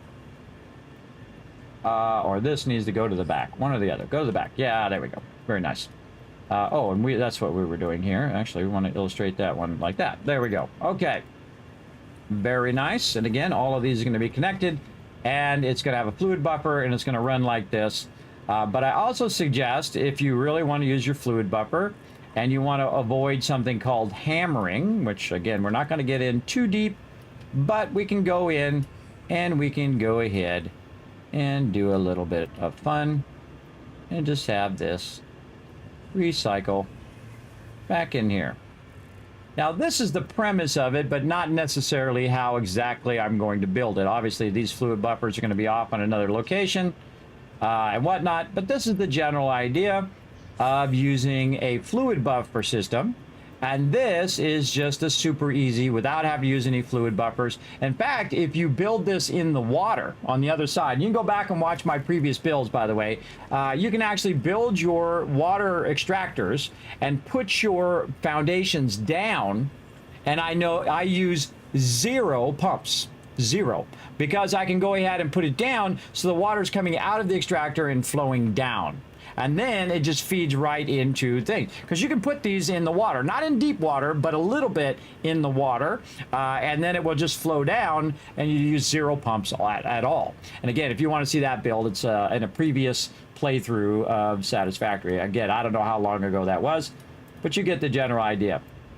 All right, and I feel like I could move this a little closer. Again, this is all for you guys. Again, if you're not getting it, it's okay. I'll put it up there.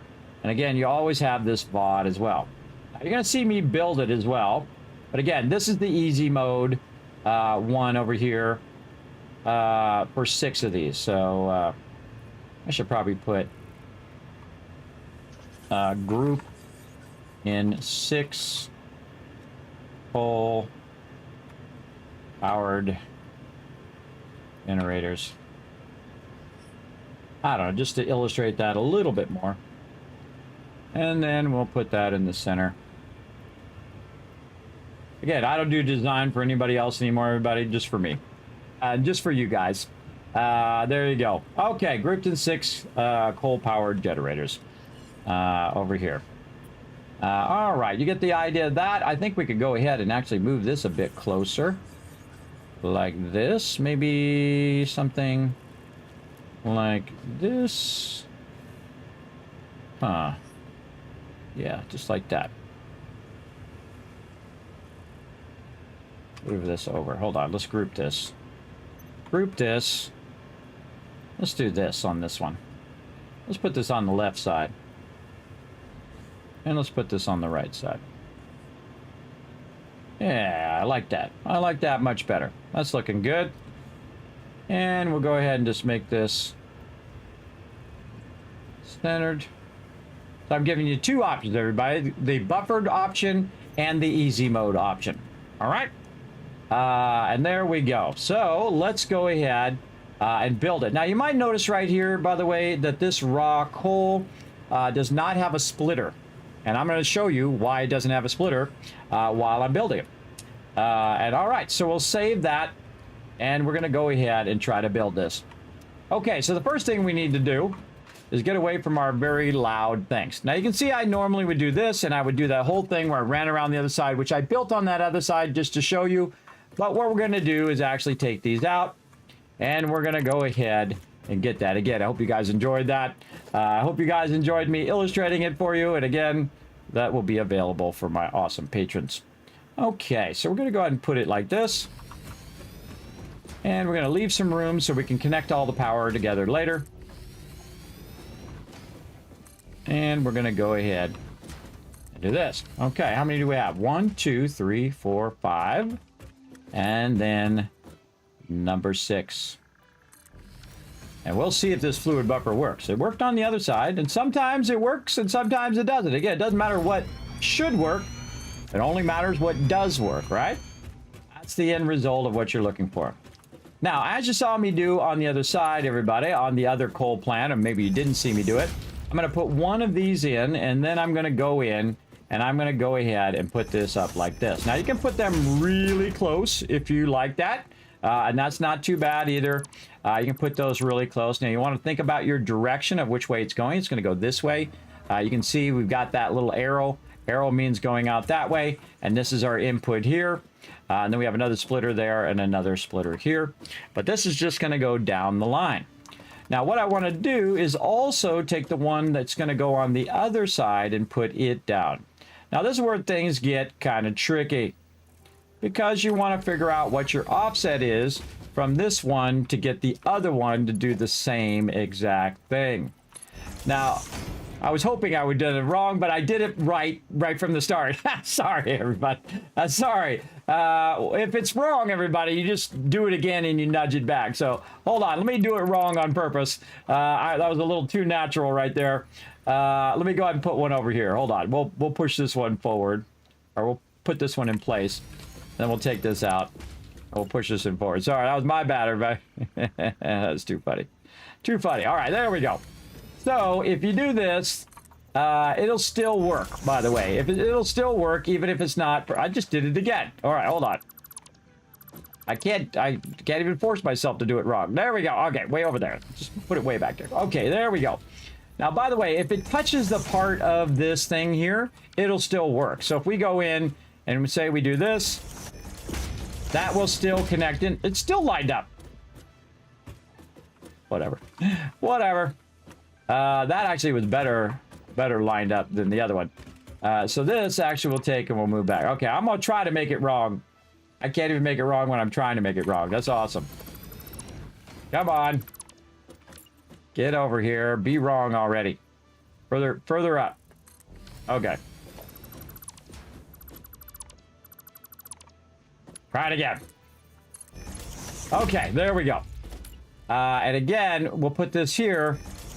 And we'll see that the two things are offset, right? They're offset, and we know to move that back, which you already saw me do it, but I was trying to do it wrong so I could do it right and show you the right way. But I did it right to start with because it's just natural doing it right. So there we go. Now, the easier way to do this, by the way, is to figure out what the distance is of your splitter, right? How far, or your lifter is, right? How far do you need your lifter, which is about the width of a splitter, if you ever noticed that. So you can go ahead, put one here. Then you can go ahead. Oh, I gotta fix my headphones. And then you can put another one here. And then you can take this and put this over here. Like this. And you'll see that it's about that same distance. But you're gonna see that it's gonna cut into it just a little bit because I already aligned it to this one because I already know where it's at. But it's going to cut a little bit into the side, and that's going to be called, it's called soft clipping, which you can do. I don't like doing it, but you can do it. But then here's the cool thing. You can go ahead and put that there, then put this here, then connect and connect, right? Oh, wait a minute. What happened there? Why was that kind of weird? Why did that do that? And that's because this is too close. It's always something, everybody. You're going to run into these same problems all the time. So it's usually easier, I think, to put the thing down first, then put your thing up like this, and then go put your lifter up, and then just do this to try to get that lined up. All right, still didn't line up. Hold on. Come on, you're being feisty now. Line up on that other one. There we go. We can also look for the line. You'll see a little line going in. There we are, nicely lined up. And there we go. Very nice. And again, you can see these two are right next to each other. Now, there's a bit of a problem with that, though, is that's really tiny. And I can double click in there and I can do it. But I can't see squat. I don't know if that's actually working or not. Because I can't see if there's actually coal going down there. Now, you can totally do that. Squeeze them together. Rock on, brother. Whatever you feel like doing. Now, what I'm going to do is I'm going to use this as a template. I'm going to hold down control and I'm going to slide this down. Then I'm going to take this out. I'm going to take this out. Actually, here's a better idea. I'm going to go ahead and grab this. And slide this one down just a little bit. Let's say a couple steps. And we'll take this out. We'll grab this one again. You can see I'm using other ones to help me keep aligned to where I already was. And we'll take all these out. And then again, do it again. Put in our lifters. Again, just trying to show you guys some techniques to solve problems. And now we got a little bit of a room. And so if we're up here and we're checking our belts, we can see our belts are going through and that all of our stuff is flowing between this one and that one. Everything looking golden. But you know what would be even cooler? If all of our pipes lined up. Could we make our pipes and all of this stuff line up at the same time? You sure can. Let's do it. Let's make it double, triple, extra awesome. Right here. And again, this is the time to think about these fun things. Now, you don't have to. It'll work out just fine if you didn't. But, well, you'd probably run into a few problems. But we can also line up our pipes. So why don't we just go ahead and do this. Like this.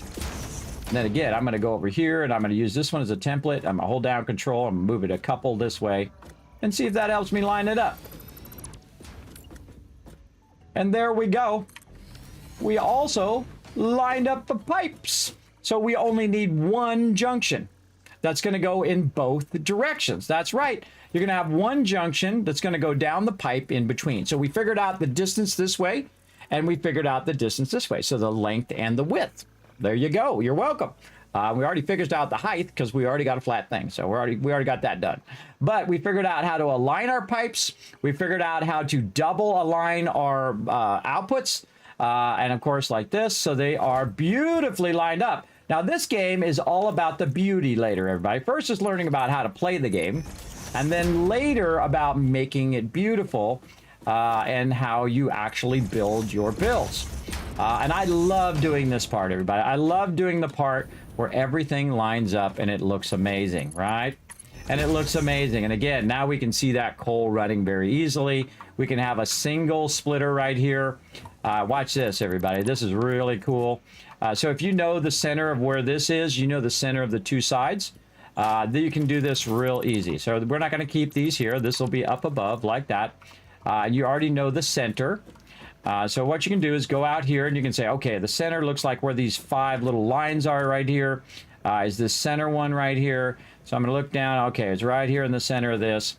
And then you get your pipes and you put a pipe out here and you run your pipe.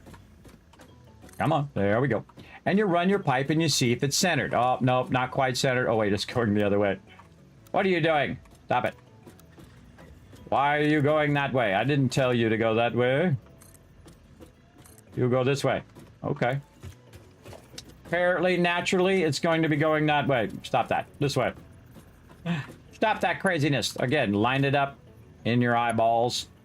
And then put it way out here. And then line it up right underneath there. Perfectly centered. Oh, okay. I hit escape too quick. Rotate it around. Nope. Come on. Oh, me and my brain. Come on. We know how to do it, brain. Come on, let's just do it. And it'd be nice if this locked in straight, too. And there we go. So what I'm going to do is run that perfectly down the center. And again, this is all about beauty, less than function. Function, I would just slap it together like I did that other one and just make it go all the way around the outside, have them facing the opposite direction because that's just easier to run. It's not as complex as this. This is getting more complex. And I told you, over time, we're going to do it simple, and then we're going to get more complex, and we're going to talk about how to get it. Now, this is not anywhere close to how much complexity you're going to get when you get to aluminum. And when you get to manufacturing, the big stuff, the 4 manufacturers, those are going to get way more complex. But this is basically about design more than it's about making them work. And again, you can make them work just like I made the other ones work over there, including using that overflow buffer or just using the three extractor method and take it to 100 and then run it 300. And that would be more effective. But this is the way that I'm going to do it because this is more advanced, and I think this is much cooler to learn this kind of stuff in the early game and then to push yourself a little bit, to build yourself beautiful manifolds and beautiful stuff like this. Now, some people build it even bigger, and they build catwalks, and they put lights in, and they do all the fancy stuff. We'll do that way toward the end, everybody. We only got so much time on the stream here, and we've already been streaming for 10 hours. And there goes my headphones. Speaking of, right on the thing. Okay.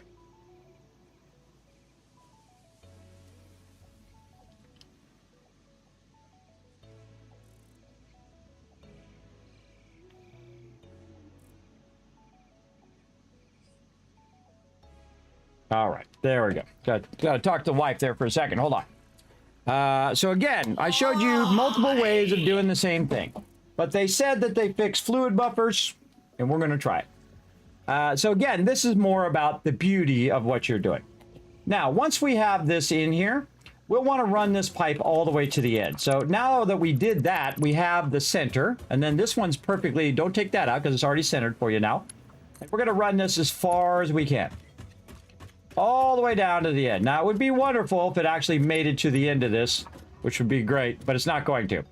So here's what you want to do. You want to make sure that you don't put this thing right in front of here, or you can't put a splitter there. It'll be all messed up. So I like to stop it kind of in between, like right there, and then run this all the way like this. Now, what does that allow you to do? That allows you to do the whole part where you're doing the pipes like 1,000 times faster, everybody. It really does. So you can go to, I have it on 3. I hold down control.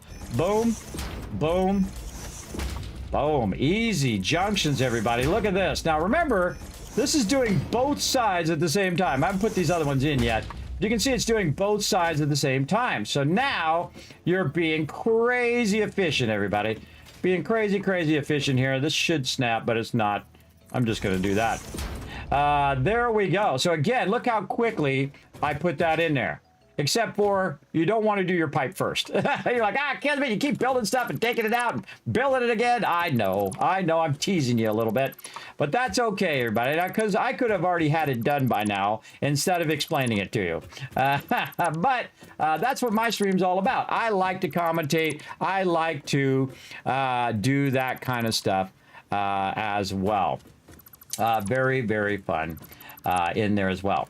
Now, another thing that I suggest you do is that you preemptively start your water before you actually start your power plants, because you need to fill up the pipes. So you want to let the pipes fill up first, because it's going to need extra water to fill up the pipes, right? So what we're going to do first is we're going to get that water running before we run the coal, before we do all of that, we run the coal in. But we can do all of this part first and get that done. Now, the part I like to do first, after I put my plants down and figure out my distances and all of that stuff, and then whether I'm going to turn it this way or that way or all side next to each other, one big long row, or going to put them up above each other or underneath each other, or put have one on top and then put it all down below and put a whole logic level down here and then have another one down below and run it that way, or have all on one side and then all the logic stuff down below. Remember, you got 1,000 variations that you could do. Probably 10,000. I don't know, a lot. a lot of variations of the very thing I'm doing here, including all of this stuff that we're doing up here. And again, I'm doing it up here so you can see the basic way. And then we'll do advanced logic levels where everything will be underneath. It's much harder to understand when it's underneath because it's like, I don't understand what any of that stuff is doing. But here you can do it. Now, by the way, I can also try to line up my my lifters and then just do the splitters lined up. Now, I like doing the pipes lined up more because the pipes are, because I can just use that splitter in there and they're both splitters and mergers at the same time. Very easy. And then just do the items like this because the items are going to lift. Right? You don't want to do the pipes on the top unless you're putting your water at the top. That's actually not a bad idea to have your water at the top and then run it down so that it has that that gravity flow, right? It's flowing downward. I don't like to do it. I just leave it at the bottom level because that's just the same thing. Because normally, by the way, all of this I'm doing right now, I'm going to take all this out again. You're like, Kismet, what the heck? I'm just doing it to show you, everybody. I'm showing you your options. I'm showing you what you can do in the game. Again, FICSIT Corporate has sent me here to show you all your options because they forgot to send you the manual. So I'm the missing manual that you don't got. And again, I'm just using it in this particular situation. It's much better to build it over by the water. Over by the waterfall or in the general water, and then have the pumps and then have the foundations down and let that water go down there because you need 0 pumps, everybody. No pumps at all. You can go see that in a previous build of mine. But there we go. All right, so there we go. We got that going. Again, we're going to do some fun load balancing of the water. And again, it's already proof of purchase. Or proof of concept because it's already working over there. So I have 12 of them running instead of, 16 of them running instead of 12. We tested it earlier and it does actually work. So there you go. And that's why we're going to try our fluid buffer over here. So very, very cool. Okay, so let's get in here and let's get this done. Now, you see I left this one and I left this one at the end and I left this one. This is so I can run those pipes later. After I get all this done. Now let's go ahead and speed up a little bit, everybody. I'm sure you've heard a lot of stuff. It's starting to get to that point where you're like, Kismet, just build the thing. All right, I'm on it. Let's go. Let's do it, everybody. Again, you're going to watch me build it. Now I'm going to go much faster. And if you have any questions about all the things that I just talked about and all that stuff, you let me know. Now, again, every other one here, we're going to have a bit of an issue because these things are going to start getting real close to each other. And we're going to try to see if we can work this out as we go along. And I'll show you how this is going to work out as we go. And again, we're going to go right here. Uh-oh, we've got a problem. We've got too close to the lifter now, right? Because we offset this to do this, and we ran into that problem. So what we can do is we can offset it and just keep offsetting them one at a time, like that. Or we could go ahead and line them up and then split them separately all the way down, whatever we feel like doing. But you're going to run into these type of problems over and over and over again where, oh, wait, it's too close. That thing's over there. That thing's not doing. So then if I move this, then this is no longer lined up to that one. The first one's going to be lined up. Pretty cool. But that is going to be not lined up, and this is going to run into the edge of that lifter. And again, you try to find that happy medium between everything that you want to do. And again, when you have them turned in opposite directions, it makes it tougher to do. Now, again, the easier thing to do is just run them all in line. All in one line like that, right? And so you can do that as well. Just run them all in a row and then run all your water and all your stuff. Now, I suggest that you don't do it like that. You run 6 in a row, and then you bring your water and your coal down the center, and then you make it off the center. Actually, let me go illustrate that as well while I'm at it. Right over here. You run your water. Let's put that on our illustration for you guys as well. Right over here. And the reason why you want to do that is you're going to add a little bit of load balancing to your stuff here. Let me copy and pasta that. There we go. You're going to add a little bit of load balancing. So you'd want to do this. Like this. Into there. And then you could go ahead. Run it down the center so that it's basically going in and going like that. Now, of course, mine are turned the other way. If I was doing this configuration, everybody, I would turn it toward the water. like this. But if it was, if you were going to run it in between there and you're going to have them reverse like that and bring the water up to where it's at, I would run it in the center, and this way you can run the water in both directions at the same time. And this way, you run one pipe one way and one pipe the other way. You run one group of coal this way, 120 that way, 120 this way. And then you can get the two inner ones started up, and then these two will start up, and these will start up. But I just feed a bunch of coal in there. But just feed a bunch of coal, get it going. So definitely want to feed that in the center, or in this case, you can just feed it from the back. Like that. So pretty easy to understand in the long run. So again, we're going to run into these issues as we go. So what we want to do is say, well, how are we going to line this up? Well, we're going to go ahead and take this one out and this one out. We're going to take all of these out, and we're going to have to do some offsetting, right? Some offsetting of all of our stuff here so that we can line up both things to each other. So we're going to take all of these out. You're going to see me do it a lot, everybody, but we still got the center there. We can use that later on. Actually, we could probably line this up a little better. Are we there? Yes. Okay. So we can line this up by looking at the grid here, everybody. So we can see that this is lining up off this line right here on this outer part, right? So if we go ahead and take this one and we put it over here, say, and we can just guess, down control, guess and try to offset it like the same distance between right here and right here. So how can we tell what that distance is? It's actually fairly easy. There's 100 different ways to tell, by the way. You can actually use some of your advanced things and just go right here, click this, and then count. That's 1, this is 2, 3, 4. Never even thought of doing that, did you? Never even thought of doing that. Some of you did. I know you did because you're super smart. Click that. 1. Wait, hold on. Let's try it again. Right there. 1, 2, 3, 4. And there we go. And now we got our offset. Hold down control. Come on, baby. Let's try to snap to that thing now. Trying to snap to that thing. Get out of there. Then we'll use this one over here to know where we want to go. And then we'll try this again. Move this back. Come on, you. Trying to see, it's showing me the one on the right, but not the one on the left. Come on, you. There. Up. There we go. I'm just going to nudge it right. And there we go.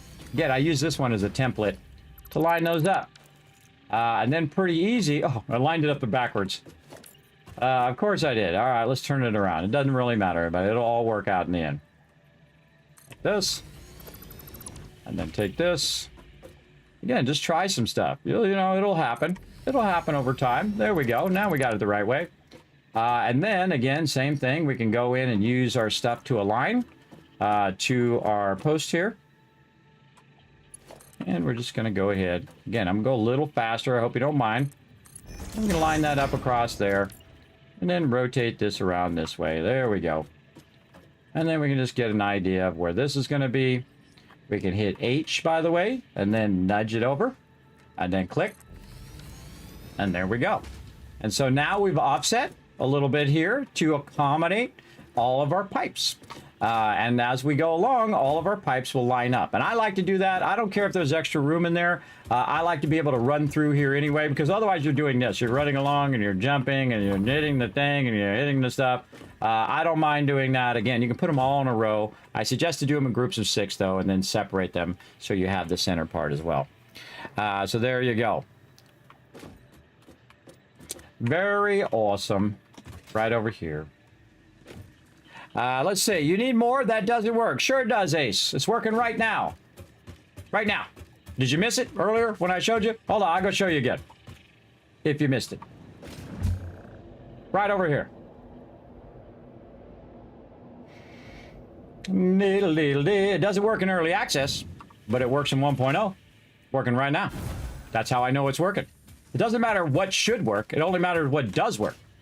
Right now, I have those 3 pipes, which are being combined together using that fluid buffers, only 2 fluid buffers, by the way, and it is working right here, and they are running perfectly.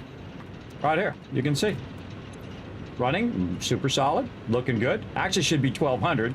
I accidentally took out that last one today, but it's been running for 70 hours, so we know it is working. I could put it back in, but I don't need to. Eventually I'm gonna take this out. So it is working right now, and you can see I'm combining all three of these right here. They're all getting combined and using the fluid buffer to equal it out. I'm also running it around this side to equal it out as well. Again, these are turned opposite, as I sometimes like to do. Again, I like to try different things every time I play. This one right here is turned opposite, so you can kind of combine some of these later on. You can come back and upgrade these to Caterium, and you can combine all of these lines together, so you don't have to have so many lines. That's why typically I'll do that if I want to do lines, or if I want to combine pipes and then make it easier on my pipes like I'm doing now, or maybe my lifters, I want to do easier on that. And then sometimes I just do them all in a row. In fact, I've done 128 of them before in a row, over 10,000, 12,000 power with 2,000 overhead to do it. So I've done a lot. Again, this ain't my first time playing. But it actually does work, and it's proof of concept right there, working right there.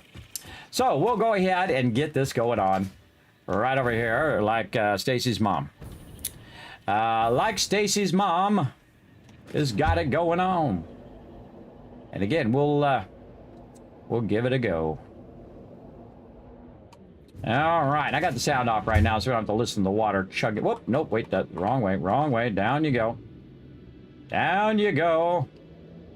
You crazy little pioneer, you. Crawling in a little ball. Up here is where we want to go. Hate it when it turns my light off. Don't turn my light off when I get my hyper tube. I want my light to be on all the time. Okay, again, speeding up a little bit. Let's go ahead and hit H. And let's go ahead and I'm going to leave that in for now. And zoop ourselves. Those are 4 mils. These are 4 mils. Take these 4 mils out. And we'll go ahead and put some nice 2 mils there. Nice. Okay, now somebody asked me earlier, what are blueprints? Blueprints are the ability to build stuff in groups, basically. And so I made these foundations that I can just go ahead and click, just like that. I can put those down, like that. Now, if you're not careful, you're going to get a gap. Now, if you get a gap or you screw up, you can hit F and then R, and it will take the entire blueprint out and all in one thing. And that's what makes them amazing. Is the fact that you can put them all down at the same time, and then you can also pick them up and get rid of them. Now again, I'm gonna click it in the center this time. I did that on purpose so you could see the problem that you might have. And then again, you can see I can expand this real super easy. If I had some concrete, I can expand that real super easy way out there. Okay, so there we go. We've got these the offset all down. We know it's 4 in this direction. And so we're just going to go ahead and rinse and repeat all of that same stuff. By the way, it's 4 on both sides, by the way. So we could go over here and we could say 1. Oop, there we go. 1, 1, 2, 3, 4. Let's try that. Let's see how that works out. Let's see if it's putting that down properly. It sure did. Let's see if that gap there looks like about the same gap as over here. Nope. That is not the same gap. Needs to move over by 1 more. This here. Oops, no.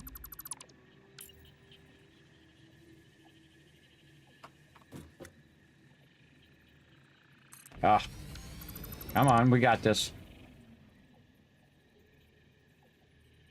Move it over by 1. Very touchy mouse. That's my mouse problem, not the game problem. My mouse is very touchy because I do play some shooter games as well. All right, let's try that. Again, I don't have to measure it, everybody. I'm just fooling around, having a good time. And again, something like this. Oh, by the way, we don't want to go too far without testing it. Let's go ahead and test it again. Here we are. We're going to go over here. Also, another important thing to learn is we want to go ahead and just try this. And then we're going to see if we can go ahead and put this in here. I like to be up high when I'm doing these, by the way. Much easier, I find, visually to kind of be up where you are.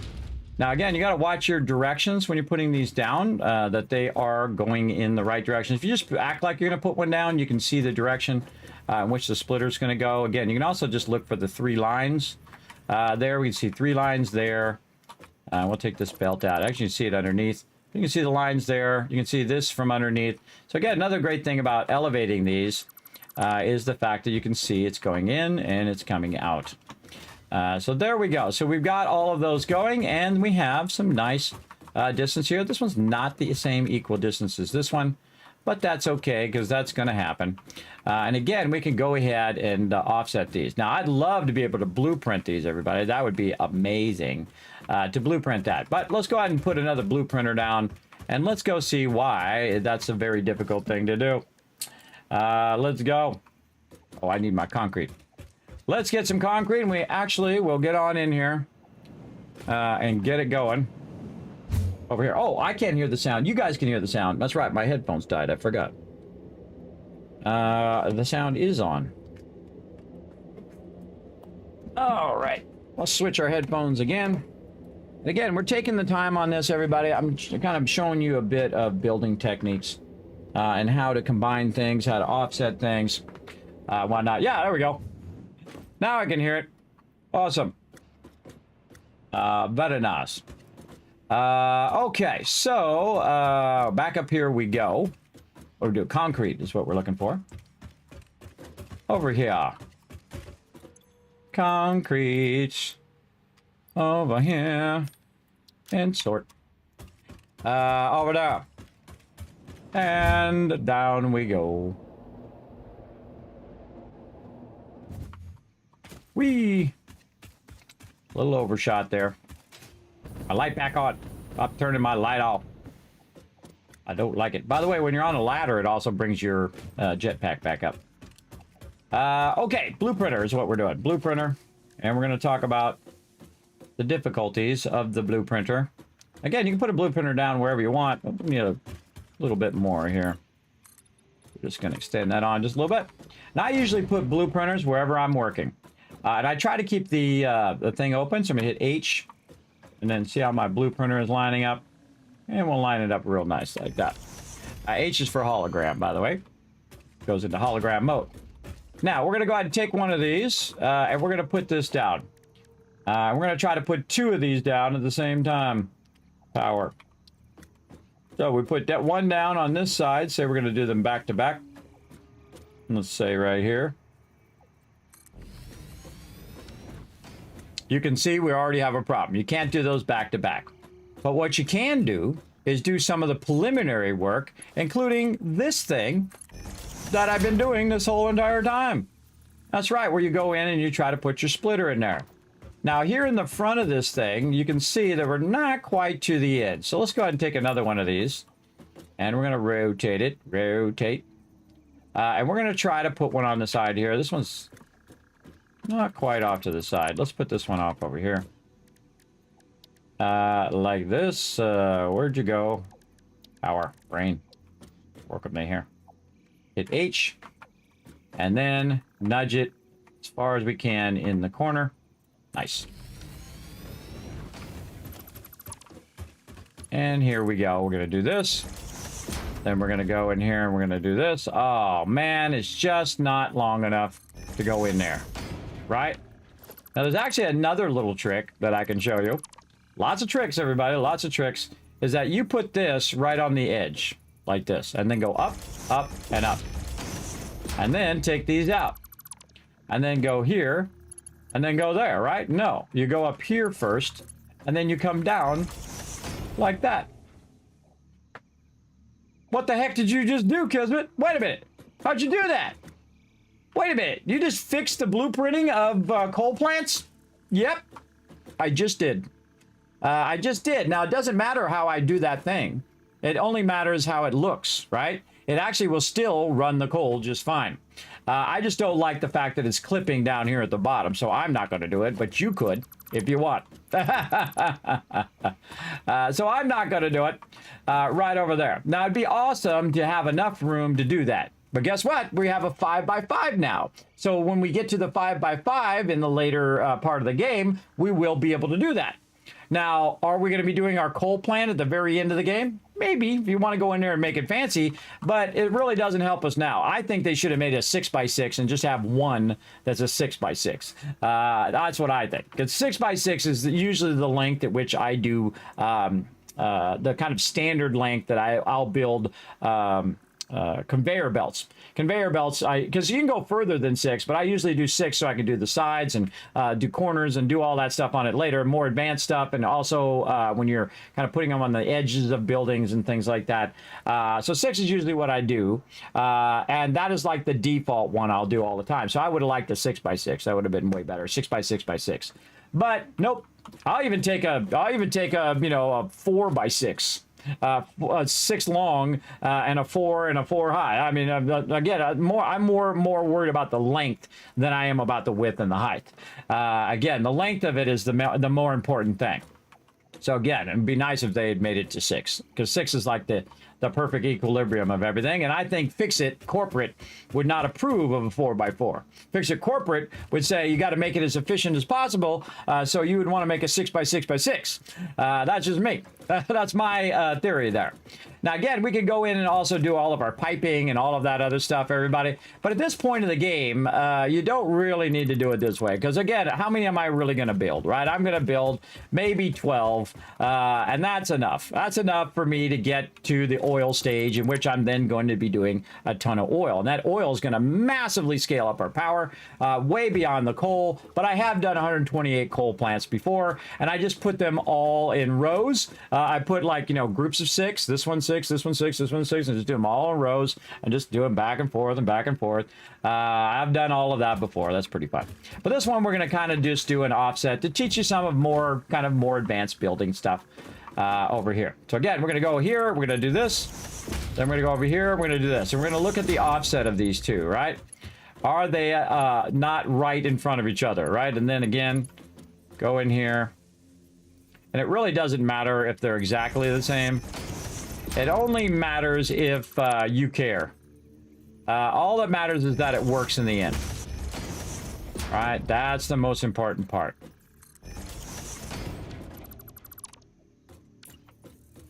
Lining up. There we go.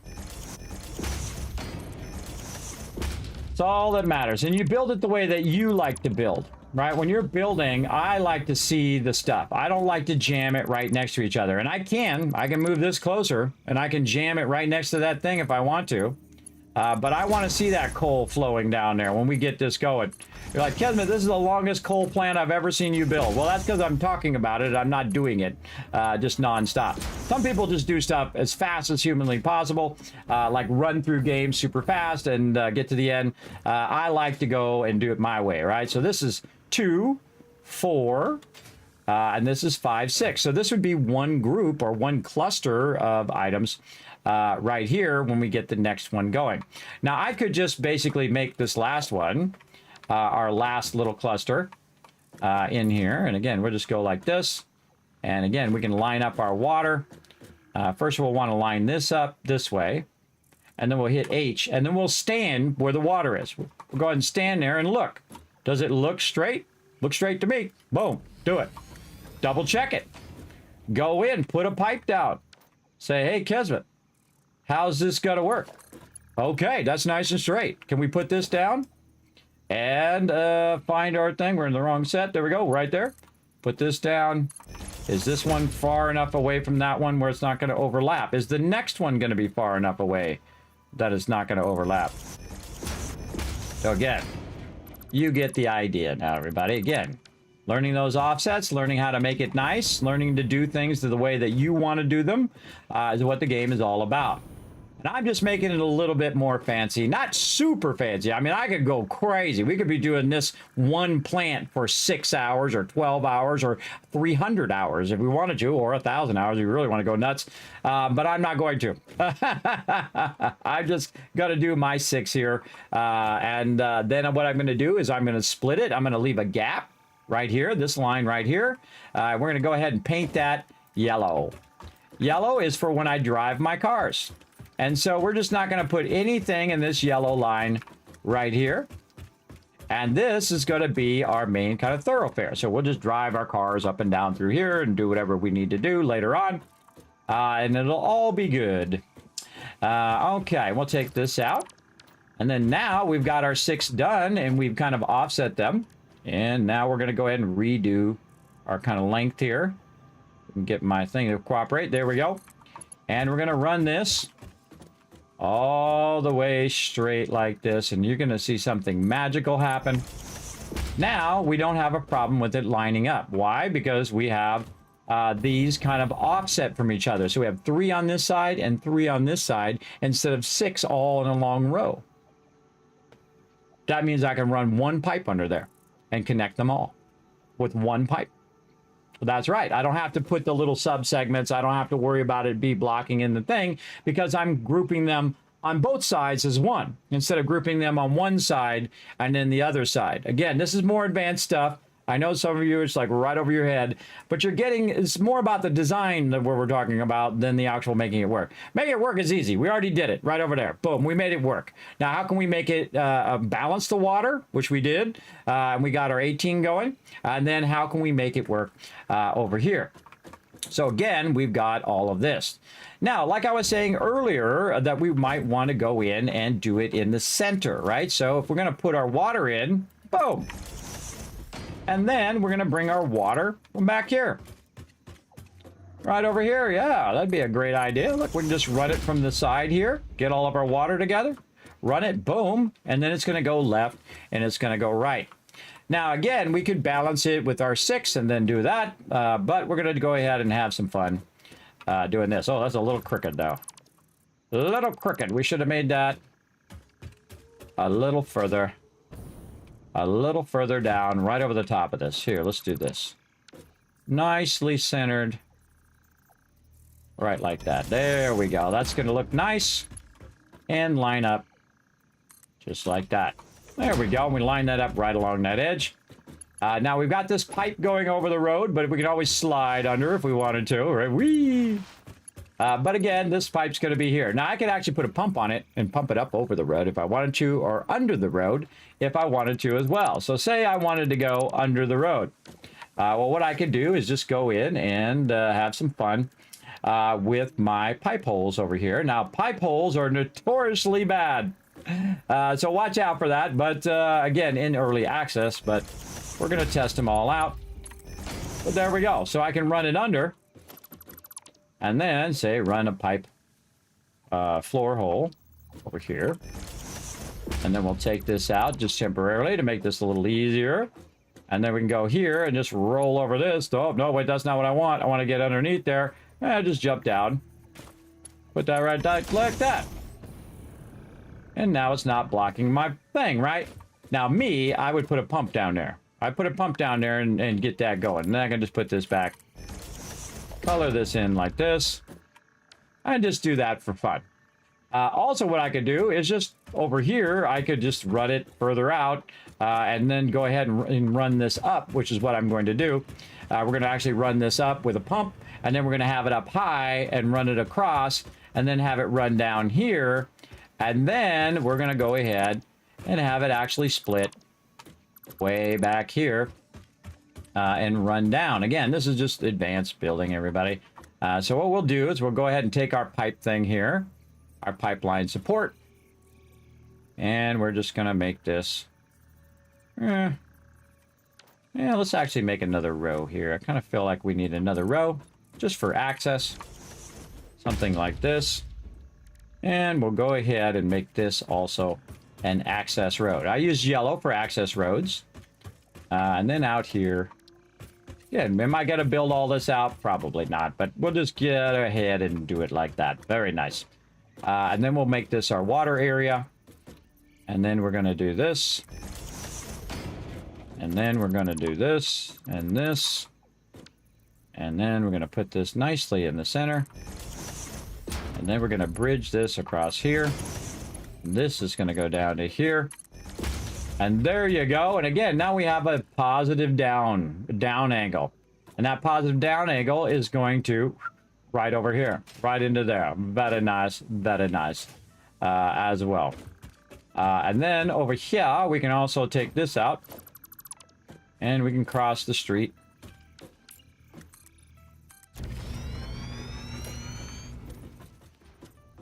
Over here. Yeah, say something like that. I like that kind of down the center. Still got room in the center to drive from where we want. And then again, over here. Show you a great little trick. So we're going to line it up off the center here and line it up off of that one. And then 1, 2, like that. And see, that'll be a perfect 90. But what we're really going to do is this.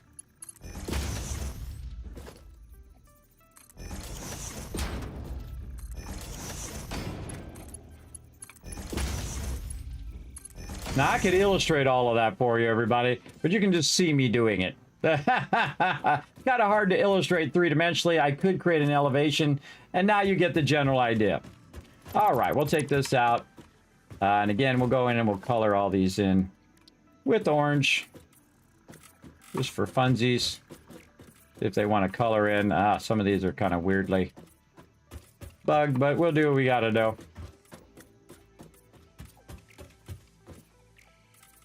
Yeah, that one's busted. Busted. Alrighty.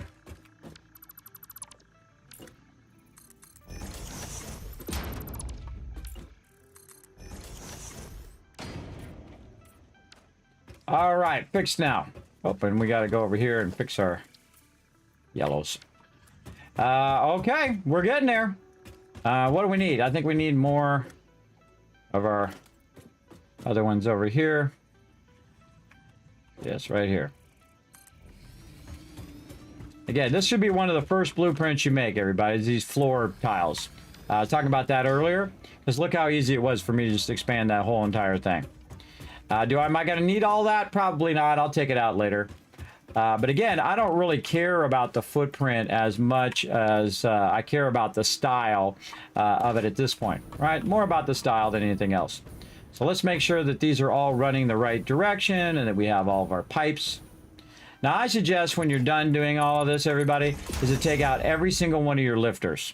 Take every single one of them out and do them again. They're the #1 reason why your stuff is not working, especially in early access. I haven't seen it as bad in 1.0, but I've seen it horribly in early access. So I take them out because I'm just used to doing it. I'll take them all out anyway.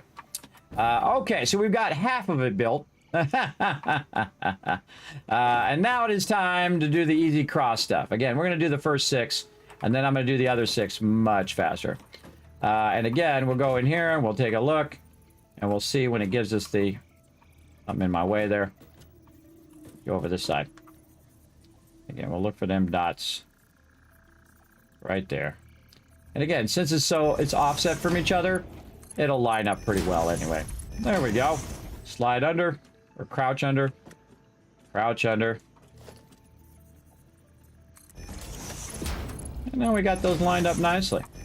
Now again, if it doesn't work, you can always revert to my other way of doing it with the 100, 100, and 100. There you go. Very nice.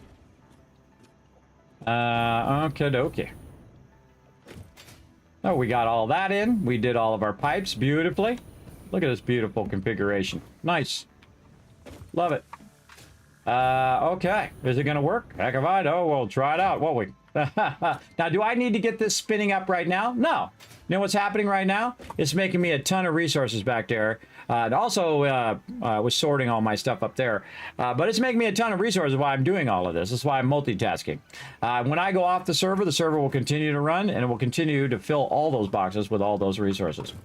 Okay, so we want to also cross this coal over, or do we want to bring the coal down the center? These are the questions we want to ask ourselves. If we want to bring it down the center and then split it both ways, we're going to have a problem with our things here. Now, by the way, you can also go up with your splitters.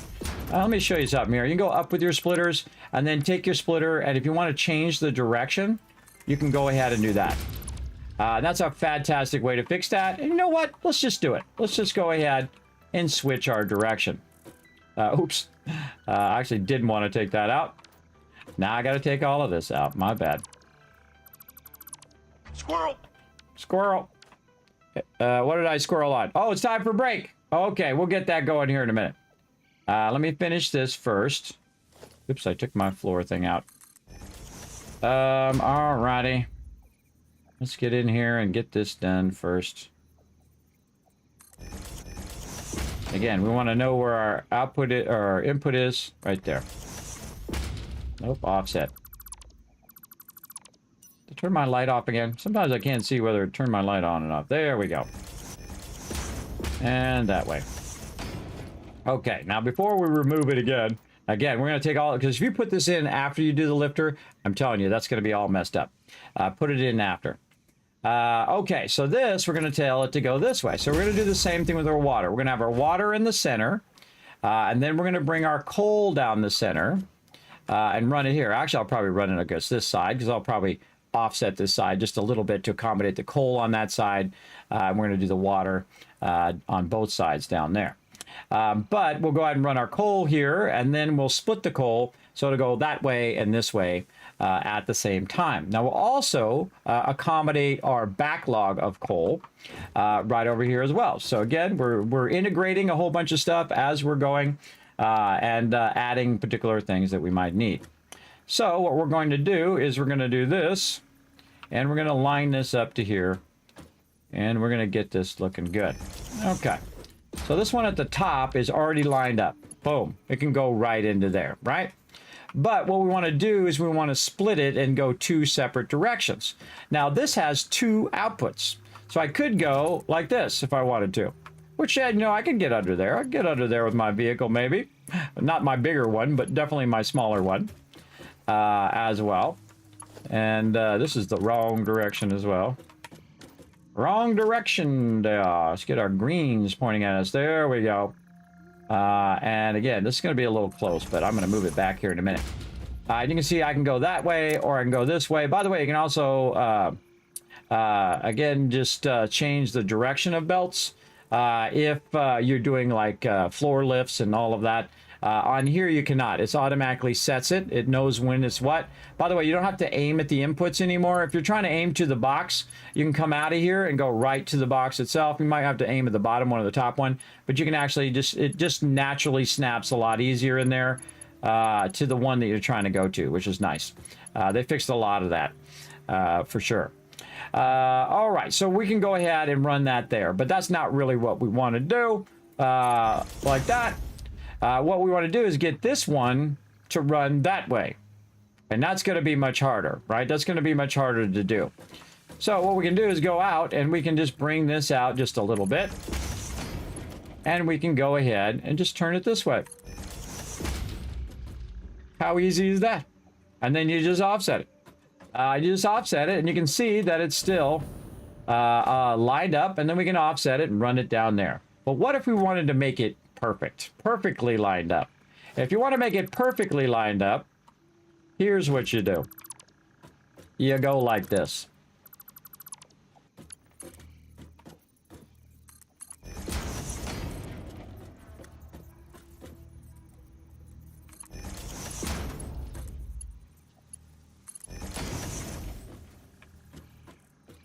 I'm going to use this to illustrate the next one down.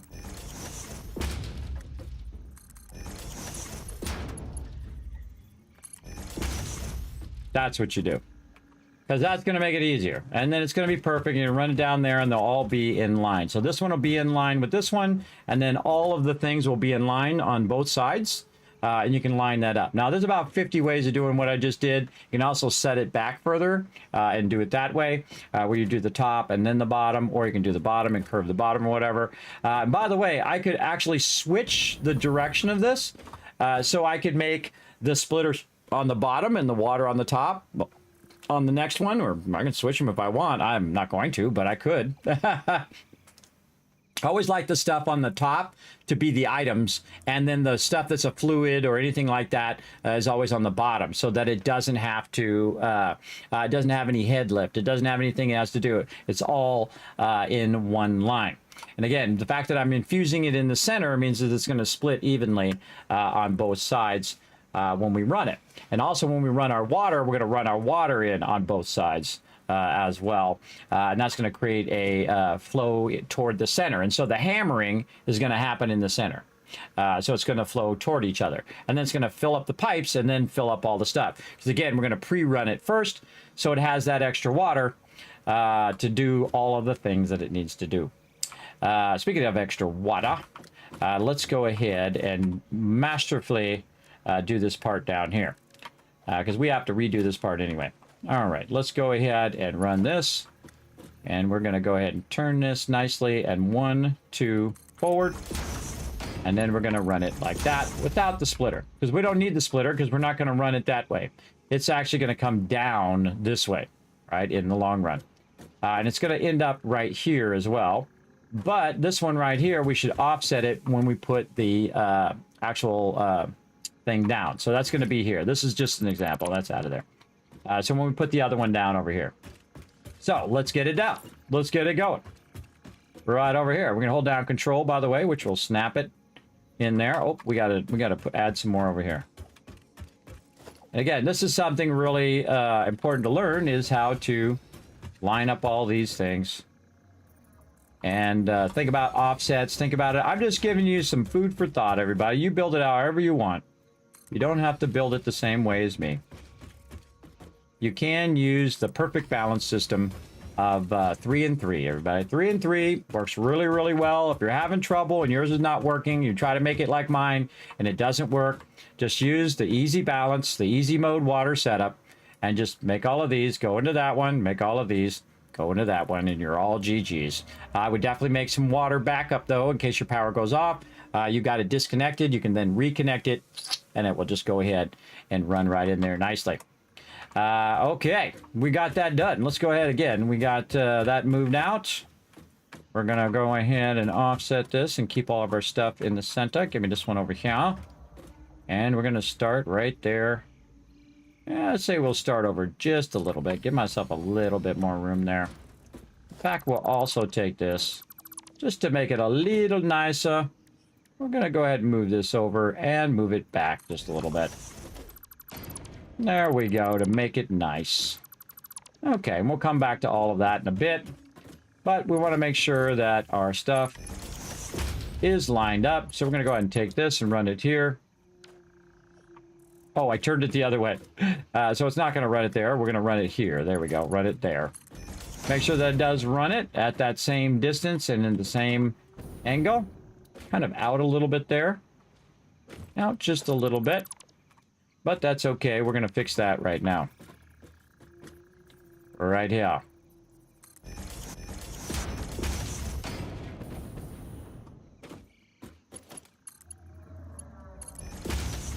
There we go. Now it's nice and lined up to the other one. Doesn't have to be lined up. It just looks cool. That's it. It just looks cool, everybody. That's all we need. We need the cool looking deal. We want it to look cool.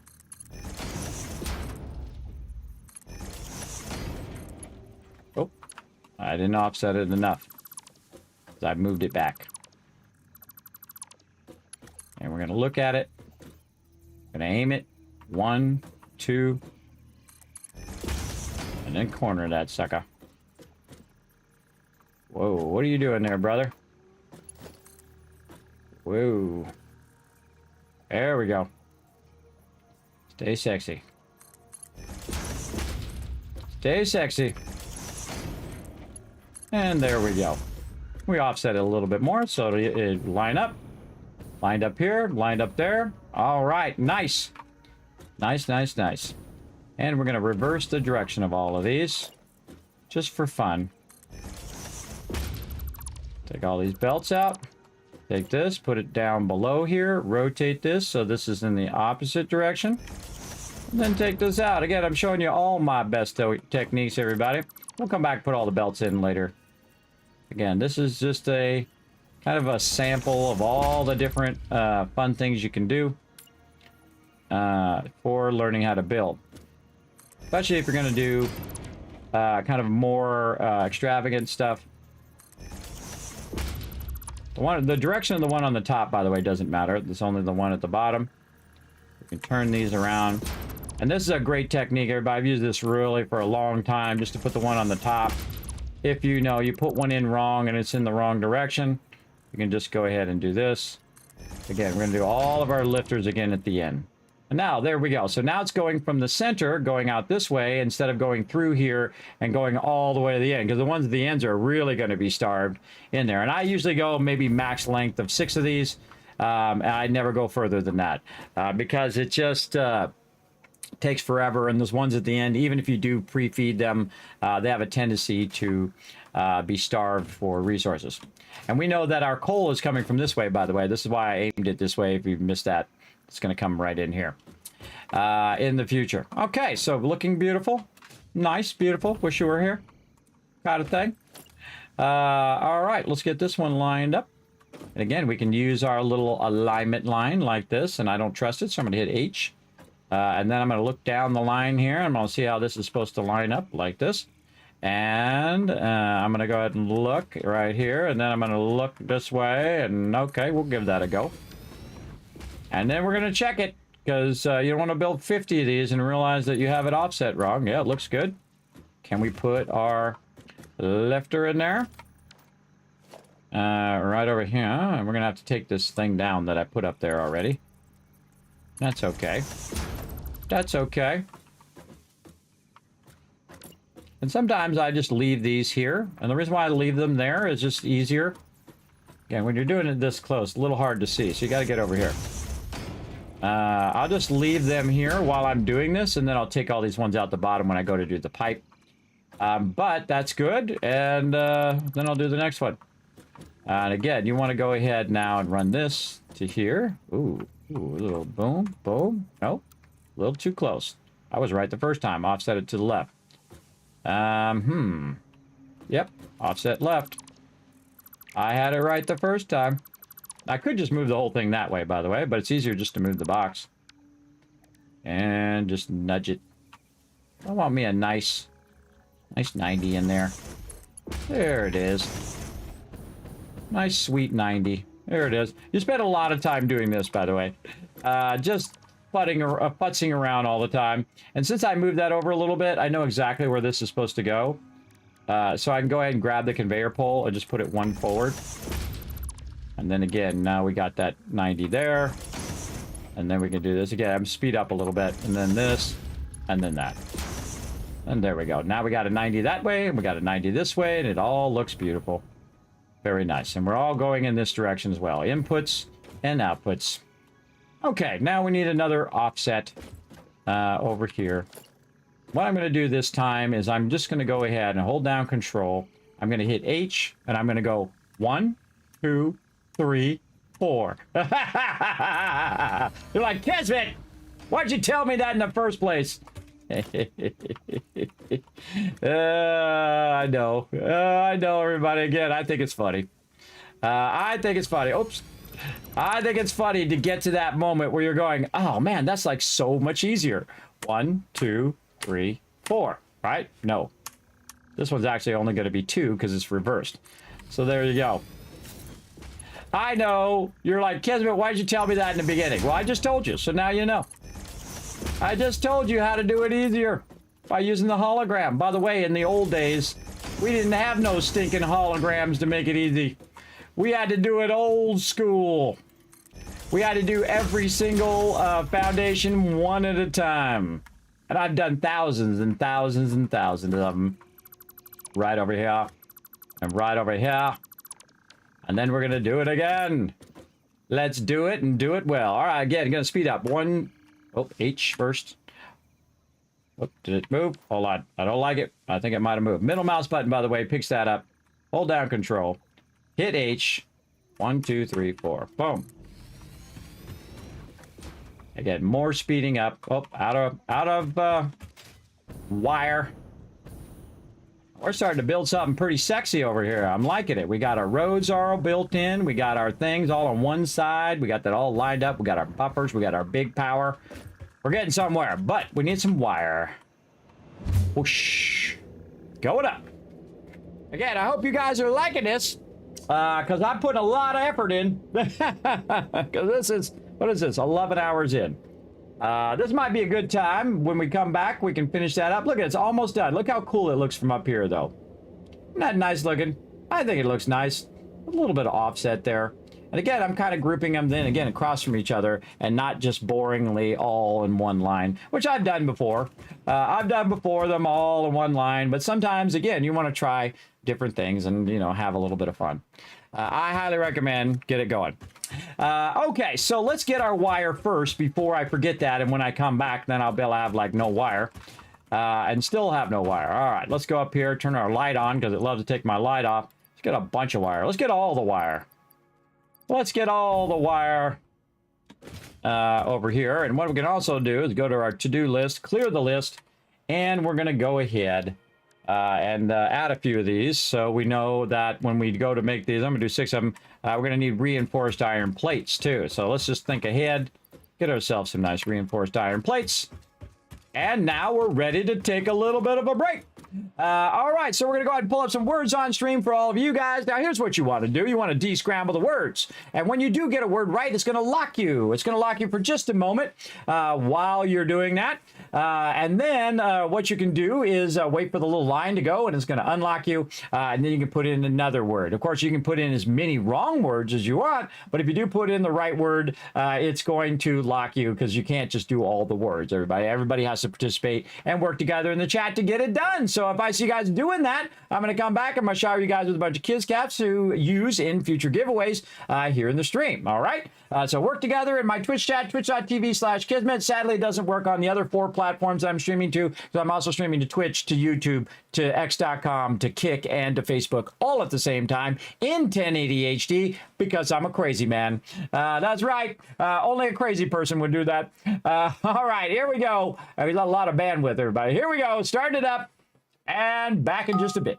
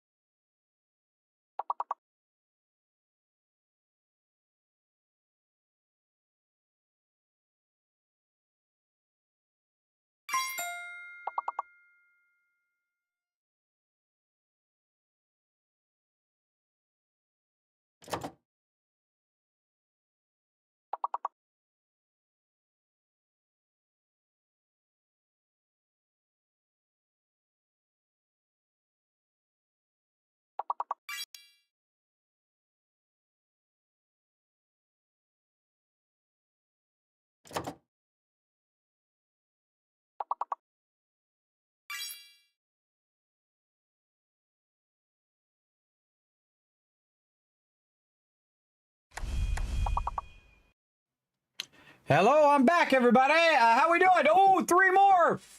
This has got to be an E word. Oh, you guys got it. Or a B word. Oh, very close, very close. Very nice, everybody. Let me go and give you guys a bunch of love in the chat for crushing it, working together as a team, being all you big brains, getting there, getting it going. Oh, look at 3 of you got the same word, believe. Very smart there, everybody.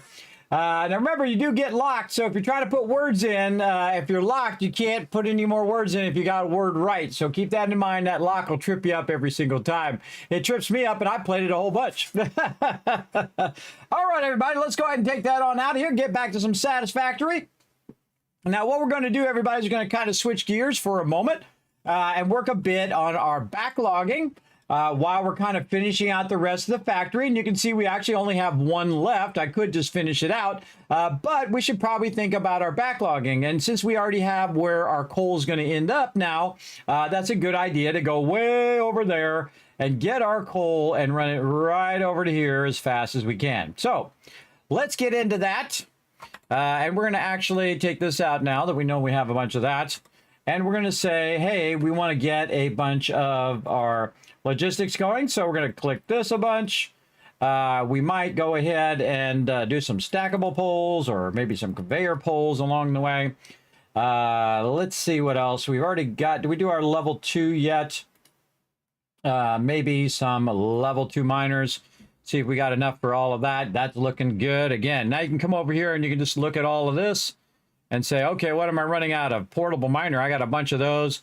I got a bunch of encased industrial beams. Okay, I seem to have a good amount of stuff that I can use on me and run that. Now, do I need my little booster shards right now? No, I don't need any of that. You can see that I don't really boost stuff in the very beginning. I'm just talking about boosting it later on.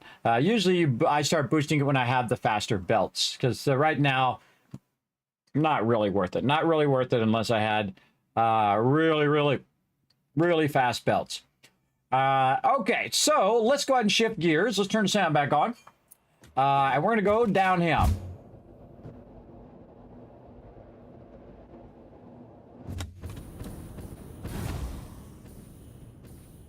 Whoa! Whoa! Overshot that just a bit. What I did is I used the hyper tube to launch me way over there. So it's kind of like a hypertube launcher. So I went down, and when I came out the other side, I just pressed my jetpack and I went under the thing and flew way off over here at warp speed. But that got me here pretty quickly, didn't it? Now I could have made a hypertube and all of that all the way over here, but I think we're going to be fine. Let's go over here and try to get this all upgraded and working and looking much better than what we've got right now. So first thing we're going to do is take out all of this, because we're definitely not using this. Turn our light on.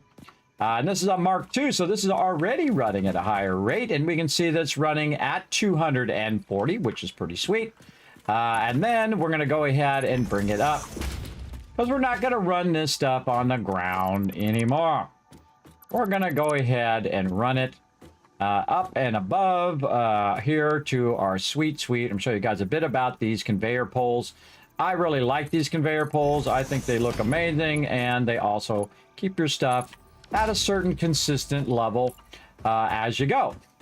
Now, again, the distance between the conveyor poles are typically 1, 2, 3, 4, and 5, and 6 right here. Like this. Now, you can see that I have a little bit of an offset on the side. Ooh, could fall off the side there. And then same thing here, about the distance of the thing. And then that'll keep my belts nice and straight. Now, again, I'm going to replace all of these with level 3 belts. I think I already did. Yes, I did. But I'm going to kind of clean them up a little bit because this is no longer going to our steel production. We're going to actually take this and do a thing. And you're like, Kismet, wait a minute. You're not doing any steel production. Have you seen I've needed any steel production? That's because I already backlogged a lot of steel, so I didn't really need that much steel production right now. In fact, I don't have to fool around with my power.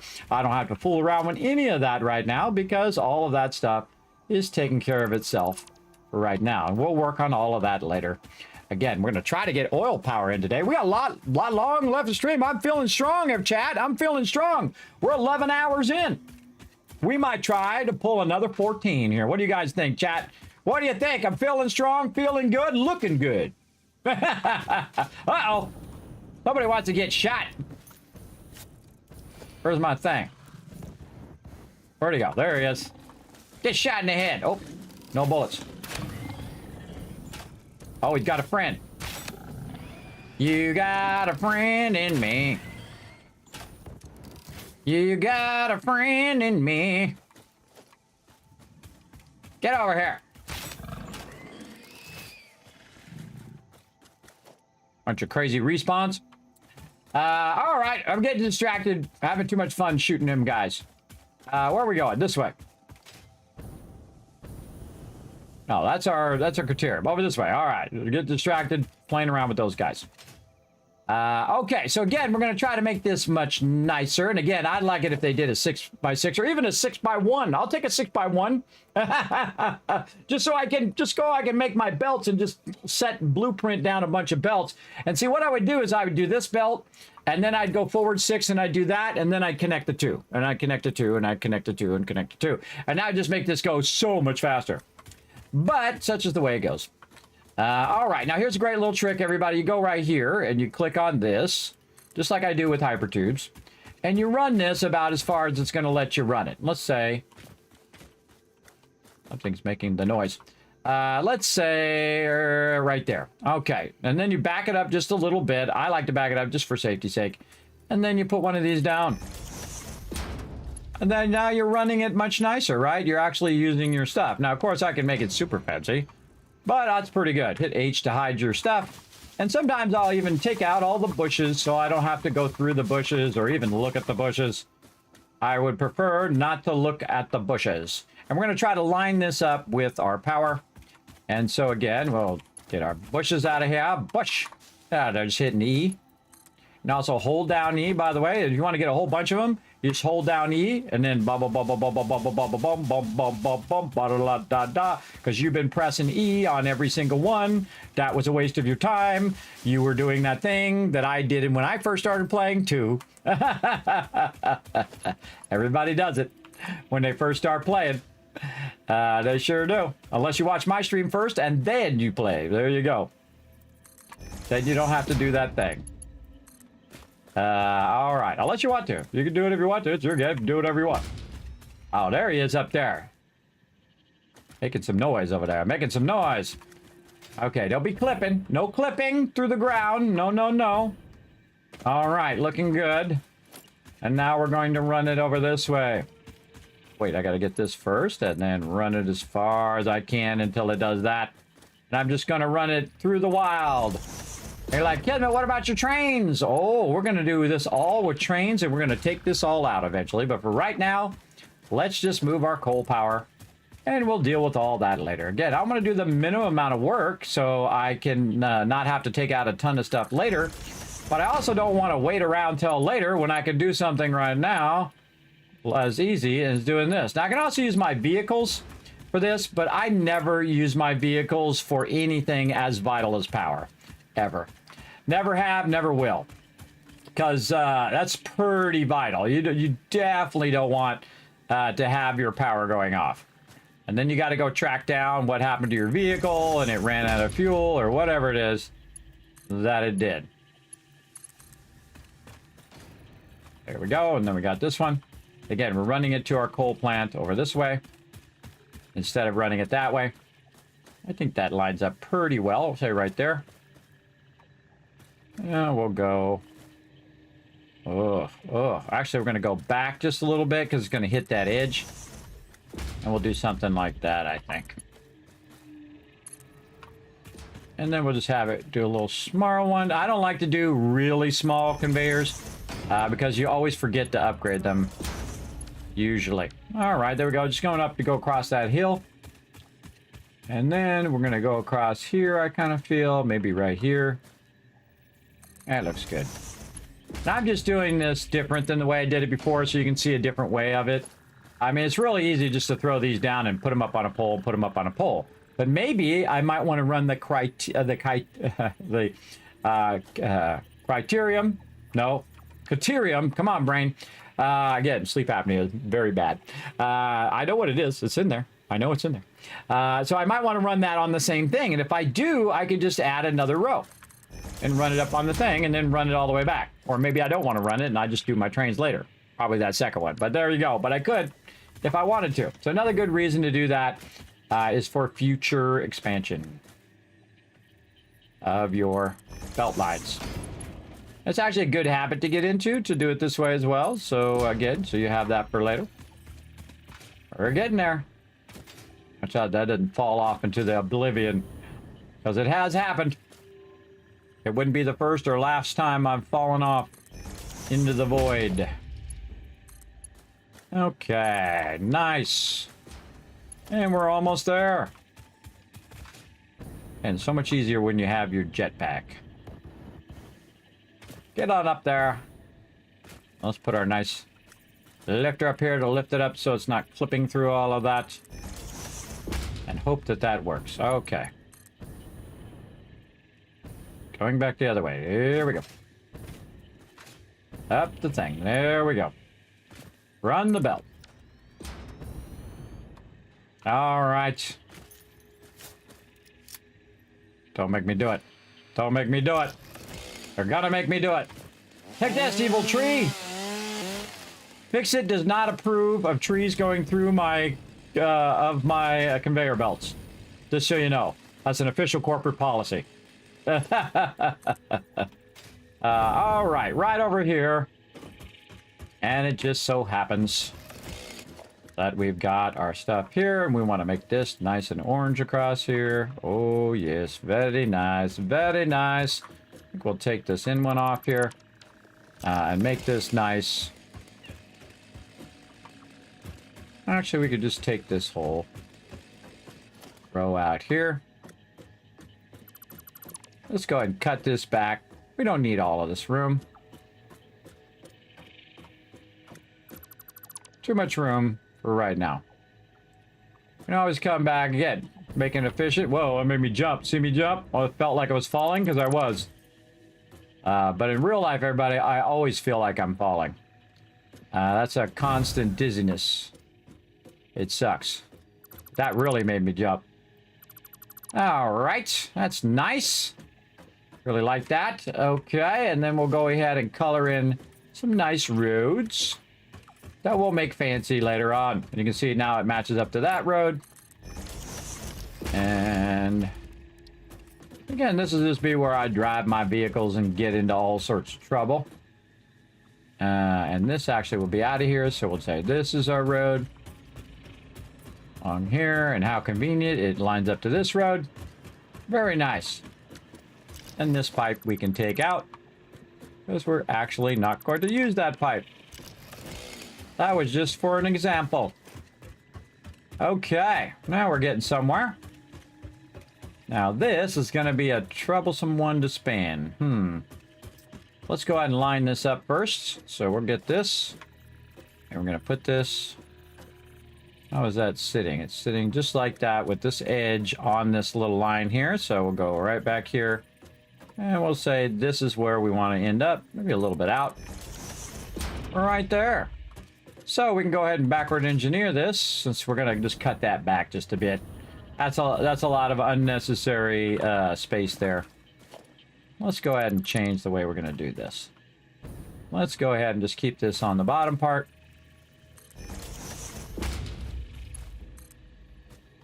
Bring this in.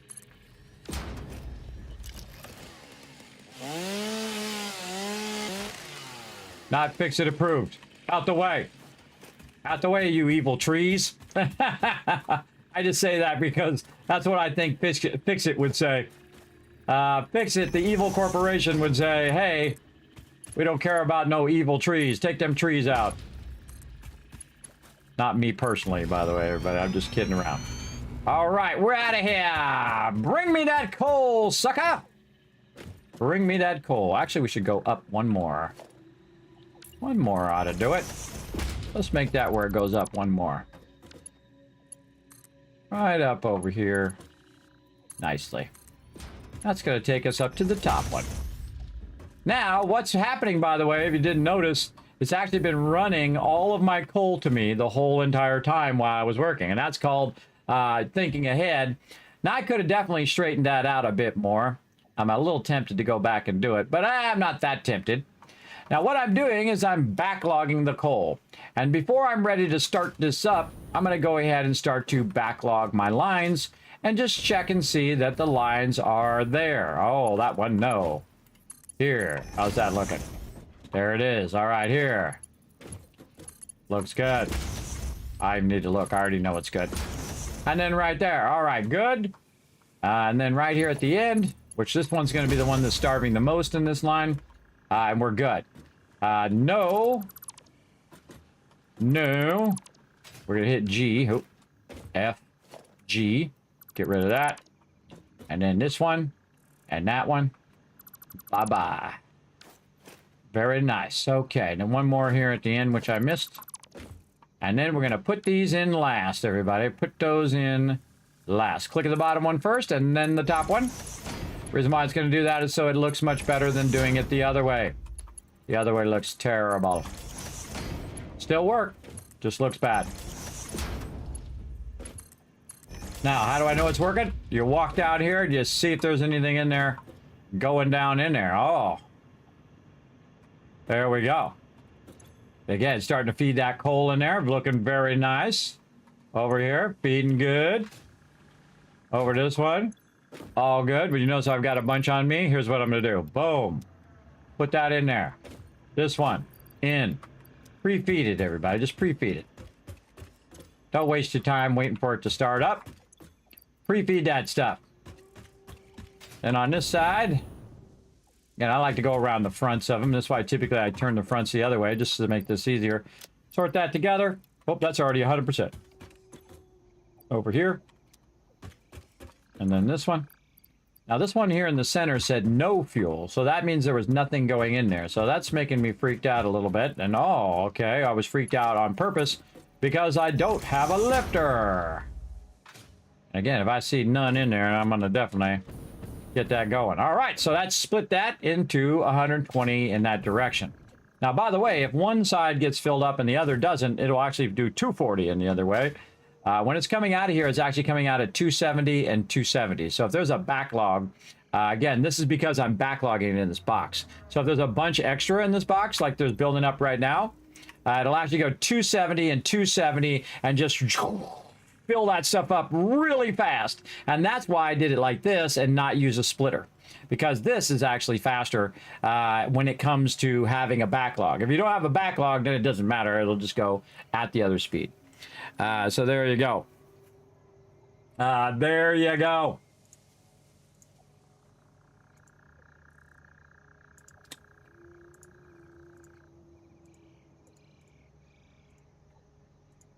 All right.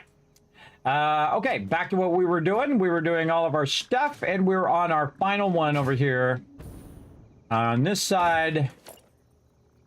And we're going to let that backlog.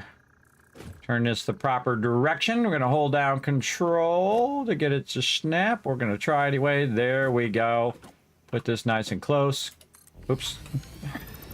Wrong combination. H. Move to the left until you see the little thing lined up. It's not left. Oops, this way. There we go. Now I can see the line, green line over there says lined up to the other one. And this one says it's lined up to the actual pipes.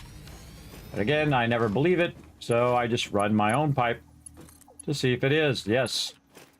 All right, let's finish this up, everybody. I think you guys got the gist of this. I showed you a ton of epic amount of things you can do and learn to help you in everything that you're building. Again, I integrated it into this particular build So you can get this stuff going pretty early in the game and understand the combination of all this stuff.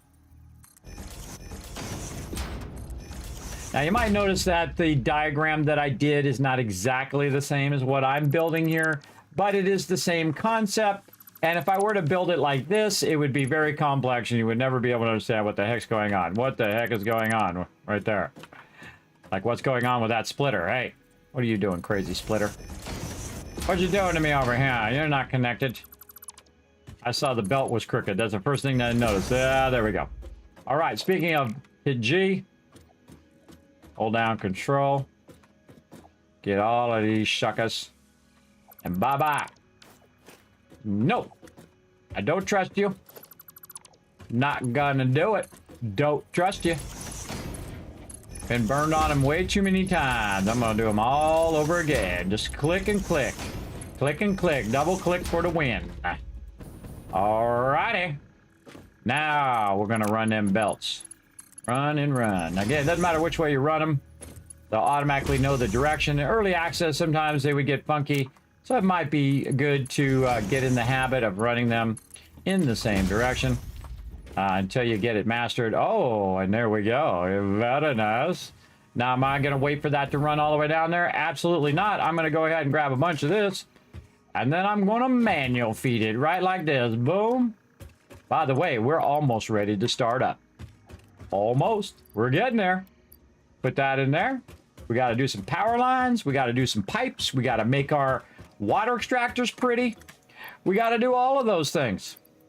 And again, if you're having problem, go with the easy water one first.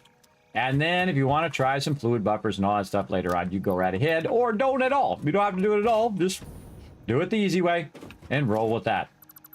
It is very useful. And again, if anybody who's watched me do Satisfactory has watched me do that 20 times. The easy way. But I like to try stuff. That is for sure. Why does that seem off? I don't like it. I'm not doing it. I'm gonna fix it. I'm gonna wreck it.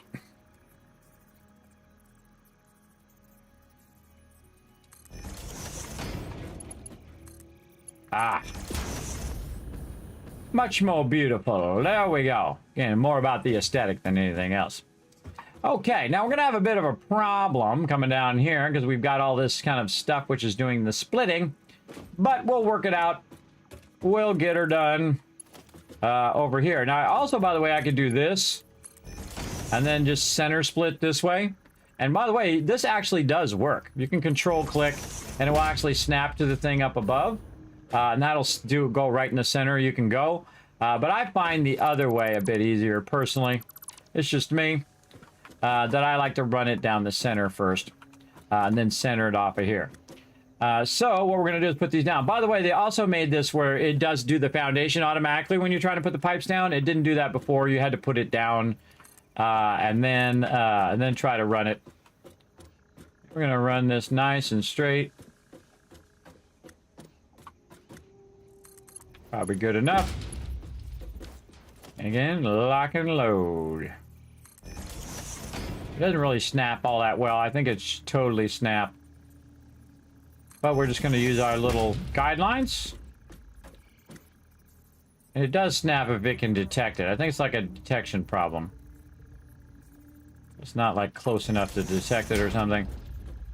I don't know. All I know is we got to get this water to flow in here. And we're going to put that in there. Having your skates doing this, by the way, makes this way easier. Because you can just go over the top and then the same thing here. Over the top. Look how easy it makes these pipes. So easy.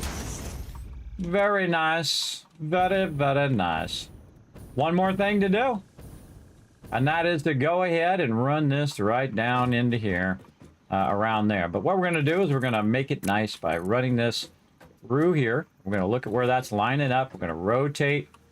And we're going to kind of look at it from up here and try to feel what we like. I kind of feel like I like that. And then run this down to give me some nice down angle. Little down angle action. I like it.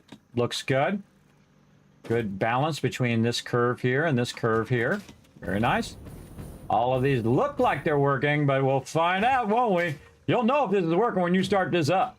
That's for sure. Now, one of the things we have been doing this whole time is running our power from over there. What we want to do is replace that with this one over here. So we're going to actually take out the water. Now we have some backup water here to help us get started up. And we might as well just take out this fluid buffer here as well. And then we'll have 4 of these as backup water to help us get started. So we're going to take that out. And we're about to lose our power and our mines. Wait, already lost that. Now also, right here, to make this sexy, right over here, we're going to go ahead and take this, and we're going to run these down, just like this, on all of these. So we don't ever have to look at any lines running anywhere. Nice and straight there, brother. There we go. Up over here. Nice and straight. And right here. And down to there.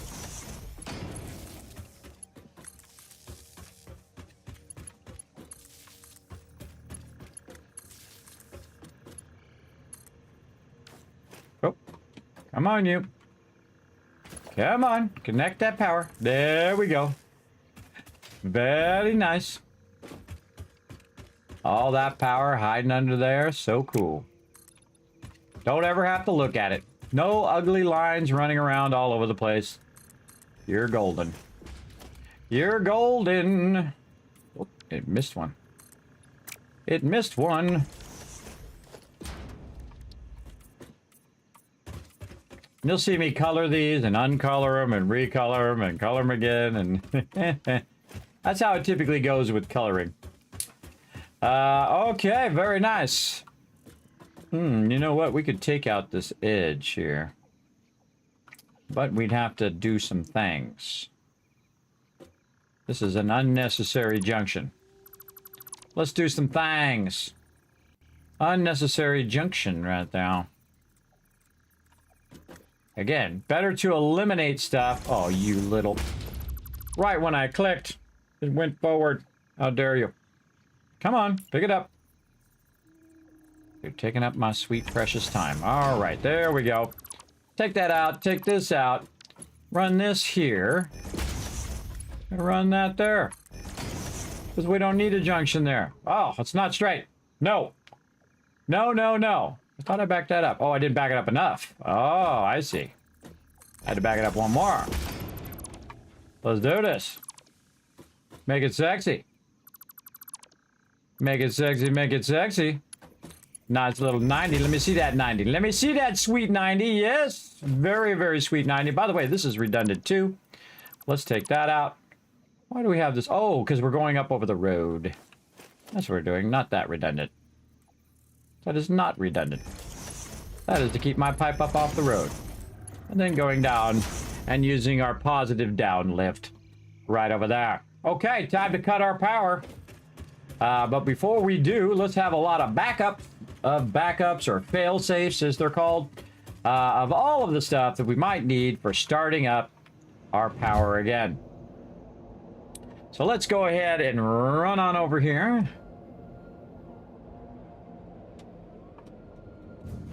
Whee! Using our momentum. Oh, we didn't have enough. That's a bummer. It happens. Fred, get your big booty out of the way. He's always in my way, that Fred. Okay. Now, time to take out some fluid buffers. And I give it and I take it away. That one's going down to there, and then ba-boom. No. No, no, no. All right, so we're going to do that as a backup in case we want to start that up for a minute while we start this up over here. Because what we're going to do is we're going to take out all of the water right over here. And we're going to make it beautiful. And this we can take out now. Is going to drop a bunch of stuff, I think, on the ground. Ooh, mama. Come back for that stuff later.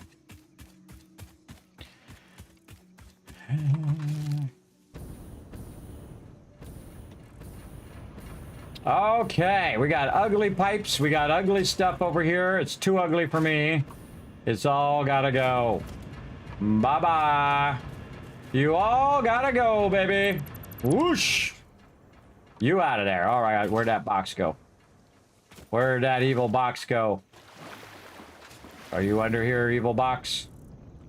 Where did you go, evil box? I don't know. Did it go in my inventory? Maybe it went in my inventory. Speaking of box, now's a good time to make one.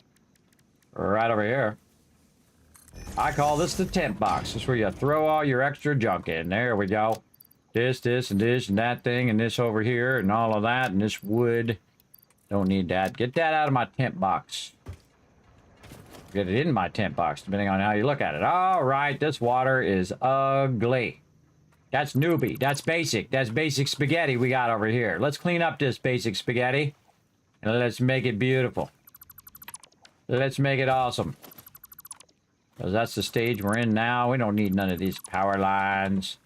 This is all obsolete. Obsolito. All this gone. All this gone. Bye-bye. Thing's still pumping away over there. Brad, why don't you get over here and lend a hand? Oh, I should have made some things to blow these things up. I should go back and get my little explosive thingies. My novelists. Yeah, maybe later. Again, there's a dismantle crate that way. Oh yeah, there it is. I knew it was here somewhere. It was hiding right here. Come here, you, my little resources. I could see it on the radar up there. On the radar. I'm gonna move over here just a little bit. Okay, so we're taking out our pipes, which is gonna cause our power to go off. It's all gonna go off here in a bit, and we don't care. Because we're gonna get this all going. Why is that running down there? Oh, because I was connecting that across there. That's right. This is going around this back side. Goes in there and then runs all of those. Very nice. Actually, I should run it across the road now. I got the road established. Yeah, I like it. Run that down the center. Yeah, let's do that. That's much better. Take this out. Take out this one. Gonna make that run straight down into the center. And then we're gonna take this out. And we're gonna take this one at the end out. Put this back in here. We're gonna run this to the center of the road. And we're gonna call this part of the backup, or power or water backup. That's what I use green for. Yellow is for road, orange is for construction. Just to give it a nice little flair. And so we're gonna run that power from way over there to the actual road area. So we'll go ahead and do this and this, just to kind of give us a little bit of room. And then we'll just take this one out. We'll see if we can get it there. There we go. And run this power. Let's run it on this side. I'll run it on the inside. Yeah, run it like that so I can run it down the road, and then I can also do these over here.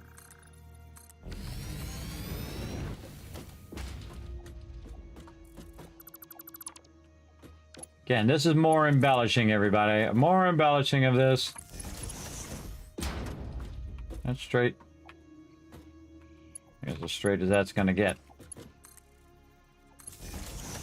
Yep. Getting our power now.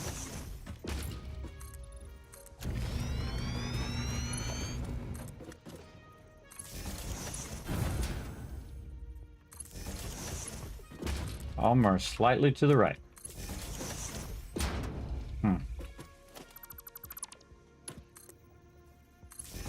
Much better.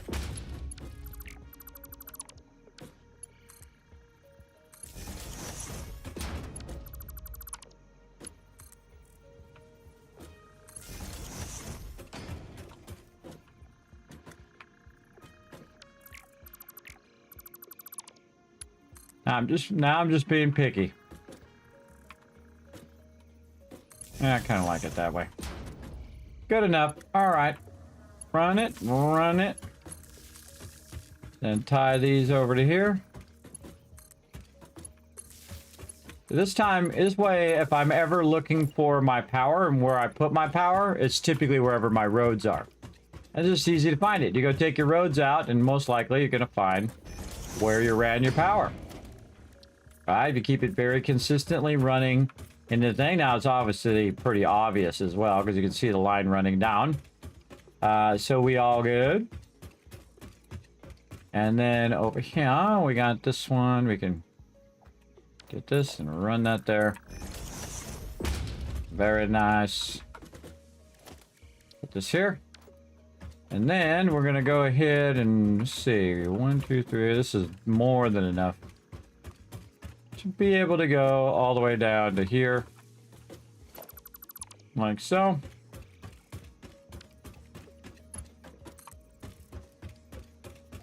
So we're just tying all the power systems together. Do that.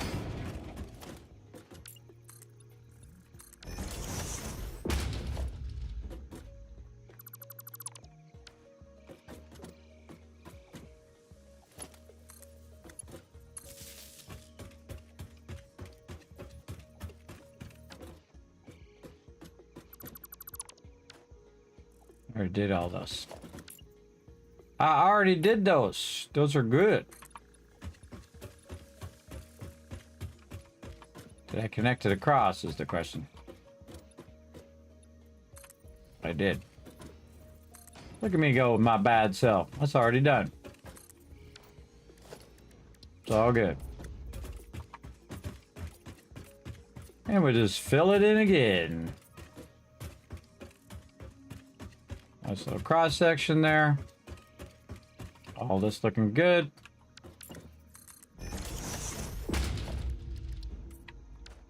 Okay, very nice.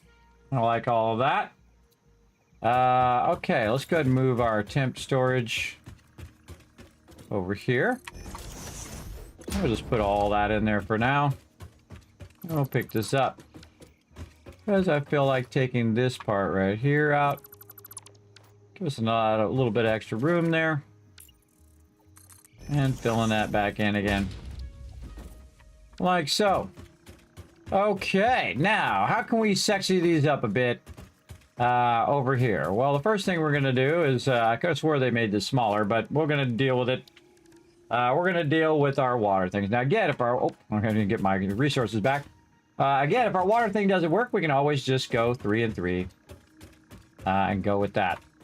Okay, and then we're going to get all of this, put this back, and this thing, and that thing, and all of this, get all of these. Don't need my overflow stuff. And there we go. All right. Go ahead and put a couple of these in here. Oh, let's clear this. And we need 5 of those. All right, very nice. We also need a bunch of pipes. Let's say some pipes and some junctions and some pumps. Oh yeah, we got enough for all of that. Okay. Again, I don't put the exact amount. I just click on them usually and just see how much I have. All right, we got to kind of clean the area of our thing here. Let's get it out of the way. See what the heck we're doing. All right, how do I want to do this? Kind of feels like back to back to me.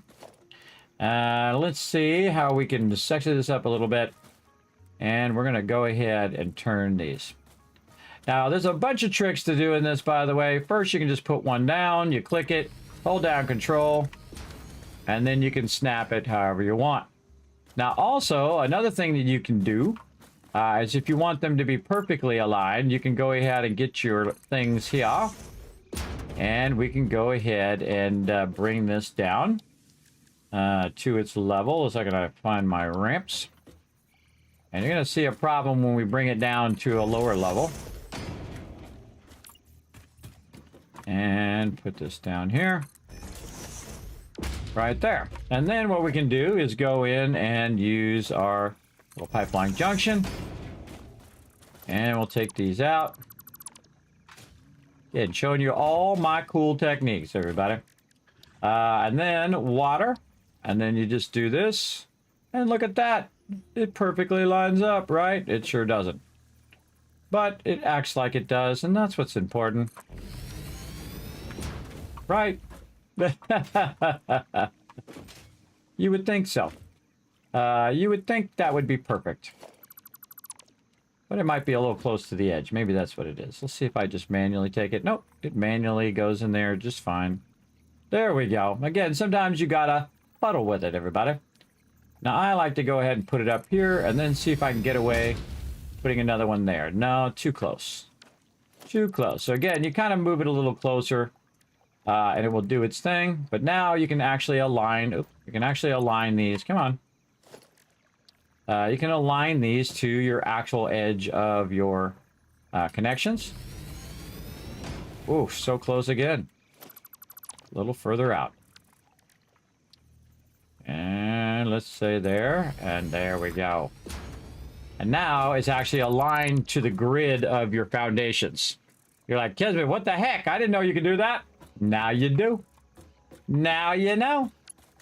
And we're going to go ahead and connect these together. Now, I actually don't like to do this because that is actually pretty annoying the way that that works.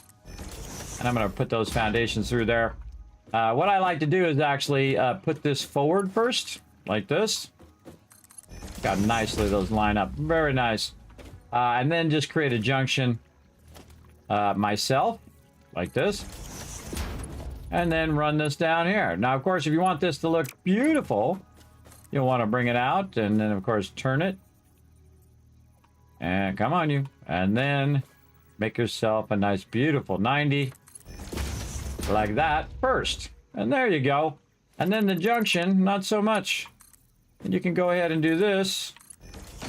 And then line up your junction by holding down Control. And then your junction is perfect. And then you take this back out and then you connect it again. And then you've got a perfect 90 and another 90. That's a double 90. That's 180. 180% awesome. Right there. Look at those perfectly lined up to the things. Now, again, if they're a little bit in there, I don't care. I'm just trying to get the maximum use of my water. I could move it over as well and try to finagle with it. Don't need to worry about it, everybody. Don't even care to worry about it. I just want to have that nice. How are we looking here? Is this like 90, 90? Oh, yeah. Oh, yeah, that's nice. That's very nice. Okay, now that we got that and that is connected to our thing, this is what I was talking about when I said back to back. Now I'm going to make them like this way. Actually, I can do them this way too. I don't think I've done them this way in a really long time. Yeah, maybe facing the same direction. Yeah, it's been a long time since I've done that. That sounds fun. And then let's go ahead and get our wrong thing. Wrong thing. Wrong. And run our little clipping experiment here, and then soft clipping through there, which is pretty sweet. Just for temporary. Again, you can always take it out later if you don't like the clipping. Again, get our nice little 90 in there. A little bit. It seems like a little bit more than 90. Why is that a little crooked? That seems... Maybe it's just my angle of crooked. Huh.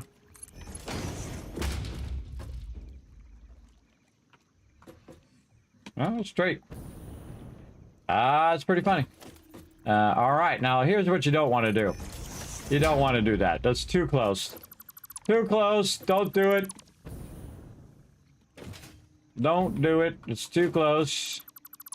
It's just going to be awkward. And let's not make it awkward. Let's move it out just a little bit. 1, 2. More better.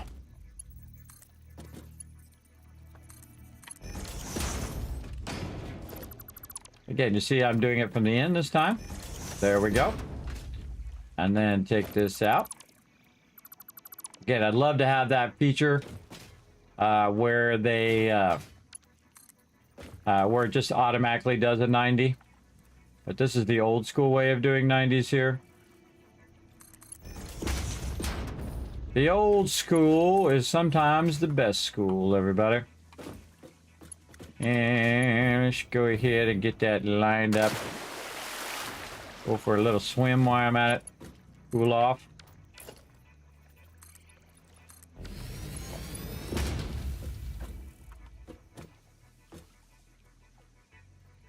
Back it up by 2. And get a nice 90 degree. Very nice. And then right here, boom, boom. Boom, boom. Boom, boom. Oh, it's offset. How dare you. Now watch it auto heal itself usually if you have that there. But I'm going to take this out and do this. And actually connect this now clear across here. So it's its own thing there. And you see I'm getting the 90 on the other side, which is pretty cool. And then this should have snapped in here. And there it goes with that weird snapping thing again. There we go. We got to get just like that. And now it should snap in there. Come on, you. Come on. You should be able to go in there while you do this. There we go. What the heck? What the heck are you doing?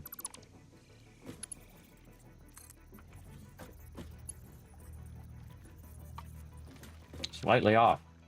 I don't like it. I don't like it.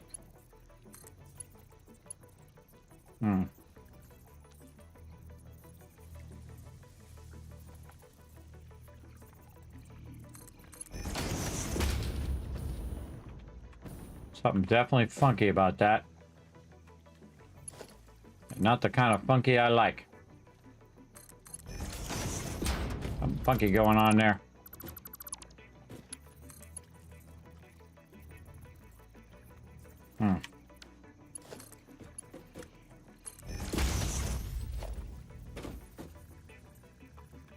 You're gonna snap in there. You better line up. Stop being bad. Get in there. Okay, fine. I'll get you from this side. Yeah, it's ever so slightly crooked. Alright, you're gonna make me push this out another one, aren't you? Yes, you are. Fine, fine, fine. We'll fix it. We got this. Run another thing here. And we'll push it out by 1 more. Let's go. Oh. Not gonna do it because it's too close to the other thing. Ah, these things are too close. Interesting.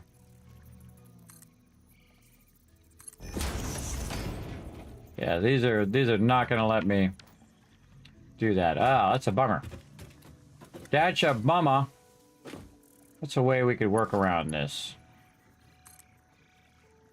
Can't do that because the other one's in the way.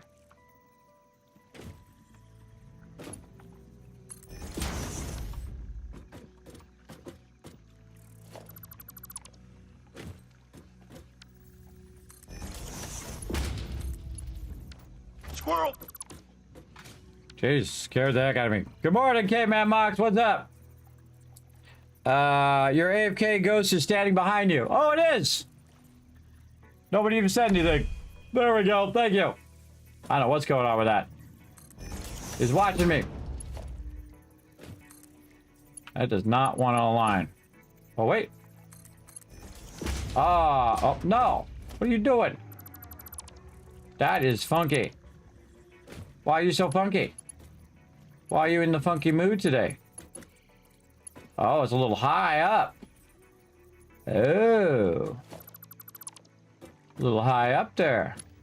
Yeah, it's going up. Oh, I see. That made me jump. That squirrel was perfectly timed. I think when you roll over it, it should automatically create a junction. Yeah. I don't think it's gonna let me do that. You know what we do? We do this. When in doubt.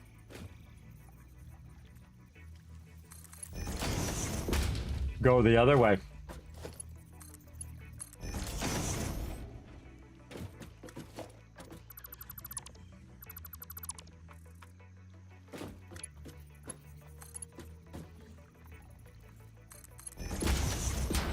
See if we can get away with it on this side. You'd think it'd be the same. But that's not always true. Let's try our different pipe. Oh, we could have just did our 2D pipe. I could have just rotated the size, the type of the pipe. Alright, no worries. We got this. I want it to go this way. We're going to make it happen. I want it to go this way because that's the way it's cool. So yeah, right over here. Over there. So we're on default right now, build mode. And we're going to hit control there.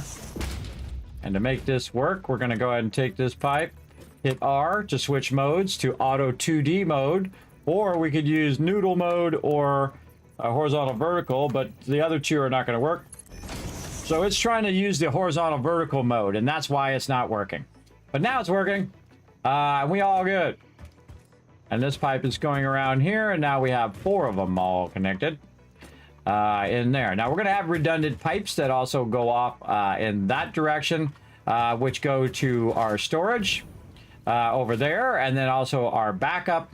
And then we're going to actually have our pipes go all the way around. So it's like in a big circle to balance out all of our water. And then come back this way. And actually we're going to have it up high coming back this way. And it's going to drop down and infuse more water coming in from the other side, which is going to balance all of our water. That's right. We've got some water balancing. And again, I didn't illustrate all that out, everybody, because that's a lot to illustrate. But you get the general idea. All right, so there is 4 of them. And I think we could just snappy snap another one right here. Come on. Yes, oh, I like it when it does it. I like it when it does it. I like it when it does it. Doesn't do it this way, though. I got to go that way. Oh, that's a bummer. Can't quite do it this way. I don't think it has anything to do with that. Oh, it does have something to do with that. Oh, look at us go. Okay, yeah, very nice. 2 in the front, 3 in the back. I shall take it. Love it when that happens. Okay. So, we've got those 2. We've got these 2. How do I feel like doing this? I'm kind of feel like coming in and doing a 90. Let's take this out. Let's take all these out. Let's do a nice little dealio right down here. And jump this right down here. Line that up. 1, 2. This over here. Ooh. They'll clean off.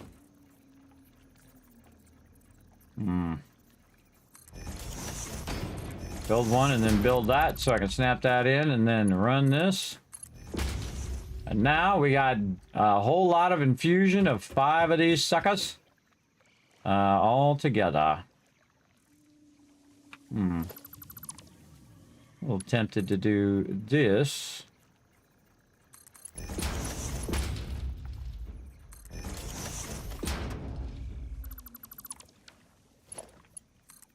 Keep a redundancy of our pipelines here.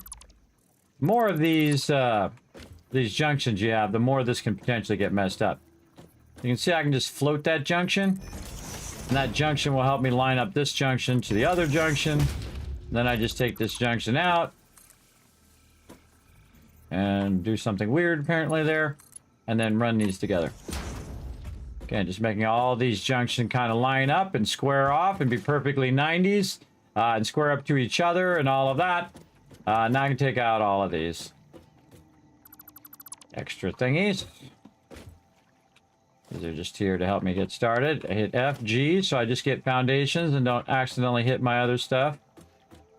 Again, we don't need all these foundations now. And again, a lot of things I'll build just temporary to just help me build it out in the moment, and then I don't need it anymore. Just like that. And again, I'm very much a fan of not leaving extra stuff that you don't need. And look at our pipes are beautifully built, everybody. Beautifully built. You like that? Put a 1 in the chat. You guys digging that?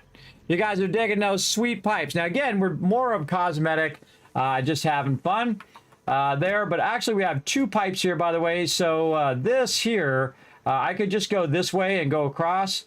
But I'm doing 2 redundant pipes as well to kind of adjust that overall flow. and see how this all works out. Okay, so we want to go ahead